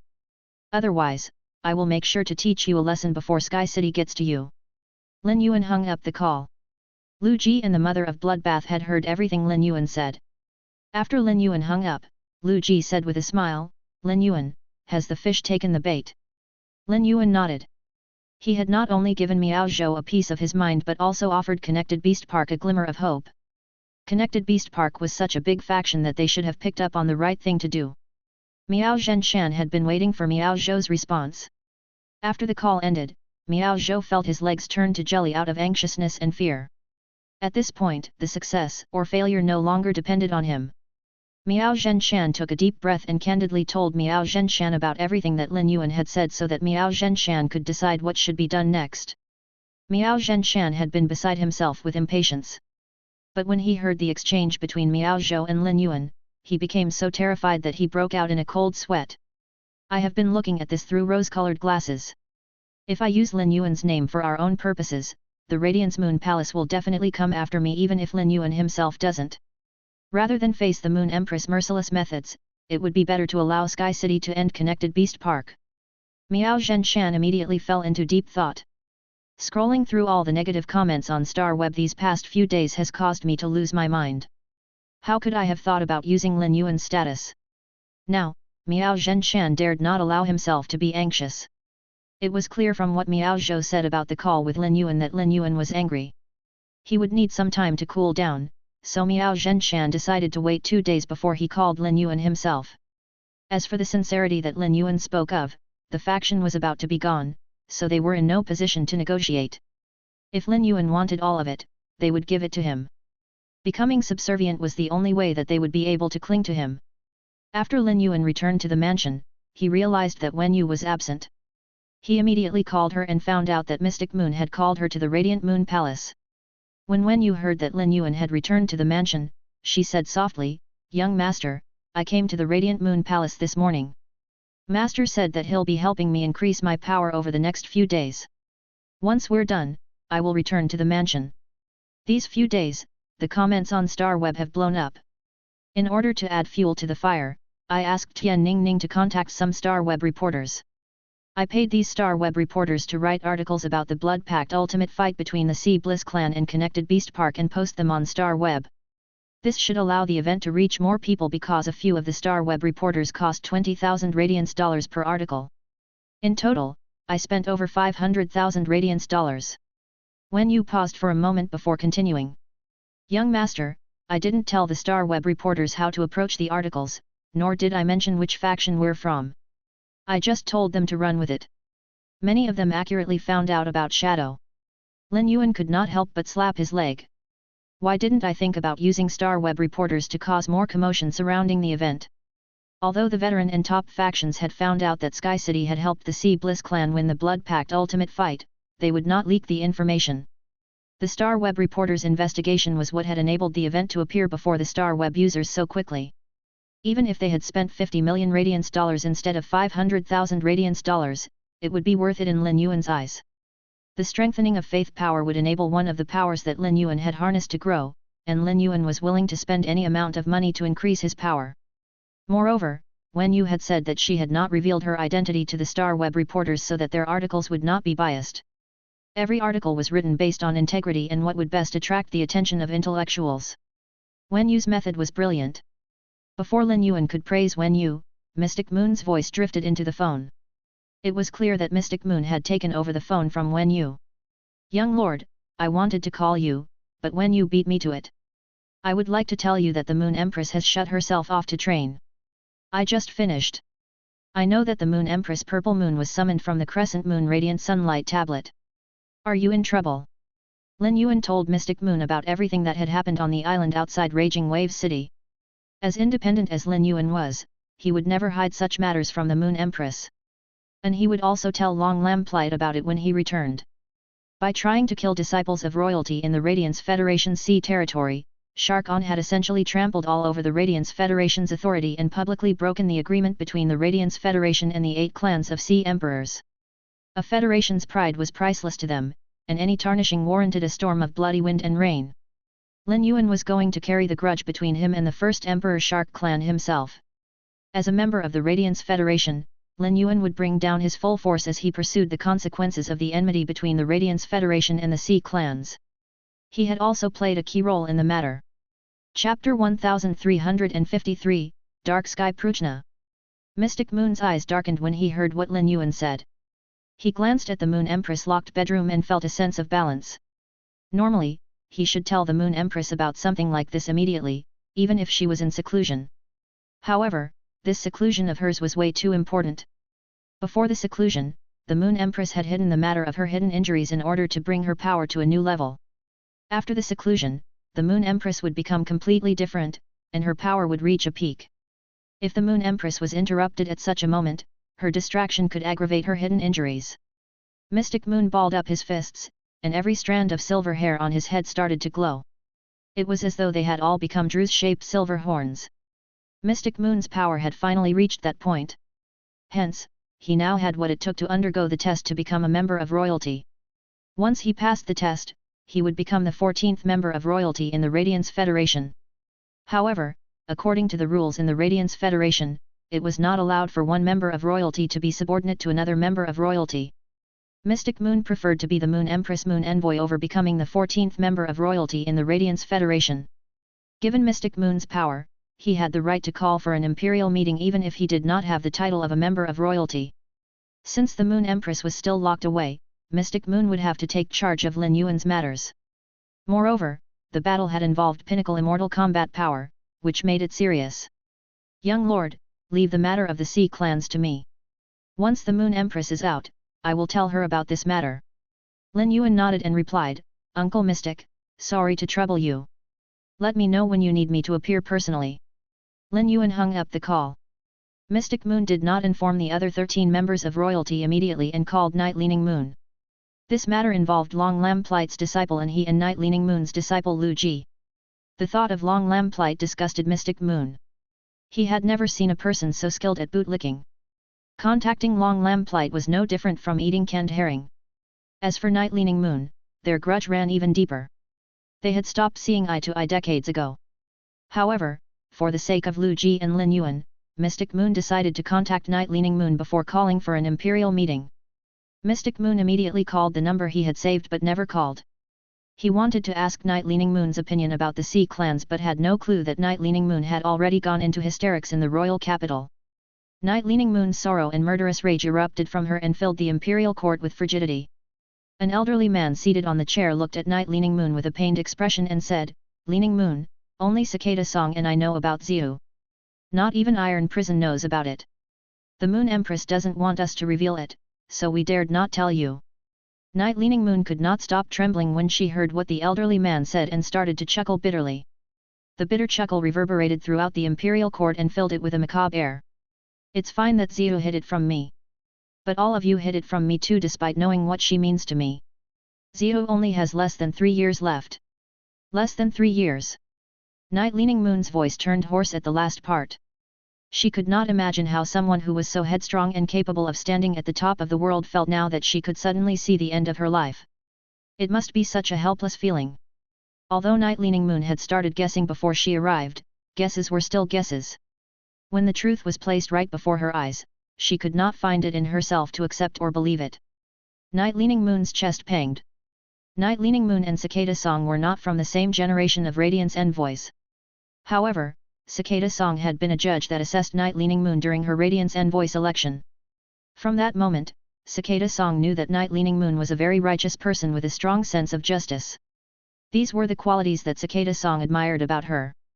But as Night Leaning Moon climbed the path from Radiance Envoy to becoming a member of royalty, the spirit guards had to carry out assignments all over the 32 major cities to handle dangerous events like dimensional rifts and sudden disasters alongside city guards.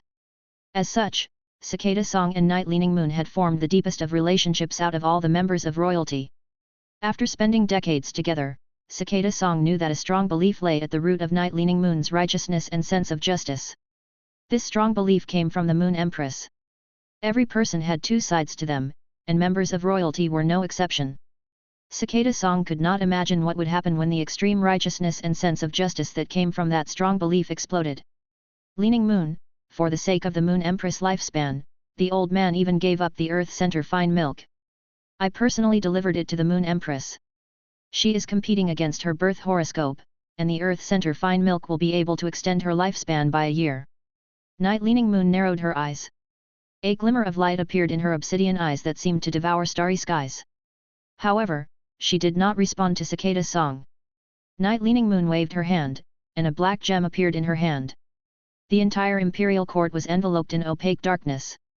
It was as though numerous malicious facades were hidden in the darkness.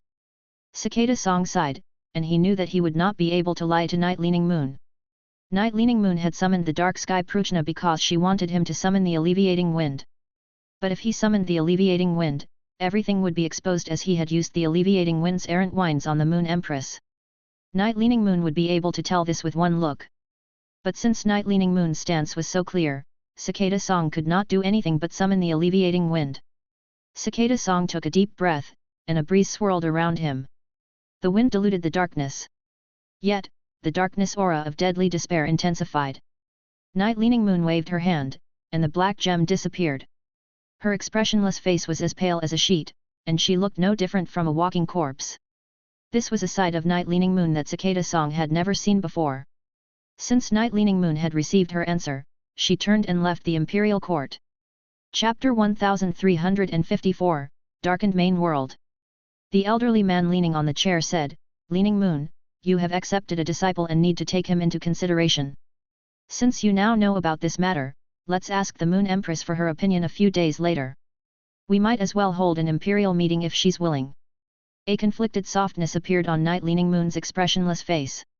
A large reason behind why she had accepted Lu Ji as her disciple was that the Moon Empress had accepted Lin Yuan as her disciple. Night Leaning Moon had been shocked to the core when she saw the Moon Empress cradling the heavily injured Lin Yuan. She could not believe that someone with the Moon Empress personality had reached out to hug another person. At that moment, Night Leaning Moon had decided to accept a disciple of her own. Coincidentally, Lu Ji and Lin Yuan had beat death together, and he was also a member of the Radiance 100 sequence. The half an hour outside of Indigo Azure City had been enough to prove Lu Ji's character. Thus, Night Leaning Moon had decided to accept Lu Ji as her disciple. Night Leaning Moon could see herself and the Moon Empress in Lu Ji and Lin Yuan. She did not have many feelings for Lu Ji before he became her disciple. But as they spent more time together, she could not deny that he was the closest person to her in the world besides the Moon Empress. Night Leaning Moon knew that the Moon Empress would never allow the other members of royalty to find out that she only had 4 years left in her lifespan. Moreover, after one ate a type of spiritual ingredient that could prolong lifespans, they would have to eat only that fruit from then on to prolong their lifespan. Now the Earth Center fine milk had been used, and there was no other spiritual ingredient more precious or of better quality that could prolong lifespans. Night Leaning Moon's phone started to ring. She picked up her phone and immediately frowned when she saw the number. She anxiously picked it up. Given that Mystic Moon was a Moon Envoy, he had to know about the truth of the Moon Empress situation. Although Night Leaning Moon did not know why Mystic Moon would do something so out of character as calling her, she was bursting with questions for him. When she picked up the call, before Mystic Moon could make a sound, Night Leaning Moon said, "Mystic Moon, tell me the truth. Are there only 4 years left in the Moon Empress lifespan?" Mystic Moon had already been uncomfortable about calling Night Leaning Moon. However, this matter concerned Lin Yuan and Lu Ji's safety as well as the Radiance Federation's pride. Hence, he decided that it would be best to call Night Leaning Moon first. However, Night Leaning Moon's sharp question completely caught him off guard. How did Night Leaning Moon know? It was impossible that she found out from the Moon Empress because she would not need to ask Mystic Moon if that was the case. Given Mystic Moon's understanding of Lin Yuan, the leak definitely could not have come from him either. Night Leaning Moon had said that the Moon Empress had 4 years and not 3 years left in her lifespan. This meant that she had included the lifespan provided by the Earth Center fine milk. Apparently, Night Leaning Moon had heard about this matter from that elderly man and cicada song. If not for Lin Yuan's lifespan mouse, Mystic Moon dared not think of how he would feel when he discovered that the Moon Empress only had 3 years left in her lifespan. Lin Yuan had given the Moon Empress, Mystic Moon, Cold Moon, and even the entire Radiant Moon Palace a new lease of life. This matter was extremely important, and Mystic Moon dared not reveal it to anyone else, even if it was Night Leaning Moon who was asking him. Only Lin Yuan and the Moon Empress, the two masters of the Radiant Moon Palace, had the right to discuss the matter. Mystic Moon had also heard about the Moon Empress' limited lifespan from Cicada Song. Since Night Leaning Moon had also heard about it from Cicada Song, it was no longer important if Mystic Moon admitted it. Mystic Moon paused before making a soft noise of acknowledgement. Uncontrollable sorrow spread across Night Leaning Moon's face. In spite of her expression of grief, she asked Mystic Moon coldly, "Why are you calling me?" Night Leaning Moon's tone ticked off Mystic Moon, but he still told her about everything that Lin Yuan had told him. At first, he had wanted to ask for Night Leaning Moon's opinion. However, she promptly hung up on him. Night Leaning Moon's eyes changed into the same shade of darkness as the deep night. She waved her hand again and summoned the black gem once again. But this time, it was not the Radiance Federation's Imperial Court that had been plunged into darkness but the entire main world.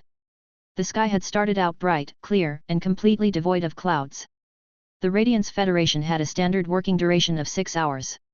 Every person only needed to work for 6 hours before they could leave work and kick back to enjoy life.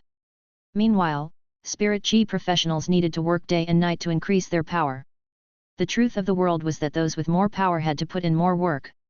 When these normal people looked up into the cloudless sky, they sighed to themselves that there would not be a beautiful fiery sunset today. At this moment, the sky was suddenly engulfed in darkness. Before anyone had time to react, the sky had already turned pure obsidian that stretched endlessly. More and more darkness piled on top of the ebony blanket the sky had turned into. Besides the Moon Empress, who was locked away, the other members of royalty in the Radiance Federation looked up to the sky simultaneously and wondered what had happened to Night Leaning Moon. Night Leaning Moon was a reserved person. Why was she publicly unleashing the might of her sacred source life form that could affect the entire world? This did not seem like something she would do at all. Mystic Moon was speechless at how Night Leaning Moon had hung up the call on him. He had called to talk with her and ask for her opinion. Yet, she had hung up on him before he could even get a single word out. What is she trying to pull? Even if she has something against me, this isn't the time to act on it. Before Mystic Moon could lament over this, he spotted the darkened sky. Mystic Moon narrowed his eyes. Night Leaning Moon's sacred source life form had reached pinnacle 10 stars. When sacred source life forms reached 10 stars, they would gain the power to impact the entire world. If the dark sky Prajna unleashed its full force, it could bring a full-blown calamity down on the world. It could plunge the sky into eternal darkness. 1 week without the nourishment of sunlight and the weaker plant-type phase would wither. These plants were the foundation of the environment. This meant that the dark sky Prajna had the power to cripple the entire environment. Was Night Leaning Moon enraged about how Lu Ji had almost been killed on the island outside of Raging Wave City? Chapter 1355, Freedom Mystic Temple. Impossible. It was conceivable that someone with the Night Leaning Moon's personality would do something like this for the sake of her disciple. But given Mystic Moon's understanding of Night Leaning Moon, she would never do something like this. It did not take long for Mystic Moon to come up with a possibility. When taking into consideration the fact that Night Leaning Moon had heard about the Moon Empress circumstance from Cicada Song, this possibility would explain everything. It was clear from the fact that Night Leaning Moon had summoned the Dark Sky Prajna that it did not plan on settling the issue of the first Emperor Shark clan publicly breaking the agreement between the Radiance Federation and the 8 clans of Sea Emperors peacefully. She planned on employing martial force instead. The darkness in the sky was still accumulating, and the immense night power swallowed the sky in every part of the entire main world. The people from the various federations around the world summoned their feys that could produce light or spiritual ingredients that could glow as they looked up nervously at the sky. They assumed that the end of the world was upon them. In the Azure Federation, the experts from the 10 major families levitated in the air. They released azure light that was manipulated using spirit chi into various magnificent feys. They looked up at the sky with stormy expressions, and it was clear that they were deep in thought. The azure light from an elderly man turned into an elegant leopard, and he thought, Lin and the other Radiance envoys must be more than halfway through their journey to the Radiance Federation. Why has the Radiance Federation suddenly turned the sky dark? Are they starting something big? A worried expression came over the elderly man's face. He could be worried about what could be stirring in the Radiance Federation or worried for Yin Lin's safety. Inside an ancient castle with a tiled roof sat an open-air temple made of ivory stone. There was a large courtyard outside of this temple that was covered with large pieces of sunstones that shrouded the temple with a celestial smattering of light. Each of the 16 white pillars in the temple was covered with a different gold etching. These patterns had a special meaning, and anyone who looked at them would find themselves entranced. It was as though each of the etchings was an ascending road. However, the road seemed to have been obstructed and could not stretch out smoothly. The stone pillars reflected light off each other, indicating that they were completing each other. Every stone pillar had a red statue behind it. However, one of the red statues had been completely crushed. The crushed statue contrasted heavily with the completely spotless temple and white stone pillars. There were 16 seats and 48 worship pads neatly arranged inside the temple. Each of the 48 worship pads was occupied by a white-robed elderly man. The 48 white-robed elderly men were looking up at the dark sky. 14 of the 16 seats were occupied by striking figures. These 14 figures wore long red robes with gold patterns embroidered. All of them were looking up at the sky thoughtfully. One of the 14 figures played with strands of her hair while stroking the gems embedded on the chair's armrest as she drawled, "Wow," causing a celestial phenomenon. I wonder if it's caused by that phoenix in Heavenly Fae Pavilion or that cold night empress in the Radiance Federation. A steady voice said, "There is a strange aura hidden in this celestial phenomenon. It's clear that it's the work of the Night Empress from the Radiance Federation. Nah, your eyesight is slipping. Every time your disaster world faceless beast reincarnates, your brain becomes blurry." The woman rolled her eyes at the golden-haired middle-aged man sitting nearby and said with amusement, "You wouldn't have dared to say this to me before my disaster world faceless beast reincarnated. Chien, you always use your courage in the best ways." The golden-haired middle-aged man scoffed and replied, "Nah, this isn't the first time you're experiencing my courage." Nah started to grip the armrest with more force, and the scratching of her red nails on the gems let out an ear-piercing screech. The woman started to giggle but did not respond to Chien even when she was done. It was clear that the two of them did not have an amicable relationship. A chubby man rubbed his protruding belly and said, "The night power is gathering southwest of the Freedom Federation. If I'm right, that is the place that Du Miao gave to the first Emperor Shark clan from the 8 clans of Sea Emperors. It looks like the first Emperor Shark clan offended the Radiance Federation's Night Empress in some way." The man grinned and chuckled as his eyes shined with scheming intelligence. Nah looked at one of the empty chairs and said, "Du Miao worked out a deal with the first Emperor Shark clan and would rather stay with the first Emperor Shark clan than return to the Freedom Mystic Temple even once a month to pay his respects. If the Night Empress is only targeting the 8 clans of Sea Emperors, I don't think there's any need for us to interfere. The 8 clans of Sea Emperors are working with Du Miao, and we didn't get any share of the benefits. So, it's natural that he must deal with some consequences himself." She slowly pulled a jewel-encrusted hairpin out of her red robe and affixed it to the hair covering half of her face. Next, she closed her eyes and continued paying her respects as though the strange celestial phenomenon was not occurring at all. When the other 13 figures heard what Nah said, some of them looked amused while others looked deep in thought. All of them had their own opinions. But eventually, all of them followed in Nah's lead and closed their eyes to start paying respects. At that moment, faint figures appeared in the dark sky, and they turned into a mask above the sea southwest of the Freedom Federation. A black snake curled around the mask and slithered through the holes in the mask. Suddenly, the mask turned a deep purple, and the snake melted into the mask, with 2 of the holes on the mask turning into the snake's large eyes. Soon, it was as though a door had opened in the mask, and shadows flowed out and cascaded down to the sea, staining the water black. All the life brimming in the sea was snuffed out, and the sea turned into a prison woven from darkness. Any life form trapped within the prison would immediately wither. At that moment, a giant wave 10,000 meters tall rose out of the Black Sea. A red shark let out a devastating howl from within the enormous wave. Chapter 1356, Clash between the Night Empress and the First Emperor Shark Clan. The shark's howl was accompanied by a dark red color spreading from within the Black Sea. Before the giant wave crashed, thousands of red waves shot out toward the sky and pierced the black dome. The thousands of red waves crashing into the dark purple mask caused cracks to appear in the mask. However, the cracks caused the door to become larger, and even more shadows flowed out and plunged down to the sea. The giant shark had turned into a tall, well-built man wearing red armor. In his eyes, one could see a mighty aura that seemed capable of controlling the seas. But currently, that mightiness was mixed with fierce hatred. The sea below him was completely devoid of life. From the surface of the sea to 1,000 meters above the water, there was not even a breath of air available for one to inhale. Moreover, the night power was still laying waste to the sea. The man opened his mouth, and his mouth full of sharp bulb-shaped teeth made him appear especially threatening. The man spat out thousands of red sharks toward the purple mask in the sky. When the thousands of sharks crashed against the purple mask, the number of cracks increased until the mask turned into a mere shadow. Once the mask in the sky disappeared, the door disappeared as well. However, the dark sky did not lighten in the slightest. After the red sharks crashed into the purple mask, they dove back into the sea and spun around as violently as possible to produce red waterspouts. The red waterspouts absorbed the night power from the sea, causing the inky color to fade. 4 or 5 large sharks jumped out of the sea and transformed into men next to the stocky man. One of the young men with red and short hair spat furiously, "Second Master, everything that we've been preparing in the sea has been destroyed except for those at the bottom of the sea. After being contaminated by night power, this area of the sea won't be able to recover within a short period." The first Emperor Shark clan was a clan of feys from the sea. Their members all had big appetites, and they consumed many sea feys per meal. Now that the life forms in this area of the sea had been affected by the contamination of night power, the first Emperor Shark clan would have to starve if they remained here. The man in red armor ignored the red-haired young man and asked an older man next to him, "Number 5, are there any deaths in the clan?"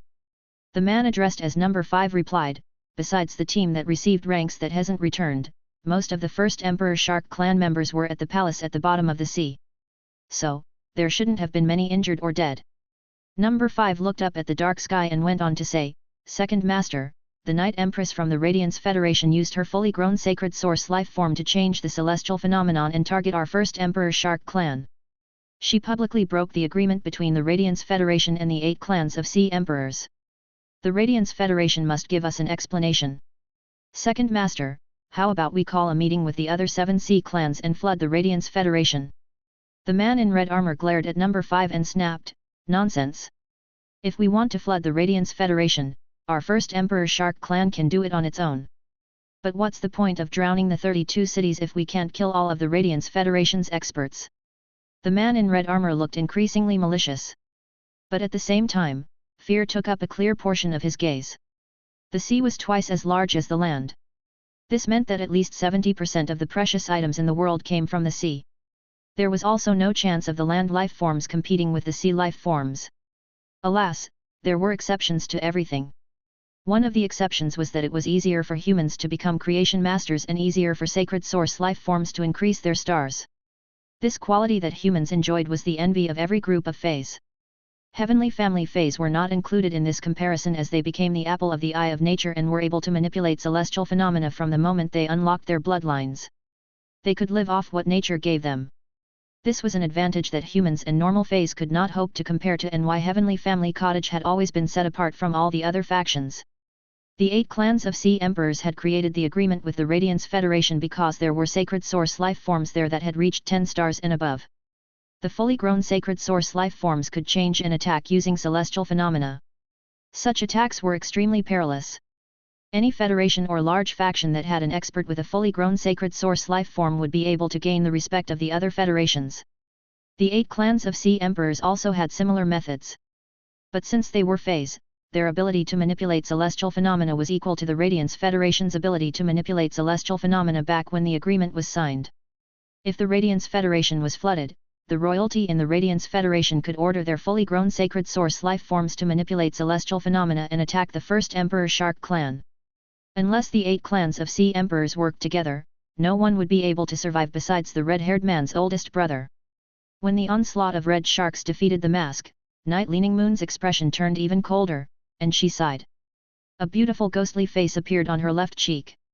There was a small black-scaled snake shining with purple light slithering on the ghostly face. Under her veil, Night Leaning Moon's aura became flirty.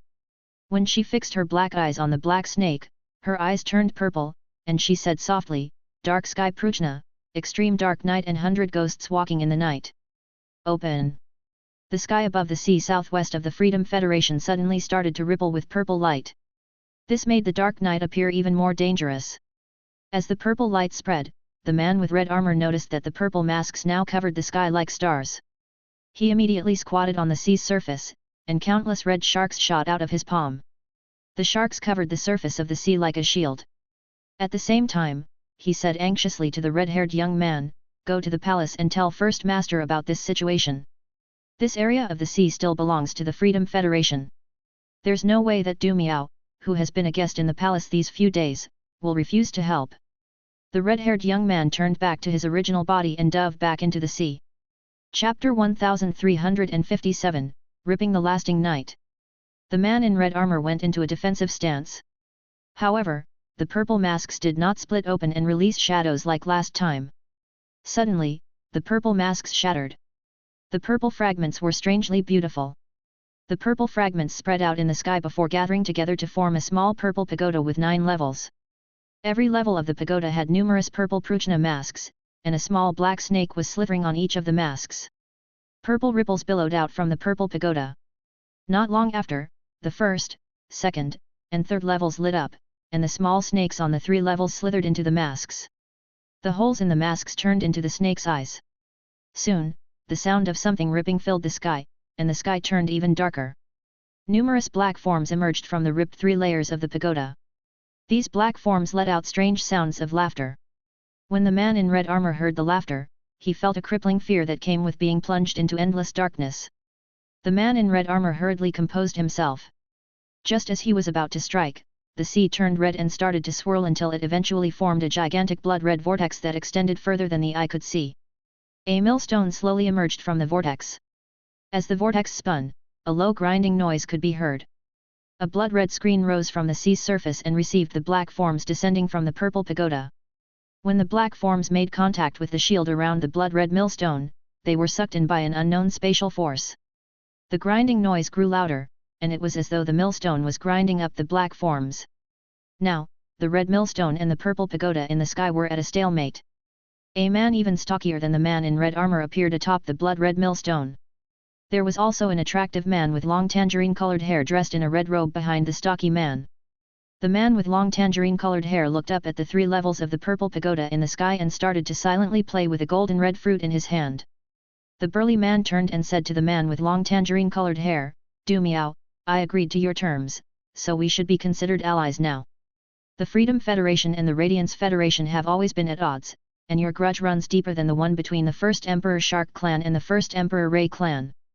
My blood sea millstone affects the sea and cannot impact the sky much. I'm not afraid of facing the Night Empress head-on, but I'll need your help to rip open this lasting night." Du Miao smiled warmly, yet he did not agree to the burly man's request. "Shark pride, I never help for free. This applies to my apples as well. You agreed to my request because I also agreed to yours. Ours is a business relationship where both parties benefit. It won't be difficult to rip apart this lasting night. If I help you, what can you give me?" Shark Pride was not bothered by Du Miao's response. The first Emperor Shark clan had worked with the Freedom Federation. This was displayed by how they had moved into the Freedom Federation sea territory. In order to work with the royalty in the Freedom Federation, one had to offer them benefits. Everything would become agreeable if enough benefits were provided to satisfy them. This was where the Freedom Federation differed from the Radiance Federation. In order to work with the royalty in the Radiance Federation, the collaboration had to benefit the Radiance Federation itself. If one tried to negotiate a deal that would result in the Radiance Federation being negatively affected, it was likely that it would lead to war. Generally speaking, the Radiance Federation and the Freedom Federation held similar power. However, the 8 clans of Sea Emperors envied the Radiance Federation much more than the Freedom Federation. This was the fundamental difference between a set of chopsticks placed apart and a set placed together. Shark Pride had worked with Du Miao before and knew his expectations for the benefits he wanted to receive, and Shark On suggested an acceptable offer. "I can give you 10% of all the floating island whales our first Emperor Shark clan possesses. However, you have to convince the floating island whales yourself to agree to transport goods for you." Du Miao's lip curled to 45 degrees, and he replied, "Your first Emperor Shark clan sure lives up to their name. You're even using the floating island whales as stakes for your deals. I work with you because I like this about you. A long whip alight with tangerine fire appeared in Du Miao's hand, and the air around the whip was immediately ignited. Instead of whipping toward the pagoda in the sky, Du Miao aimed at the dark sky a distance away from the pagoda and said, "Rip it, lava abyss screen whip." The cracking of the whip sent flames shooting toward the dark sky, and the dark sky was immediately set alight. As the dark sky burned, a hole suddenly opened, and the remnants of light from the setting sun lit up the dark sky. The sunlight caused the flames to burn with even more fervor, and even more of the dark sky burned up. Inside the Radiance Federation's imperial court, a bloodthirsty aura rose from Night Leaning Moon as she looked at the burning sky. "Du Miao, you're the one who prevented me from being by Xiao's side and fighting alongside her a decade ago. If I burned up my lifespan instead, Xiao wouldn't have had to." Night Leaning Moon used her spiritual power to activate the black crystal and suddenly split into two. This caused the purple pagoda to duplicate as well. One of the purple pagodas charged toward the flames. The black forms tangled with the flames and prevented the flames from burning up with night power. However, the splitting of the pagoda also reduced the pressure on the Blood Sea Millstone, and Shark Pride ordered the Blood Sea Millstone to attack the pagoda.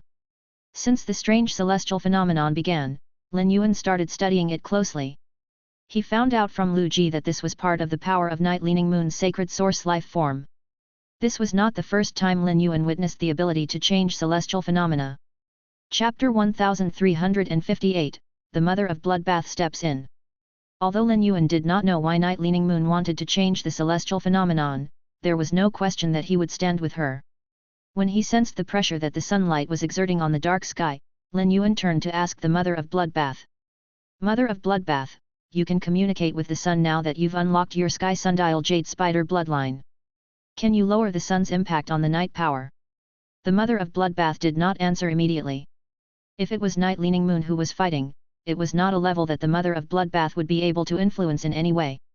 But if Lin Yuan was only asking it to lower the sun's impact on the night power, the Mother of Bloodbath felt that it was doable. The Mother of Bloodbath tried to communicate with the sun for a moment and said, "Lin Yuan, the sun and I will form a ribbon of sunlight. As long as no one snaps this ribbon, I can prevent the sunlight from shining." The Moon Empress cold moon in the sky and double moons in the sky were both natural phenomena. But in terms of large-scale effect, turning the daytime sky dark was much more impactful than the cold moon or double moons in the sky. The Mother of Bloodbath was confident it could prevent the sunlight from shining because it had inherited the power of the Sky Sundial Jade Spider bloodline to control sunlight. Although the Mother of Bloodbath was only Myth 3, it could control sunlight just as well as a fully grown sacred source life form. However, the ribbon of sunlight could not be broken by other experts. Once it was broken, the Mother of Bloodbath would lose its link to the sun. Once the Mother of Bloodbath's power reached a certain level, its connection to the sun would become stronger, and it would be able to rely on its own power to protect its link with the sun. Lin Yuan did not immediately tell the Mother of Bloodbath to contact the sun. Instead, he asked, "Will your safety be compromised if the ribbon of sunlight is broken?" The Mother of Bloodbath was touched that Lin Yuan cared about its safety. It smiled and said, "If the link is broken, I won't be able to communicate with the sun, but I won't be in any danger unless the expert that produced the fire manipulates celestial phenomenon to attack me directly. We're in the Radiance Federation's royal capital. The members of royalty would never allow anyone to try to touch the sky above us." The Mother of Bloodbath's hair started to glow faintly, and its cold demeanor became more feminine. Soon, the faint light's brightness reached a peak and gathered at the top of the Mother of Bloodbath's head like a crown. As the evening sky started to take over, it illuminated the dark sky slightly, but the cage of darkness still ruled. The Mother of Bloodbath was like another sun with its crown of sunlight. With Lin Yuan's mansion at the center, the light from the Mother of Bloodbath's crown lit up half of the royal capital and the imperial court. When the Mother of Bloodbath circulated its spiritual power, the setting sun seemed to have sensed something and started to light up with blinding brilliance. It was as though it was noon instead of the evening. A ribbon of sunlight descended from the sun and onto the Mother of Bloodbath. The Mother of Bloodbath was awash in sunlight and resembled a sun goddess. Those who were watching the celestial phenomenon assumed that the sun was going to help the tangerine-colored flames chase away the dark sky. Suddenly, the sunlight retracted. Du Miao did not use the lava abyss scream whip to attack the purple pagoda because he hoped to rip a hole to expose the sun that would accelerate the flames. The sunlight would also combat the night power, reducing the strength of the night power. But now that the sunlight had retracted and was no longer helping to diminish the night power, Du Miao's hopes had fallen flat. Now, the only way he would be able to end the lasting night would be to fly up and combat the two pagodas. However, Du Miao focused on the sunlight ribbon rather than the purple pagodas. Du Miao did not have to think much about this. There were few fully grown sacred source life forms in the world, and the top experts had all crossed swords with each other before, as they were all from different camps. There was one member of royalty in the Radiance Federation that could use her sacred source life form to produce celestial phenomena related to the sun. Still, it was clear that that member of royalty did not cause this situation because this ribbon of sunlight was too thin. Clearly, the person who had brought upon this ribbon of sunlight was not very strong. The person was not worthy of owning a 9-star sacred source life form. Hence, the cause of this ribbon of sunlight could only be a heavenly family fey. A few hours ago, the sun had released numerous sunlight ribbons down on the Radiance Federation. Du Miao had also noticed the sun's odd activity, and he knew that there was a heavenly family fey in the Radiance Federation that was awakening its bloodline. Everything was too coincidental. That heavenly family fey most likely caused this ribbon of sunlight. If that were the case, the situation would be bad. Everything seemed to be happening due to a grudge between the Radiance Federation and the First Emperor Shark clan. Du Miao had the right to interfere because the event was happening in the Freedom Federation Sea territory. But if the matter involved a heavenly family fey, he could make an enemy out of Heavenly Family Cottage if he participated. Heavenly Family Cottage was very protective of their own. There used to be a mid-sized federation that wanted to entrap a heavenly family fey that had not reached diamond grade. That heavenly family fey had been unwilling to be captured and set its bloodline alight to manipulate a celestial phenomenon. It did not take long for Heavenly Family Cottage to appear, and they forced the federation to give up the heavenly family fey. Moreover, one of the members of Heavenly Family Cottage had caused the federation to lose its food supply for 3 years as punishment. This shocking news had spread far and wide, allowing Heavenly Family Cottage to gain notoriety. Although Heavenly Family Cottage usually kept to themselves, none of its members were to be trifled with when push came to pull. To Du Miao, benefits were above everything else. As long as there was a prize waiting for him, Du Miao would do anything. There was a Heavenly Family fey in Heavenly Family Cottage that could use the sun's power. Chapter 1359, Ribbon of Sunlight that snapped in front of Blood New Moon.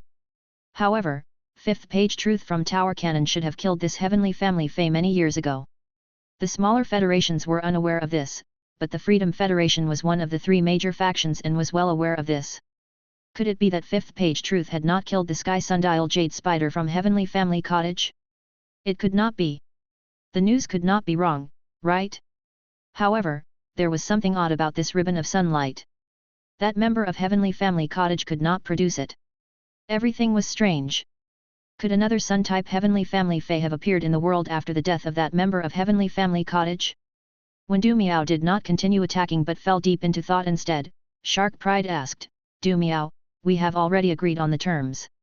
After you help me to solve this Dark Night celestial phenomenon, I will give you 10% of First Emperor Shark clan's floating island whales. You can't go back on the confirmed deal. Du Miao raised an eyebrow and replied, our deal was based on the premise that I would be dealing with the Night Empress from the Radiance Federation. There was nothing said about involving Heavenly Family Cottage. If a Heavenly Family fey has joined in, the price you offered is way too low. Shark Pride was enraged by what Du Miao said. It could not decide if it was angrier at Du Miao for breaking the agreement or at the ribbon of sunlight. Du Miao did not care about Shark Pride's attitude at all, but Shark Pride could not wait any longer. The Night Empress power was swelling, and she would not be stopping anytime soon. If Shark Pride had to fight the Night Empress, the offshoots from the fight could put the other members of the First Emperor Shark clan in danger. Shark Pride was the First Emperor Shark clan's general and could not watch its members die before his eyes.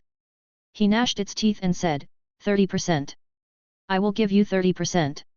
If Heavenly Family Cottage starts trouble, our First Emperor Shark clan will shoulder the consequences. Shark Pride's blood energy seeped out from its body and gathered on the Blood Sea millstone. The millstone shot out a dark red substance at the sky. It seemed that the dark red substance was the leftover of what the millstone had ground up. This substance blocked the sun and broke the sunlight ribbon connecting the sun and the mother of bloodbath. Shark Pride chose to do this after careful consideration. Nothing was more important to Du Miao than benefits, and he would never voluntarily offend Heavenly Family Cottage. Hence, Du Miao would only step in after his concern about revenge from Heavenly Family Cottage had been solved by the First Emperor Shark clan. Shark Pride had blocked the link between the Heavenly Family Fae in the Radiance Federation and the Sun, but the heavenly family Fey had not been injured. Hence, there should be no reason for Heavenly Family Cottage to feel the need to step in. After Du Miao heard what Shark Pride said and saw that the first Emperor Shark clan had indeed shouldered the possible repercussions from Heavenly Family Cottage, he decided to participate. Du Miao waved the whip in his hand, and it turned into a giant flaming snake. It was brown and thousands of meters long. Its body was covered with a flowing lava-like moving mantle. He leaped onto the lava abyss screen snake's back. He pointed at the sky with his right hand, and the sea beneath him thrashed violently. An erupting volcano rose from the bottom of the sea. The volcano spat a large amount of lava into the sky and started engaging the night power in a fierce battle. The lava turned into flying snakes that sailed toward the purple pagodas. Du Miao and Night Leaning Moon started to fight using the celestial phenomena caused by their sacred source life forms. Shark Pride relaxed when it saw Du Miao go all out. Shark Pride joined the fray by raising the Blood Sea Millstone with one hand and throwing it toward the dark sky. When Night Leaning Moon sensed the Blood Sea Millstone crashing against the dark sky, she gripped the black crystal so hard that it pierced her palm and drew fresh blood. The black crystal changed again. But instead of splitting, an unidentifiable figure appeared in the middle of the two black crystals. At that moment, the fourth level of the pagodas lit up, and a monster flew out of each of the levels. The two monsters took on the two snakes that flew out of the volcano. The two pagodas smashed down on the Blood Sea Millstone, and it seemed that the Blood Sea Millstone was going to be smashed into pieces. As Night Leaning Moon took on two enemies herself, a red-eyed man was soaring above the sea. He completely ignored the fact that the sky had been overtaken by darkness. A blue-haired girl and man dressed in fishnets flanked the red-eyed man. The man dressed in fishnets breathed in happily. It was as though he was at ease under the dark sky. Blue Lotus, Blood New Moon, the Radiance Federation's night power tastes so good. It's exactly the taste I like.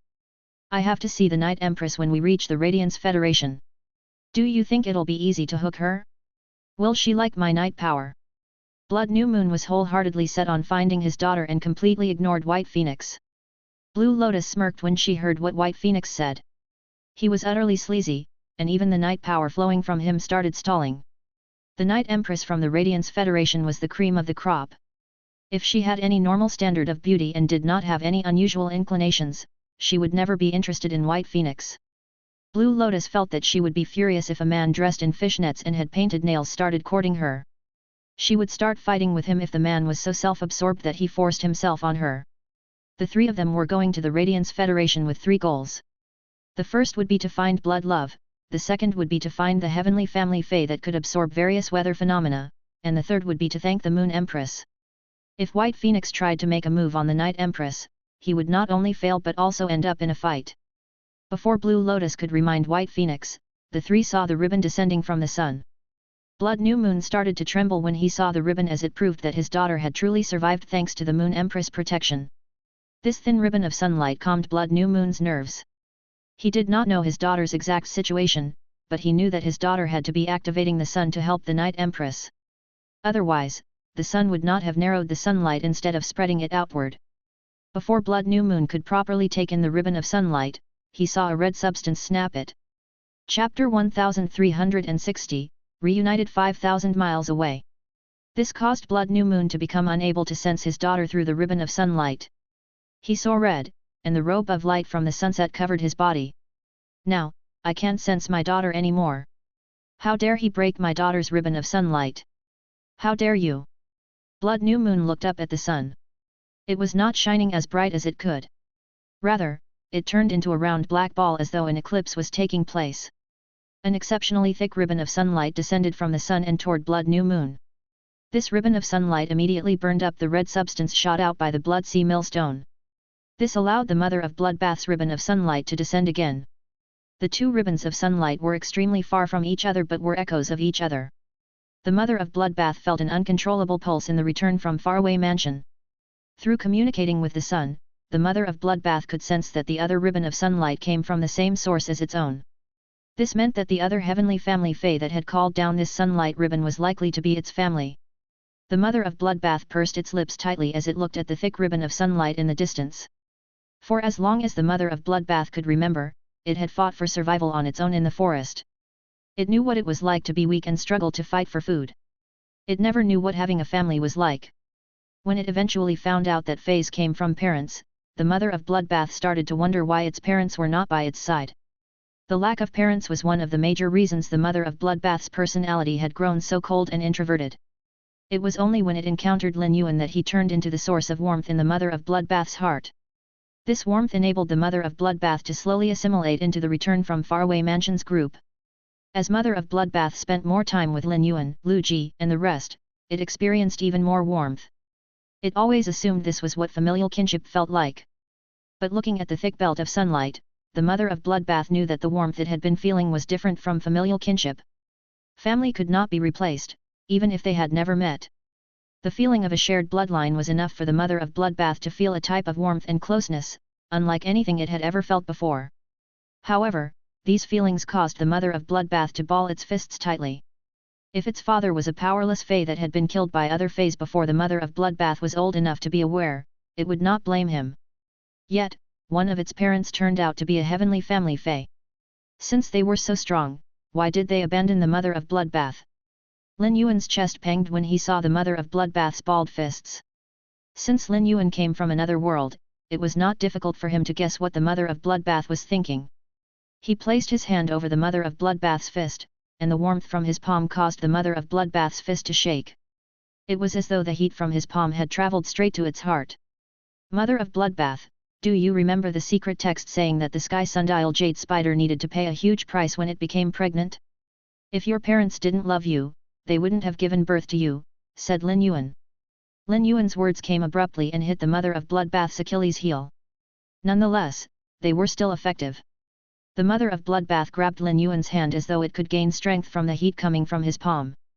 Soon, the crown on the mother of Bloodbath's head started to shine with sunlight. The ribbon of sunlight linking the mother of Bloodbath and the sun started to twirl and twist as though it was greeting the thick ribbon of sunlight.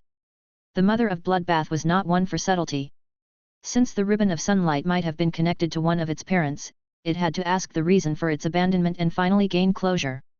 Blood New Moon was ready to teach the Blood Sea millstone that had snapped his child's ribbon of sunlight a lesson.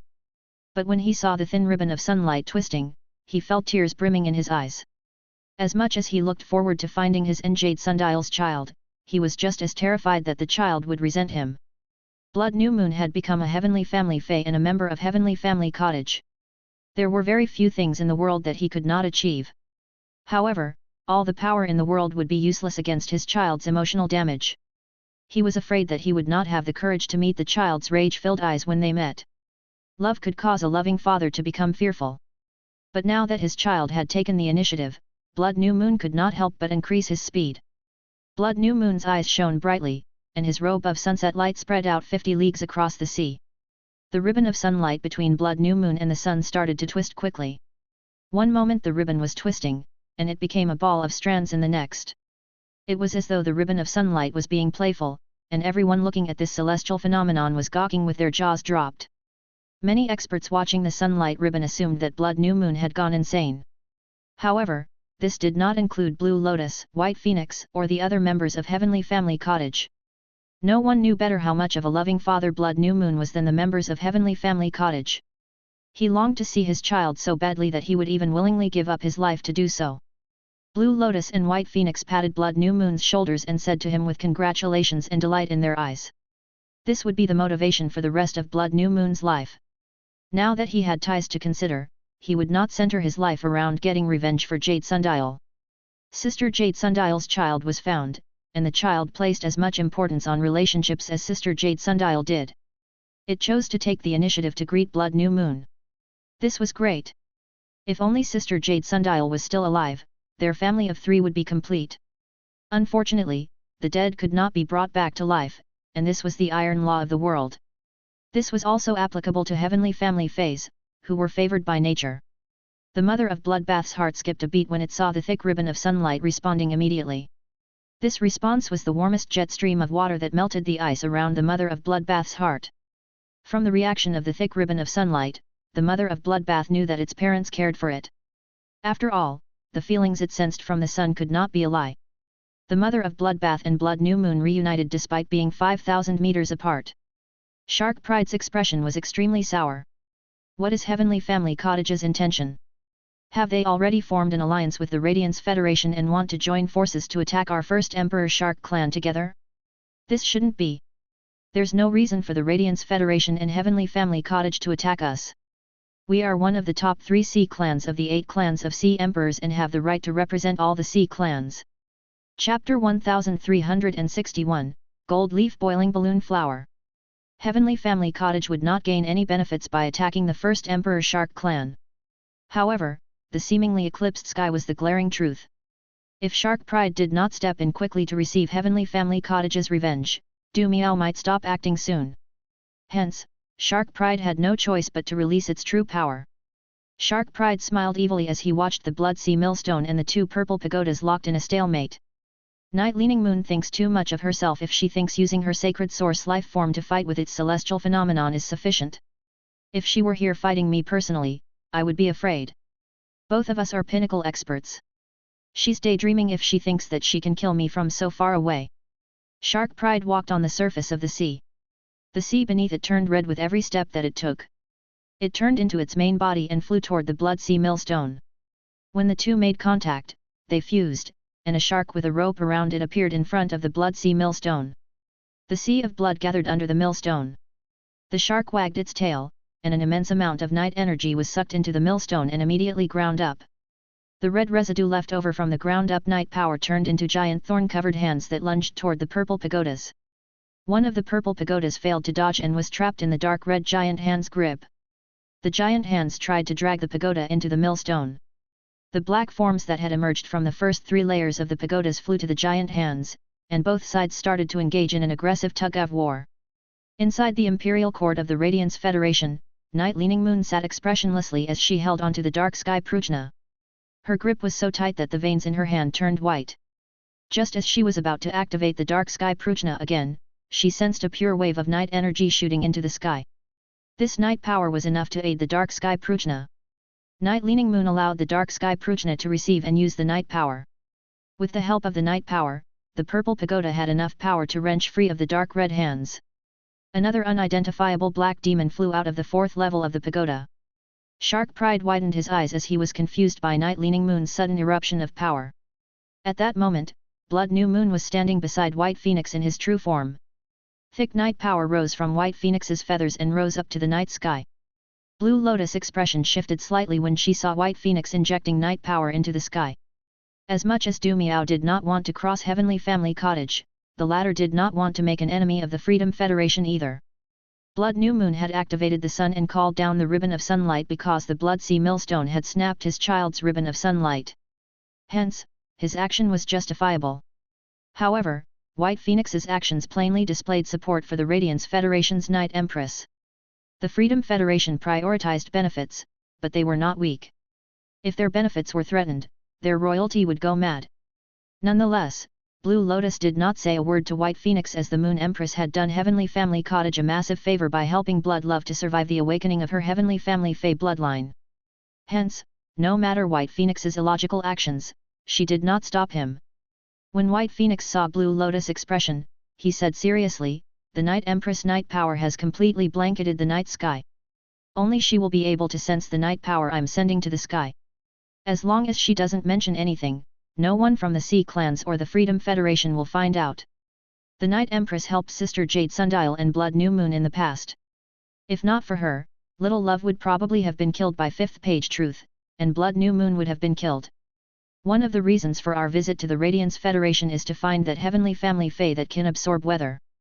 We have no idea what the situation is. We might need help from the royalty to make it easier for us to find that Heavenly Family Fey in the Radiance Federation. Blue Lotus nodded and had a feeling that the Radiance Federation and Heavenly Family Cottage were going to become close soon. Du Miao squinted at the purple pagodas and the night sky. He could not tell what was different, but his 6th sense told him that this abrupt skyrocket in power was not normal.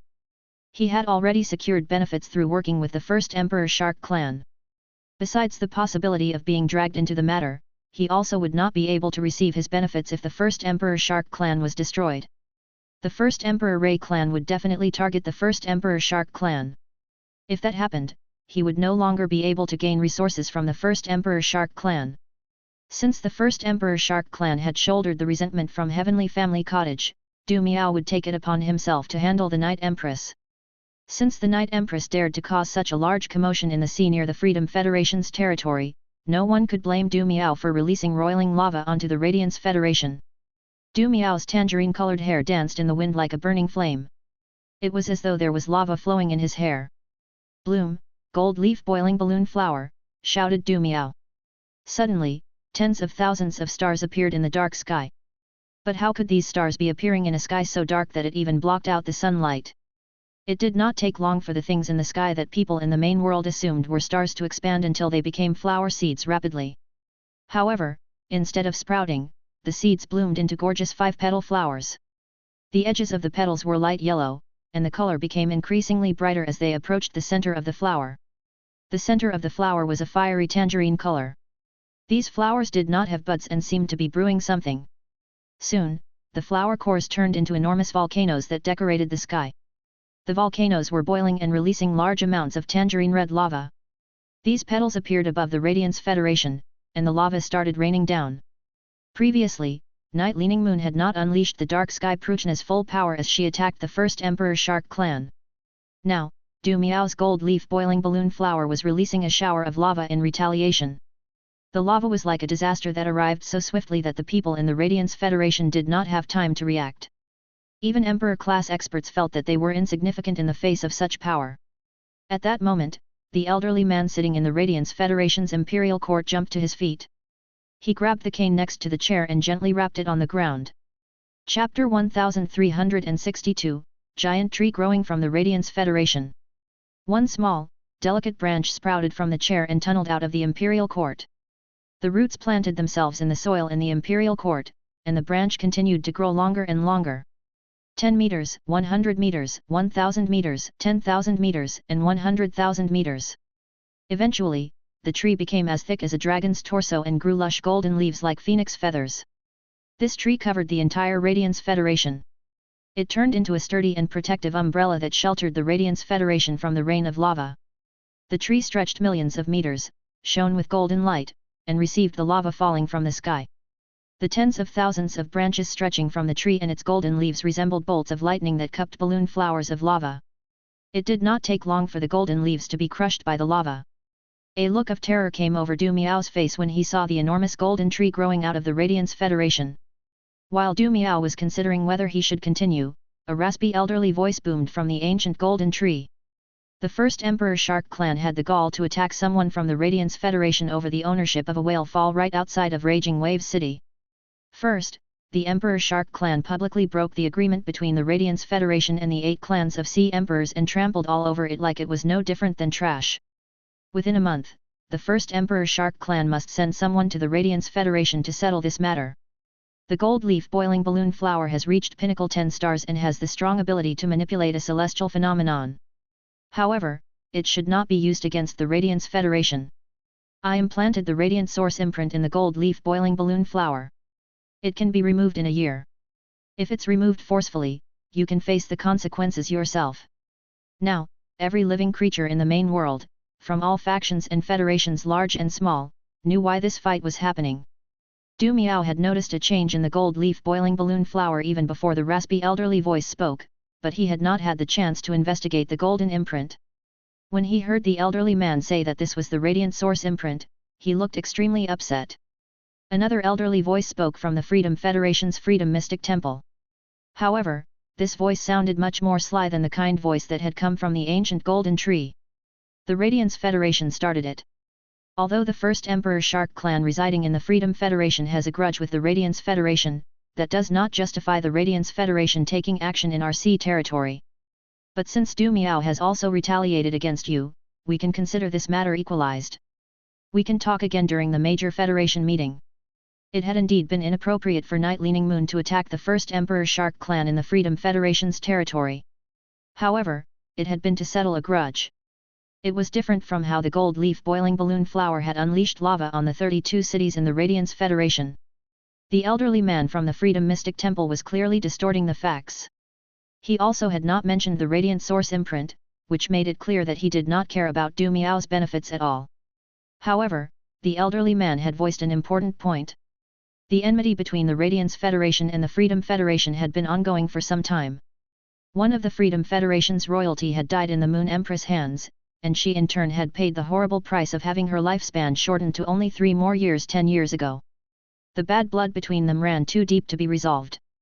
If they truly started a clash to death, the entire main world would be destroyed in the process. Hence, in order for one of them to emerge victorious, the best plan would be for each federation to send out a team to fight against each other at the major federation meeting. The elderly voice from the giant golden tree calmly agreed. At this point, Night Leaning Moon and Shark Pride had halted their attacks. The voice from the Freedom Federation said, "Since we're going to fight it out at the major federation meeting, we should make it more exciting. If the Radiance Federation loses, I want you to set up Star Web in the Freedom Federation." The voice from the ancient golden tree calmly replied, "If the Freedom Federation loses, you will give up one complete Class 5 Creation Master Path legacy to the Radiance Federation." The elderly voice from the Freedom Federation agreed without hesitation. It was as though he had set up countless schemes which led him to utter the words of agreement. It seemed that the Freedom Federation had absolute confidence that they were going to win the fight.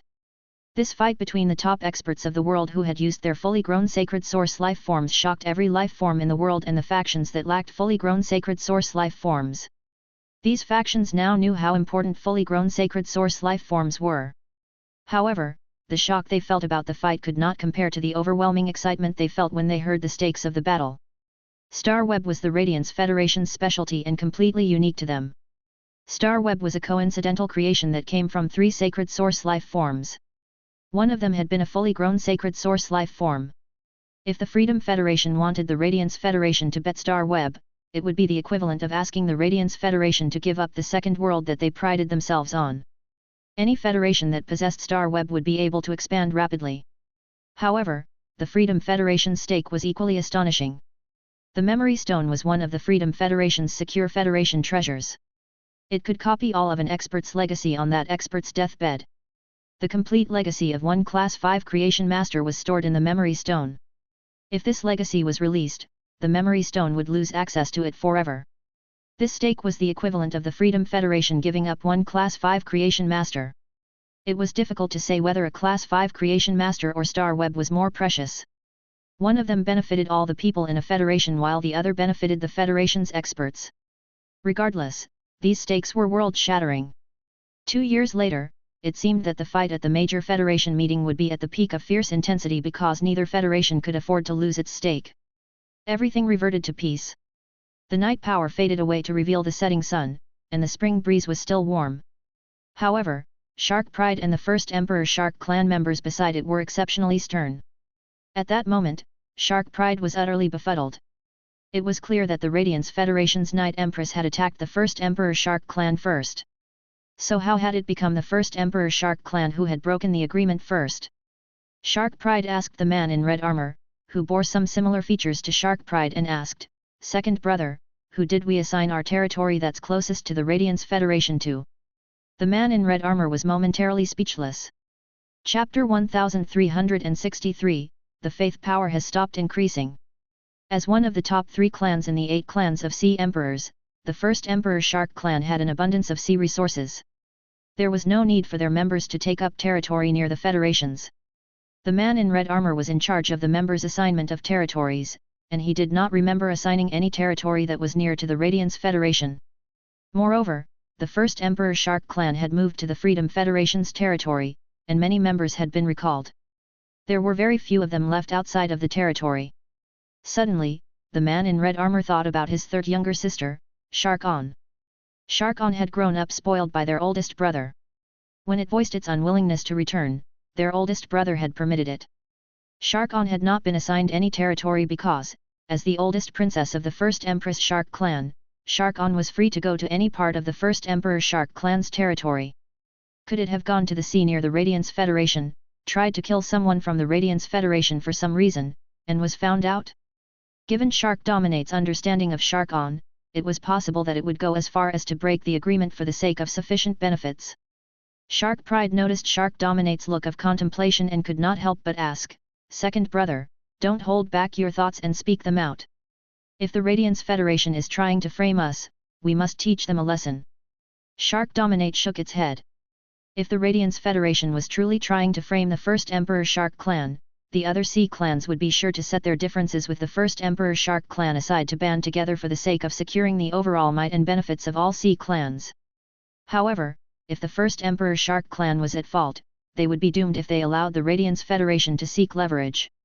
Additionally, the other sea clans were not reliable. The first Emperor Ray clan would definitely seize the opportunity to deal the first Emperor Shark clan a blow. Eventually, Shark Dominate told Shark Pride about his guess. Shark Pride's expression changed when he heard what Shark Dominate said. It knew that this was probably the truth. But it seemed too ludicrous. It only involved the lives of a few normal people. Why did it warrant such serious repercussions? It seemed that this trip to the Radiance Federation would be slightly sticky. Just as Shark Pride was wondering if it should go to the Radiance Federation personally, Shark Dominate said, "Big brother, we still need to move the clan." It glanced at the austere-faced Du Miao and continued. "You have to be here for the collaboration with the Freedom Federation. I shall be the one to go to the Radiance Federation. The Radiance Federation is one of the 3 major factions and must be appropriately gracious. Their royalty can't detain me." Shark Pride nodded. Although it did not want to send Shark Dominate into danger, it was undoubtedly more suitable for Shark Dominate to go. Shark Pride pointed at the young man with short red hair and said, "East, go with your second uncle and remember to listen to what he says." The young man with short red hair hurriedly said, "Don't worry, father.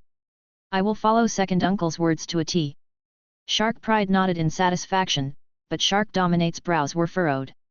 By sending Shark East on this journey, Shark Pride was trying to strengthen Shark East's authority in the first Emperor Shark clan. Shark Pride's trying to set up Shark East to become the next leader. It seems that he has no clue what kind of person his son is. Shark East might be docile and obedient when you're around. But he becomes extremely pompous once he's out of your eye line. I hope he doesn't cause any trouble on this trip to the Radiance Federation. Whenever Shark East encountered members from the other 7 clans of Sea Emperors, it could throw the first Emperor Shark clan's status in their faces. However, this behavior would not fly in the Radiance Federation. However, since Shark Pride had instructed Shark East to go, there was nothing that Shark Dominate could do. It knew that it would have to give Shark East pointers and advise it to exercise self-restraint. The Radiance Federation's threatening command was directed not just at the first Emperor Shark clan but also the other 7 clans of Sea Emperors. Currently, the other 7 clans all had their own ideas about how they should address the matter of the agreement when they went to the Radiance Federation. At that moment, every person in the Radiance Federation had their head craned toward the sky as they watched the giant golden tree shrink until it finally disappeared.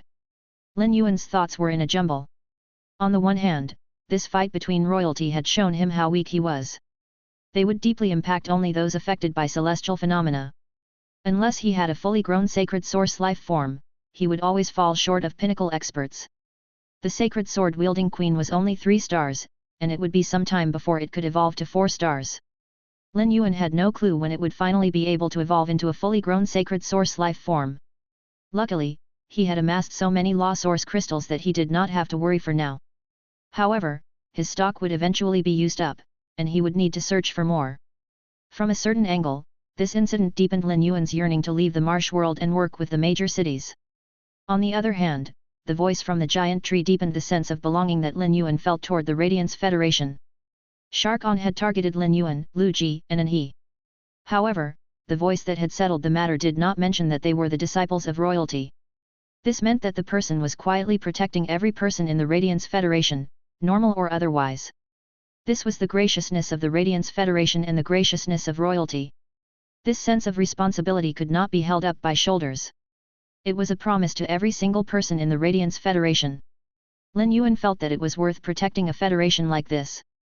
The mother of Bloodbath saw the thick and moving ribbon of sunlight and snapped its own link to the sun. Since they were already acquainted, the mother of Bloodbath only had to wait to reunite with its family. Lin Yuan fell asleep in the mansion after eating the delicious food Lu Ji had prepared. When he woke up, he noticed that the faith power in his shrine had stopped increasing. Lin Yuan found this to be strange. He logged onto StarWeb and checked the forums and posts. This allowed him to understand. There were 3 main topics being discussed on StarWeb. First was the strange celestial phenomena that had taken place yesterday. The second was the scuffle between the Radiance Federation and the Freedom Federation. The third was the startling stakes for the major faction meeting that would take place 2 years later. These 3 topics were so overwhelmingly popular that they squashed all other possible topics. Chapter 1364, Where is Gao Feng? Lin Yuan knew that even if he used his status as the Moon Empress disciple now to convince Sky City's city lord to give up on targeting Connected Beast Park, it would not help in the slightest. He would only be able to snatch back the popularity stolen by these 3 events after he waited for the buzz surrounding them to calm down. However, this matter could not be dragged on for too long, or else the original fires of interest would be extinguished forever. Hence, Lin Yuan planned on waiting for a few days until he was just about to leave for the Divine Wood Federation, during which he would handle the tasks in the Radiance Federation before helping Connected Beast Park. However, he had no clue that Connected Beast Park no longer wanted his help. At first, Miao Zhenshan had been increasingly frantic. The prideful Connected Beast Park acted like he was possessed as he continued to check the forums on Star Web despite knowing that they were filled with insults for him. When Miao Zhenshan woke up this morning, he logged into Star Web as per usual and was promptly stunned.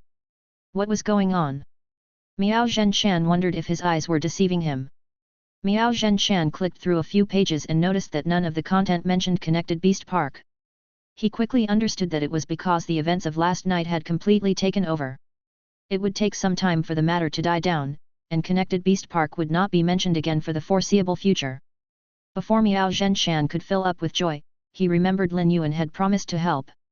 If Lin Yuan helped now, the hate comments would return. Miao Zhenshan wanted nothing more than to call Lin Yuan to tell him not to help. However, he dared not voice this thought as it would be the equivalent of teasing the Moon Empress disciple. If the Moon Empress disciple became angry and decided to target Connected Beast Park, Connected Beast Park would reach an even lower point. Lin Yuan looked through his groups on Star Web and saw that Gulang and Zhongzi had mentioned Lu Ji to ask him about yesterday's events. Night Leaning Moon had thrown the first stick yesterday. Zhongzi and Gulang's master had gone to the Radiance Federation's Imperial Court to attend a meeting at the crack of dawn. Chef Supreme and the Bamboo Monarch were also confused about what had happened yesterday. If Zhongzi and Gulang wanted to learn what had happened, the best option would be to ask Lu Ji. Before Lin Yuan could speak up in the group, he saw that Lu Ji had responded.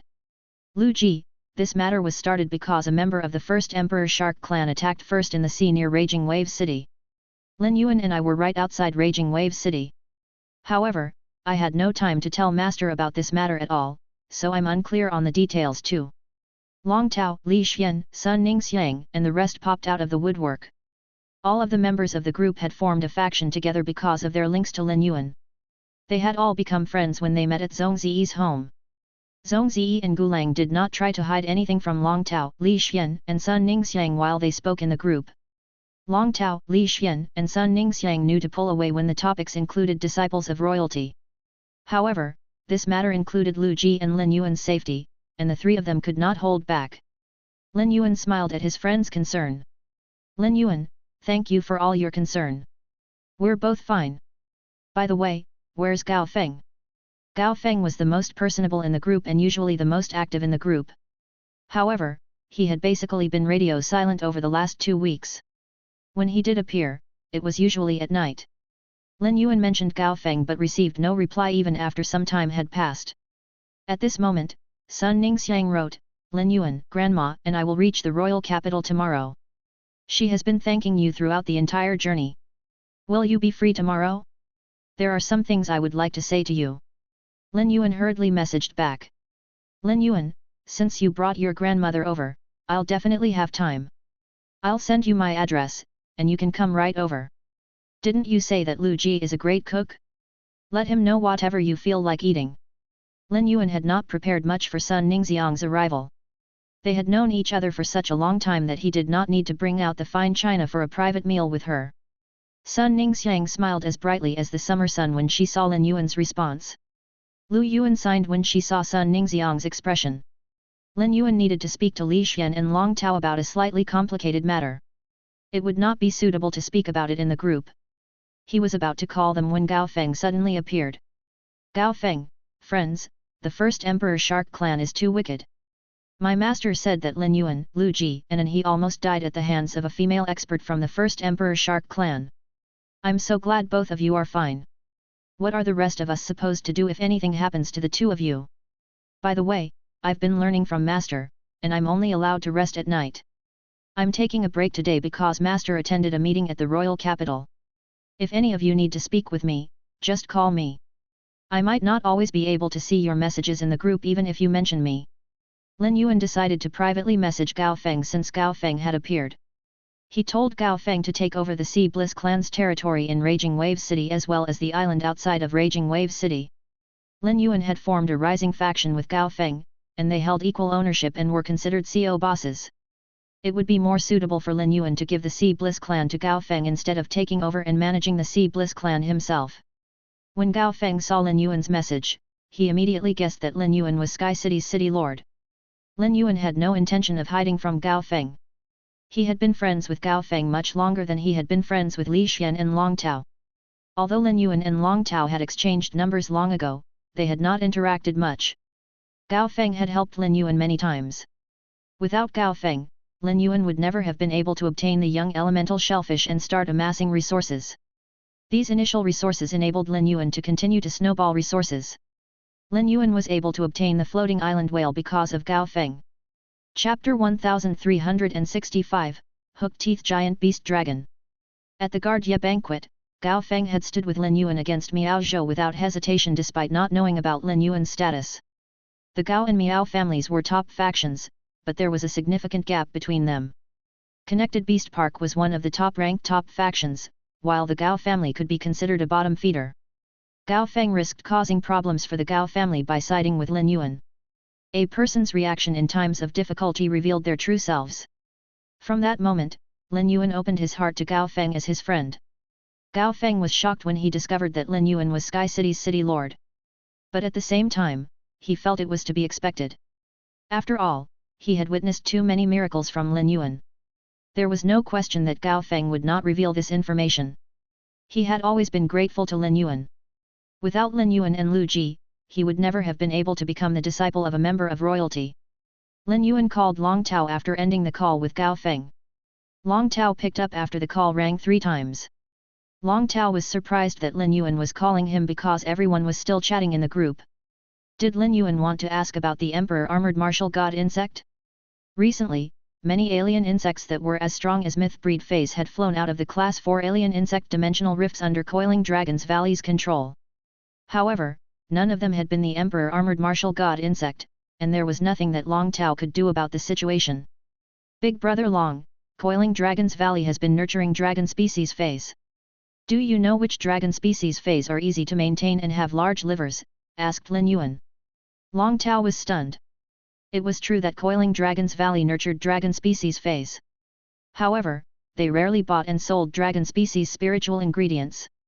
Even if they did sell some dragon species spiritual ingredients, it was because the dragon species fey was too far gone for creation masters to save it, and there was no other choice but to extract spiritual ingredients from it. From Lin Yuan's question, Long Tao knew that Lin Yuan probably needed dragon species fey's livers. Instead of replying to Lin Yuan, Long Tao asked, "Brother, do you have any requirements for the dragon species fey that provides the liver?" Lin Yuan thought about Shiny's current power and replied, "I don't have high expectations for the bloodline as long as they're pure flood dragon species and terrifying dragon species." Long Tao choked. This wasn't considered high expectations? King-class experts were able to increase the purity of their dragon species feys to pure flood dragon species or terrifying dragon species. Suppose Lin Yuan wanted to breed flood dragon species and pure terrifying dragon species feys with the intention of harvesting their livers. In that case, Long Tao could not imagine the immense amount of resources that would have to go into this endeavor. Besides the food costs, an enormous amount of creation master resources would have to go into increasing the purity of a dragon species fey's bloodline. Moreover, he wanted to nurture the dragon species feys not to sell them but to harvest their livers. Once a dragon species fey's liver was removed, the dragon species fey would definitely die, and their body would only be useful if it was separated into spiritual ingredients and sold off. No matter how expensive spiritual ingredients that came from a dragon species fey were, Lin Yuan would not be able to break even. Lin Yuan did know which pure flood dragon species and terrifying dragon species feys were easier to breed. The dragon species fey he had in mind was large, and its liver had to be of proportional size. "Brother, there is a fey called the hook-teeth giant beast dragon. It's very easy to breed, but it grows in size very quickly. As long as it consumes feys with large amounts of flesh, it will reach full size once its power evolves to gold grade. At full size, the hook-teeth giant beast dragon is almost 20 meters long, 9 meters long, and its liver weighs almost 100 kilograms. It has the ancient explosive dragon bloodline and is considered one of the more violent pure terrifying dragon species feys. Its liver is in charge of its emotions, and it has strong medicinal properties. Its liver is considered valuable in the spiritual ingredient market. If you want to harvest a pure terrifying species feys liver, the hook-teeth giant beast dragon is the best choice. Coiling Dragons Valley is currently nurturing hook-teeth giant beast dragons. One of the breeder hook-teeth giant beast dragons died recently, leaving 6 of its eggs. The 6 eggs all have the potential to become breeders, said Long Tao. Lin Yuan's eyes lit up. Flood dragon species feys did not like to interact, while terrifying dragon species feys were always passionate and left behind many descendants. However, the eggs produced by a terrifying species fey about to die produced offspring with the best genes. Given that Coiling Dragons Valley was a top faction, the breeder dragon they chose was definitely of good quality. Hence, the genes of the 6 hook-teeth giant beast dragons had to be outstanding. Lin Yuan decided to feed the hook-teeth giant beast dragon's liver to Shiny. Big Brother Long, you mentioned that you wanted to start a rising faction. Why don't you work with me to nurture the hook-teeth giant beast dragons, said Lin Yuan. Long Tao's eyes lit up. He never expected Lin Yuan to invite him when it came to such matters. This was his chance. He immediately agreed and said, "It will be good if I can start a rising faction on my own, but even better if I can start one with you. I have limited Creation Master resources on hand. I'll only be able to supply 1 Class 4 Creation Master and 5 Class 3 Creation Masters to nurture the hook-teeth giant beast dragon. After the hook-teeth giant beast dragon's liver is harvested, the rest of its body can be carefully separated and sold as spiritual ingredients. I have experience in managing, breeding, extracting, separating, and selling dragon species feys, so leave it all to me." Long Tao's voice was clear as he listed all the contributions he could provide to the faction. Lin Yuan felt relaxed working with Long Tao and said, "Big Brother Long, let me provide the Creation Master resources. I will have to trouble you for the other tasks." Long Tao was taken aback by Lin Yuan's nonchalant attitude toward Creation Master resources. He only had to provide labor. He could not take advantage of Lin Yuan during their collaboration, so he said, "If that's the case, you can have 70% ownership of the rising faction while I'll just take 30%. Long Tao was sincere, but Lin Yuan said, "Big Brother Long, since we're starting a faction together, we should each have 50% ownership. My need for the quality of the dragon liver will only increase in the future, and there'll be no lack of work for you." However, Long Tao still insisted on only taking 30%. Chapter 1366, Nirvana Phoenix Flower. Eventually, Lin Yuan said, "Why don't we do this, Big Brother Long? I'll take whatever dragon species spiritual ingredients I need from the faction in the future. I will probably need a large amount of dragon species spiritual ingredients in the future. If we each take 50% ownership, I'll actually be the one taking advantage of you." Long Tao gave in. When they hung up the call, he rushed off to handle the affairs related to setting up a faction. Meanwhile, Lin Yuan acted the same way he did when he started a faction with Gao Feng and leaned back to relax. Now that he had settled the issue of dragon liver, only the phoenix blood was left. It would not be as easy to solve the issue of the phoenix blood because he only wanted to use the blood from main phoenix species feys. But now that Lin Yuan was going to nurture main dragon species feys livers, he could not afford to do so. Given his current situation, he had no choice but to lower his standard. Unlike essence blood, extracting phoenix blood would not put the main phoenix species fey in danger. At the very most, the main phoenix species fey would be weak for some time if too much blood was drawn from it. As for the avenue through which he would obtain the main phoenix fey blood, only Dark Cloud's Bird Shrine came to his mind. Previously, Lin Yuan and Dark Cloud's Bird Shrine had traded for golden lotus brocade pearls, and he had formed a friendly relationship with them. This trade was the reason Li Xian had been chosen to become the young leader out of all the young members of Dark Cloud's Bird Shrine. Lin Yuan would not approach Dark Cloud's Bird Shrine directly with regards to the phoenix blood. He would ask Li Xian to be a middleman who would discuss with the elders on Lin Yuan's behalf. Lin Yuan immediately called Li Xian. When the call went through, Lin Yuan immediately said, "Big Brother Li, I need your help."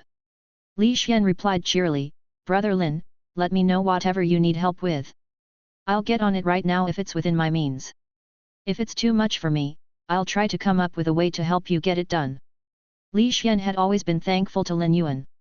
If not for Lin Yuan, Li Xian would have lost the position of young leader to his younger siblings. Ever since Li Xian's younger siblings reached 15 or 16 years old, they had been trying to steal from Li Xian.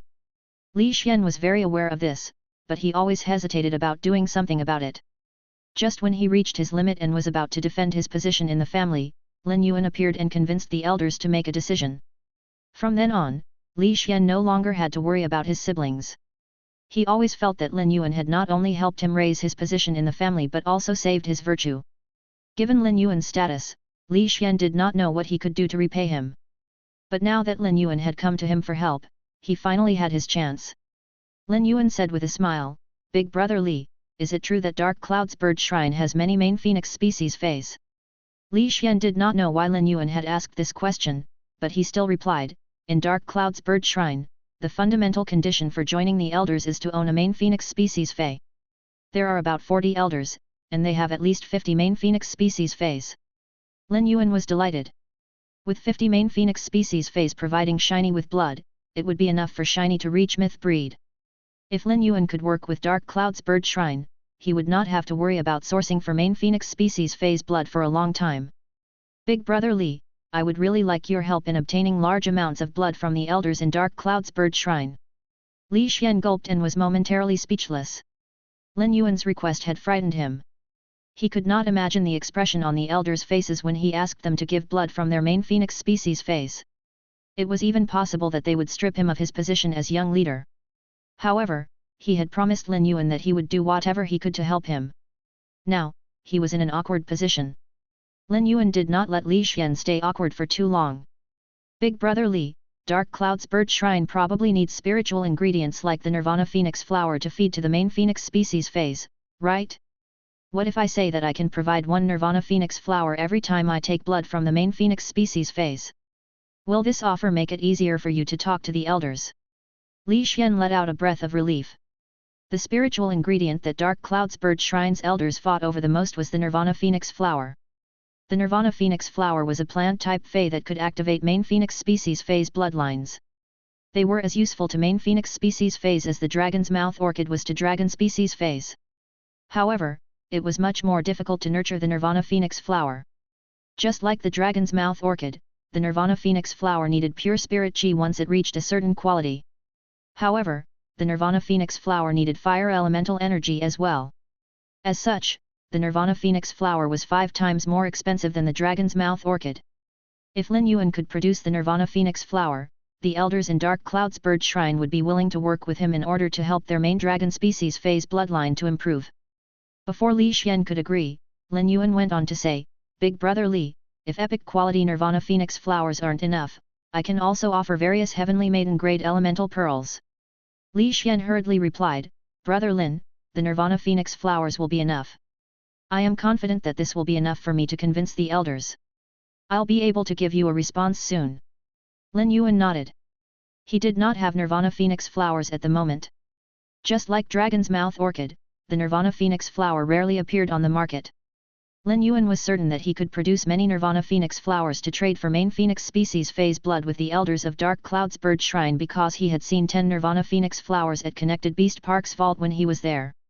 Although most of these Nirvana phoenix flowers had not reached epic quality, Lin Yuan did not mind. As long as he could obtain the Nirvana phoenix flowers after he helped them, he would easily be able to evolve them to epic quality. He might even be able to evolve some of the better ones to legend quality. Chapter 1367, Soon to Evolve Mountain River Eternal Life Carp. When the Nirvana phoenix flower was planted in the Spirit Lock spatial zone, it would be able to produce new flowers after it was plucked as long as its roots were not damaged. After hanging up the call, Li Xian used his title as young leader for the first time to call for a meeting with the elders. He had been chosen to become the young leader because the elders valued his link to Lin Yuan. Previously, the elders had all supported different young members according to their respective motives. Even though Li Xian had officially become the young leader, he still had not been acknowledged by every elder. He intended to use this chance to cement a collaborative relationship with the elders. Ever since he started a faction with Lin Yuan, Gulang, Zhongzi, and the rest, his position in the family had only grown more secure. With this matter on top of it, Li Xian felt that he would become the most reputable person in Dark Cloud's bird shrine. Although Lin Yuan was the one who had asked for his help, he knew that he owed Lin Yuan far more. If Lin Yuan only needed the blood from main phoenix species feys, he could announce his offering of the Nirvana Phoenix flower on Star Web's trade message, and the experts with main phoenix species feys would happily take him up on his offer. As Lin Yuan continued to supply the Nirvana Phoenix flowers to Dark Cloud's bird shrine, he would help Dark Cloud's bird shrine to increase its power and strengthen its foundation. Li Xian planned on telling all the elders about this during the meeting so they would also feel indebted to Lin Yuan. Lin Yuan spent the day organizing his gains from Raging Wave City. As a pinnacle immortal sea emperor, the dead Shark-On could not be controlled by Red Thorn using the tongue of relinquish even though the mother of Bloodbath had already absorbed its blood energy. Hence, it could only be turned into various spiritual ingredients. Shark-On's skin could be used by Wen Yu to be turned into clothes. The skin was soft and light yet possessed very strong defensive capabilities. Additionally, its scales were resistant to wind and could be used to attack enemies. After Shark-On died, Lin Yuan also retrieved something else from its body. He knew that it could be the immortal body that the Moon Empress had spoken of. The immortal body was formed from willpower runes. Willpower runes, law crystals, world crystals, and the immortal body were things that feys gained as they evolved from fantasy breed to immortal breed. When Lin Yuan first touched the immortal body, he felt the sacred sword-wielding queen pulse in his soul as though it had just sensed some sort of treasure. However, the sacred sword-wielding queen was not as desperate for the immortal body as it had been for the world crystal. Through communicating with the sacred sword-wielding queen, he found out that it could not absorb immortal bodies before its adolescent stage, which was the period between 7 stars and 9 stars. It seemed that there was no use for Shark-On's immortal body as of now, and Lin Yuan would need to store it for some time. Shark-On's immortal body contained parts of its soul. Lin Yuan would be able to use the Remembrance Soul Whale to solidify Shark-On's soul. However, he would not do so. Ever since the Remembrance Soul Whale fell into his hands, Lin Yuan thought about reviving his parents. However, they were humans. Not only were their souls too weak, but souls also dissipated quickly after death. Lin Yuan knew that his parents were buried in an alien insect dimensional rift, and it was likely that their bodies had already been torn apart by insect tides long ago. He had 2 spirit guard crests and the letter written in blood left to him by his parents. They meant for him to think of them whenever they saw these items, so it was as though they were always by his side. Lin Yuan was overwhelmed by fear for the first time and did not have the courage to allow the Remembrance Soul Whale to check on the 2 crests and the letter.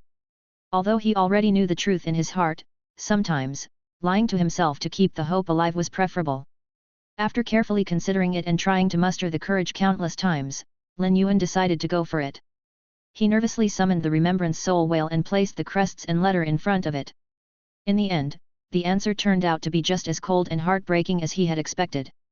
The voice from the giant golden tree had allowed Lin Yuan to understand what the Radiance Federation meant to him. As he gazed at the 2 spirit guard crests now, it dawned on him why his parents had left him and Chu Ci at home to fight for the Radiance Federation despite knowing the dangers that would be involved. He had been confused when he first received the 2 spirit guard crests. But now, it was clear to him. Both he and the Moon Empress had chosen to take the same path his parents had. Lin Yuan held the crests to his chest and looked at the blood letter as he missed and longed for his parents. This lasted the entire night. At that moment, he seemed more like a fresh 18-year-old young man than he ever had. The morning light floated through the window and shimmered on Lin Yuan's body. As he looked at the light of dawn, he stored away the 2 crests and blood letter like they were the most precious treasures in the world. He opened the door of his room and went downstairs to find Lu Ji preparing dumpling soup. With one sniff, Lin Yuan immediately knew that Lu Ji was making pork and leek dumplings which were Lin Yuan's favorite. Lu Ji knew that Sun Ningxiang and her grandmother would be arriving at the mansion soon and had asked Sun Ningxiang in the group what she wanted to eat. After washing the dishes, Lu Ji dove straight into preparing lunch. As Lin Yuan sat on the water rhinoceros leather sofa and looked at the red sandalwood longevity fish tank, he realized that the red sandalwood longevity fish tank seemed slightly small. It could also be said that the 3 Mountain River Eternal Life Carps and 99 5 Fortune Ranchos had grown larger. Coincidentally, Submerged Flood Dragon Lake's construction was done. For the sake of Blackie's exclusive skill, Lin Yuan had nurtured the telescope Spirit Siphon Goldfish, and they had all been released into Submerged Flood Dragon Lake. The Angelfish of Bliss were very gentle and would not attack the Spirit Siphon Goldfish. Lin Yuan felt that it would be a good idea to release the Mountain River Eternal Life Carps and 5 Fortune Ranchos into Submerged Flood Dragon Lake as well. The spirit chi released by the 99.5 fortune ranchos would enable the flowers in the pavilions atop the Sunlight King Lotus to bloom even more brilliantly. The red sandalwood longevity fish tank would also not be left there to collect dust, as he could fill it with any fortuitous aquatic fae that could be nurtured indoors in the future. The mountain river eternal life carps had grown to 3 meters long, and there was almost no space for them to move in the 9.9 meter wide red sandalwood longevity fish tank. When the mountain river eternal life carps were released into submerged flood Dragon Lake, Lin Yuan noticed something was happening to their bloodlines. Apparently, the 3 mountain river eternal life carps were about to evolve. Chapter 1368, Sun Ningxiang's Resolution. Lin Yuan had raised the mountain river eternal life carps ever since they were young. Fish species feys did not have high intelligence, but they felt a lot of affection for Lin Yuan. After spending some time with Lin Yuan by the edge of submerged flood Dragon Lake, the 3 mountain river eternal life carps swished their tails and swam out into submerged flood Dragon Lake. The mountain river eternal life carps had the exclusive skill place of life. When they swam into submerged flood Dragon Lake, the angelfish of bliss and precious plants in the pavilions spread out their leaves with delight. When Lin Yuan saw the beautiful scenery he had created, he breathed out a breath that he had not known he had been holding. Suddenly, he entered a mystical state. Creation could bring people happiness. A willpower rune of creation appeared in Lin Yuan's spirit. Naturally, Lin Yuan was elated to comprehend another willpower rune. However, it was not suitable for the remembrance soul whale. At that moment, he heard a clear bird chirp from the mansion's entrance. He looked out and saw that Sun Ningxiang had arrived. There was a short woman who shared Sun Ningxiang's eyes next to Sun Ningxiang. Lin Yuan knew that Sun Ningxiang's parents had passed, so this woman had to be Sun Ningxiang's grandmother, the Thearch class expert Lu Yuan. He rushed up to them to usher them into the house. Before Sun Ningxiang could speak, Lu Yuan knelt on one knee and said solemnly, "My name is Lu Yuan. Thank you for saving my life with the Moondew Revival Pill." Lin Yuan anxiously helped Lu Yuan up. He was friends with Sun Ningxiang and could not handle her grandmother thanking him in such a manner. He had not thought about the Moondew Revival Pill's value when he saved Lu Yuan. Even when he thought back on it, he did not regret using the Moondew Revival Pill to save Lu Yuan's life. He could not stand and watch his friend's family die when he had the ability to save them. Sun Ningxiang saw that her grandmother was about to thank Lin Yuan again and was afraid that Lin Yuan would be put on the spot. She gently held Lu Yuan's hand. Lin Yuan and Sun Ningxiang had not known each other for a long time, and he had been wearing a mask the last time they met. Hence, she had not noticed the changes in him. But now, as she looked at Lin Yuan's exquisite features and growing aura of eliteness, she could not help but be stupefied. Lu Yuan gently tugged Sun Ningxiang's arm when she saw her granddaughter spacing out. When Sun Ningxiang regained her senses, her face flushed, and she lowered her head in embarrassment. Lin Yuan had not noticed the change in Sun Ningxiang's expression. He was too busy praying that Lu Yuan would not get down on her knees again. After exchanging a few words with Lu Yuan, he led her and Sun Ningxiang into the mansion.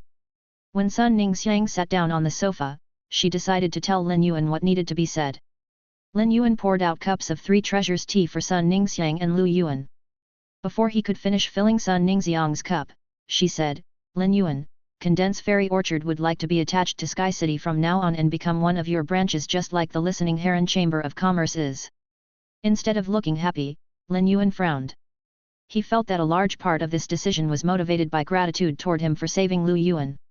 If Lin Yuan and Sun Ningxiang were not friends, he would be more than willing to take her up on her offer.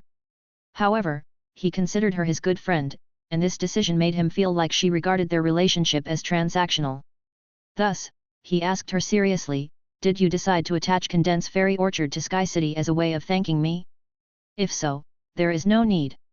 If you would really like to repay the debt of the Moondew Revival Pill, you can repay me with resources once Condense Fairy Orchard has expanded sufficiently." Sun Ningxiang shook her head gently. It was true that she had made the decision to express her gratitude. However, she was the decision-maker of a top faction and had to look past the surface of matters. She had also made this decision after taking the entire Condense Fairy Orchard into consideration. By attaching Condense Fairy Orchard to Sky City, Condense Fairy Orchard's future expansion would be secured. Even if Lu Yuan had regained her health, Condense Fairy Orchard would still only be left with one Thearch class expert. They had no Creation Master resources or martial force. Hence, it would be difficult for Condense Fairy Orchard to forge a better future for itself. Sun Ningxiang sorted out her emotions before saying, Condensed Fairy Orchard is fully reliant on Sky City for Creation Master resources. Without Sky City, our plant-type Fey role will crumble in an instant. By attaching ourselves to Sky City, Condensed Fairy Orchard will have a light waiting for us at the end of the tunnel. Lin Yuan, if you are satisfied with us, please take us in. From today onward, Grandma and I will focus on expanding Condensed Fairy Orchard, and we won't have to worry about being targeted by other factions. It is us who would like to take shelter under the tree that is Sky City. Lu Yuan felt her heart ache when she heard Sun Ningxiang say such things. She felt that her granddaughter was speaking in an excessively inferior manner.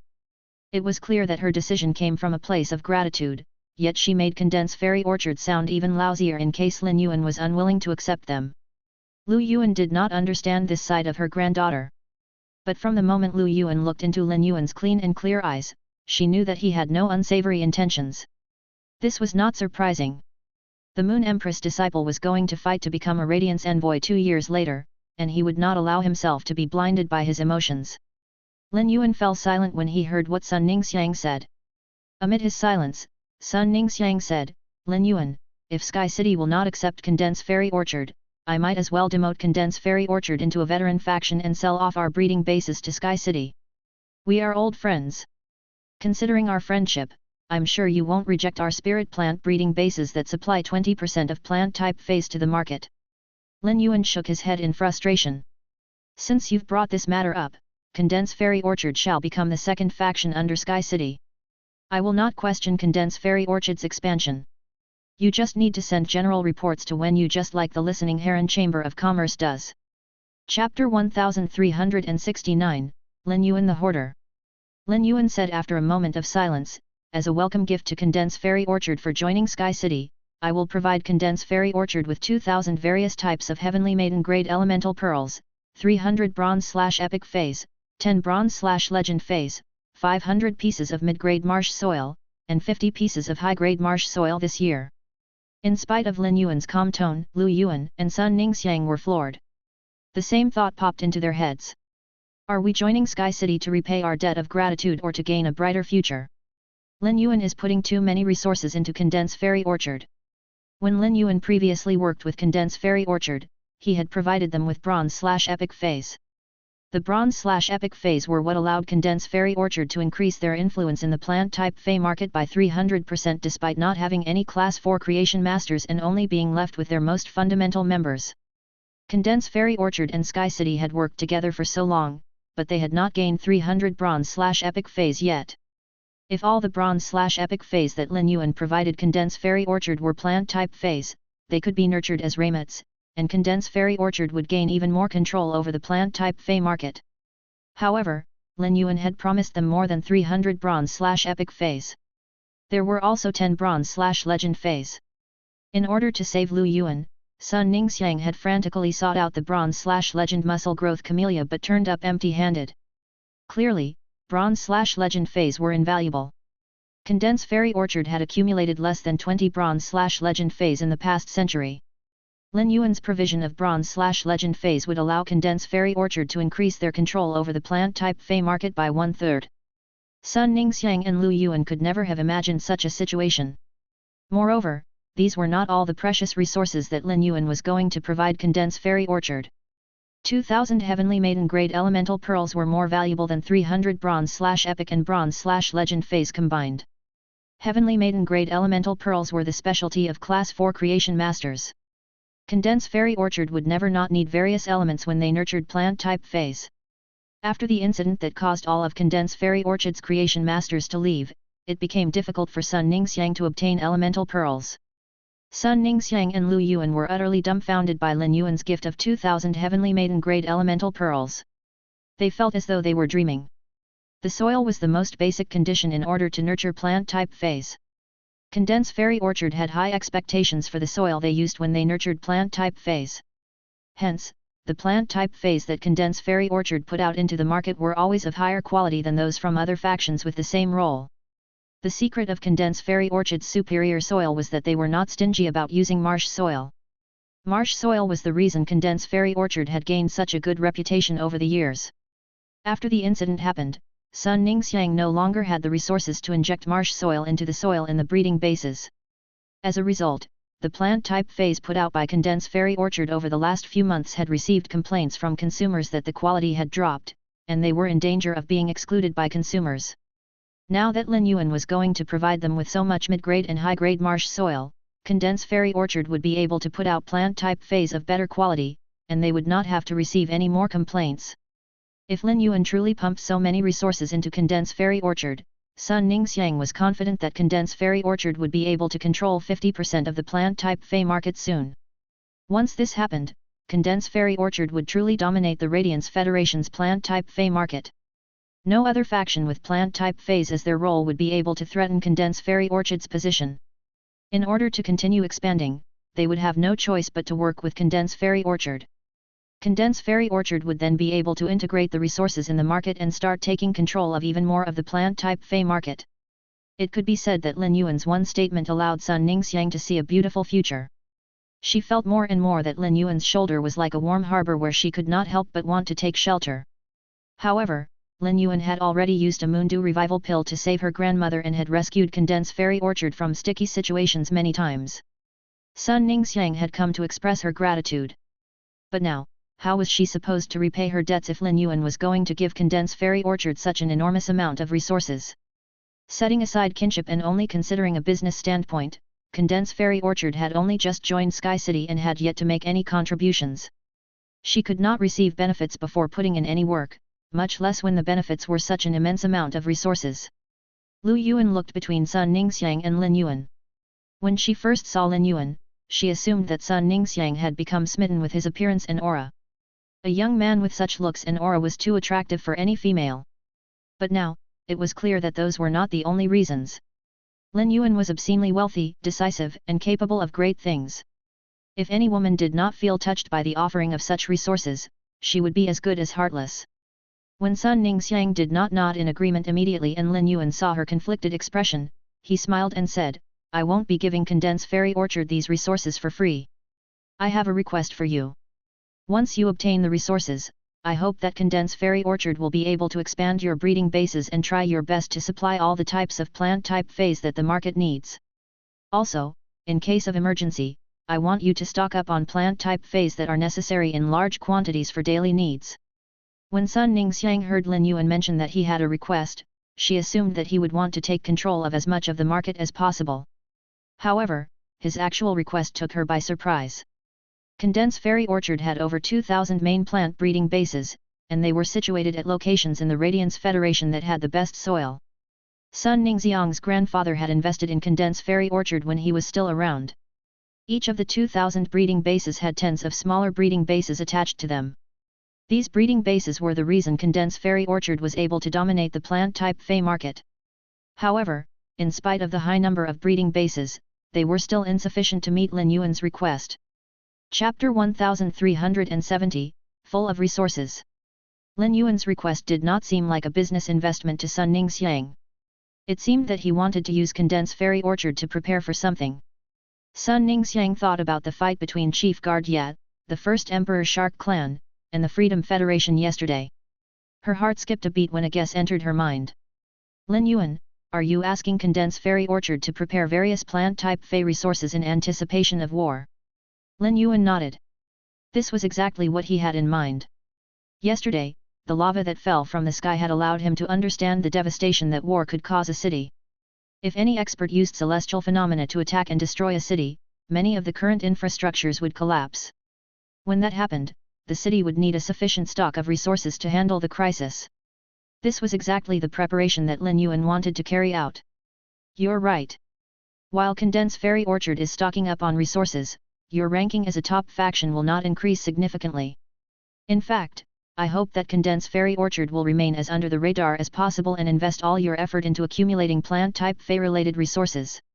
A large number of resources will be used up in this process, but I will supply Condensed Fairy Orchard with these resources." Previously, Lin Yuan wanted to rely on nurturing the soldier ration radish to provide food for a large group of people. Once the soldier ration radish was separated to a certain extent, it was even possible that he would be able to provide food for the entire Radiance Federation. However, yesterday's events made Lin Yuan aware that he had thought of everything too simply. Food was a necessity. But besides food, people also needed many more things in order to survive. If these things were not prepared, any abnormal situation would bring about disaster. Plant-type feys supported the entire ecosystem. By stocking up on plant-type fey-related resources, Lin Yuan would be able to handle anything that came his way in the future. The Radiance Federation actually had special stocks. The department that handled this was Cultivated Garden, which Lin Yuan had traded with Revival Soil for Heavenly Maiden-grade elemental pearls. Just like the Spirit Guards, Cultivated Garden was managed by a member of royalty, Tian Feng. It was not that Lin Yuan did not believe in Cultivated Garden stock, but that he was the type to prepare to the greatest extent. Moreover, the Spirit Lock Spatial Zone was a storeroom that did not require much investment but could still maintain a high influx of resources. Lin Yuan could afford to use up resources with the Spirit Lock Spatial Zone around. Sun Ningxiang immediately knew what she could do for Lin Yuan and felt a wave of motivation swell up within her. Lin Yuan, I never hoped for Condensed Fairy Orchard's ranking to increase after we joined Sky City. Tomorrow, my grandmother and I will publicly announce that Condensed Fairy Orchard shall be staying out of the public eye. Condensed Fairy Orchard will start focusing on gathering plant-type fey-related resources. From now on, I will let you know of any resources I need without holding back so that I'll be able to stock up on resources as quickly as possible.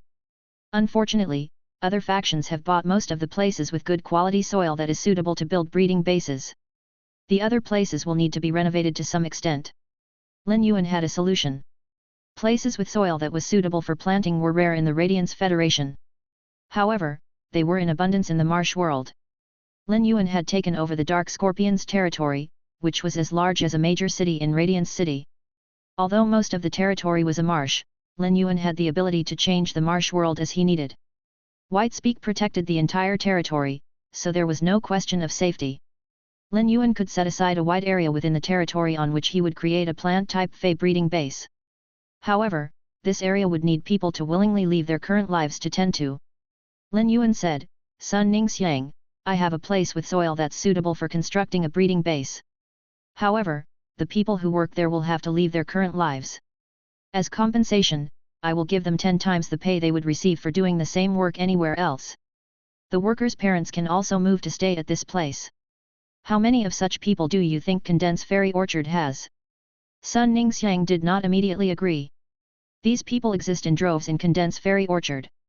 Most of the people working in a breeding base are ordinary people or experts that do not have much combat power. They work in 4 shifts of 6 hours every day and are given a salary of about 4,000 Radiance dollars every month. If they're given 10 times the normal pay, it's unlikely that any of them will say no. Sun Ningxiang had more things to say to Lin Yuan but did not know how to voice them.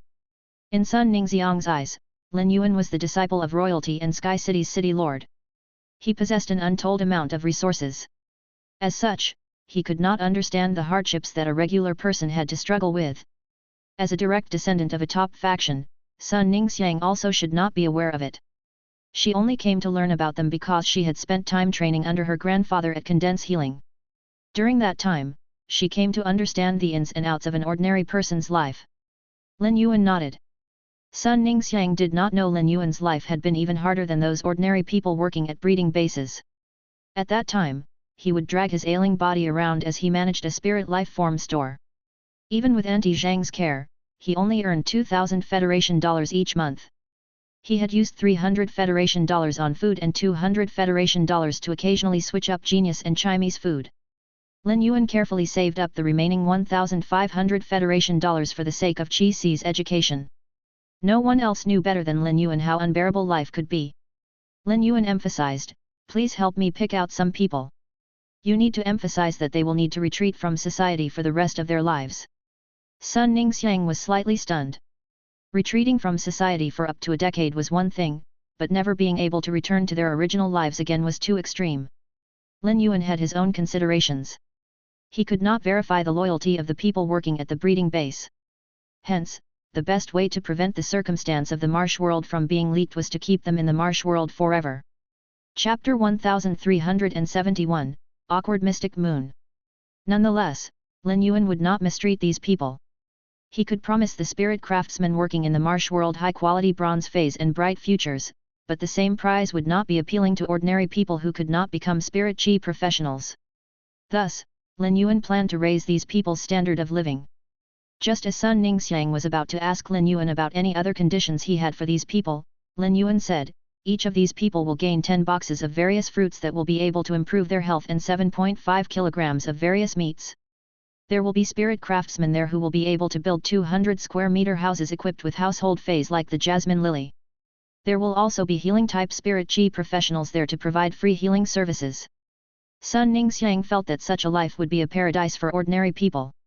The people working in breeding bases were from a small community. They mostly stuck with their family any time that they were not working. All they wanted was a stable and comfortable life. Besides the 10 times higher wages that Lin Yuan was going to provide, the standard of living that he was offering would be attractive to any of them. These people usually worked hard their entire lives in the Radiance Federation and still would not be able to buy a 200 square meter house. Lin Yuan, I will get this done as soon as possible. How many people do you have in mind? Lin Yuan pondered for some time before saying, I'm planning on setting aside 200 square kilometers. You can estimate the number of people who will be able to run a breeding base of such size and hire that number. Sun Ningxiang was astonished by the area that Lin Yuan declared. It was as large as a district in a major city. Such a large area would indeed require many people. At least 100,000 people were required. Both Lin Yuan and Sun Ningxiang were decisive people, and they settled the matter with a few statements. As Lu Yuan listened to Lin Yuan and Sun Ningxiang's conversation, she blinked a few times when they were done. She had often represented Condensed Fairy Orchard in discussions with other factions during her youth. Each time, the discussions had involved both sides fighting for a larger share of the benefits. Neither side would compromise or try to scheme. However, Lin Yuan and Sun Ningxiang seemed to have a sort of compatibility. It could also be said that Lin Yuan did not care about the number of investments he would have to provide if it meant that he could accomplish his goal.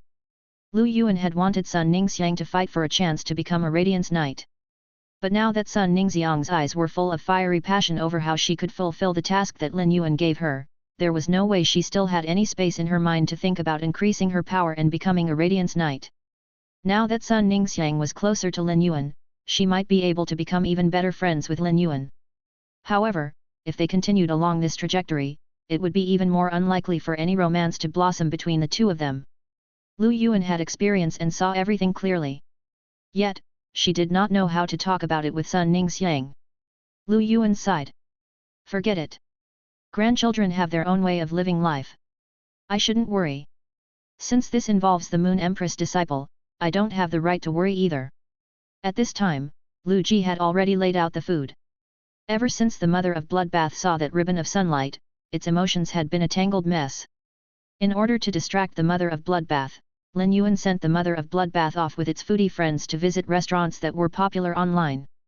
Hence, it was currently not in the mansion. As such, only Lin Yuan, Lu Ji, Sun Ningxiang, and Lu Yuan were present for this meal. Lu Ji had prepared food that Sun Ningxiang had listed, which were all suited to Lu Yuan's tastes. Lu Yuan and Sun Ningxiang almost swallowed their tongues while scarfing down the food. After the meal, Lu Yuan and Sun Ningxiang left quickly to prepare administrative affairs. After Condensed Fairy Orchard became a part of Sky City, Sun Ningxiang would have to start on the task that Lin Yuan gave her. Sun Ningxiang and Lu Yuan would be kept busy for a long time. While Lin Yuan and Lu Ji were discussing the expansion into the Divine Wood Federation, Mystic Moon was stuck between a rock and a hard place in the Radiance Federation's Imperial Court. This was the first time that Mystic Moon was attending a meeting in the Imperial Court. Given his endless achievements, Mystic Moon had the right to become a member of royalty. Although he could not take the test to become a member of royalty since he was the Moon Empress Moon Envoy, he could speak with the other members of royalty as an equal. However, Mystic Moon felt wholly awkward because he knew that the Moon Empress was no longer doomed now that she had formed a contract with the Lifespan Mouse. As long as no one killed the Lifespan Mouse, she would be able to live even longer than the other members of royalty. Mystic Moon had guessed that Night Leaning Moon had attacked the first Emperor Shark clan because of Lu Ji, and more so the fact that she found out that the Moon Empress only had 3 years left in her lifespan. Evidently, his guess was right. Ever since the Imperial meeting started, besides that old man, Cicada Song, and Ji Chongdeng, the other members of royalty had all asked Night Leaning Moon about what had happened. Night Leaning Moon had not clearly explained herself, but it was impossible to keep the matter under wraps now that the matter had progressed to such an extent. Under the other 7 members of royalty's questioning gazes, Cicada Song had no choice but to explain the situation frustratedly. It would have been better not to explain the situation. But now that the situation had been exposed, the entire Imperial Court exploded. The Bamboo Monarch, who owed the Moon Empress a favor, wanted to immediately ride out to search for spiritual ingredients that could extend lifespans. This made Mystic Moon so touched, as he knew that the Bamboo Monarch truly felt deep gratitude toward the Moon Empress and wanted to do anything to repay her. However, as a Moon Envoy, Mystic Moon could not reveal the truth about her lifespan being restored without her permission. Chef Supreme, who had been silent all this time, said, "I am on good terms with the Azure-Winged Tiger family, which is one of the 12 Class 5 families in the Azure Federation. While the Bamboo Monarch is searching for spiritual ingredients to prolong lifespans, I will head to the Azure Federation. The Azure-Winged Tiger family definitely has essence blood from the Azure-Winged Tiger, and it can evolve lifespans. The Moon Empress just has to use 1 drop of essence blood every day for a year, and she will be able to gain another 3 months of lifespan. But after a year, the essence blood will not work anymore, and we'll have to come up with another solution." Mystic Moon was at his breaking point now. The Moon Empress had said she would only emerge during the Radiance 100 sequence selection. In the time up till then, he could not sit by and watch as the members of royalty drove themselves into a frenzy. Chapter 1372, Iron Prison's Fey with the Barren Bloodline. The Moon Empress would end up owing all of the members of royalty favors for their efforts. It was not easy to repay favors to the royalty. Just as Mystic Moon was trying to come up with a way to calm down the members of royalty without revealing the Moon Empress' circumstance, Iron Prison stood up and said, "In another month, the Radiance 100 sequence selection will take place. In less than a month, the team of envoys from the Azure Federation and Freedom Federation would arrive at the Radiance Federation. Hence, it won't be appropriate for any of you to leave. The matter of the Sea clans has not been settled." The first Emperor Shark clan publicly broke the agreement between the Radiance Federation and the 8 clans of Sea Emperors. By doing so, they've stepped on the Radiance Federation's pride. "I would like to propose that we wipe out the first Emperor Shark clan." Mystic Moon never liked Iron Prison, but Iron Prison's words were music to Mystic Moon's ears.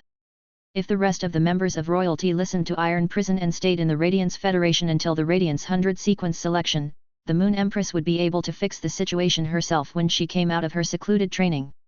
Once Iron Prison finished speaking, Cicada Song massaged his temples and thought, "The principle is right, but you can't put it in such a manner.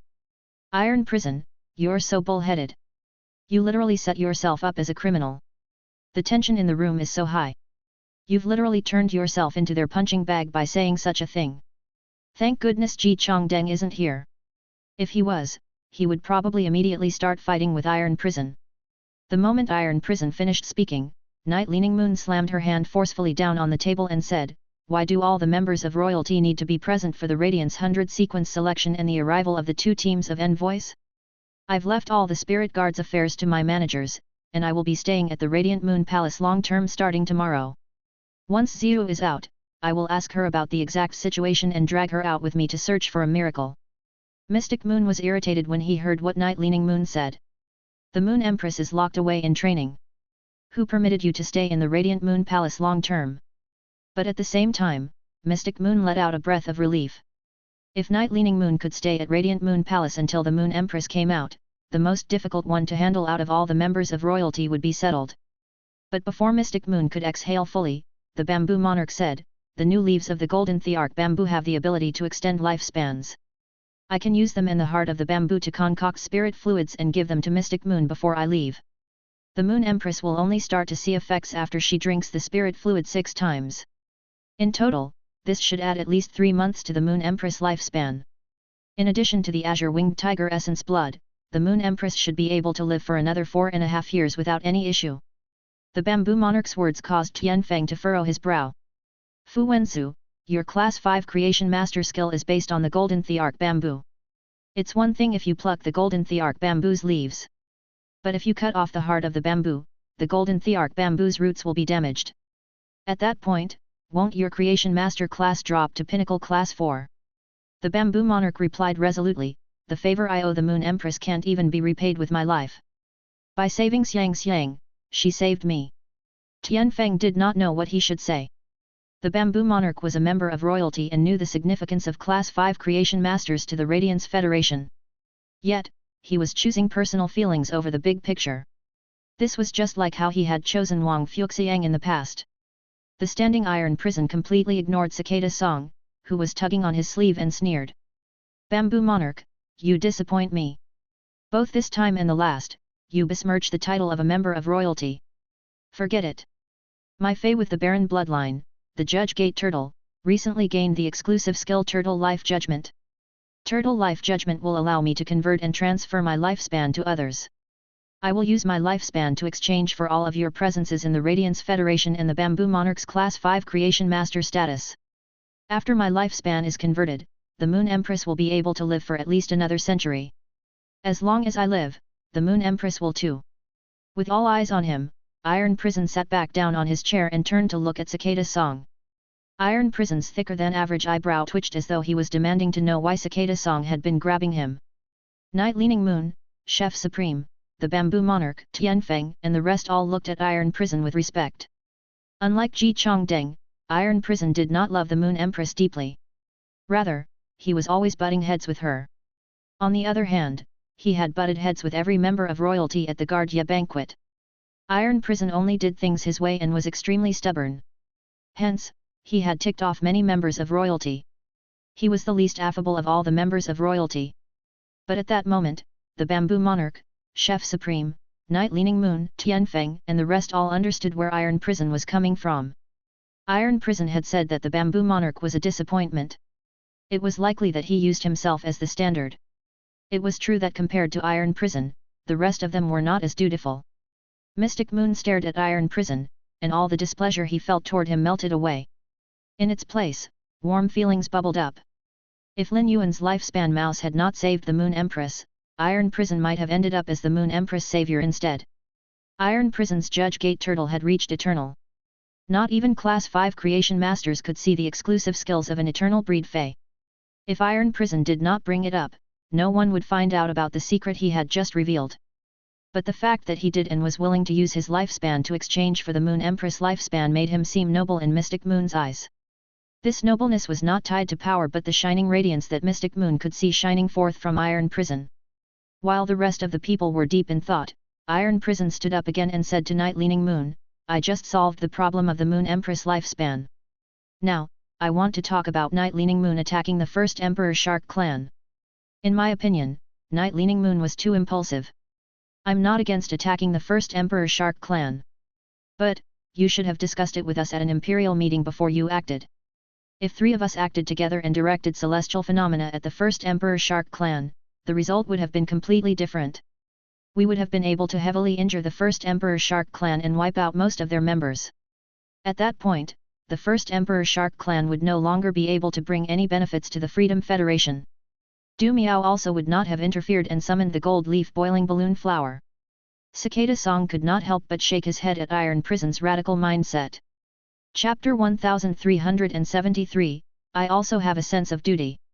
Iron Prison had done something that left Night Leaning Moon with a positive impression and even stern respect for him. But now, he was causing trouble again. By targeting her now, he was asking for an argument. Moreover, the matter was more complicated than Iron Prison thought it was. Just as Cicada Song was about to change the topic to give Iron Prison and Night Leaning Moon a chance to back down, Night Leaning Moon stood up and bowed to Iron Prison as she said, Iron Prison, I owe you a favor. If there's anything you would like me to do, just say the word. Night Leaning Moon's tone immediately changed, and she slammed her hand ferociously down on the table again as she said, Do you think I'm incapable of killing the first Emperor Shark clan's members while Shark Pride is protecting them? The Dark Sky Prujna is the first sacred source life form I formed a contract with. However, my second sacred source life form, the Equinoctial Weak Pagoda Flower, has the strongest celestial phenomenon. You know the power that is unleashed when the Dark Sky Prujna and Equinoctial Weak Pagoda Tree work together. I didn't use the Equinoctial Weak Pagoda Tree to kill the members of the first Emperor Shark clan on purpose. I want to wait for the 8 clans of Sea Emperors to gather in the Radiance Federation to settle the matter of the agreement. Iron Prison, I'm sure you know that if I had killed most of the members of the first Emperor Shark clan, we wouldn't have much righteous ground to stand on during the trial. It could even have triggered the Sea clans to work together against a common enemy. Iron Prison, as a member of royalty who has been in charge of the spirit guards for decades, I also have a sense of duty. The throbbing headache that had been pounding in Mystic Moon's head from the beginning of the imperial meeting ended. Mystic Moon let out a light breath. He had told the other members of royalty about the situation as he had heard from Lin Yuan. He also managed to calm the members of royalty down and keep them waiting until the Moon Empress came out. He performed both tasks successfully. But during the imperial meeting, Mystic Moon had decided that he would never attend another imperial meeting. It was just too stressful. For the past 2 days, Lin Yuan had reverted to his endless cycle of hard work. He had spent almost the entire time nurturing the steel spike iron oysters. Since he had formed a collaboration with Raging Wave City, he would have to prepare the steel spike iron oysters for Wang Ce in advance. After 2 days of continuous hard work, Lin Yuan did not feel as exhausted as he used to feel. Ever since he consumed the Earth Center fine milk and his body was transformed, he realized that working himself extra hard did not tire him out like it used to. He only had to take a nap, and his vitality would be refilled to the brim. Sun Ningxiang sent a diamond fey storage box to Lin Yuan yesterday that was filled with many law source crystals. Lin Yuan counted that there were at least 4,000 law source crystal inside. He had called Sun Ningxiang after he received the fey storage box. He knew that Sun Ningxiang had prepared this for him prior but had forgotten to give it to him before she left. When Lin Yuan and Sun Ningxiang traded for high-quality bronze feys, he had earned several hundred law source crystals. When added to these 4,000 law source crystals, he had earned less than 5,000 law source crystals from Condense Fairy Orchard. This was far from the amount that Coiling Dragon's Valley could offer. Coiling Dragon's Valley could produce over 10,000 law source crystals without the blink of an eye. Apparently, even top factions could differ greatly when it came to their stock of resources.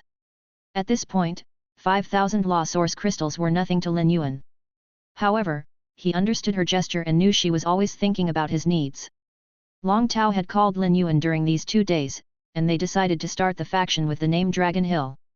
Dragon Hill's role would be the sale of spiritual ingredients that came from dragon species phase bodies. As the young leader of Coiling Dragon's Valley, it would be easy for Long Tao to obtain the hook-teeth giant beast dragon's eggs. The leaders of Coiling Dragon's Valley were beside themselves with happiness when they found out that Long Tao was going to start a faction with Lin Yuan. Given that the hook-teeth giant beast dragon's eggs were related to the early stages of their faction, Lin Yuan told Long Tao to deliver the eggs to him. Lin Yuan did not want these eggs to see what they looked like but to hatch and nurture them. Lin Yuan took half a day to inject a large amount of spirit qi into the 6 eggs and speed up their hatching. Once they broke out of their shells, Lin Yuan evolved the 3 male and 3 female baby dragons to Bronze X/Legend. Then, he sent the 6 baby dragons back to Long Tao. He had already set up a good foundation for the 6 hook-teeth giant beast dragons, and Long Tao would only have to breed them with each other to produce offspring. Long Tao did not think that anything was strange when he received the 6 hook-teeth giant beast dragons. But it did not take long for him to realize that they were Bronze X/Legend. This left Long Tao stunned for some time. This was not the first time that Long Tao had been amazed by how great it was to work with Lin Yuan. Given that he was able to nurture 6 Bronze/Legend phase within such a short time, he instinctively assumed that Lin Yuan had sought help from the Moon Empress. Long Tao was filled with motivation as he looked at the 6 Bronze/Legend hook-teeth giant beast dragons. The hook-teeth giant beast dragons had such impressive foundations that their descendants would not fall too far from the tree. If the childbirth was sped up using spirit fluid, Lin Yuan would be provided with the first batch of dragon kidneys within 1 or 2 months, and Dragon Hill would officially be able to open for business. Meanwhile, Li Xian easily convinced the elders in his family. After all, the elders all knew how their faction had gained traction. Li Xian had been in that circle at the Guardia banquet, chatting with the other 4 disciples of royalty. Thus, many top factions had started working with Dark Cloud's Bird Shrine. Even the major cities that had never worked with Dark Cloud's Bird Shrine in the past also started ordering avian-type feys. This allowed the elders of Dark Cloud's Bird Shrine to be able to walk with their heads held high wherever they went.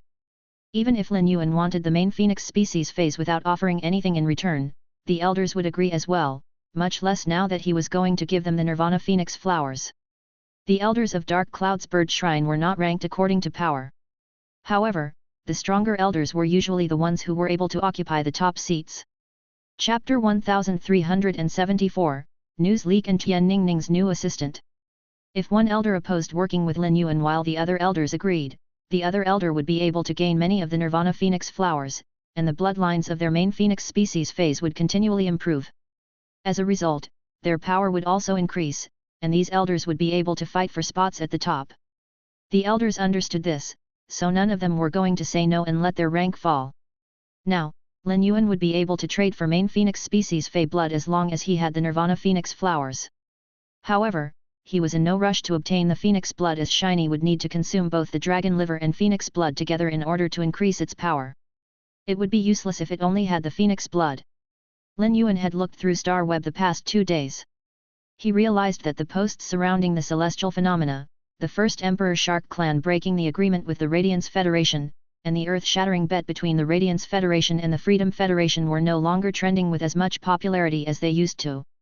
There were also some people who had mentioned how the follow-up matters of the Blood Pact ultimate fight between Connected Beast Park and the Sea Bliss clan had not been carried out. Lin Yuan knew it was time for him to step in as the Moon Empress disciple. The clash between the Radiance Federation, the first Emperor Shark clan, and the Freedom Federation was not considered gossip-worthy, and there was nothing to pick apart. The most that could be talked about was how scary the celestial phenomena had been. Hence, the incident had fallen out of popularity quickly. Everyone had seen the celestial phenomena that evening. Many people who usually did not log into Star Web did so that day to understand what was going on. Hence, Star Web was experiencing its highest traffic. If Lin Yuan now stepped in as the Moon Empress disciple to settle the dispute between Sky City and Connected Beast Park, he still would be unable to overcome the popularity of these 3 events. However, this was also the time to allow more people to understand the conflict between Sky City and Connected Beast Park. Additionally, if Lin Yuan used his identity as the Moon Empress disciple now to interfere in the dispute between Connected Beast Park and Sky City, it would be considered very interesting gossip. Given that Lin Yuan was both the Moon Empress disciple and the City Lord of Sky City, he did not have to do anything to allow the matter to stew. All he had to do was hire a Star Web reporter to write an article. Star Web's public news allowed the Star Web reporters to add their own opinions to their articles, but the news being reported still had to be truthful. Hence, the news put out by exclusive reporters always became popular. As for which Star Web reporter he would choose, he picked Tian Ningning without hesitation. Tian Ningning was Black's exclusive reporter, and it would not be appropriate for her to report on this news.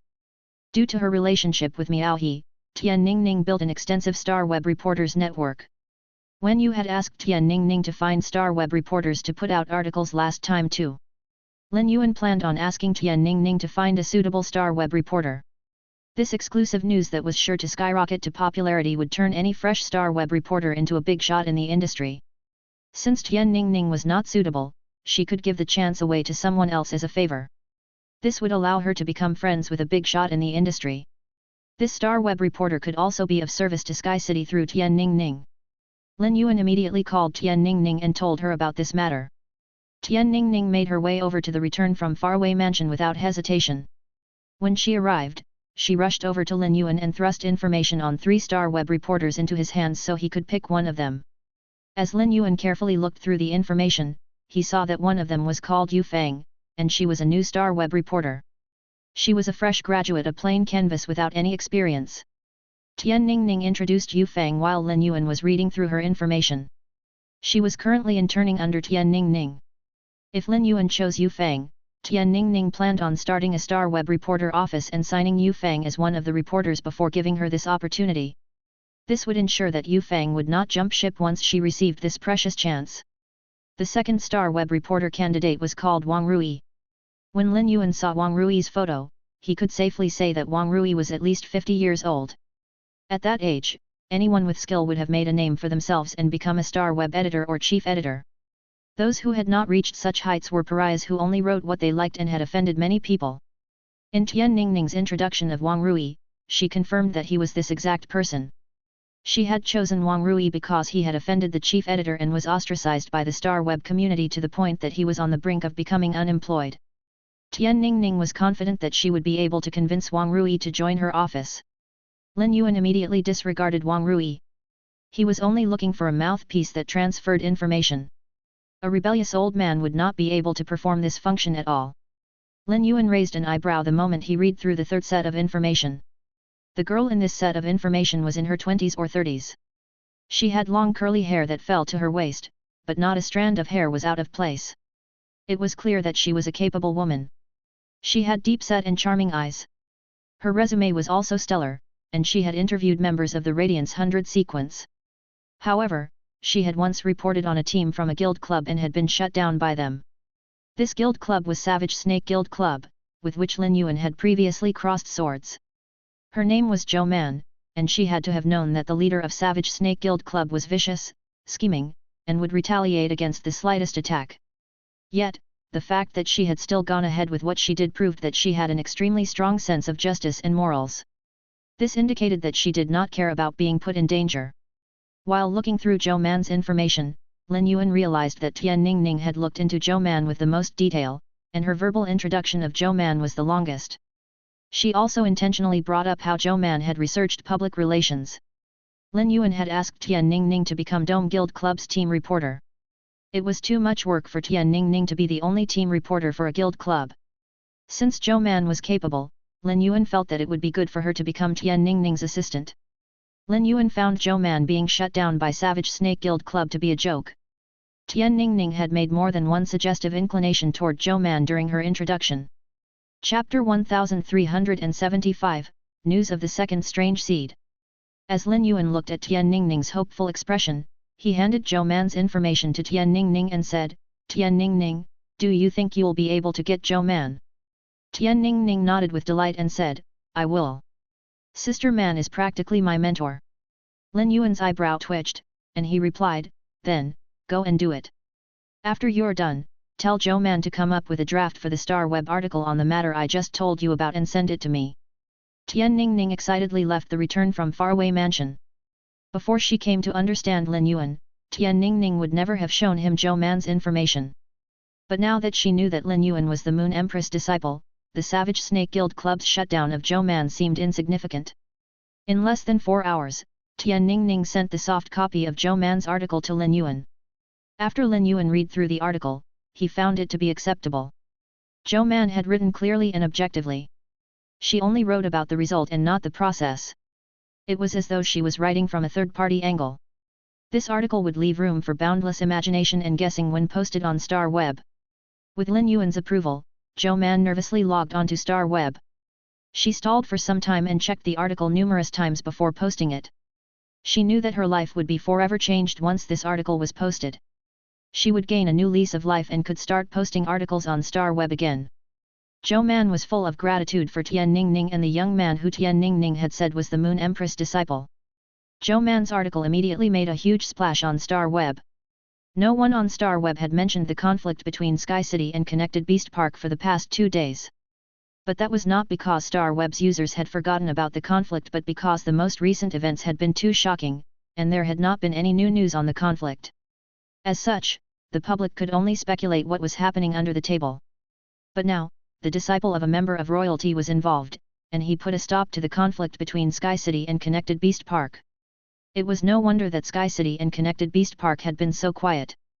Zhou Man's article mentioned the Moon Empress disciple to squash any possible issues that could arise due to fighting between factions before the Radiance 100 sequence selection. The Moon Empress disciple's action caused Sky City to gain a new wave of fans on Star Web. They had remained popular in the few months since Sky City had been established. Their mystique and wealth only helped them to gain a swarm of loyal fans who were unhappy that the Moon Empress disciple was interfering in this matter and caused Sky City to be unable to destroy Connected Beast Park as revenge. Thus, 2 camps emerged on Star Web. One side represented Sky City while the other side represented the Moon Empress disciple, and they engaged in a clash of opinions. At the same time, Lin Yuan's faith power climbed rapidly. He knew that this increase in faith power would sustain him for some time.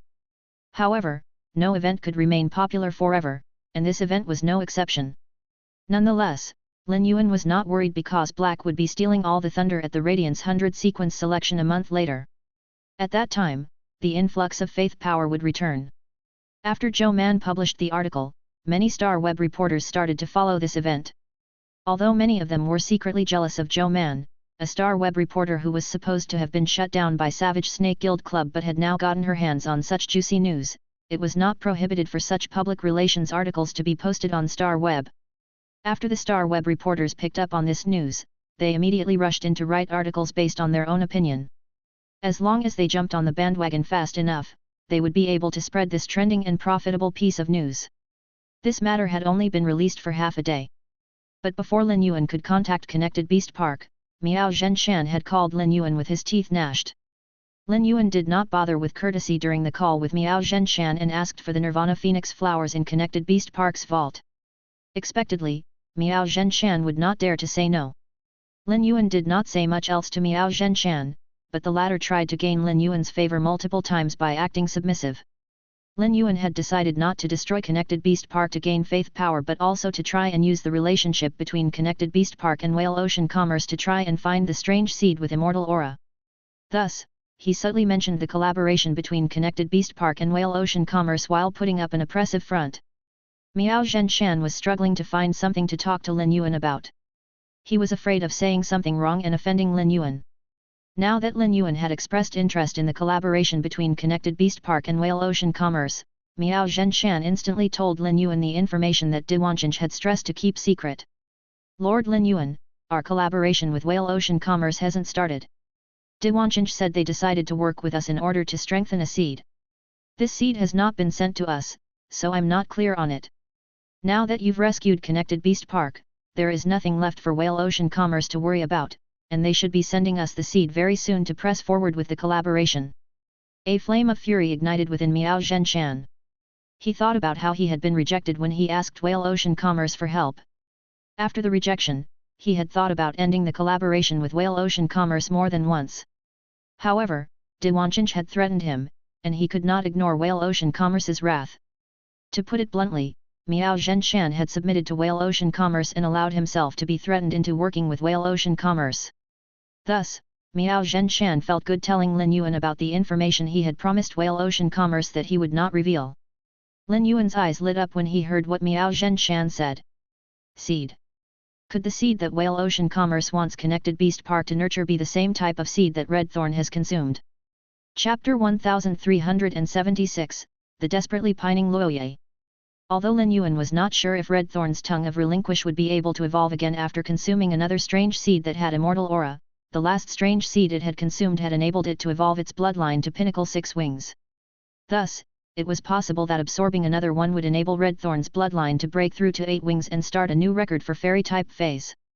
Lin Yuan said emotionlessly, "Oh, I see. 3 of Connected Beast Park's Thearch class experts died during the Blood Pact ultimate fight against the Sea Bliss clan. There should still be 4 Thearch class experts left out of the 7 I provided you with. I'll visit you when I have time and use more law crystals to enable you to replenish the 3 Thearch class experts that you lost. I'll also see what the seed is that Whale Ocean Commerce needs another faction to nurture for them." The first half of what Lin Yuan said hooked Miao Zhenshan. Although the 3 dead new Thearch class experts had been slightly unbearable, the 3 of them had still added to Connected Beast Park's Thearch class power, and Miao Zhenshan was sad to have lost them. Now that Lin Yuan said that he could replenish the lost Thearch class combat power, Miao Zhenshan was so happy that he started pacing around his study. He had been so delighted that he had not heard the second half of what Lin Yuan said and agreed instantly. It was only when Miao Zhenshan's joy faded away that he realized what the second half of what Lin Yuan said meant. If Whale Ocean Commerce had helped Connected Beast Park, even if the matter had not been completely solved, Miao Zhenshan would still have kept his promise and kept the seed from Lin Yuan. But now that Miao Zhenshan was clinging to Lin Yuan and wanted the Radiant Moon Palace's support, he was no longer afraid of Whale Ocean Commerce. Miao Zhenshan knew that following Lin Yuan would only bring about benefits. If Lin Yuan wanted to see Whale Ocean Commerce's seed, he could. As for the last part of what Lin Yuan said, it was the exact suspicion that Miao Zhenshan had been having. Whale Ocean Commerce was a faction formed from 3 top factions. Before they combined, Sea Sky Nurture's Creation Master resources were even stronger than that of Connected Beast Park. After they combined, Whale Ocean Commerce started to greedily consume resources. Sea Sky Nurture's Creation Master resources would have improved significantly with all these resources. So, why did Whale Ocean Commerce still want to work with Connected Beast Park? Why couldn't they do something as small as evolving a seed on their own? As he thought about Whale Ocean Commerce's recent uncharacteristic behavior and how Sea Sky Nurture had not been seen in public for years, Miao Zhenshan instinctively felt something was wrong. Sea Sky Nurture's Creation Masters had always liked to show their faces in public, and Miao Zhenshan had been close with several of Sea Sky Nurture's Creation Masters. They had invited Miao Zhenshan to Creation Master gatherings many times. Yet, the last time Miao Zhenshan had seen them was over a decade ago. Even if they had become recluses, 10 years seemed too long. Given the personalities of Sea Sky Nurture's Creation Masters, they should not have been able to stay away from society for a decade. Miao Zhenshan mulled over this issue for a long time. But in order to get on Lin Yuan's good side, Miao Zhenshan decided to say as a business tidbit, "Lord Lin Yuan, the creation masters from Sea Sky Nurture have not been seen in over a decade. I can't help but feel that Whale Ocean Commerce is planning something. Otherwise, there's no other reason for Sea Sky Nurture's creation masters to work for 10 years straight without showing their face in public." Lin Yuan thought, it looks like Whale Ocean Commerce hid the Sea Sky Nurture incident well. Even Connected Beast Park, who works so closely with them, has zero clue. However, Lin Yuan had saved Ji Feng and discovered that every Sea Sky Nurture member had been killed by 10,000 flags trading a decade ago. Naturally, Lin Yuan would not tell Miao Zhenshan about this in case he stopped working with Whale Ocean Commerce. After putting down the phone, Lin Yuan soon received the Nirvana Phoenix flowers from Miao Zhou. He brought the 31 Nirvana Phoenix flowers to the Spirit Lock Spatial Zone and took out 31 jade pots in which he wanted the Nirvana Phoenix flowers. Then, he positioned the Nirvana Phoenix flowers in a corner of the Spirit Lock Spatial Zone. Although the Nirvana Phoenix flower had a similar function to the Dragon's Mouth Orchid, it did not only grow new flowers when its old flowers were plucked off. The Nirvana Phoenix flowers would fall naturally when they reached a certain maturity. The fallen Nirvana Phoenix flowers would slowly wither in a place without spirit chi. But in a spirit chi-rich environment, the fallen Nirvana Phoenix flowers would be preserved for a long time. After Lin Yuan planted the Nirvana Phoenix flowers, he evolved them to Bronze/Epic. Next, he instructed the Wind Speed Rapid Antelope to bury a Fire-type Heavenly Maiden Grade Elemental Pearl in the pot of each Nirvana Phoenix flower every 2 weeks to provide the Nirvana Phoenix flowers with Fire Elemental energy. The Wind Speed Rapid Antelope was now extremely smart and had reached legend quality. Although the Spirit Lock Spatial Zone had reached 160 square meters, there was still insufficient space for the Wind Speed Rapid Antelope to move around freely. Recently, whenever Lin Yuan entered the Spirit Lock Spatial Zone, the Wind Speed Rapid Antelope would bound toward him even quicker. Evidently, it had eaten its fair share of Wind-type Heavenly Maiden Grade Elemental Pearls. Its power was also steadily increasing. However, it required an opportunity in order to evolve its bloodline. Lin Yuan left the Spirit Lock Spatial Zone and checked the time. He noticed that 9 days had passed since the last Astronomical Parliament parliamentary meeting. Since Wen Yu had not returned from training with Mystic Moon at the Radiant Moon Palace, they had to miss one of the weekly parliamentary meetings. Lin Yuan understood Wen Yu well enough to know that something important had to be keeping her from returning on time. She was likely at an important stage of increasing her power. Lin Yuan decided not to wait for Wen Yu and headed to the Divine Wood Federation. After all, he still had many things to attend to there. Just as Lin Yuan was about to leave for the Divine Wood Federation, Luoya was back at Phoebe Jenny's city and waiting longingly by her window as she clasped her phone in the hopes that Lin Yuan would contact her. The first thing that Luoya did when she returned to her family was to ask her father for 2 items storing walnut trees. Chapter 1377, The Skipped Astronomical Parliament. Luoya had not been disturbed by Lin Yuan's lack of contact over the last 3 days. But when the 4th day came around, she started to get antsy. When the 5th and 6th days arrived, Luoya started to suspect that Lin Yuan had seen through her. She scrutinized her memories of their time together. When Fu De had suddenly attacked, it was possible that Lin Yuan had realized they were not a normal group but a group of murderous robbers. However, she had only joined the Withered Cliff Thief Death Corps to find men, and she was not interested in stealing the resources of the Great Lush Federation's merchant groups. Or could it be that Lin Yuan was not interested in her at all? Lu Ji, dressed in silver armor and kneeling before Lin Yuan, had shocked Luoya to the core, and she could not help but wonder about Lin Yuan's identity. Lu Ji had used an insect species carcinoma fey, and it seemed to have a high grade. To have a powerful protector at such a young age, Lin Yuan was even more imposing than the sons of Class 3 families that Luoya had come across. It was clear from this that he indeed was a disciple of one of the Divine Wood Federation's secret elite families. A disciple from one of the Divine Wood Federation's secret elite families was on the same level as a young master from a Class 4 family in the Divine Wood Federation. No matter how hard Luoya thought about it, the answer did not become clear to her, and it troubled her for days on end. By the time the 9th day rolled around, the promiscuous Luoya started to reminisce about Lin Yuan's face as she looked out the window. As she thought about how she might never come across such a handsome young man again in her life, tears of sorrow slid down her cheeks. She did not even care when her tears made her beloved purple fur cloak wet. She was not the only one who had cried in the past 9 days. Yin Lin, Bei Su, Talei, and Su Yiren were even sadder than her. The 4 of them had been looking forward to the weekly Astronomical Parliament parliamentary meeting. They had excitedly entered a dream state on the seventh day and readied themselves to participate in the mystical meeting. However, it was only when they awoke that they realized they had not entered the meeting at all. Their chests contracted with anxiousness, and they forced themselves to fall asleep again. But even when the eighth day came, they still did not receive the call of the constellations. The entire group of people from the Azure Federation riding on the island Whale knew that the fourth Azure envoy was in low spirits.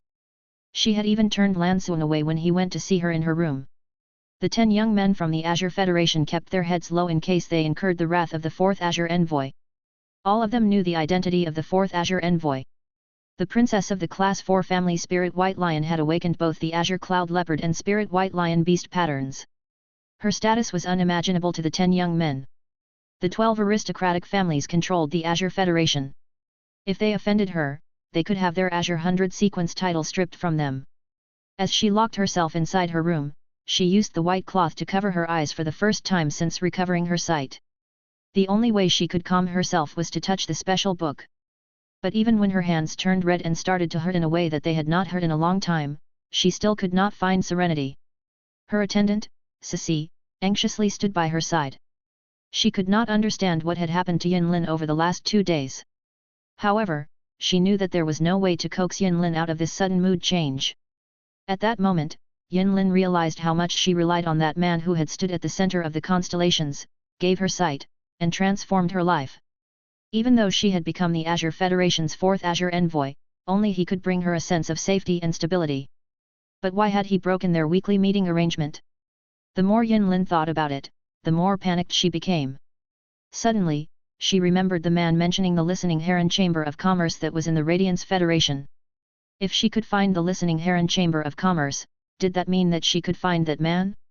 Yinlin removed the white cloth from her eyes and walked out of her room until she reached the island whale's head. As she stared out at the calm sea, she wished that they would reach the Radiance Federation soon. She felt a pang of worry when she remembered the clash between the Radiance Federation, the Sea Clans, and the Freedom Federation. Could it be that the man had not shown up at their meeting because of that clash? There was supposed to be another meeting in 5 days. Would he show up then? Bei Su lived underground and had not seen the celestial phenomena that took place above ground. However, he had grown significantly in the past week. By using the sharp shadow Bat's Fang's blood seed, he had formed his own team. He decided that he would not expand the team for the time being and concentrate on increasing the team's power instead. After overcoming several Class 1 subterranean dimensional rifts, he had found several source-type items for his team. As he watched his team improve, Bei Su felt a sense of accomplishment for the first time in his life. He badly wanted to tell Lin Yuan about his achievement. He did not need Lin Yuan to praise him, but he hoped that he could make him happy. He wanted to prove to Lin Yuan that he had not wasted Lin Yuan's hopes in him and that he had made himself into a useful person. Lin Yuan had saved his life, given him a fey, and helped him to remove his stone insect curse. Bei Su would never be able to repay Lin Yuan for these. Bei Su was always hard-working. When he led his team against a Class 1 subterranean dimensional rift, it was normal for him to stay awake for 3 days straight. But in order to attend the Astronomical Parliament parliamentary meeting, Bei Su would always sleep for the entire 7th day. He panicked when he did not end up entering the Astronomical Parliament. But unlike Yinlin, he did not have the means to head to the Radiance Federation, discuss collaborations with Lin Yuan, or see him in real life. Bei Su could not do anything other than gnashing his teeth and silently endure like a helpless animal. In the past few days, Bei Su's team had noticed that he was not as bright and cheerful as he used to be. Instead, he threw himself into clearing out stone bugs and discovering new subterranean dimensional rifts. No matter how exhausted he was, or even if he ended up covered in blood, he continued to push on silently. It was clear that something was weighing on his mind. After some time passed, Bei Su finally collapsed on a rock, completely spent. Under the cover of darkness, tears brimmed in his eyes, and he rubbed his nose. He fervently hoped that he would be able to see that man who had saved him and join the party of stars 5 days later. Chapter 1378, I might be able to last another 7 days. Tale did not think much when he was unable to enter the Astronomical Parliament because the Horseshoe tribe had encountered a group of bronze long-eared sand foxes while they were migrating and had been trapped in the wilderness. The long-eared sand fox was a wily wild beast-type fey that liked to move in groups. When they encountered prey, they chose to trap their prey in order to prevent individual injuries. Then, they would charge together to tire out their prey. After their prey was famished and dehydrated to the point that they no longer had any energy, the long-eared sand foxes would then kill them. The strongest person in the horseshoe tribe was Talei's grandfather, whose main fey was the silver tunneling mole. Although the pinnacle silver tunneling mole was stronger than the long-eared sand foxes, it would not be able to fight against a group of long-eared sand foxes in the wilderness. Eventually, Talei's grandfather used the horseshoe tribe's treasure, the world flower's medicinal properties, to evolve the tunneling mole to gold grade. After the gold tunneling mole killed a few of the long-eared sand foxes, the rest of the long-eared sand foxes realized how strong the tunneling mole was and gave up on trapping the horseshoe tribe. Once a long-eared sand fox was injured in the wilderness, they would either be preyed on by stronger beasts or be consumed by the flesh-consuming insect species feys. Hence, even a starving beast in the wilderness would ensure that they did not become injured. Due to the long-eared sand foxes, Talei could not fall asleep for 2 hours, and he assumed that he had missed the meeting. Since he could not participate in the meeting, he could not receive Lin Yuan's advice. Hence, he could only do as Lin Yuan had said and continue to lead the horseshoe tribe to the boundary between the Iron Hammer Federation and Divine Wood Federation. It was not easy to migrate an entire tribe. There were people of all ages in the tribe, and the old and young moved at almost half the speed of the strong men. Moreover, the weaker people also needed up to 20 minutes of rest after every hour of moving. When the tunneling mole was silver grade, the people in the horseshoe tribe had been worried about the migration. But now that the tunneling mole had evolved to gold grade and the horseshoe tribe was moving along the merchant paths, the tunneling mole would be able to handle most of the dangers they might encounter along the way. Talei only hoped that he would not be held back by another fey during the next meeting. He was not worried that Lin Yuan would be angry at him for missing this meeting. In Talei's eyes, the man wrapped in hundreds of laws and willpowers was as warm as an older brother. Yin Lin, Bei Su, and Talei all had their own interpretations and disappointment about not attending the weekly meeting. However, not even the combination of all their worries and negative feelings could compare to Su Yiren, who was cowering next to a trash can in an alley in Oak City. She was a dark envoy from the 7 states of darkness. Any one of the 7 states of darkness could not compare to the Divine Wood Federation. But when they joined together, their power could match up to that of the startling Lines Continent, Divine Wood Federation, Iron Hammer Federation, and Great Lush Federation. Su Yiren was used to being treated like royalty, and she only came to experience true helplessness and inner darkness when she arrived at the Divine Wood Federation. She could not remember how many times she had been beaten up or crawled away from death's door in the past month. Besides external factors, Su Yiren also needed to struggle through 7 or 8 daily bouts of soul pain. Luckily, she had chosen to cover herself in dirt and climb inside a trash can when her soul sent her into anguish. Otherwise, she might have been seen as prey if she had been spotted in the alley. Previously, Su Yiren would not have been willing to be controlled by any group regardless of how bad of a situation she was in, because that meant that she would have to give up her freedom. This was the reason she had not immediately agreed to join the Astronomical Parliament in the first meeting that she joined. However, now that she had decided to join the Astronomical Parliament and had accepted Lin Yuan's request, not a day went by that she did not hope that Lin Yuan would find her soon. Lin Yuan had given the desperate Su Yiren a reason to keep living every day. She did her best to hold on and keep surviving until he found her. But when the meeting did not take place, Su Yiren's heart was plunged into cold water. She felt as though her entire world had darkened, and her life had lost all light. Joining the Astronomical Parliament was her sole salvation. She had realized the moment she entered the Astronomical Parliament that the meeting was a sacred source life form's ability. It was not easy to obtain sacred source life forms, and any faction that was able to obtain a sacred source life form had to be strong. Moreover, the conversation between Yin Lin and Lin Yuan during the meeting had led Su Yiren to guess that there was more to Yin Lin's identity than what met the eye. Previously, she had not had a hint of sacred source life form aura at all. But at the last meeting, the sacred source life form aura suddenly appeared around her. This was proof of how important the group of people that the Astronomical Parliament had gathered were. By now, Su Yiren saw the Astronomical Parliament and Lin Yuan as her savior. She placed all their hopes in them.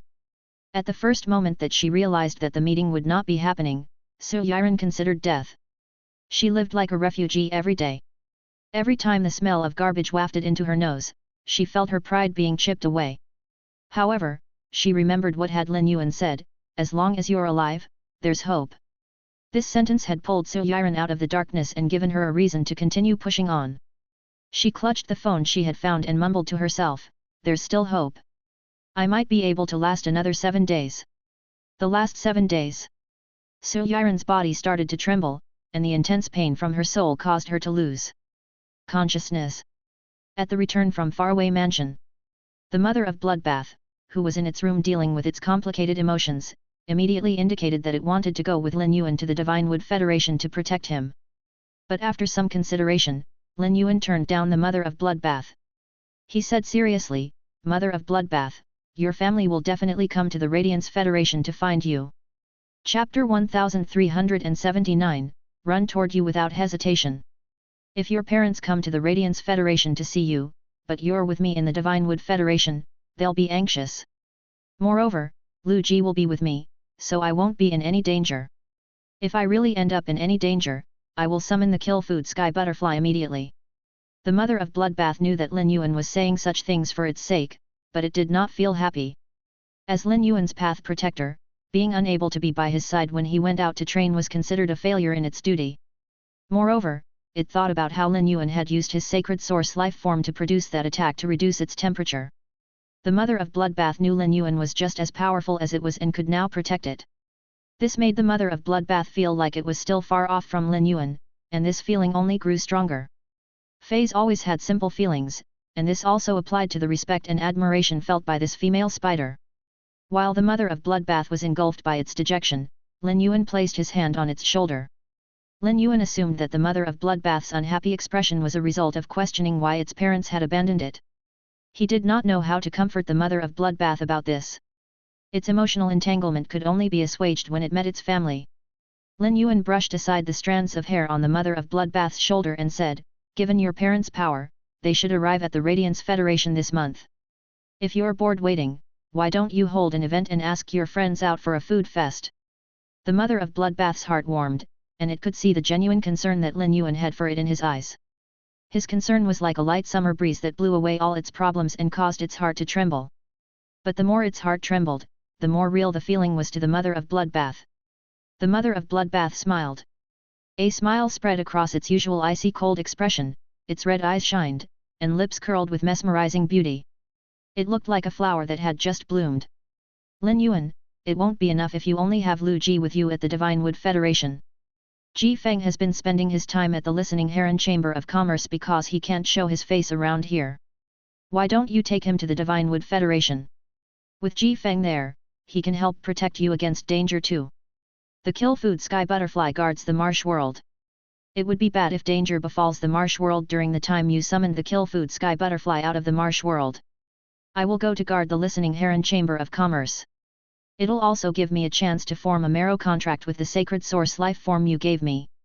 I'll also use the time to familiarize myself with the changes to my ability that took place after my transformation into a heavenly family Fey." Lin Yuan suddenly realized that he had neglected Ji Feng as of late. Ji Feng could not show his face in the Radiance Federation, especially the royal capital. But once he was out of the Radiance Federation and Whale Ocean Commerce's range, he would be able to move about freely. Lin Yuan saw it as great that the mother of Bloodbath could focus on forming a contract with its sacred source life form and increasing its power instead of feeling conflicted about its family. "Mother of Bloodbath, I would like to see what your sacred source life form is when I get back so I can prepare resources for it to increase its stars." The mother of Bloodbath suddenly felt as though it was looking at the young C-rank spirit chi professional who had just arrived at the Radiant Moon Palace. In half a year, that young man had experienced more than others experienced in a lifetime. Yet, he was still the same person. The mother of Bloodbath was suddenly filled with the urge to hug this young man without hesitation. But the mother of Bloodbath was able to control its impulse at the last moment. "I want to charge at you without hesitation. But compared to you, I'm not good enough." The mother of Bloodbath suddenly felt pressure weighing down on it. Although it was not a lazy Fey, it knew that it needed to work much harder if it wanted to run into his arms. Lin Yuan brought the floating silver that he had taken from the basement and 8 spirit craftsmen that Hu Chuan had chosen with him to the Divine Wood Federation. He filled the jeweled cave Golden Toad with the 8 spirit craftsmen and Ji Feng as he crossed through the space tunnel to arrive at the Divine Wood Federation. As soon as he recovered from his dizziness and nausea, Lin Yuan was shocked by what he saw. When he left, the underground palace had only progressed as far as a hole. The walls had not even been staked yet. But now, the enormous underground palace had scaffolding made of steel pieces, and the general area had been cordoned off. Hu Chuan drew designs as he directed the spirit craftsman to rush the spies from the withered cliff thief Death Core to move ironwood pulp. Hu Tian was directing the scary claw rock bear to use its heavy rock law to turn the ironwood pulp and sand into pieces of rocks. Hu Chuan excitedly ran up to Lin Yuan and asked, "Young Mater, have you found the floating silver? We only need floating silver now to bury it in the radium metal walls. Then, the rocks produced by Hu Tian will be able to add the rock pieces, and the walls will be ready to be carved. Because of your idea of creating a restricted area, I'm planning on carving the bone lotus flowers produced by that six-winged fairy on the walls of the underground palace. I'll also carve maps of the Divine Wood Federation, Iron Hammer Federation, and Great Lush Federation in the middle of the carvings of the bone lotus flowers so the wall will become a mural. It will look like the flowers are eating up the world. What do you think?" Lin Yuan did not have anything to say about Hu Quan's design idea. Hu Chuan could do whatever he wanted. Although Lin Yuan did not want to talk about the design, he wanted to give suggestions about its functions. He had spoken with Ta Lei at the Astronomical Parliament parliamentary meeting. He planned on asking Ta Lei to send a request to the Iron Hammer Imperial Court to seal off the border between the Divine Wood Federation and Iron Hammer Federation as the Horseshoe Tribe's territory. Then, the Horseshoe Tribe would build a city in that area. Its geographical location would make the city the link between the Divine Wood Federation and Iron Hammer Federation. This city in the middle of nowhere would attract people. Besides the restricted area that would be shrouded by mist, they needed something else that would attract people. Chapter 1380, Hu Tian talks about his performance. This would be what startling Line's continent lacked the most creation master resources. Thus, they had to assign some rooms in the underground palace as breeding rooms. I've solved the floating silver issue, and I'll be able to give it to you 2 days later. I have no worries when it comes to your design. However, when you're building the underground palace, I hope that some of the rooms can be dedicated to being creation master breeding rooms. Uncle Hu, why don't you embed some jade-textured wood into the mural? We can also add several Sunlight King lotuses and plant-type feys that can release spirit chi to the underground palace to ensure that the underground palace has light. The freshness of the jade-textured wood would also cover up the musky smell of dirt. Hu Quan's eyes lit up. He loved when Lin Yuan had design ideas that combined feys and design. This was the kind of design idea that Hu Chuan lacked. As a spirit craftsman, Hu Chuan would never casually think about adding something as precious as plant-type feys that could release spirit chi to his design. Hu Tian, who was directing the scary claw rock bear to produce rock pieces, had been trying to find an opportunity to talk to Lin Yuan ever since he saw him. However, he had been talking to Hu Chuan from the moment he arrived, and Hu Chuan was not left with any gap through which he could squeeze himself into to say something to Lin Yuan. When Hu Chuan started to add the jade-textured wood to his design, Hu Tian took the opportunity to pad up to Lin Yuan and say, "Lord, I haven't dared to rest at all the past 6 days just so you'll be able to see the changes in the underground palace when you return. Over the past 6 days, I've produced almost all the rock pieces that the underground palace needs." Lin Yuan immediately saw through Hu Tian's intention. He was trying to tell Lin Yuan about his performance. But before Lin Yuan could even say anything, Hu Chuan rolled his eyes and snapped at Hu Tian, "What do you mean you produced all the rock pieces that the underground palace needs? Would you have worked so hard if I didn't keep an eye on you? Also, who told you that the underground palace would only have 1 floor? After the first floor is done, we can build a second, a third, or even more floors to increase the functions available in the underground palace as long as young master wants them to be there. You've only worked for 6 days, yet you're so eager to show off. Don't tell me you're trying to hint at some benefits? Sky City has destroyed the Zhang family. As Sky City's servant that came from the Zhang family, isn't it a given that you should be working?" As Hu Chuan and Hu Tian had been working together over the past few days, Hu Chuan became increasingly displeased with this man who shared the same surname as him. He could sense the reason Hu Tian was working. Directing the scary claw rock bear to produce rock pieces was easy work, yet Hu Tian acted as though he was exhausted. Did he think that his myth breed fey was a platinum fey? It was clear that Hu Tian was acting for Hu Quan's benefit so that Hu Chuan would speak highly of his efforts to Lin Yuan. Spirit craftsmanship was a trait of the heart, and Hu Chuan detested people who put on a front and always wanted to make sure people knew that they were working. This described Hu Tian to a T. Thus, when Hu Tian told Lin Yuan about what he had done, Hu Chuan mercilessly took him down a peg. Hu Quan's words caused the smiling Hu Tian, who was waiting to be rewarded by Lin Yuan, to crumple up with awkwardness. In the Radiance Federation, Class 5 spirit craftsmen were sought after by veteran and top factions. After all, the furniture, decorations, and other items they created could demonstrate a faction's status. Although Class 5 spirit craftsmen were even rarer than Class 4 creation masters, Class 4 creation masters still held a higher rank than Class 5 spirit craftsmen. Hu Tian had intentionally worked hard in front of Hu Chuan because Lin Yuan thought highly of Hu Chuan. In fact, Hu Tian did not care for Hu Chuan. He felt that given his status as a Class 4 creation master, Hu Chuan had no reason to offend him. However, Hu Tian's scheme had fallen short. Hu Chuan did not care about what Hu Tian thought at all, nor did he try to save Hu Tian's face because he did not just see himself as a member of Sky City. After spending time with Lin Yuan, the parentless and childless Hu Chuan had come to see Lin Yuan as family. He did not want Lin Yuan to have the wool pulled over his eyes by Hu Tian. Hu Chuan knew that Hu Tian would try harder in his schemes if he managed to trick Lin Yuan this time. Lin Yuan's ambiguous smile made Hu Tian think about what Lin Yuan had done in the Zhang family's guest room. Hu Tian could not help but shiver in fear, and he said to Lin Yuan with a quiver in his voice, "Lord, I'm not trying to show off my work. I am your servant, and it's only right that I do whatever you ask of me." Lin Yuan ignored Hu Tian and turned to say to Hu Chuan, "Uncle Hu, keep Hu Tian with you. I only brought 8 spirit craftsmen with me. With Hu Tian's help in making rock pieces, you won't have to fire the ironwood pulp yourself to turn it into rock pieces." Hu Chuan sneered at Hu Tian before he nodded and said, "Young master, I won't hold back on Hu Tian. We need to carve a mural for the underground palace. So, we'll need at least 2 layers of rock pieces to make it look like it's coming out from the wall. If you can provide enough floating silver, I suggest adding another layer of floating silver as well to better protect against unwanted surveillance." Lin Yuan smiled and said, "Uncle Hu, you'll have more than enough floating silver." He looked at the terrified Hu Tian and said sternly, "You can have rewards if you want. I'm never stingy with loyal people. However, I only reward people who put in the effort. If you ever satisfy Uncle Hu while working under him, I will give you 5 Earth-type Heavenly Maiden-grade elemental pearls." Lin Yuan took out the jeweled cave golden toad and let Lu Ji, Ji Feng and the 8 spirit craftsmen out. The 8 spirit craftsmen immediately went to work after receiving instructions from Hu Chuan. Lu Ji took in the underground palace and was shocked by the progress. He walked over to Hu Chuan and gave him a diamond fey storage box as he said, "Uncle Hu, here is some food I cooked. They're all dishes that you usually like to eat. I placed them inside lunch boxes made of support spirit wood. I made about 15 days worth of food. This should last you until the next time I'm here."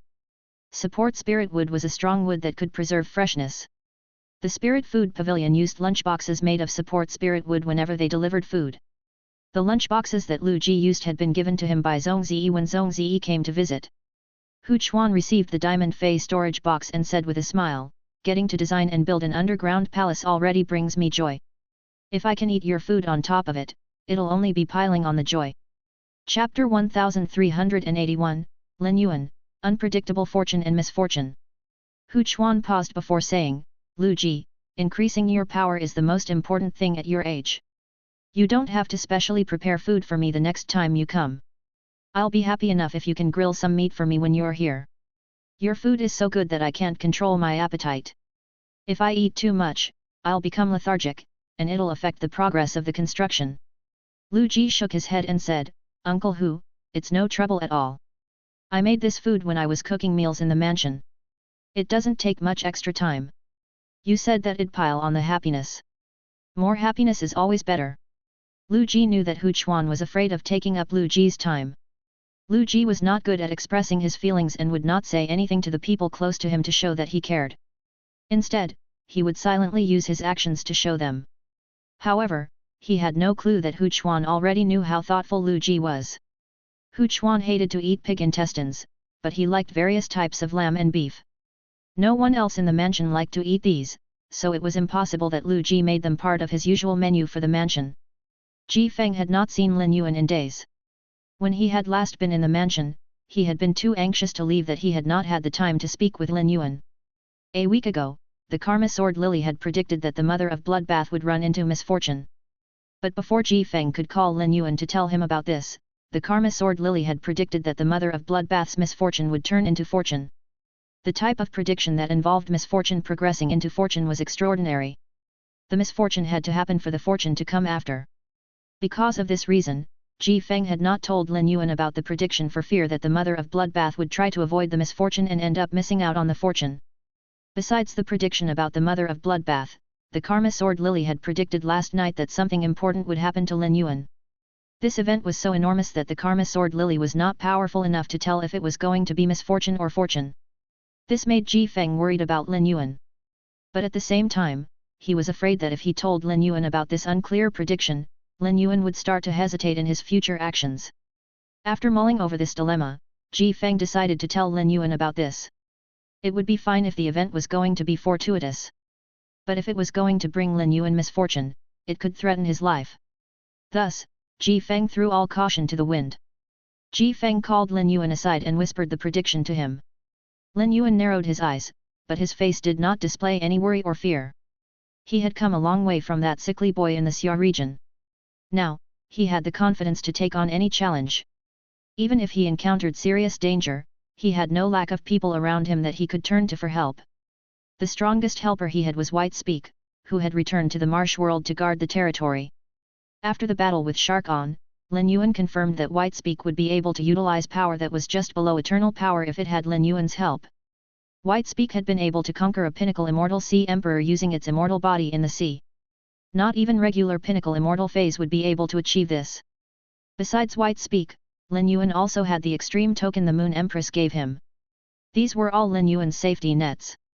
It was often said that one had to be flexible enough to adapt to the situation at hand.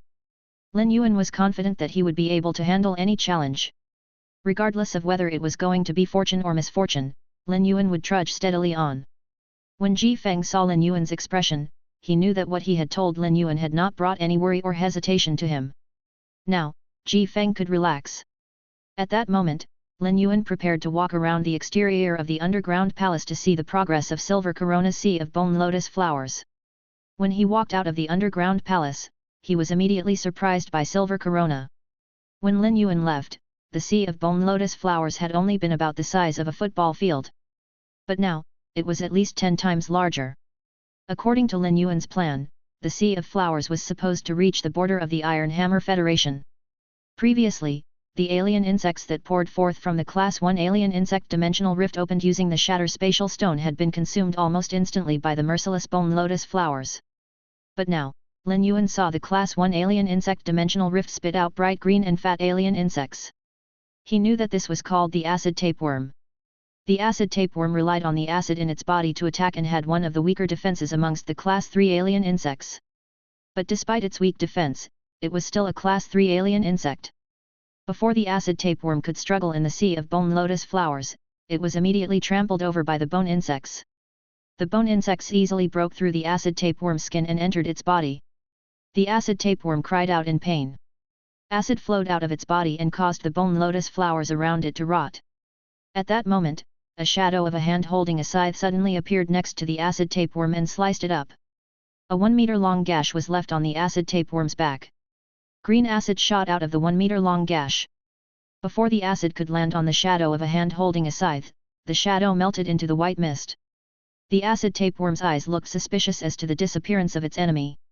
The hand holding the scythe appeared above the acid tapeworm's head. It sliced downward and plunged the half-meter-long scythe into the acid tapeworm's head. The acid tapeworm lost its life in a flash. Lin Yuan immediately linked the shadow of a hand holding a scythe to the hermit's dead servant. It must have been produced while the Sea of Flowers had been killing the waves of alien insects. When Lin Yuan left, Silver Corona had only been Bronze 3/Elite. But in the short span of 5 days, it had reached Bronze 6/Flawless. This speed of evolution showed that Silver Corona was a carcinoma fey whose true self lay in conquering and destroying. The more souls the hermit dead servants consumed, the stronger they would become. It was clear that they had not reached their full strength. Yet, they were already able to kill a Class 3 alien insect of relatively equal power as a gold fey when Silver Corona was only bronze grade. Lin Yuan could not imagine how terrifying the bone powder mist would become after the hermit dead servants consumed even more souls. Chapter 1382, Evolved Sea of Bone Lotus Flowers. Moreover, Silver Corona's exclusive skill could produce not just 1 but 36 hermit dead servants.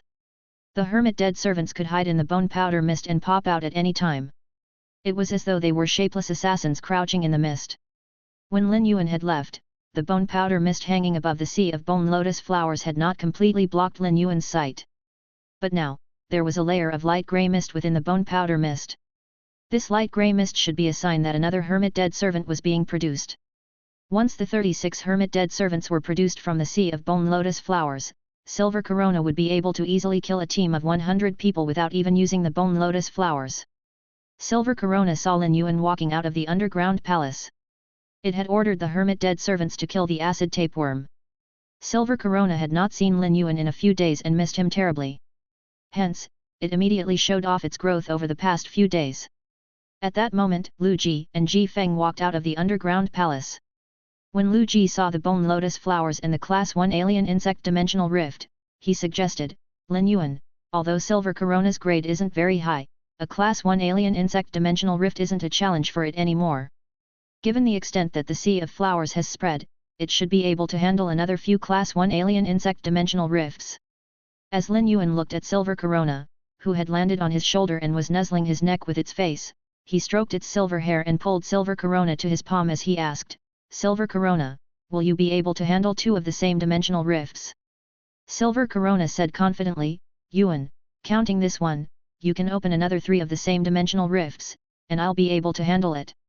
Recently, the 2000 bone lotus flowers I focused on producing absorbed 50% of all the vitality from the dimensional life forms and have become powerful. After some testing, I realized that these 2000 bone lotus flowers can hold down Class 3 alien insects. Lin Yuan shook his head. He could not guarantee that the next dimensional rift he opened would be an alien insect dimensional rift. Whether it was marsh dimensional rifts, subterranean rifts, or abyss dimensional rifts, their dimensional life forms were all stronger than alien insects on average. However, Lin Yuan did not scare Silver Corona with this information. Silver Corona needed to have experience in order to grow. Lin Yuan strode into the sea of flowers. The bone lotus flowers did not attack Lin Yuan. Rather, they gently swayed by his feet as though they were welcoming their master to come in and look around. Lin Yuan found a place far away from the Class 1 alien insect dimensional rift and took out the shatter spatial stone to open another Class 1 dimensional rift. Soon, the Class 1 dimensional rift opened. The shatter spatial zone opened a Class 1 subterranean dimensional rift this time. A large amount of subterranean dimensional life forms emerged and were immediately caught and torn to shreds by the bone lotus flowers. It did not take long for the first Class 3 subterranean dimensional life form to emerge. It was the stone statue monster. The stone statue monster hurriedly flew up into the air when it saw the bone lotus flowers that were about to trap it. But it remained within the bone powder mist no matter how high it flew. A silver gleam flashed across Silver Corona's eyes when it saw the Class 3 stone statue monster. The bone powder mist started to swirl, and the mist turned white on the stone statue monster's light green skin. At that moment, bone insects crawled all over the Class 3 stone statue monster. They used their sharp mouths to tear the stone statue monster's skin. No matter how hard the stone statue monster flapped its wings, it was unable to shake off the bone insects. Nonetheless, the stone statue monster still dared not land on the ground to beat its wings against the ground. It even tried to slam its body against rocks in an attempt to crush the bone insects to death.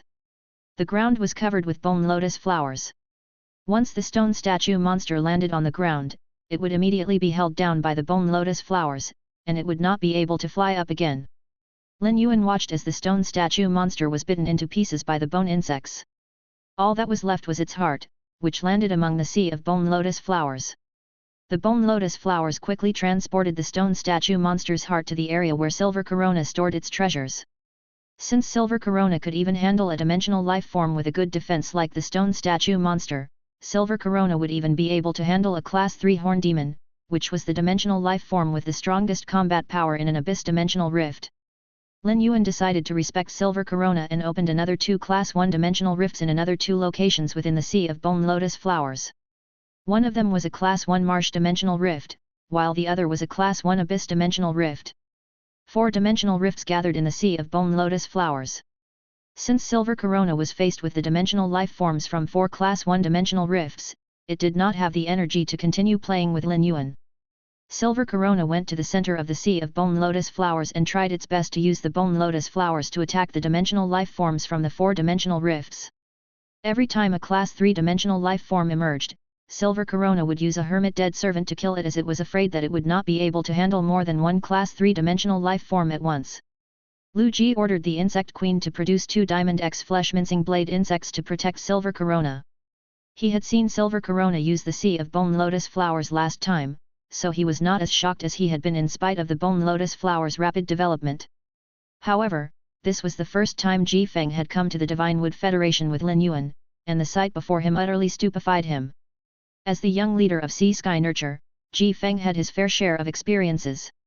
However, he had never seen a fairy source-type life form transformed from a carcinoma fey use such purely cruel methods. Moreover, this fairy that was not even silver grade had 6 wings. Ji Feng had been running for his life for 10 years. At that moment, he suspected that the Fey world was not the same Fey world he had known a decade ago.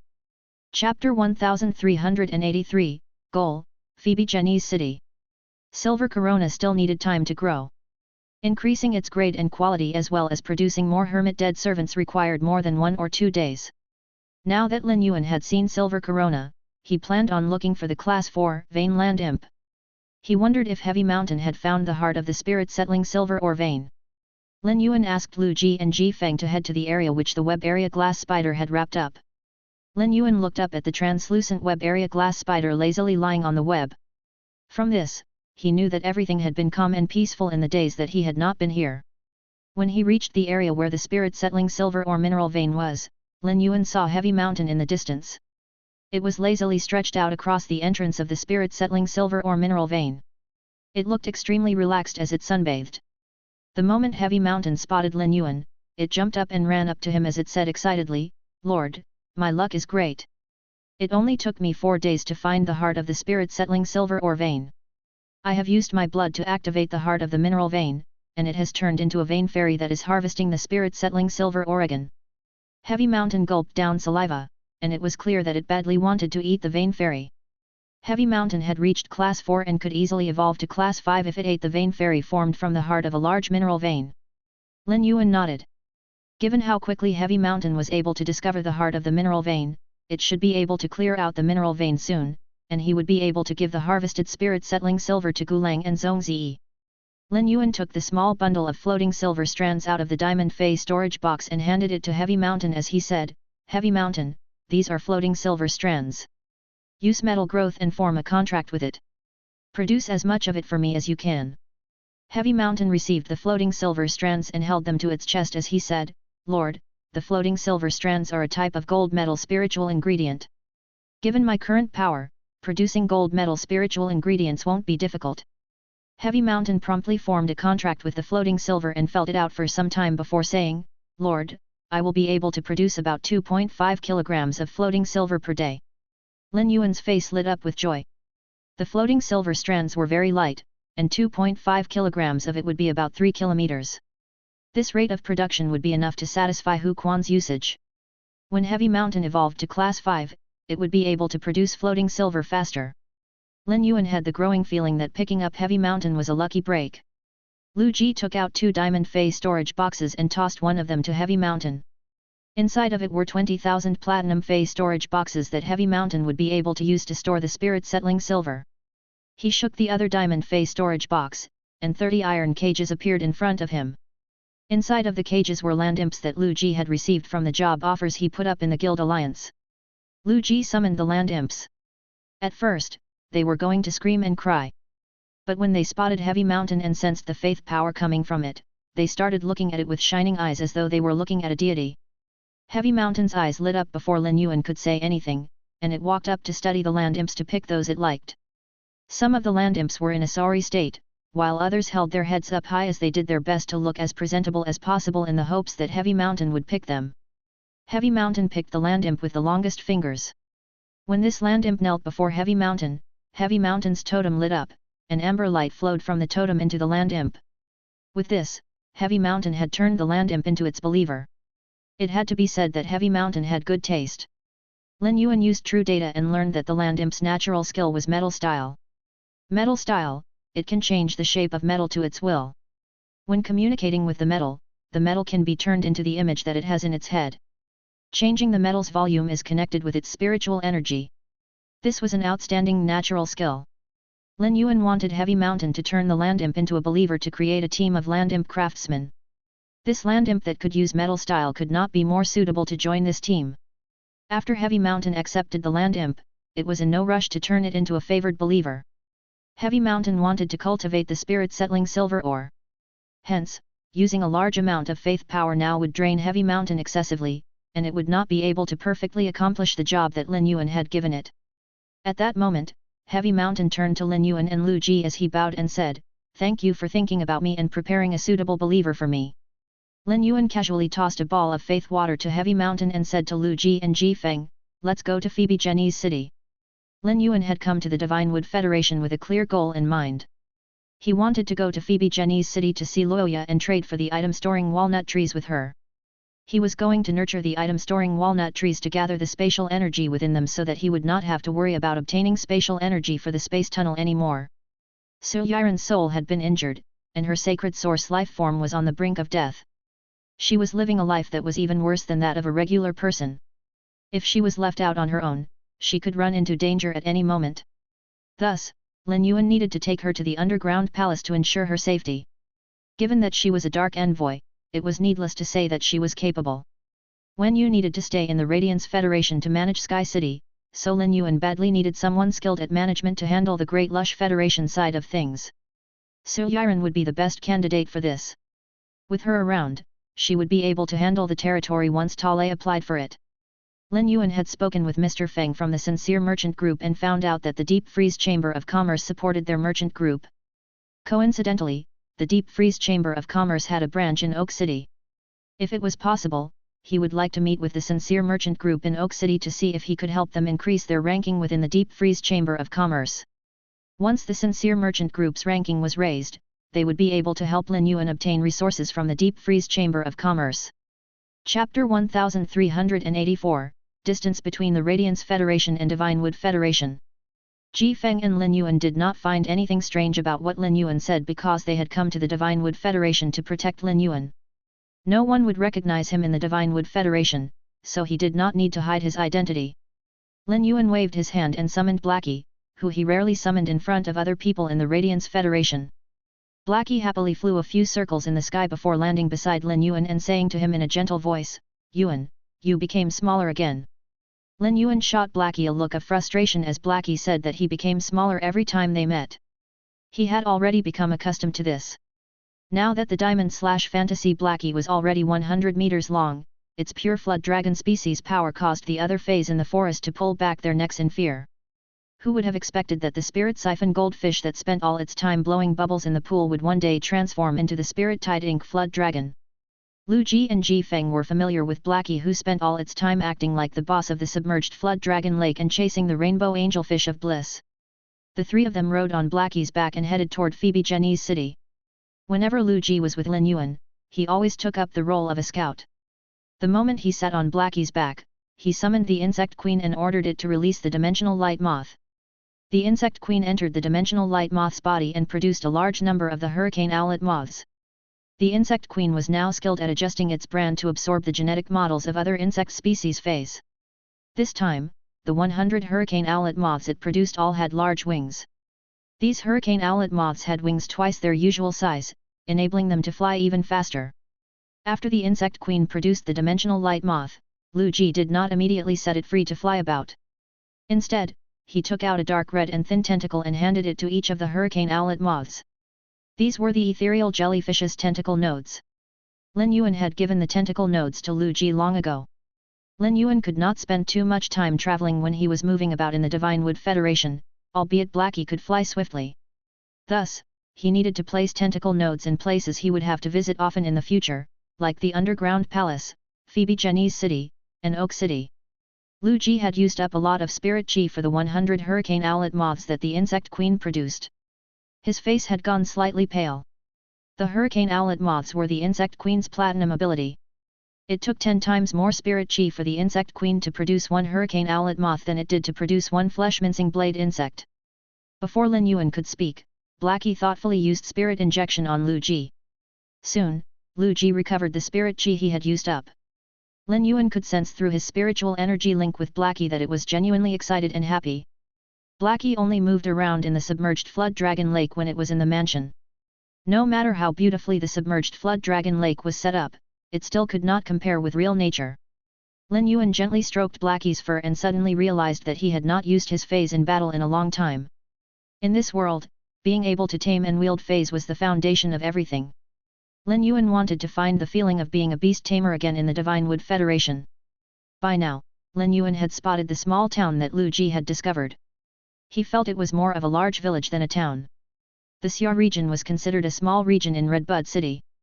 Millstone Town was the least modern place in the Radiance Federation. However, both of these places were better than the place that was below Lin Yuan at that moment. When Lin Yuan had been talking with Luoye, he had asked her many questions. In the Divine Wood Federation, avian-type feys could fly directly over cities and towns. Nonetheless, there were still risks, as any person in the city that found a problem with your presence could attack you immediately. At that point, it would be a battle of abilities. It did not have to be said that no one in this small town could compete with Blackie. Blackie let out a clear and powerful roar that immediately caught the attention of every person in the town. Lin Yuan was surprised that these spirit chi professionals and ordinary people wearing accessories made of leaves and vines did not immediately demonstrate intense terror. Once they ascertained that Blackie had no intention to attack, they either placed their hands together and started to pray or took out their phones to take videos of Blackie. Lin Yuan found this scene to be ironic. Normally, people that had not seen a powerful dragon species fey like Blackie would instinctively try to avoid it. Yet, the spirit chi professionals living in this town did not do so. This indicated that these spirit chi professionals were either very arrogant or ignorant. A small town like this definitely did not even have a Class 1 creation master. At best, they would have 1 or 2 healers. This town possessed extremely low knowledge. Using this town as an example, the distance between the Divine Wood Federation and Radiance Federation was clear. The main reason for this distance was that the Freedom Federation could stake a Class 5 creation master against the Radiance Federation's stake of Star Web. Every citizen in the Radiance Federation would be able to use their Star Web card to log into Star Web. Star Web enabled the citizens to gain a clear understanding of the world beyond what they knew. Books about Class 3 and below lifestyle class spirit chi professionals could be bought with Federation dollars on Star Web. Hence, the citizens of the Radiance Federation possessed high knowledge. Star Web and Ostrich Logistics allowed the citizens of the Radiance Federation to gain access to goods from any place within 3 hours. Star Web enabled the Radiance Federation to maintain a high-level modern culture in the age of the Spirit Chi awakening. This small town allowed Lin Yuan to understand the kind of lives that people led outside of the Radiance Federation. Because of Star Web, the creation masters from the Radiance Federation could immediately tell if a fey was native to the Radiance Federation. Chapter 1385, I already have someone I like. However, the creation masters from the Divine Wood Federation clearly would not be able to do the same because of their lack of knowledge, and they would not be shocked by any fey placed before them. As the cool breeze blew past Lin Yuan, he looked down at the forest below him and thought, in this federation where power reigns supreme, experts are almost no different from gods, and the weak are basically as pathetic as ants. Every person needs to live by the original rule of the jungle, and an outsider like me is no exception. In this place, people speak with their fists, and anyone who tries to rationalize with words will only be treated as a joke. Lu Ji knew that Lin Yuan was going to Phoebe Jenny's city to discuss the trade of items storing walnut trees with Luoye. However, from the moment he saw the way Luoye stared at Lin Yuan, Lu Ji could not help but be on guard. Luoye looked at Lin Yuan like she was ready to dig sharp hooks into him that would pull him down into a world of degeneration. Lin Yuan was only 18 years old and did not know much about intimate relationships. As Lin Yuan's retainer, Lu Ji could not allow a woman like Luoye to contaminate Lin Yuan. Lu Ji decided he would remain at arm's length from Lin Yuan the entire time that they were in Phoebe Jenny's city to prevent Luoye from having the chance to be alone with Lin Yuan.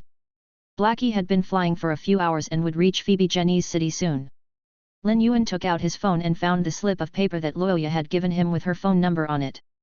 In a large manor in Phoebe Jenny's city, a short-haired middle-aged man with an expression of displeasure looked at a despondent girl staring at her phone. She had not taken any of what he said to heart, and he fiercely slammed down the 2 walnuts in his hand that resembled red jade and said, "Little Ye, are you even listening to me?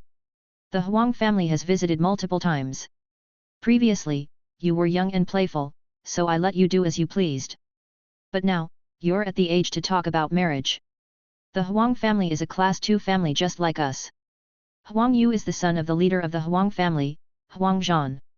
He is the only son in his family. When you marry into the Huang family, you'll become the mistress of the household once Huang Yu succeeds Huang Zhan. I'm not insisting that you have to marry Huang Yu, but he has always liked you. Why don't you give it a try and get to know him? You can tell me if you really don't like him, and I'll reject the marriage proposal.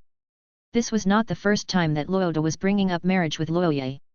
She had turned her father down previously because she had not had her fill of fun and did not want to settle down so soon.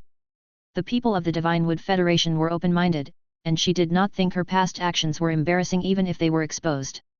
However, she would not be able to act in the same carefree manner once she was married. However, she was rejecting him now for a different reason. In the past few days, all thoughts of playing had evaporated as thoughts of Lin Yuan occupied every crevice of her mind now. After seeing how amazing he was, she could not bother with Huang Yu, much less marry him. When she saw how desperately her father was trying to persuade her, Luoya placed her phone down on the table and said, "Father, you've been suggesting those 3 families to me over the years because our family is the weakest out of the 4 Class 2 Creation Master families in Phoebe Jenny's city. But at the end of the day, we're still a Class 2 Creation Master family.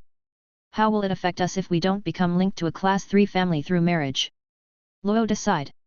Luoya was still too young to think of the key parts of this.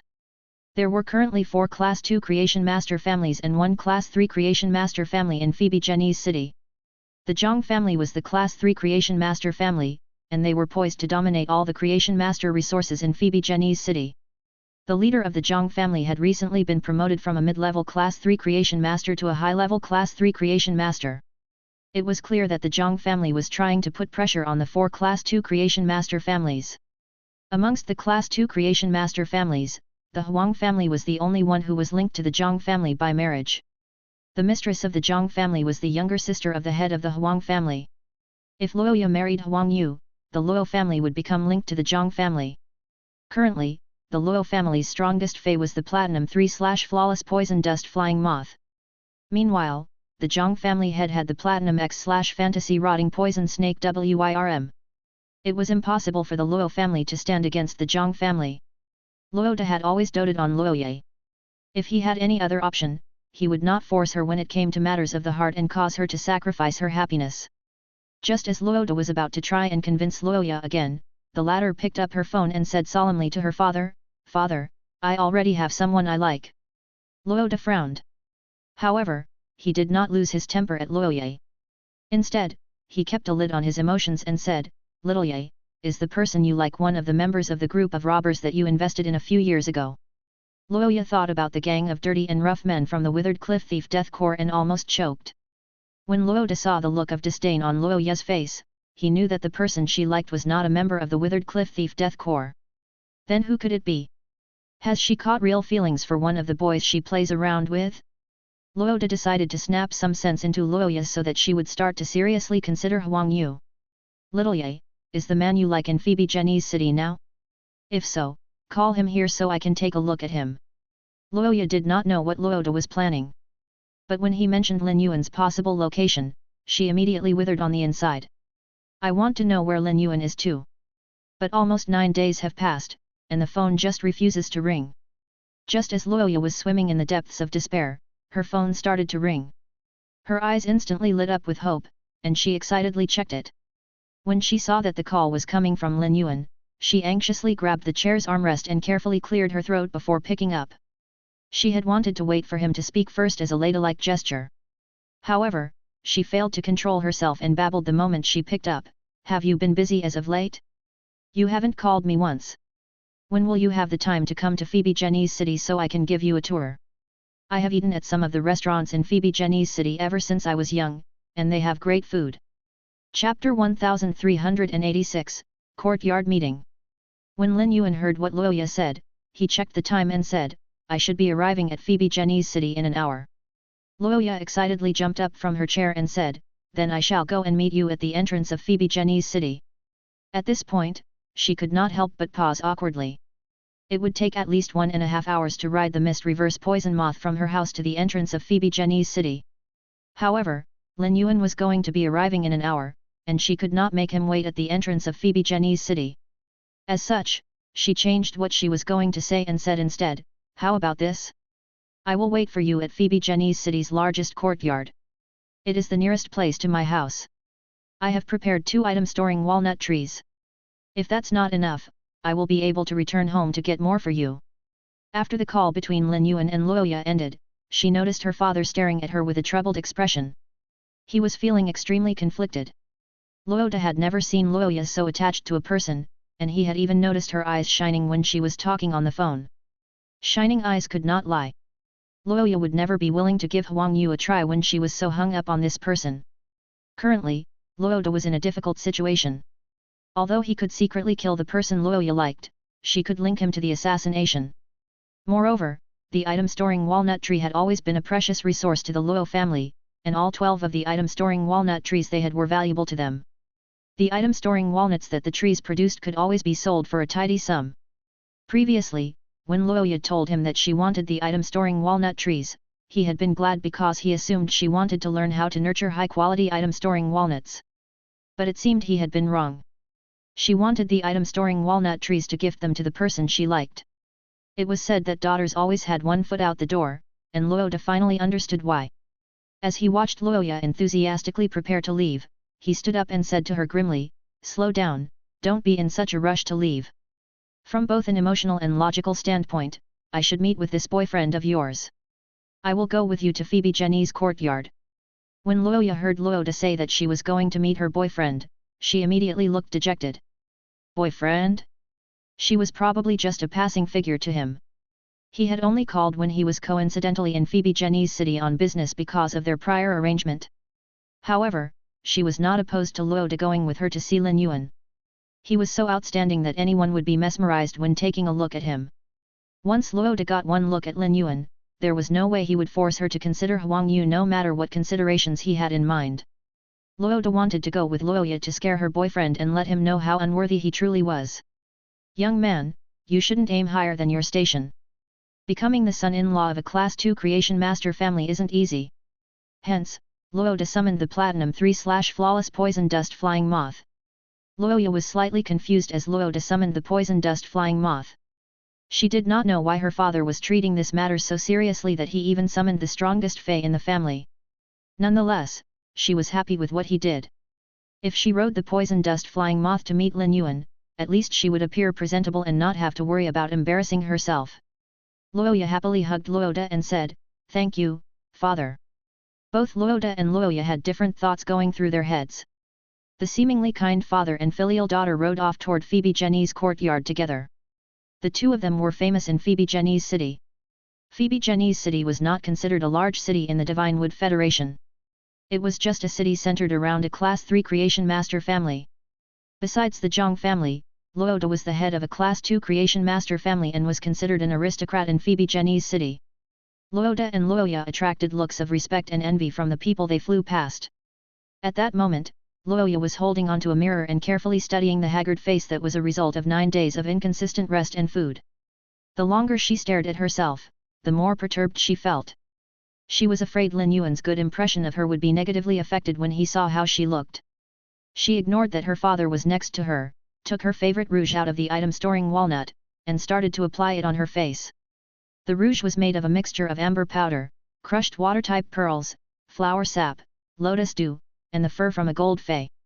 It was made with Class 3 creation master skills and was the most luxurious makeup product in a place like Phoebe Jenny's city.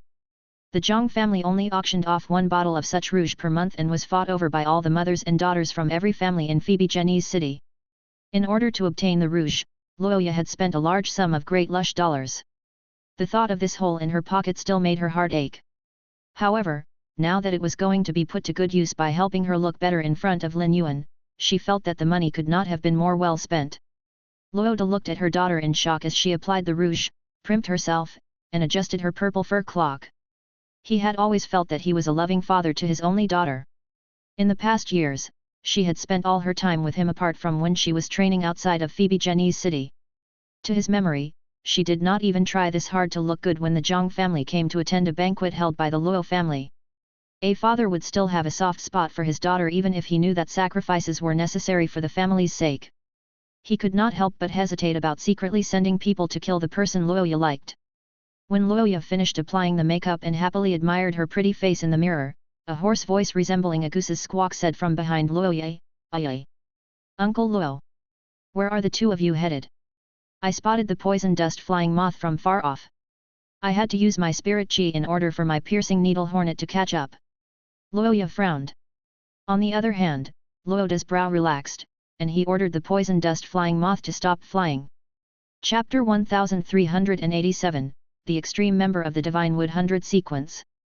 Luoda patted Luoya's shoulder, and she begrudgingly turned around to face a young man dressed in a yellow cloak standing on a large brown hornet. This young man was not ugly. However, his eyes were of different sizes, and it made him appear vulgar and listless. He had a decent physique and was tall and stocky. Unfortunately for him, Luoya only cared about looks. Anyone with unappealing looks was offensive to her. Currently, her heart was fully set on Lin Yuan, and she could not even be bothered to spare Huang Yu a glance. Huang Yu smiled and tried to greet Luoya.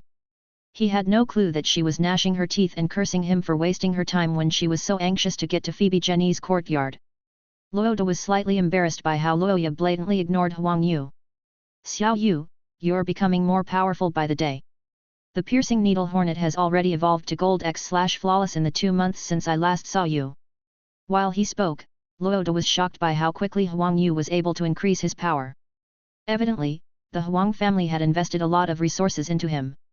Once he became a Class 2 creation master, he would be able to take over the Huang family at any time. Huang Yu had always liked Luoya, but his affections have never been returned. Luoda was afraid this would eventually cause Huang Yu to become resentful, and he would decide to marry one of the daughters from the Meng family or Li family instead. Huang Yu proudly replied, all the credit goes to my aunt who convinced my uncle to evolve the piercing needle hornet's grade and quality. If the piercing needle hornet had not started showing signs of mutating during its evolution, the piercing needle hornet you're seeing now would have reached platinum grade. Luoda was startled by what Huang Yu said. It turned out that the leader of the Zhang family had helped evolve Huang Yu's fei. Huang Yu's aunt had married into the Zhang family and was the mistress of the Zhang family. She was the only one who could persuade the leader of the Zhang family to help evolve one of the junior's feys. This was the benefit of being linked through marriage. If Luoya could marry Huang Yu, the Luo family would be able to use their relationship with him to become a distant relative of the Zhang family. It would even be possible for the Luo family to obtain some benefits from the Zhang family. As she watched her father and Huang Yu speak for 10 minutes straight with no sign of stopping anytime soon, Luoya became increasingly manic. When she could no longer control herself, she said, Huang Yu, we need to go to Phoebe Jenny's courtyard urgently, so we shall take our leave now. Luoya reached out and grabbed her father's arm to signal for him to instruct the poison dust flying moth to continue flying toward Phoebe Jenny's courtyard. Huang Yu was already used to Luoya's attitude. His eyes lit up when he heard her mention Phoebe Jenny's courtyard, and he said, Aye, Uncle Luo, so it turns out that you're going to Phoebe Jenny's courtyard. It just so happens that I'm going there too. Big brother Zhang Tong will be there today to welcome Lord Jian Li. I wasn't aware that Aya was back. Otherwise, I would have invited her to come with me. Luoda and Luoya's expressions changed vastly. Luoda did not expect Jian Li to visit a small, insignificant city like Phoebe Jenny's city. Moreover, the first young master of the Zhang family, Zhang Tong, had managed to become acquainted with Jian Li. Jian Li was the cream of the crop of the Divine Wood Federation's younger generation and was sequence number 83 of the Divine Wood 100 sequence. Compared to Jian Li's brilliance and talent, the most impressive thing about him was his background. The Jian family was a veteran family in the capital of Divine Wood Federation, Sacred Forest City.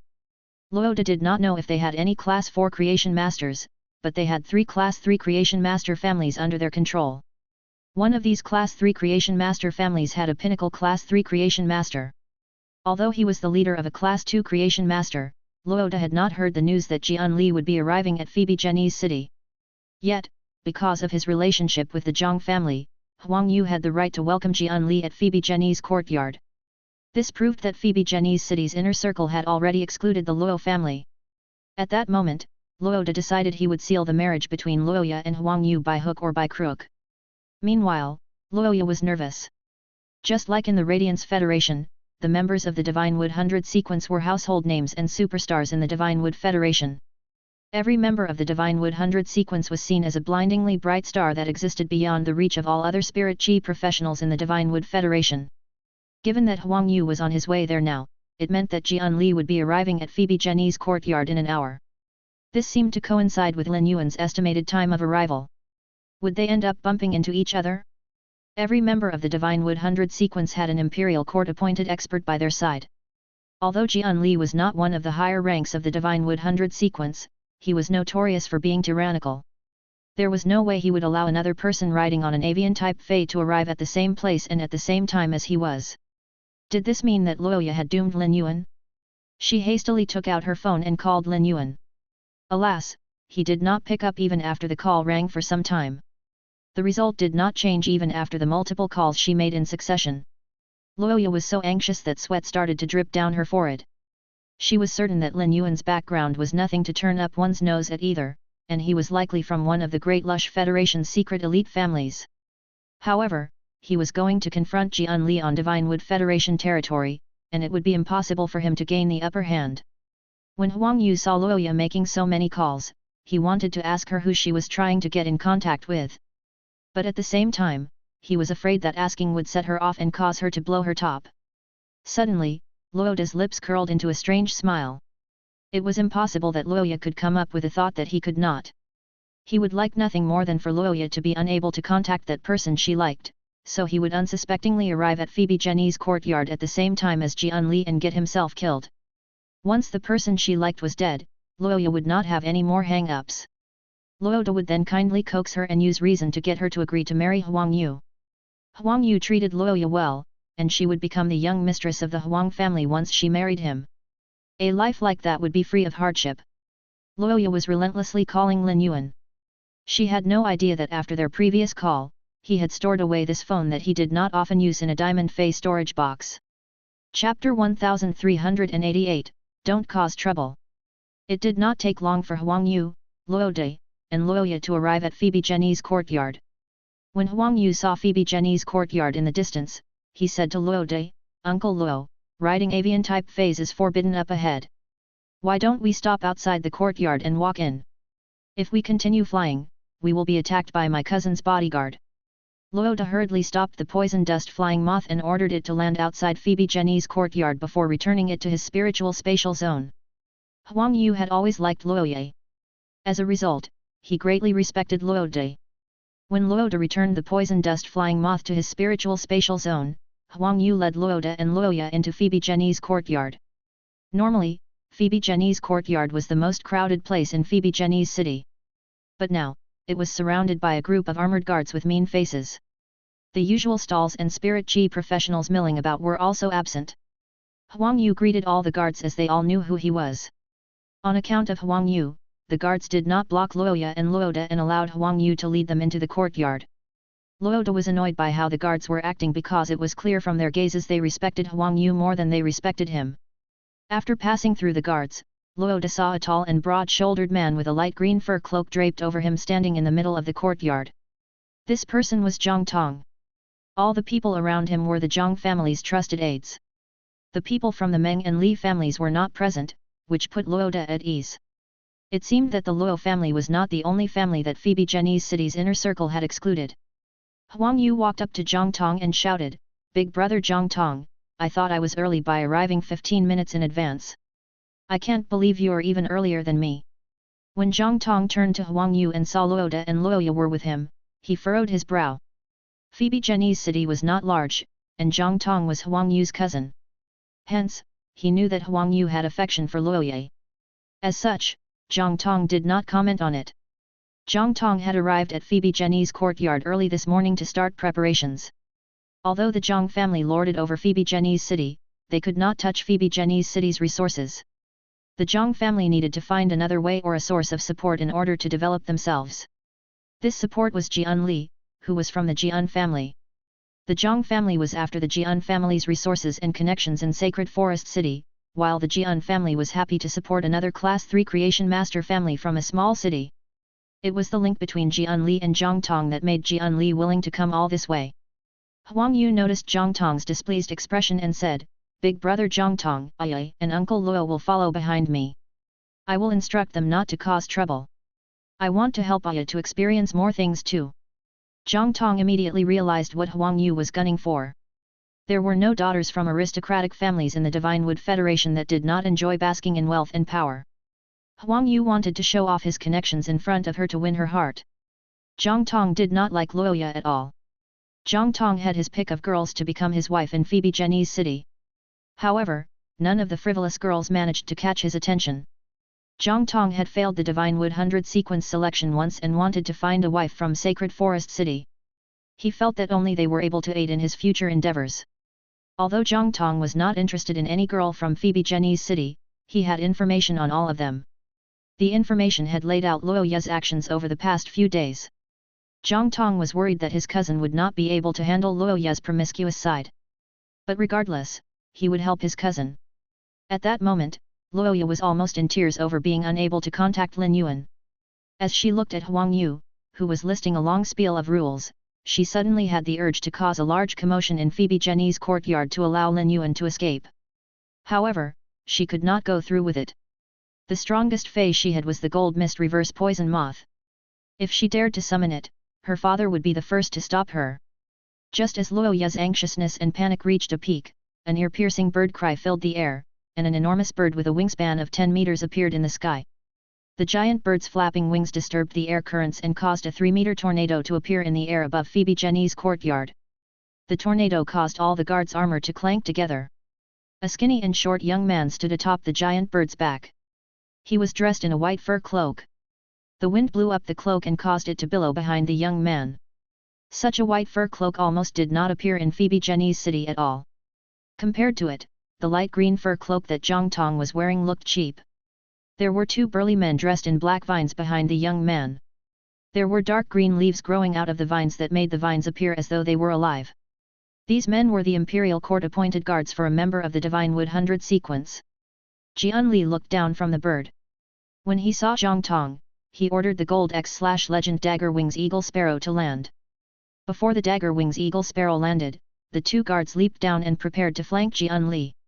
Once the Dagger Wings Eagle Sparrow stabilized and the tornado disappeared, Jianli lifted up the white fur cloak and slowly walked down the Dagger Wings Eagle Sparrow, which had laid itself flat on the ground. Zhang Tong hurriedly walked up to Jianli and said in a friendly tone, "Lord Jianli, your avian-type fey is so elegant and magnificent. A casual flap of its wings would be able to pluck out a gold ironwood farm."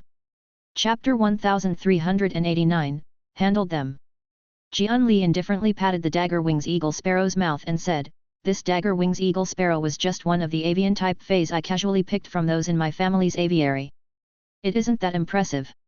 Your family's platinum/fantasy rotting poison snake WIRM must be a very comfortable ride."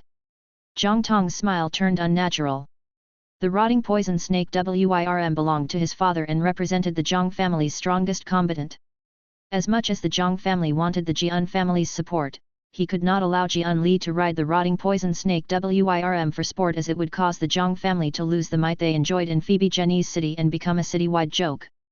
Jianli haughtily studied the people behind Zhang Tong. When Luoya spotted Jianli, the last glimmer of hope in her heart was extinguished. If Lin Yuan had arrived first, there might have been a chance to turn things around. But now that Jianli had arrived first, he would take total control of the situation. At this moment, Luoya was full of worry and self-reproach. She felt Luoya nudge her forcefully, and the pain pulled her back to her senses. She noticed that Jianli was currently staring at her, and alarm bells immediately went off in her head. Jianli said to her in an amused voice, "What's wrong? You dolled yourself up so prettily, yet you're pulling such an unhappy expression. Is it because you don't want to welcome me?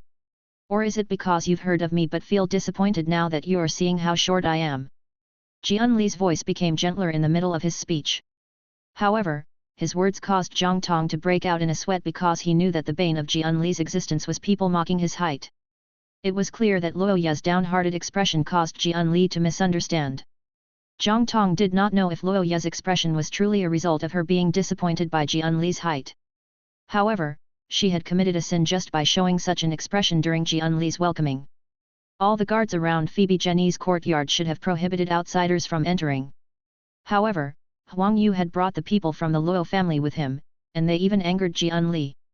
This was as good as slapping Zhang Tong. Luoya was a mere member of a Class 2 Creation Master family. Did she really consider herself an aristocrat from Sacred Forest City? Given her status, she should have been careful even breathing around Jianli, much less coveting him and thinking of marrying into the Jian family. Zhang Tong also became annoyed at Huang Yu, who had brought Luoya here? Luoya was worried about Lin Yuan and had been stunned into silence by Jian Li. Luoda was also stupefied. When he saw Luoya stare dumbly at Jian Li without responding, he gathered his courage and said in a trembling voice, "Lord Jian Li, my daughter would never dare to be disappointed by you. She looks upset because the team she had been managing encountered a dimensional rift and was killed. She's the only survivor. Lord Jian Li, you're so charming. She would only dare to look up to you." After Luoda spoke, Zhang Tong thought that it was possible that this matter could be over. If it was true that the robber group that Luoya had joined had been killed, it was unlikely that Jian Li would continue to put this girl from a Class 2 Creation Master family on the spot. Zhang Tong could just tell someone to take Luoya and Luoda away, and the matter would be settled. However, when Luoda mentioned the last part about looking up, Zhang Tong paled. This phrase had hit Jian Li right in his sore spot. Zhang Tong had once seen Jian Li kill a person taller than him for saying the words look up. Zhang Tong noticed Huang Yu move and knew that he was about to speak up on Luoya's behalf. He coughed and shot Huang Yu a glare. Huang Yu was worried about Luoya but also embarrassed by how she had caused trouble for Zhang Tong. When he caught sight of Zhang Tong's glare, Huang Yu was instantly scared into silence. Jian Li's initial look of amusement darkened when he heard what Luoda said. Zhang Tong walked over to Jian Li and said apologetically, "Lord Jian Li, this is the head and daughter of the Luo family, a Class 2 Creation Master family in Phoebe Jenny's city. If you don't want to dirty your hands, I can handle them on your behalf." Zhang Tong blew a strangely high-pitched whistle toward the northwest. The whistle sounded a lot like the hissing of snakes. A ferocious hiss sounded out from the northwest. The hiss encompassed the might of flood dragon species feys. A 25-meter-long purplish-black scaled snake with 2 horns on his head flew into the air and headed toward Zhang Tong. While it was flying, it continuously stuck out its half-meter-long black tongue. Its dark purple fangs gleamed menacingly when the light from the sun reflected off them. Before the giant snake even arrived at Phoebe Jenny's courtyard, the air turned sickly sweet. This was the Zhang family's main combat fey, the rotting poison snake Wirm. In order to welcome Jian Li, the leader of the Zhang family had released the rotting poison snake Wirm and allowed Zhang Tong to command it. The dagger wings eagle sparrow's insufferably overbearing aura was diminished, and it stopped flapping its wings. It was clear that it was terrified of the rotting poison snake Wirm. This was not surprising. Although both the dagger wings eagle sparrow and rotting poison snake Wirm were pinnacle gold feys, one of them was a fantasy breed fey while the other was normal. There was a world of difference between them. If not for the 2 guards' control over the dagger wings eagle sparrow and the training it had received from a creation master, it would have started attacking people hysterically or fled in fear. Zhang Tong's words plunged Luoda into despair, and Huang Yu froze. The rotting poison snake Wirm had arrived at Phoebe Jenny's courtyard and looked ready to launch a lethal attack. Its tongue slipped in and out of its mouth, and it was clear that it was famished. Huang Yu looked at Luoya and thought about his father's teachings. Eventually, he lowered his head. The Huang family was a Class 2 Creation Master family. If not for his aunt, he would not have the right to stand here to welcome Jian Li. It would be useless if he tried to plead for leniency on Luoya's behalf. It could even offend Jian Li and push the entire Huang family off a cliff. Chapter 1390, Giant Black Dragon in the Sky. Although Huang Yu liked Luoya, he would not sacrifice himself for her. Now that she was faced with possible death in the form of Zhang Tong, Jian Li and the rotting poison snake Wirm, Luoya found that she was not as terrified as she thought she would be. Rather, her mind was exceptionally clear. At that moment, she suddenly felt boiling rage. In Phoebe Jenny's city, Class 2 Creation Master families were not focused on how they could evolve feys but how they could butter up Class 3 Creation Master families. She had enraged a member of the Divine Wood 100 sequence because of the expression she made. This was ludicrous. At that moment, Luoya understood that power was the foundation of everything, and bootlicking was nothing more than a trick. Compared to the terror of being eaten by the rotting poison snake Wirm, Jian Li's tyrannical and malicious ways made Luoya worried over Lin Yuan, who would arrive at any moment. Zhang Tong assumed that Luoya would immediately fall to her knees and start begging for mercy from Jian Li once she saw the rotting poison snake Wirm. Yet, Luoda was the only one begging for mercy at the moment. Zhang Tong noticed Jian Li's annoyance intensifying as he watched Luoda put on an ugly display of crying and trembling. He anxiously ordered the rotting poison snake Wirm, "Go! Rotting poison snake Wirm, time to eat." The rotting poison snake Wyrm moved its body, and its scales produced an ear-splitting screech as they rubbed together. In a flash, the rotting poison snake Wyrm's enormous body appeared in front of Luoda and Luoye. Just as the rotting poison snake Wyrm was about to begin its feast, a melodious dragon roar filled the sky. Jianli narrowed his eyes. He was not a creation master, but he was from the Jian family in Sacred Forest City and had seen his fair share of dragon species feys. This dragon roar was enough for him to tell that this dragon species fey had a more elite bloodline than the rotting poison snake Wyrm. This dragon roar did not have the aura of carnage. Instead, it was full of dignity and beauty. As such, it was likely that it came from a pure-blooded flood dragon species fey. It would not be surprising if such a fey appeared in a large city like Sacred Forest City or Oak City. However, it was strange that it was appearing in Phoebe Jenny's city. Could it be that another important person was coming to Phoebe Jenny's city? The most important thing about dragon species feys was their bloodlines. The roar of a pure-blooded flood dragon species fey might not scare the rotting poison snake Wyrm because terrifying dragon species feys and flood dragon species feys were generally matched, but the pressure from a pure-blooded flood dragon species fey could cause the rotting poison snake Wyrm to lose its appetite. When everyone looked up to the sky, they saw a 100-meter-long dragon soaring toward Phoebe Jenny's courtyard. Blackie had been elated ever since Lin Yuan let it out. It released its diamond/fantasy aura without holding back. Every person in Phoebe Jenny's courtyard could sense its aura. The two guards by Jianli's side became austere when they caught sight of the diamond/fantasy flood dragon species fey. When the black flood dragon drew near, the people suddenly realized 3 people were on its back. The young man dressed in white standing at the front slowly stroked the black flood dragon with an elegant expression. His sharp brows, ruby lips, and exquisite features made it difficult for people to tear their eyes away from him. Although he was not wearing a fur cloak, the fashionable item in the Divine Wood Federation, his white spirit chi clothes seemed to be shrouded in mist. It was likely that it was made from silk from the water mist freezing silkworm. He was wearing a belt with various gems embedded in it. Most of the guards on the ground could not identify the gems. Zhang Tong was the only one who knew that some of them were jade-textured wood, and some were the blue radiant stones, which were only found in Class 3 subterranean dimensional rifts. From the accessories on the belt, Zhang Tong could tell that this person's background was impressive. Otherwise, he would not be wearing a belt worth at least 1 million great lush dollars. Zhang Tong was the young leader of a Class 3 creation master family, and he would not be as knowledgeable as Jianli, who had grown up in Sacred Forest City. Jianli noticed even more than Zhang Tong could. Jianli knew that the light yellow wood on Lin Yuan's belt that Zhang Tong had assumed was jade-textured yellow willow wood was actually jade-textured beautiful pear wood. The two had values that differed by several hundred times. The blue radiant stones that Zhang Tong had recognized were the most common things on the belt. Amazonite, Larimar, and other impeccable blue-type gems were embedded on the belt. This formed the image of a shining sea on the belt. This belt made Jianli wary of Lin Yuan, and he noticed Lin Yuan's black hair and eyes. From this, he became certain that Lin Yuan was a secret aristocrat from the Great Lush Federation. The secret aristocratic families from the Great Lush Federation controlled the merchants of the entire Startling Lines continent and possessed 60% of all the wealth in the Startling Lines continent. Every family held immense power in the Startling Lines continent. Although the Divine Wood Federation and Iron Hammer Federation always attacked merchant groups from the Great Lush Federation, it was mostly to push blame on each other. Stealing wealth was just a convenient side benefit. This indicated that the Divine Wood Federation and Iron Hammer Federation made efforts to disparage each other in front of the merchant groups of the Great Lush Federation. This meant that the Divine Wood Federation and Iron Hammer Federation cared about what the Great Lush Federation merchant groups thought of them. Given that Jianli came from an important aristocratic family in Sacred Forest City, he knew far more than ordinary people. This made him even more fearful of the secret elite families of the Great Lush Federation than Zhang Tong was.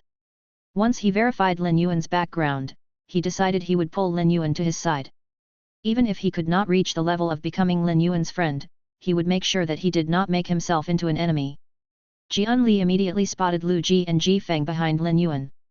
Lu Ji was dressed in black armor, while Ji Feng was wearing a black robe. Neither of them was wearing fur cloaks, but Jianli immediately sensed a remarkable elite aura coming from them. Lu Ji was a member of the Radiance 100 sequence and the disciple of the Radiance Federation's chief spirit guard. Someone of his status should have been specially welcomed by the Divine Wood Federation's imperial court with a greeting banquet, and the aristocrats of the Divine Wood Federation would fight over an invitation to the banquet. Ji Feng had been in a sorry state when he met Lin Yuan. However, he was still the true young leader of Sea Sky Nurture. The eliteness he had accumulated in his youth could not be removed so easily. Jian Li could be certain that the three people riding on the diamond/fantasy Black Flood Dragon had extraordinary backgrounds. Chapter 1391, Young Man in White Looks Like a God. Lu Ji and Ji Feng were like constellations that adorned the moon that was Lin Yuan. It was evident that he had the highest position amongst the three of them. Luoya was ready to face death quietly until she heard the dragon roar coming from the distance. However, she did not expect the person arriving to be Lin Yuan. After all, she knew very little about Lin Yuan. All she knew was that he had a white cat with many tails. When the Black Flood Dragon neared, Luoya's eyes almost flew out of her sockets so they could attach themselves to him. Back when Luoya and Lin Yuan had been living together, she secretly studied him every few minutes and felt that she had a firm grasp on his appearance. Although Lin Yuan's features had not changed, his intrinsic change made her feel that he had become much more handsome than before. Now, his aura and eliteness were even harder to conceal. If Lin Yuan had had this aura before, she would not have mistaken him for a lost member of a merchant group, no matter how much dirt was covering his body. The young man in white riding on a dragon was like a god in her moment of despair. The wisps of hair blowing across his forehead mesmerized her. At that moment, Lin Yuan was befuddled as he did not understand why Luoya had asked to meet him at such a crowded place. Moreover, most of the people at Phoebe Jenny's courtyard were guards, and the hustle and bustle that Luoya had mentioned were completely absent. Also, why was there a platinum purplish-black giant snake? This fey should be of a very high level in a place such as Phoebe Jenny's city. Lin Yuan instinctively used true data to check on the large black snake. What he saw made his lips twitch. The Platinum X/Fantasy Eye Rotting Poison Snake WIRM's low-grade ability and first exclusive skill showed that it was going in the physical direction. Yet, the person nurturing it was trying to take it up the poison-type route. However, no spirit chi was being used to change the phase directional evolution. This could cause the rotting poison snake WIRM to forever lose its change to evolve its bloodline again. It was true that poison-type phase had more impressive combat power than other types of phase when they were silver, gold, and platinum. However, once they evolved past that level, they would be useless. Blackie, don't disturb the citizens. Retract your aura when we arrive in the city. Lin Yuan touched Blackie's horns, and Blackie's body turned to jelly to the point that it almost fell out of the sky. Lin Yuan had touched Blackie's horn before, and a flood dragon species phase horns were the most sensitive parts of their bodies. Blackie had been troubled by this. It had explicitly told Lin Yuan not to touch its horns, so why was he doing it now? However, it was not repulsed by Lin Yuan touching its horns. Hence, it did not remind Lin Yuan and obediently retracted its aura as per Lin Yuan's order. Blackie retracted its pure flood dragon species aura, and the rotting poison snake WIRM immediately snapped out from its terrified state. It remembered the target that Zhang Tong had ordered it to attack. Thus, it opened its mouth and lunged toward Luoya. Luoya was much more appetizing than the old bag of bones that was Luoda. Hence, it decided to start off its meal with Luoya.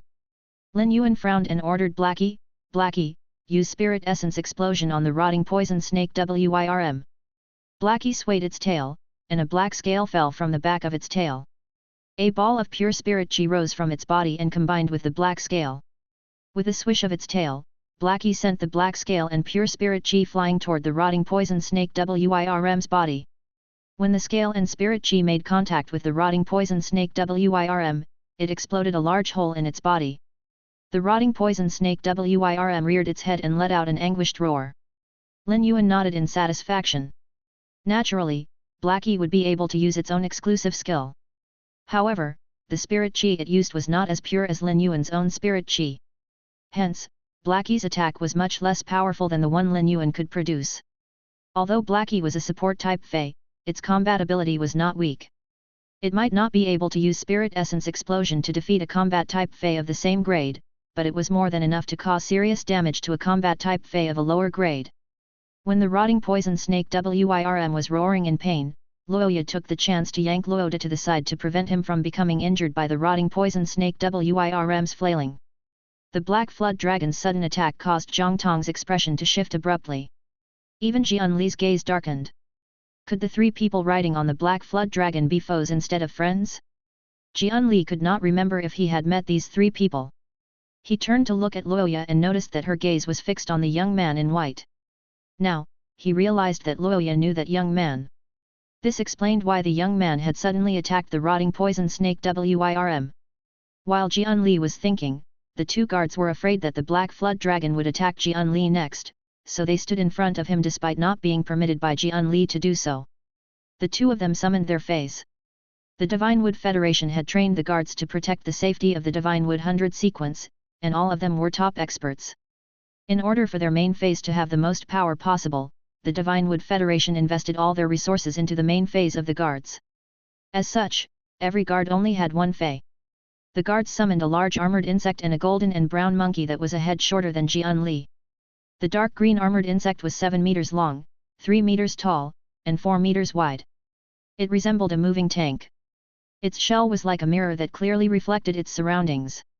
Its thick insect armor and clumsy movements were proof that it excelled at defense. Meanwhile, the golden and brown monkey's body erupted into flames. The fire set the air in Phoebe Jenny's courtyard alight, and waves of heat rolled off the monkey's body and shot into the sky. Its fists were raised, with 2 fire pillars shooting out of them. Evidently, this monkey was very skilled at attacking. The guards assigned to the members of the Divine Wood 100 sequence were usually evenly matched by one being skilled at attacking while the other defending. Chapter 1392, Insects all over the courtyard. The giant dark green armored insect and the fiery brown and golden monkey flanked Jianli. They immediately prepared themselves to take on the large black flood dragon. When the guards summoned their feys, Lin Yuan checked on them using true data. He learned that one of them was the Diamond X/Fantasy 4 Armored Wood Reflect Insect while the other was the Diamond X/Fantasy V Explosive Fire Golden Monkey. The Armored Wood Reflect Insect's abilities and exclusive skills were impressive, and it had the ability to reflect damage. However, it had much less potential than Chu Si's Yellow Jadeite Golden Butterfly. As for the Explosive Fire Golden Monkey, it was a combat-type fey with both physical and elemental attacking skills. There was nothing special about its abilities, but its dual attacking skills meant that it did not have any weaknesses. Both the Armored Wood Reflect Insect and the Explosive Fire Golden Monkey were pinnacle fantasy breed feys. The Explosive Fire Golden Monkey was only one step away from being able to receive the world cleansing and evolving to myth breed. This meant that the 2 armored men in front of the short boy were pinnacle king-class experts. Lin Yuan had come to Phoebe Jenny's city to see Luoya and obtain the item storing walnut trees from here. He also wanted to see if any feys like the Clear Sunshine Flower were being sold on Phoebe Jenny's city's market. This would allow him to get a sense of the price of feys like the Clear Sunshine Flower that could produce weather. If Phoebe Jenny's city sold many plant-type feys that could produce weather, Lin Yuan would purchase plenty of them so that Grey would be able to increase its power. If there were not many of such plant-type feys being sold in Phoebe Jenny's city, Lin Yuan would head to Oak City to fetch Su Yiren and contact the Sincere Merchant Group. He wanted to use his connection to the Sincere Merchant Group to obtain a large stock of feys like the Clear Sunshine Flower from the Deep Freeze Chamber of Commerce. But now, the situation was different from what Lin Yuan had expected. Jianli hurriedly prepared to stop the 2 guards when they summoned their feys.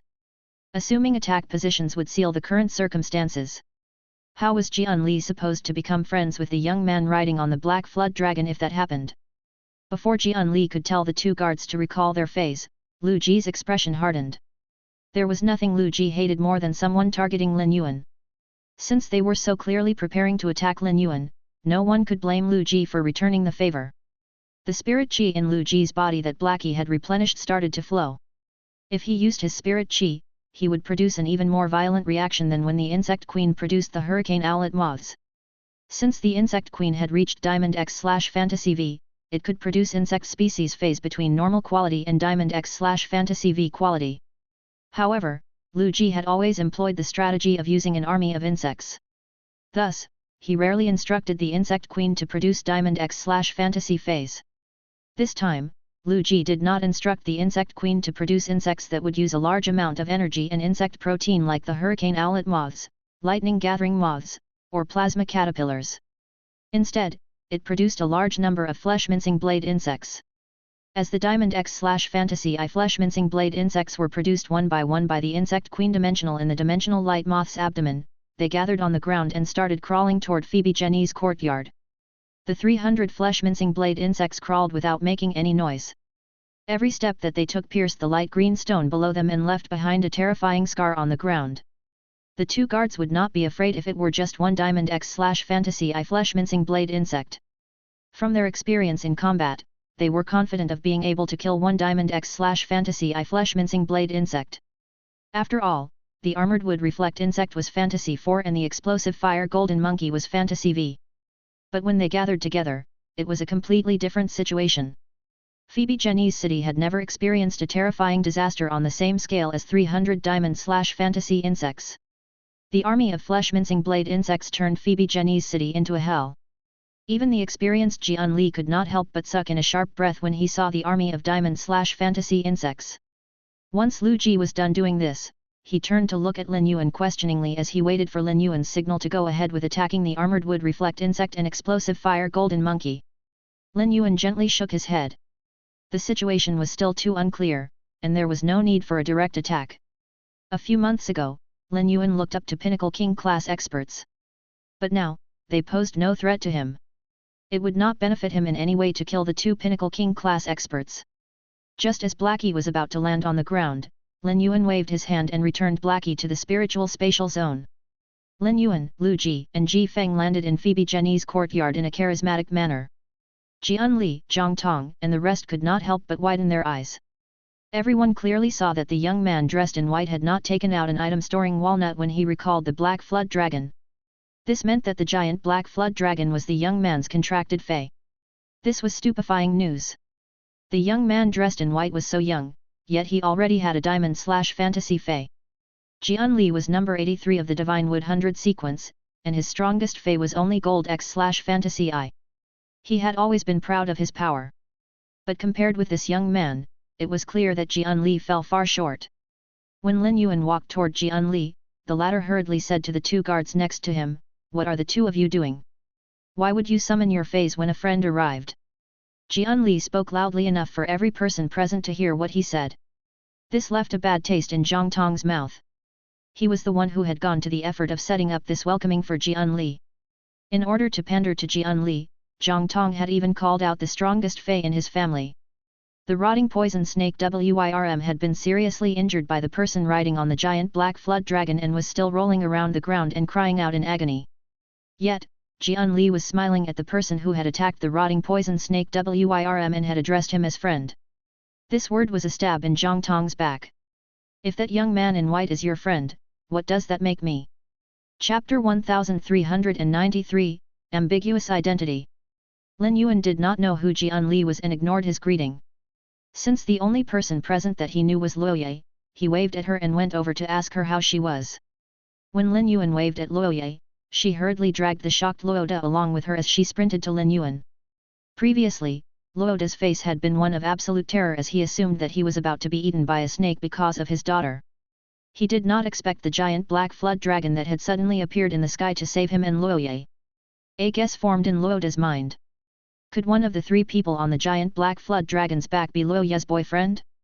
If so, there would be no point in him forcing Luoya and Huang Yu to get to know and eventually marry Huang Yu. Jian Li had already acted in a friendly manner to those three people. Luoda slowly stopped trembling, and his body became ramrod straight.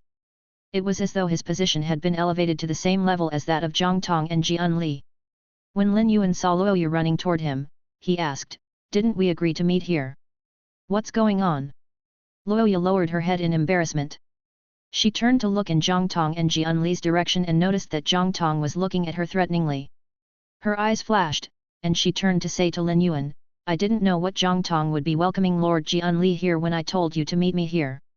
Luckily, no misunderstanding took place. Luoya lowered her voice and explained to Lin Yuan softly, "Zhang Tong is the young leader of a Class 3 Creation Master family in Phoebe Jenny's city, while Lord Jian Li is a member of the Divine Wood 100 sequence." At that moment, Luoya felt extremely wronged over almost becoming the rotting poison snake Wyrm's meal just because of an expression she pulled. However, her relationship with Lin Yuan was still not deep enough. To put it in strict terms, their relationship extended as far as him saving her life from the Class 2 subterranean dimensional rift at the border between the Divine Wood Federation and Iron Hammer Federation. Thus, Luoya did not explain the situation to Lin Yuan exactly. If Lin Yuan had not arrived on the giant Black Flood Dragon, the current situation would have been completely different. Judging from the current situation, Lin Yuan knew that something had to have happened.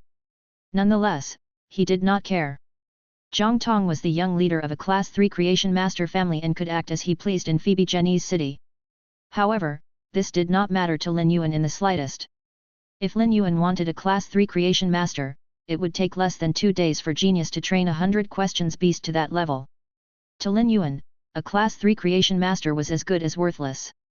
Rather, it was Jian Li's status as a member of the Divine Wood 100 sequence that piqued Lin Yuan's interest. If Lin Yuan could use Jian Li's status, he would be able to quickly gain access to the upper echelon of the Divine Wood Federation and gain information that only the most elite would have access to. While Lin Yuan was thinking about what he could do with Jian Li's status, Jian Li walked over to Lin Yuan. When Jian Li walked over to the young man dressed in white, his 2 guards and Zhang Tong quickly followed. The approaching Jian Li and Zhang Tong frightened Luoye, and her first instinct was to curl up. Lin Yuan noticed Luoye's reaction and linked it to the platinum rotting poison snake WIRM that had almost gobbled her up. This led him to realize what was going on. Lu Ji had been noticing Lin Yuan's gaze. When he saw Lin Yuan looking at Jian Li with interest, he realized what Lin Yuan had in mind. Coincidentally, the thrashing rotting poison snake WIRM used its tail to tightly wrap around its wound in an attempt to quicken the growth of new flesh. This caused it to let out a series of cries. Lu Ji bowed to Lin Yuan and asked, "Young master, this little snake that hasn't even awakened its flood dragon bloodline has disturbed you. Why don't I do away with it so that it won't bother you again?" Lin Yuan understood Lu Ji's personality and knew that he was not bloodthirsty. Although Lu Ji was Lin Yuan's retainer, he never bowed to him. He usually addressed Lin Yuan by name and only called him young master during important situations. Hence, it was most likely that Lu Ji was trying to set up the situation for Lin Yuan so that he would be able to gain power over the situation. Lin Yuan glanced at Zhang Tong, and a thoughtful expression came over him. It was as though he was pondering whether Lu Ji's suggestion was feasible. Zhang Tong's expression shifted when he heard what Lu Ji said, and he felt the same despair that had filled Luoye's world just minutes ago. The rotting poison snake WIRM was his father's main fey and the Zhang family's strongest combatant. If the rotting poison snake WIRM was killed, his father's spirit would be damaged. A Class 3 Creation Master relied on their spiritual energy to concoct spirit fluid. If his spirit was injured, his father would be demoted from a Class 3 Creation Master, and the Zhang family's status as a Class 3 Creation Master family would be stripped from them. Without Zhang Tong's father, the Zhang family would no longer be valuable in Jian Li's eyes. The Zhang family had dictated Phoebe Jenny's city for a long time. If Zhang Tong's father fell and the Zhang family lost their strongest combat power, the Huang family would not attack them on account of Zhang Tong's mother. However, the Luo, Meng, and Li families would band together to target the Zhang family. Moreover, Luoya was acquainted with the young man dressed in white, and it was possible that he would move on to attacking the Zhang family after he killed the rotting poison snake WIRM. Zhang Tong turned and looked at Jian Li with pleading eyes, hoping the latter would say something on his behalf to garner mercy. Alas, when Jian Li noticed Zhang Tong's gaze, he looked away without sparing him another glance. Jian Li's standoffish behavior caused Zhang Tong's heart to become cold. Jian Li had assumed that the 3 people who had arrived on the Black Flood Dragon were colleagues. All of them had exceptional auras and seemed like members of the Great Lush Federation's secret elite families. Yet, it turned out that the young man in black armor was the servant of the young man dressed in white.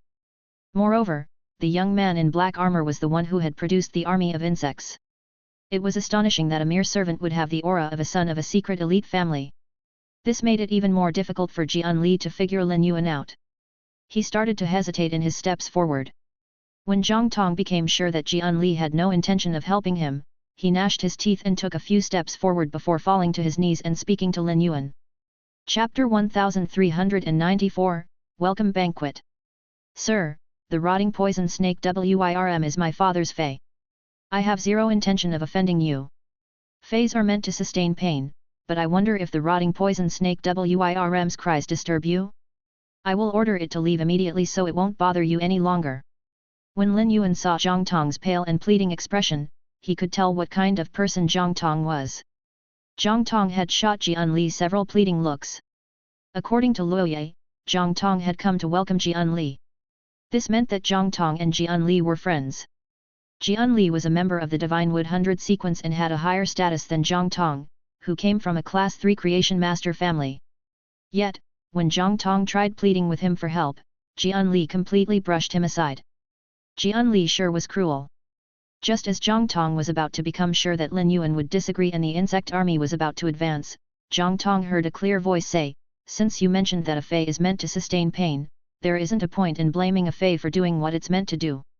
Zhang Tong was stunned by what Lin Yuan said. He lifted his head and saw that Lin Yuan was looking straight at him. The young man's pure black eyes that resembled the night sky made Zhang Tong feel as though he was falling into a bottomless abyss. Jian Li looked surprised that Lin Yuan had spared the rotting poison snake Wirm, and he took a step forward and said, "Zhang Tong, why aren't you thanking him? By showing mercy on the rotting poison snake Wirm, he's doing your family a favor. Why don't you hold a banquet tonight in your family's banquet hall to thank him?" Jian Li's words were structured in a way that seemed to be helping Zhang Tong. It was as though he had not helped Zhang Tong before because he had not had the time. But in actuality, the insects that were present were making him too uncomfortable. The two guards had summoned their feys and poised themselves to attack the Black Flood Dragon. The insects had been summoned because of the previous confrontation. Jian Li was afraid that Lin Yuan would reject his attempt to show friendliness. If that happened, Jian Li would be at a loss. The Jian family was an important aristocrat in the Divine Wood Federation, and the people of the Divine Wood Federation were open-minded. There were over 20 direct descendants in the Jian family, and 3 of them had made it into the Divine Wood 100 sequence. Jian Li was the youngest of all of them, but his rank in the Divine Wood 100 sequence was also the lowest. Nonetheless, he had always hoped to compete with his 2 older brothers but had never found the opportunity to. But now, he saw Lin Yuan as that opportunity. Although the people in an aristocratic family only surrounded themselves with their trusted aides, they were cold toward each other. One would only be able to gain benefits and glory by continuously climbing until one reached the apex. This principle had been hammered into Jian Li for as long as he could remember. When Zhang Tong did not immediately respond, Jian Li kicked him and brought him back to his wits.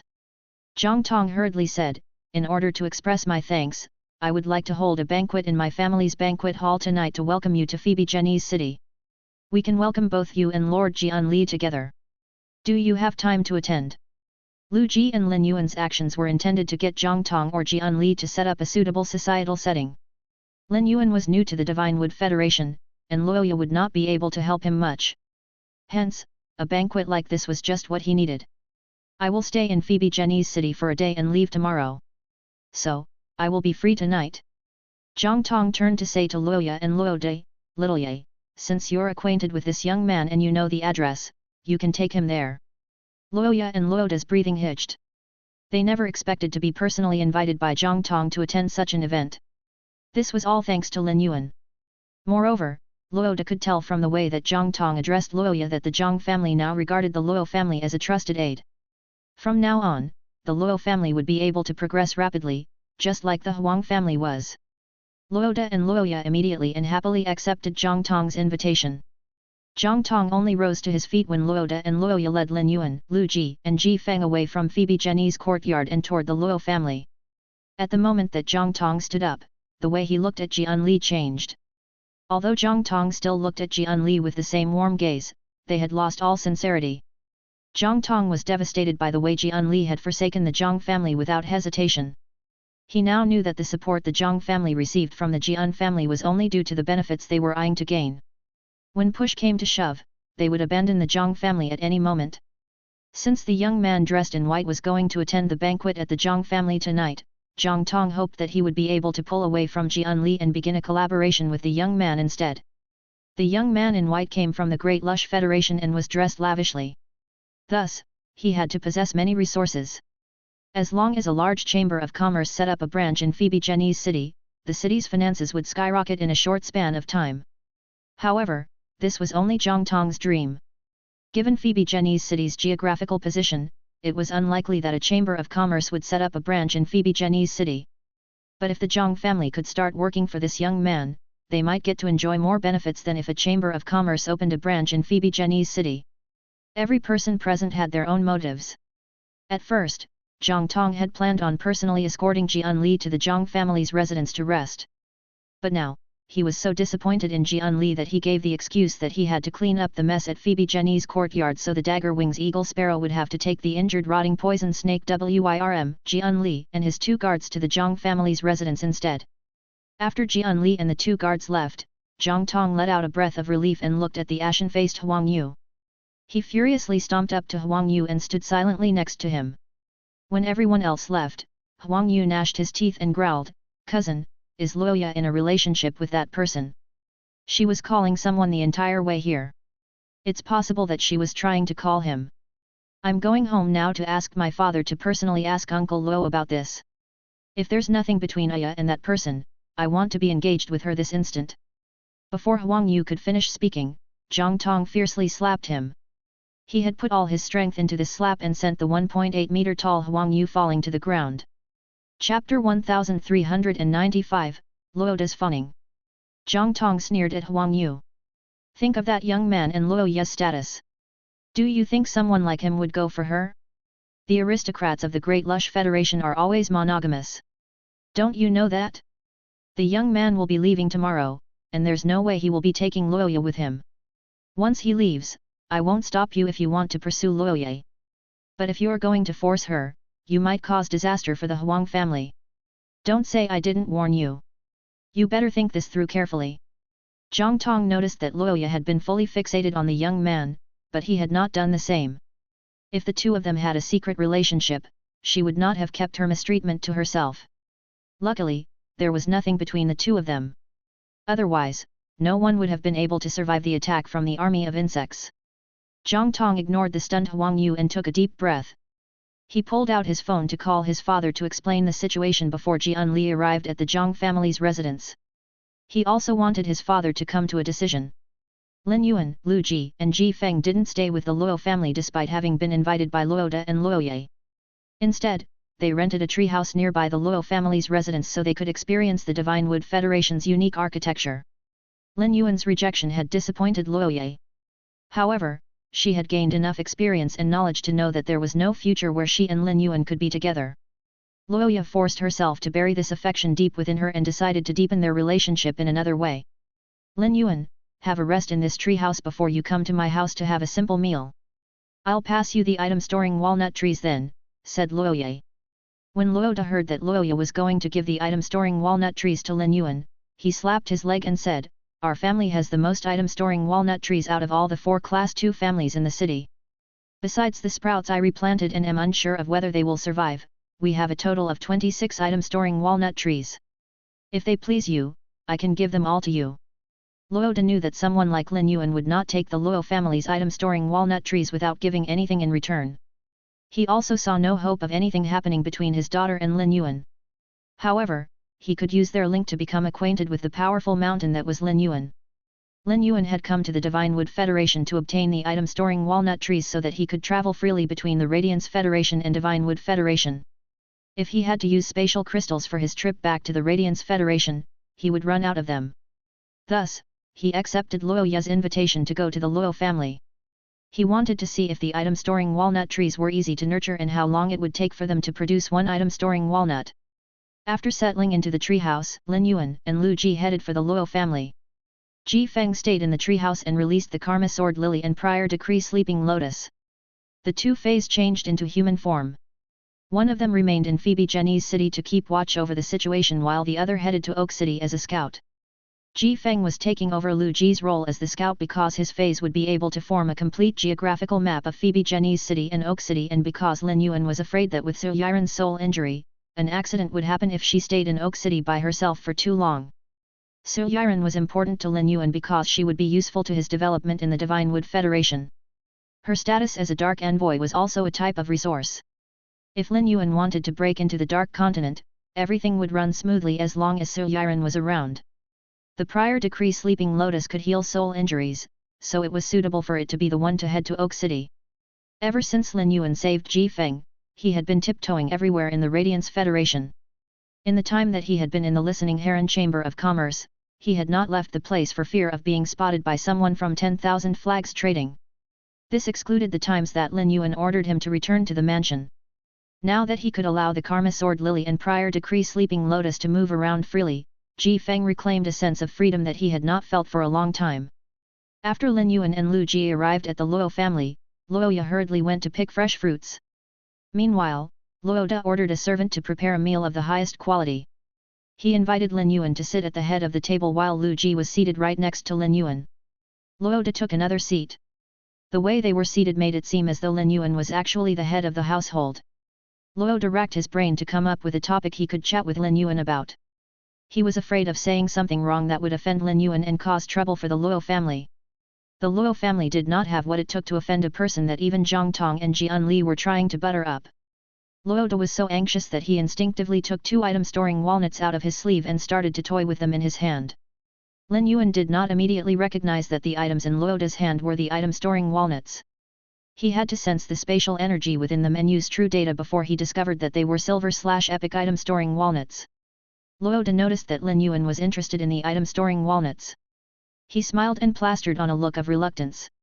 After hesitating for a moment, he bit his lip and presented the 2 item-storing walnuts to Lin Yuan as he said, "Lord, these are item-storing walnuts that I have kept by my side to use as toys for about 7 years. They are silver/epic. They are large and have smooth lines that make them look great as a set. If you like them, I can gift them to you." Lin Yuan nodded as he learned that Luo De had the habit of toying with the item-storing walnuts. He had seen regular silver item-storing walnuts.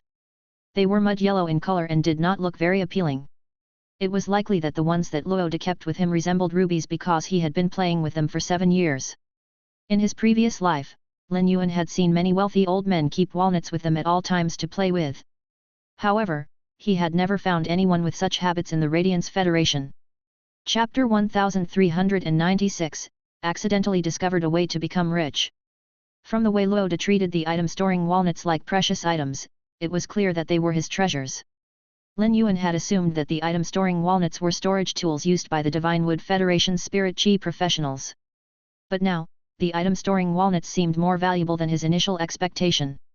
If they were just storage tools, their abilities would become stronger in a directly proportional relationship to their grades. From Luo Ye's introduction of the item-storing walnuts, Lin Yuan realized that the item-storing walnuts had an advantage that the Fey storage boxes lacked. This advantage was that once the item-storing walnut reached legend quality, they would produce more chambers that could store living Feys. The Fey storage boxes produced by Ostrich Logistics did not have this ability to divide up space. This ability also meant that one would have to own a legend item-storing walnut in order to buy and sell Feys in the Divine Wood Federation. This was a high hurdle that only large factions would be able to cross. The higher the Fey grade, the easier it would be for them to reach legend quality. A Class 3 Creation Master would need a long time to nurture the item-storing walnut tree to Diamond/Legend. Moreover, the item-storing walnut could be used multiple times. Each time it was used, the stored energy within the item-storing walnut would be used up. Hence, the item-storing walnut would still eventually run out of usages even if it had reached Diamond/Legend. Lin Yuan was not interested in the item-storing walnuts that Luo De was currently offering him. Luo De's item-storing walnuts looked this way because they had interacted with his skin for a long time and absorbed the oils, which eventually changed their exterior.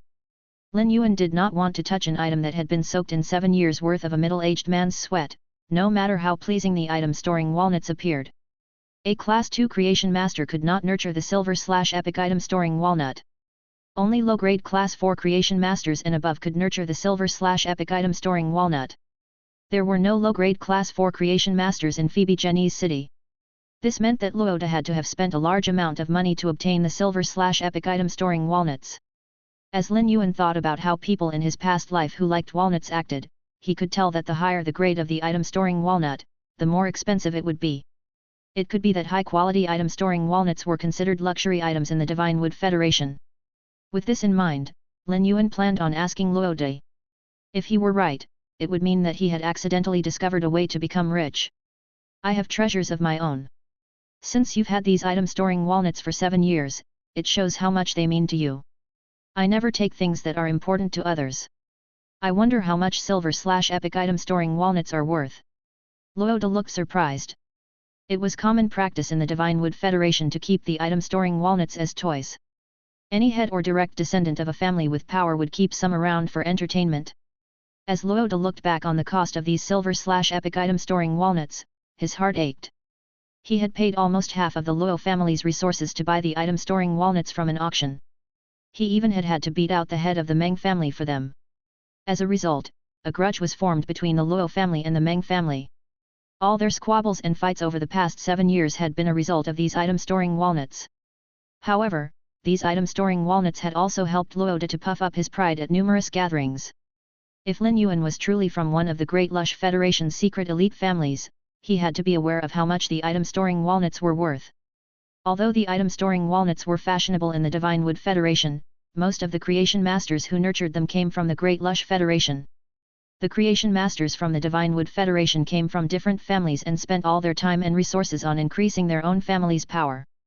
As such, they did not have many resources left over for something like the item-storing walnut. If they could not spend as many resources strengthening their family because they spent it on nurturing the item-storing walnut and their family was attacked, they would have doomed themselves over a toy. Luoda was now slightly suspicious of Lin Yuan. But when he fixed his eyes on Lin Yuan's belt, all his suspicions vanished.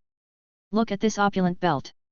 If this young man was not a member of one of the Great Lush Federation's secret elite families, who else could he be?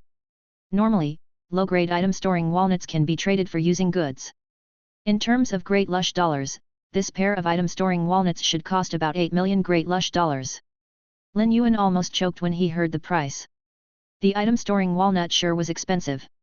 Great Lush dollars and Radiance dollars basically had the same currency strength. In the Radiance Federation, 8 million Radiance dollars would be able to buy a silver/epic fey. Lin Yuan had paid special attention to the price of items in the Divine Wood Federation while he was making his way from Phoebe Jenny's courtyard to the Luo family's residence. When it came to other items, the same goods cost the same in the Divine Wood Federation and the Radiance Federation. The item-storing walnuts cost was due to how fashionable it was in the Divine Wood Federation and the scarcity of creation master resources in the Divine Wood Federation. Lin Yuan thought, will I be able to use a low-grade high-quality item-storing walnut to buy up all the resources in the Divine Wood Federation? It would be easy for me to produce the bronze/legend item-storing walnut, much less a bronze/epic one. However, he would not produce the bronze/legend item-storing walnuts in the Divine Wood Federation because it would be like announcing to the entire Startling Lines continent that bronze/legend item-storing walnuts existed. A Class 5 creation master could only nurture bronze/legend item-storing walnut trees. The appearance of a Class 5 creation master would exert unprecedented pressure on the imperial courts of the 3 major federations, and they could even band together to attack that Class 5 creation master. This was completely unnecessary in Lin Yuan's eyes. However, he would not have to worry too much if he only produced the bronze/epic item-storing walnut. I heard that a set of silver/legend item-storing walnuts appeared in Oak City that was auctioned off for 31 million Great Lush dollars. They were bought by the Fan family, the second most important family in Oak City. Chapter 1397, Nurturing the Item-Storing Walnut Tree. Luoda paused before saying nervously, a pair of bronze/epic item-containing walnuts will cost at least 10 million Great Lush dollars. But even then, they will still be fought over by all the members of aristocratic families in Sacred Forest City. Luoda was so excited that he failed to control himself and asked Lin Yuan curiously, Lord, you mentioned that you also have things that you treasure. Would you be willing to show it to me? The moment he finished speaking, he realized he had misspoken. I was too daring. With this young man's status, I have no right to ask to see his treasure. Lin Yuan did not blame Luoda. However, he could not show Luoda his treasures either, as he was afraid that it would terrify Luoda. He had a string of pearls made of the heavenly maiden sleet and over-the-rail coral elemental pearls, which not even Class 5 creation masters could produce. If such an item appeared in the Divine Wood Federation, he would immediately become the entire Federation's target. Luoda was afraid of misspeaking again during this silence. Luoda walked in, holding a tray of various fruits. There was only a small amount of each kind of fruit, and the combination of 30 types of fruit released a tempting fragrance that filled the room with a fresh fruity scent.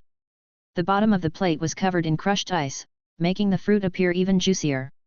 Lin Yuan thought, it's no lie that the Divine Wood Federation is known for producing plant-type feys. I could take some of these fruit-producing feys to the marsh world and nurture them there as a backup source of food. After Luoda set the tray down on the table, she took out 2 4-meter-tall trees.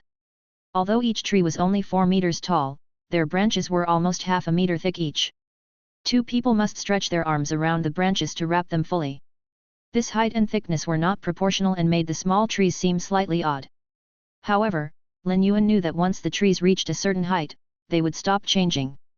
A tree's thickness was connected to its age.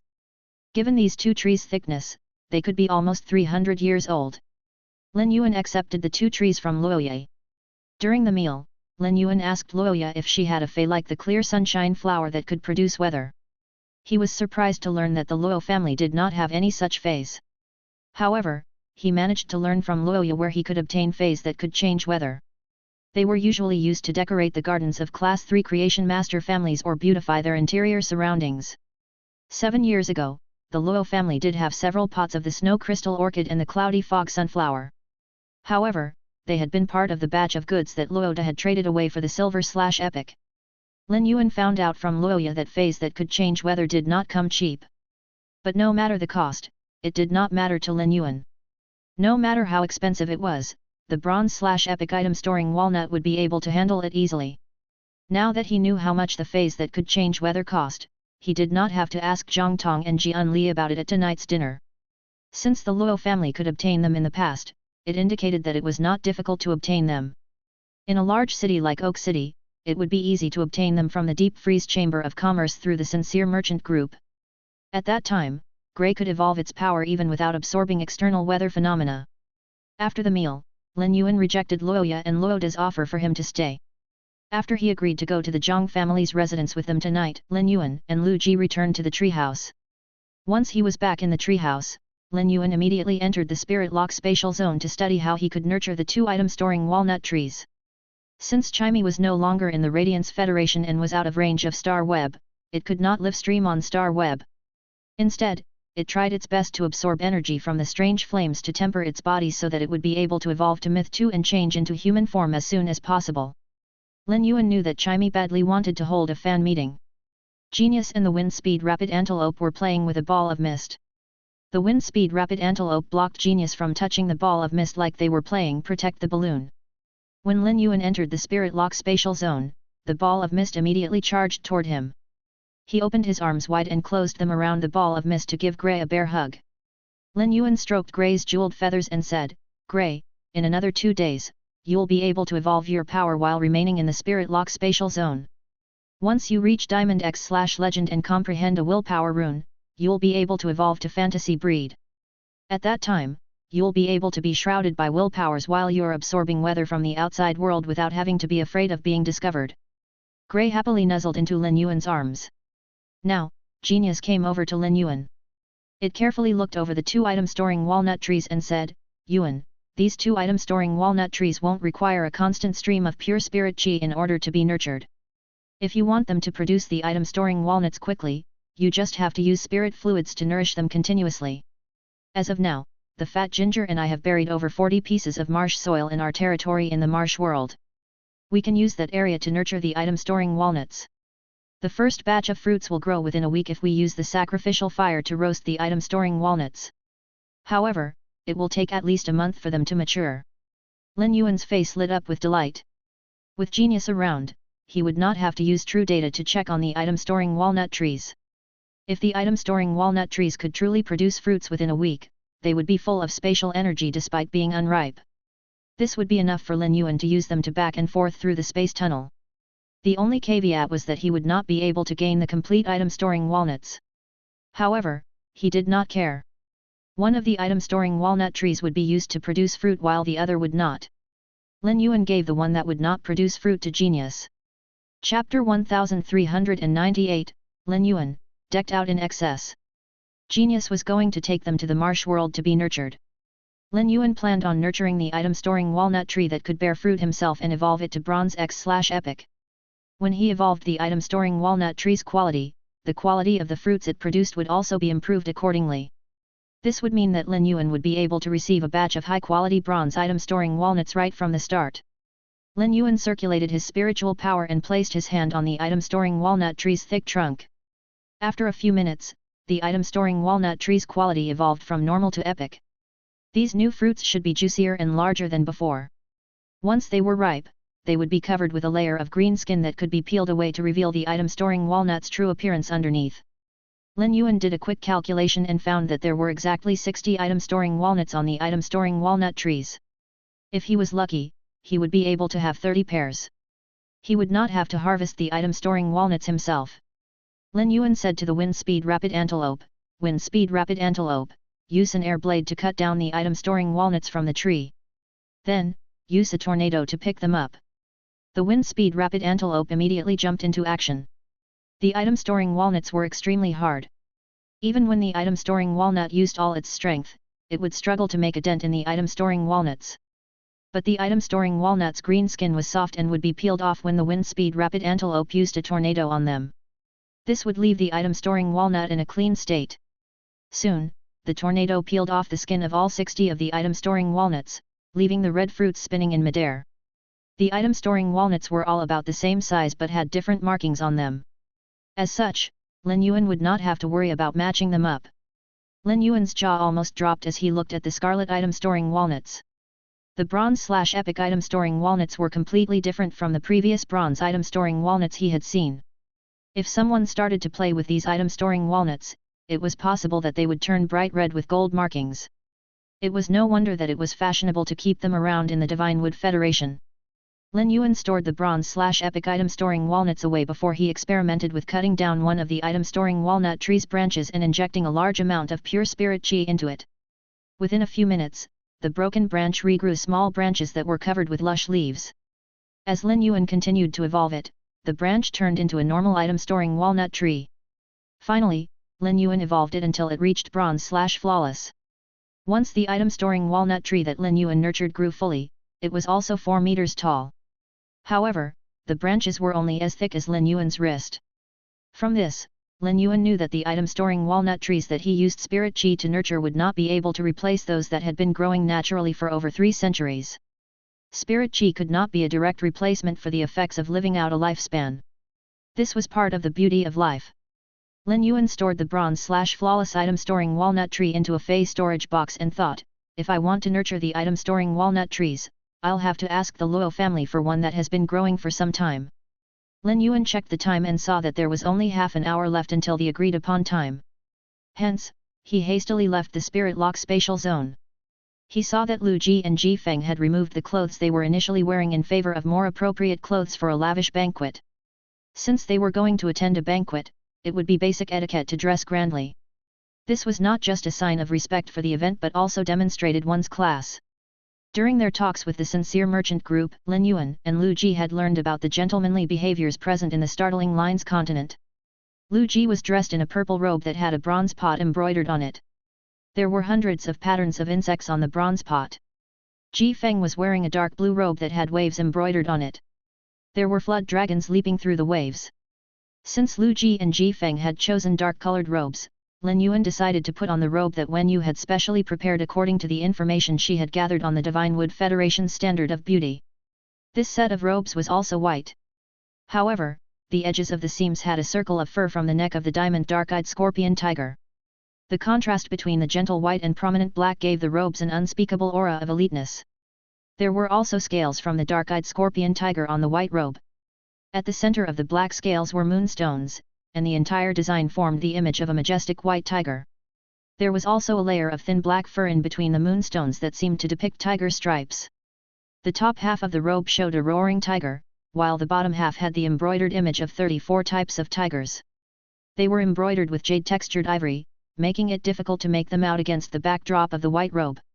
However, the moon-colored shoes that Lin Yuan slipped his feet into also had pearls made from spirit-mouthed gold embedded into them.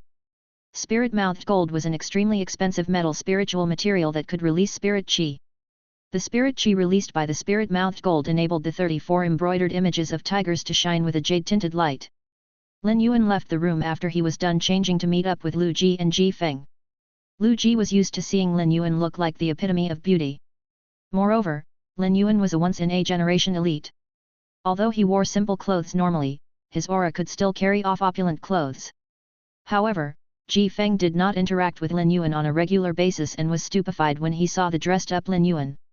Looking at Lin Yuan now, Ji Feng suddenly thought back to when he was 17 or 18 years old. At that time, he had been a top genius that could hold his head high wherever he went. But comparing the him of then to the Lin Yuan of now, he still fell short. A decade of running for his life allowed Ji Feng's understanding of the younger generation in the Radiance Federation to be sparse. Ji Feng did not know if all the members of the younger generation were as impressive as Lin Yuan or if Lin Yuan was a special case. While they headed from the treehouse to the Luo family, the eyes of the people on the street lit up when they saw Lin Yuan. The ordinary citizens of Phoebe Jenny's city never got to see such a godlike person. Chapter 1399, 270 pairs. However, those onlookers dared not look at Lin Yuan openly. There was a possibility of making a member of the elite uncomfortable with their brazen looks. This could lead to punishment, and no one wanted to go through that just for looking. If not for Lin Yuan's overwhelmingly radiant appearance, these people would have immediately ducked their heads after one glance at him. Luoya had spent a long time carefully dolling herself up in anticipation of tonight's dinner at the Zhang family's residence. Although she had already applied her most expensive makeup when she went to greet Lin Yuan, she had removed and reapplied the makeup and even drew on a beautiful blue flower pattern on her forehead in order to present the most stunning version of herself. She smiled in satisfaction when she admired herself in the mirror. She fetched her favorite purple fur cloak and combed it with a comb. But the longer she spent combing her fur cloak, the more disheartened she became. Luoya thought about the white spirit chi clothes and eye-catching belt that Lin Yuan had worn. If she wore the purple fur cloak, she would seem like a pauper when she stood next to him. This purple fur cloak was like a silent reminder of the huge gap between her and Lin Yuan. Luckily, she had changed her mindset once she saw the reality for how it truly was. She no longer focused on her affections for him but thought about how she could remain with him forever instead. Given Lin Yuan's status and power, he had the authority to effect change in Phoebe Jenny's city. If Lin Yuan was interested in Phoebe Jenny's city, the Luo family could act as his representative and help him manage his affairs in Phoebe Jenny's city. This way, Luoya could maintain a line of contact with him. Before she could drape the purple fur cloak around her, Luoda said from the entrance of her room, "Little Ye, Lord Lin Yuan is here. Hurry and clean all this up." Luoya could clearly sense the shock in Luoda's voice. But she dismissed the thought and put on her purple fur cloak before dashing out. At the moment that she spotted Lin Yuan, her gaze was permanently stuck on him. This dashing young man dressed in white had an aura and features that outshone everyone else. Luoya instinctively hid her favorite purple fur cloak behind her.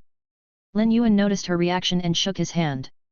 A light purple fur cloak appeared in his hand. He presented it to Luoya and said, "This fur cloak is made from the diamond purple plum leaping deer. It should be appropriate for you to use it as an overcoat at the banquet. Take it as my way of saying thanks for the 2 items storing walnut trees." Luoya suddenly felt the strange urge to cry. All she had given Lin Yuan were 2 bronze/normal items storing walnut trees. Yet, he was giving her a cloak made from a diamond feys fur in return. This showed that he did not want to owe her anything or leave any link between them. Eventually, she stretched out her hand and received the light purple fur cloak with tears welling in her eyes. "Thank you. I promised you the 2 items storing walnut trees long ago. You saved my life, so I owe you." The ache in Luoya's heart intensified, yet Luoda was smiling from ear to ear. They had given out 2 bronze/normal items storing walnut trees, yet they received a diamond fur cloak. This was such a good deal. From this, Luoda could tell that Lin Yuan was a generous person. Or, it could also be that this diamond fur cloak was peanuts in his eyes. As Luoda thought about whether he still had anything else that he could give Lin Yuan so that Lin Yuan would gift him precious resources in return, Lin Yuan said, "You said that the Luo family has a total of 26 items storing walnut trees. Are they all around 300 years old? If so, I would like to use this tree to exchange for those trees." Lin Yuan took out the bronze X/flawless item storing walnut tree that he had just nurtured. At first, Luoda was disappointed by the item storing walnut tree's thin branches as this meant that the tree could only be 5 years old at the most. The item storing walnut tree would not be able to produce the item storing walnuts at such a young age. What would be the point of Luoda holding onto it? However, when he took a closer look, Luoda inhaled sharply, and delight spread across his face. "Lord Lin Yuan, are you sure you want to trade this bronze/flawless item storing walnut tree for 26 of our item storing walnut trees?" The bronze/flawless item storing walnut tree would be able to produce bronze/flawless item storing walnuts. Only Class 3 creation masters would be able to produce the bronze/flawless item storing walnut trees. If Lin Yuan used the bronze/flawless item storing walnut tree to trade for the Luo family's item storing walnut trees, the Luo family would hit the jackpot. After being nurtured for a few years, the bronze/flawless item storing walnut tree would be able to make the Luo family rich. Although the bronze/flawless item storing walnut was not as expensive as the bronze/epic item storing walnut, a pair could still go for 3 million great lush dollars at an auction. Luoda was already thinking about how he could release the news that the Luo family had the bronze/flawless item storing walnut tree. Countless people from Phoebe Jenny's city would do anything to try and order a pair of the bronze/flawless item storing walnuts from him. Luoda personally went to their back garden and plucked out the 26 item storing walnut trees. When Luoda returned with the 26 item storing walnut trees, Lin Yuan noticed that 8 of them had already borne fruit. Lin Yuan left these 8 item storing walnut trees alone and sent the remaining 18 to the Spirit Lock Spatial Zone so that Genius could take them to the Spirit Lock Spatial Zone to be cultivated. He planned on evolving the 8 item storing walnut trees to epic quality. He would then give Genius the first batch of fruits they produced so it could nurture them in the marsh world. The bronze/epic item storing walnut tree that Lin Yuan had evolved had produced 60 item storing walnuts for him. When added to the fruits produced by these 8 item storing walnut trees, Lin Yuan would have 540 or 270 pairs of the item storing walnuts. Every pair of the bronze/epic item storing walnuts could be sold for astronomical prices in the Divine Wood Federation. The 270 pairs of item storing walnuts would be enough to last Lin Yuan a long time. Chapter 1400, Luoya's Change. In less than half an hour, Luoya changed into the fur cloak made of the diamond purple plum leaping deer's fur and put on purple shoes. With this new fur cloak, Luoya felt as though she had been elevated. After all, it looked as, if not more opulent than the white one that Jian Li wore. Since Luoya and Luoda were leading them, Lin Yuan did not use Blackie. Instead, they rode on the hurricane owlet moths. The hurricane owlet moths produced wind elements and held him aloft, so it looked as though he was standing on air. Although Lin Yuan saw this as a modest decision, it was shocking in the eyes of Luoya and Luoda. They remained stunned by Lin Yuan and Lu Ji's immense resources the entire journey. Although the 20 moth species feys were not fantasy breed and could not be compared to the Black Flood Dragon, they were still extraordinary to the Luoya and Luoda who lived in Phoebe Jenny's city. Could this be how the disciples of secret elite families lived? They could change into 2 extravagant outfits a day and use 2 types of diamond feys in a day. This was too luxurious. Jian Li, Zhang Tong, and the head of the Zhang family had all come out personally to welcome Lin Yuan. The 3 of them had all put on clothes that they usually saved for important banquets and gatherings. But now that they were looking at Lin Yuan, Ji Feng, and Lu Ji, they suddenly felt as though they were dressed rather plainly. This should come as no surprise as they would look homely even if they were next to him in his white daily attire. The way Lin Yuan and the other 2 were dressed and how they arrived at the banquet indicated to everyone present that they were true elite guests. The head of the Zhang family, Zhang Zhen, had immediately become disappointed in Jian Li when Zhang Tong told him about what Jian Li had done. Recently, Zhang Zhen had been weighing the costs and benefits of being supported by the Jian family. From this incident with the rotting poison snake Wirm, it was clear that the Jian family was unreliable as they were ready to abandon the Zhang family whenever push came to shove. The Zhang family had wanted the Jian family's support in order to expand themselves. But if the Jian family could not help the Zhang family to the extent that the Zhang family needed them to, there would be no need for the Zhang family to desire the Jian family's support no matter how powerful they were. Nonetheless, they would still have to keep up appearances by flattering Jian Li, as it would do them no good to be on Jian Li's bad side. Night descended upon them, and the spirit chi released by the spirit-mouthed gold nourished the 34 embroidered tiger images on his robe. With every step that he took, he emanated the aura and might of a white tiger. When Zhang Tong spotted Lin Yuan, he moved to welcome Lin Yuan as the host. However, he was stopped by Jian Li's arm before he could even take the first step. Jian Li quickly walked up to Lin Yuan and said, "How should I address you? You arrived in Phoebe Jenny's city rather unexpectedly. Your attire would be most impressive even in Sacred Forest City." Jian Li gave Lin Yuan a thumbs up and beamed brightly. It was clear that he was trying to leave a good impression on Lin Yuan so as to form a link with him. Lin Yuan's eyebrow twitched. This attire was only considered above average in his wardrobe. Wen Yu had recently made many clothes for him, and some even had heavenly maiden-grade elemental pearls embedded in them. Compared with those clothes, this set seemed ordinary. It was clear from what Jian Li said that he was trying to butter up Lin Yuan. However, it also allowed Lin Yuan to understand how the elites in Sacred Forest City lived. Jian Li was number 83 in the Divine Wood 100 sequence and would not be able to interact with those who were actually standing at the top in the Divine Wood Federation. Yet, it seemed as though he had seen similar outfits before. This showed that the elite disciples in the Divine Wood Federation chased after opulence. This was a good thing for Lin Yuan. The more they courted lavishness, the more Lin Yuan's bronze/epic item storing walnuts would be worth. Lin Yuan did not respond to Jian Li's attempt at being friendly and said, "My last name is Linear. Young Master Lin, everything that happened at Phoebe Jenny's courtyard today was a misunderstanding. I hope you will forgive us. If you are ever in Sacred Forest City, please let me know, and I might be able to offer help in some way, replied Jian Li with a smile. Jian Li's words exposed his true intentions. He did this because he knew that a person that could be decked out in such a way would not be interested in his small talk and pandering. If he did not get to the main topic too, he might be seen as irritating. Jian Li did not reveal his status, but Lin Yuan had already found out about it from Luoye. From Jian Li's words, he had hinted at a mutually beneficial relationship if Lin Yuan and he were to become acquainted. Such alliances were very common amongst the elites in the Divine Wood Federation. At first, Lin Yuan had been trying to come up with a way to get closer to Jian Li at the banquet. But now, Jian Li had voluntarily reached out to him instead. I will be going to Sacred Forest City in the future, and I won't hold back if there's anything you can help with. Jian Li hurriedly turned and said, the Zhang family has done a good job with this banquet. I asked them to add a few extra dishes. I hope that they suit your palate. Jian Li's gaze landed on Luoye. One glance was enough for him to tell that the purple fur cloak she had on was far from ordinary. The dark purple one she had on before had coarse fur and made her seem inelegant. But this one reflected the starlight with a soft, light purple glow. It was evident that his light purple fur cloak came from a diamond fey.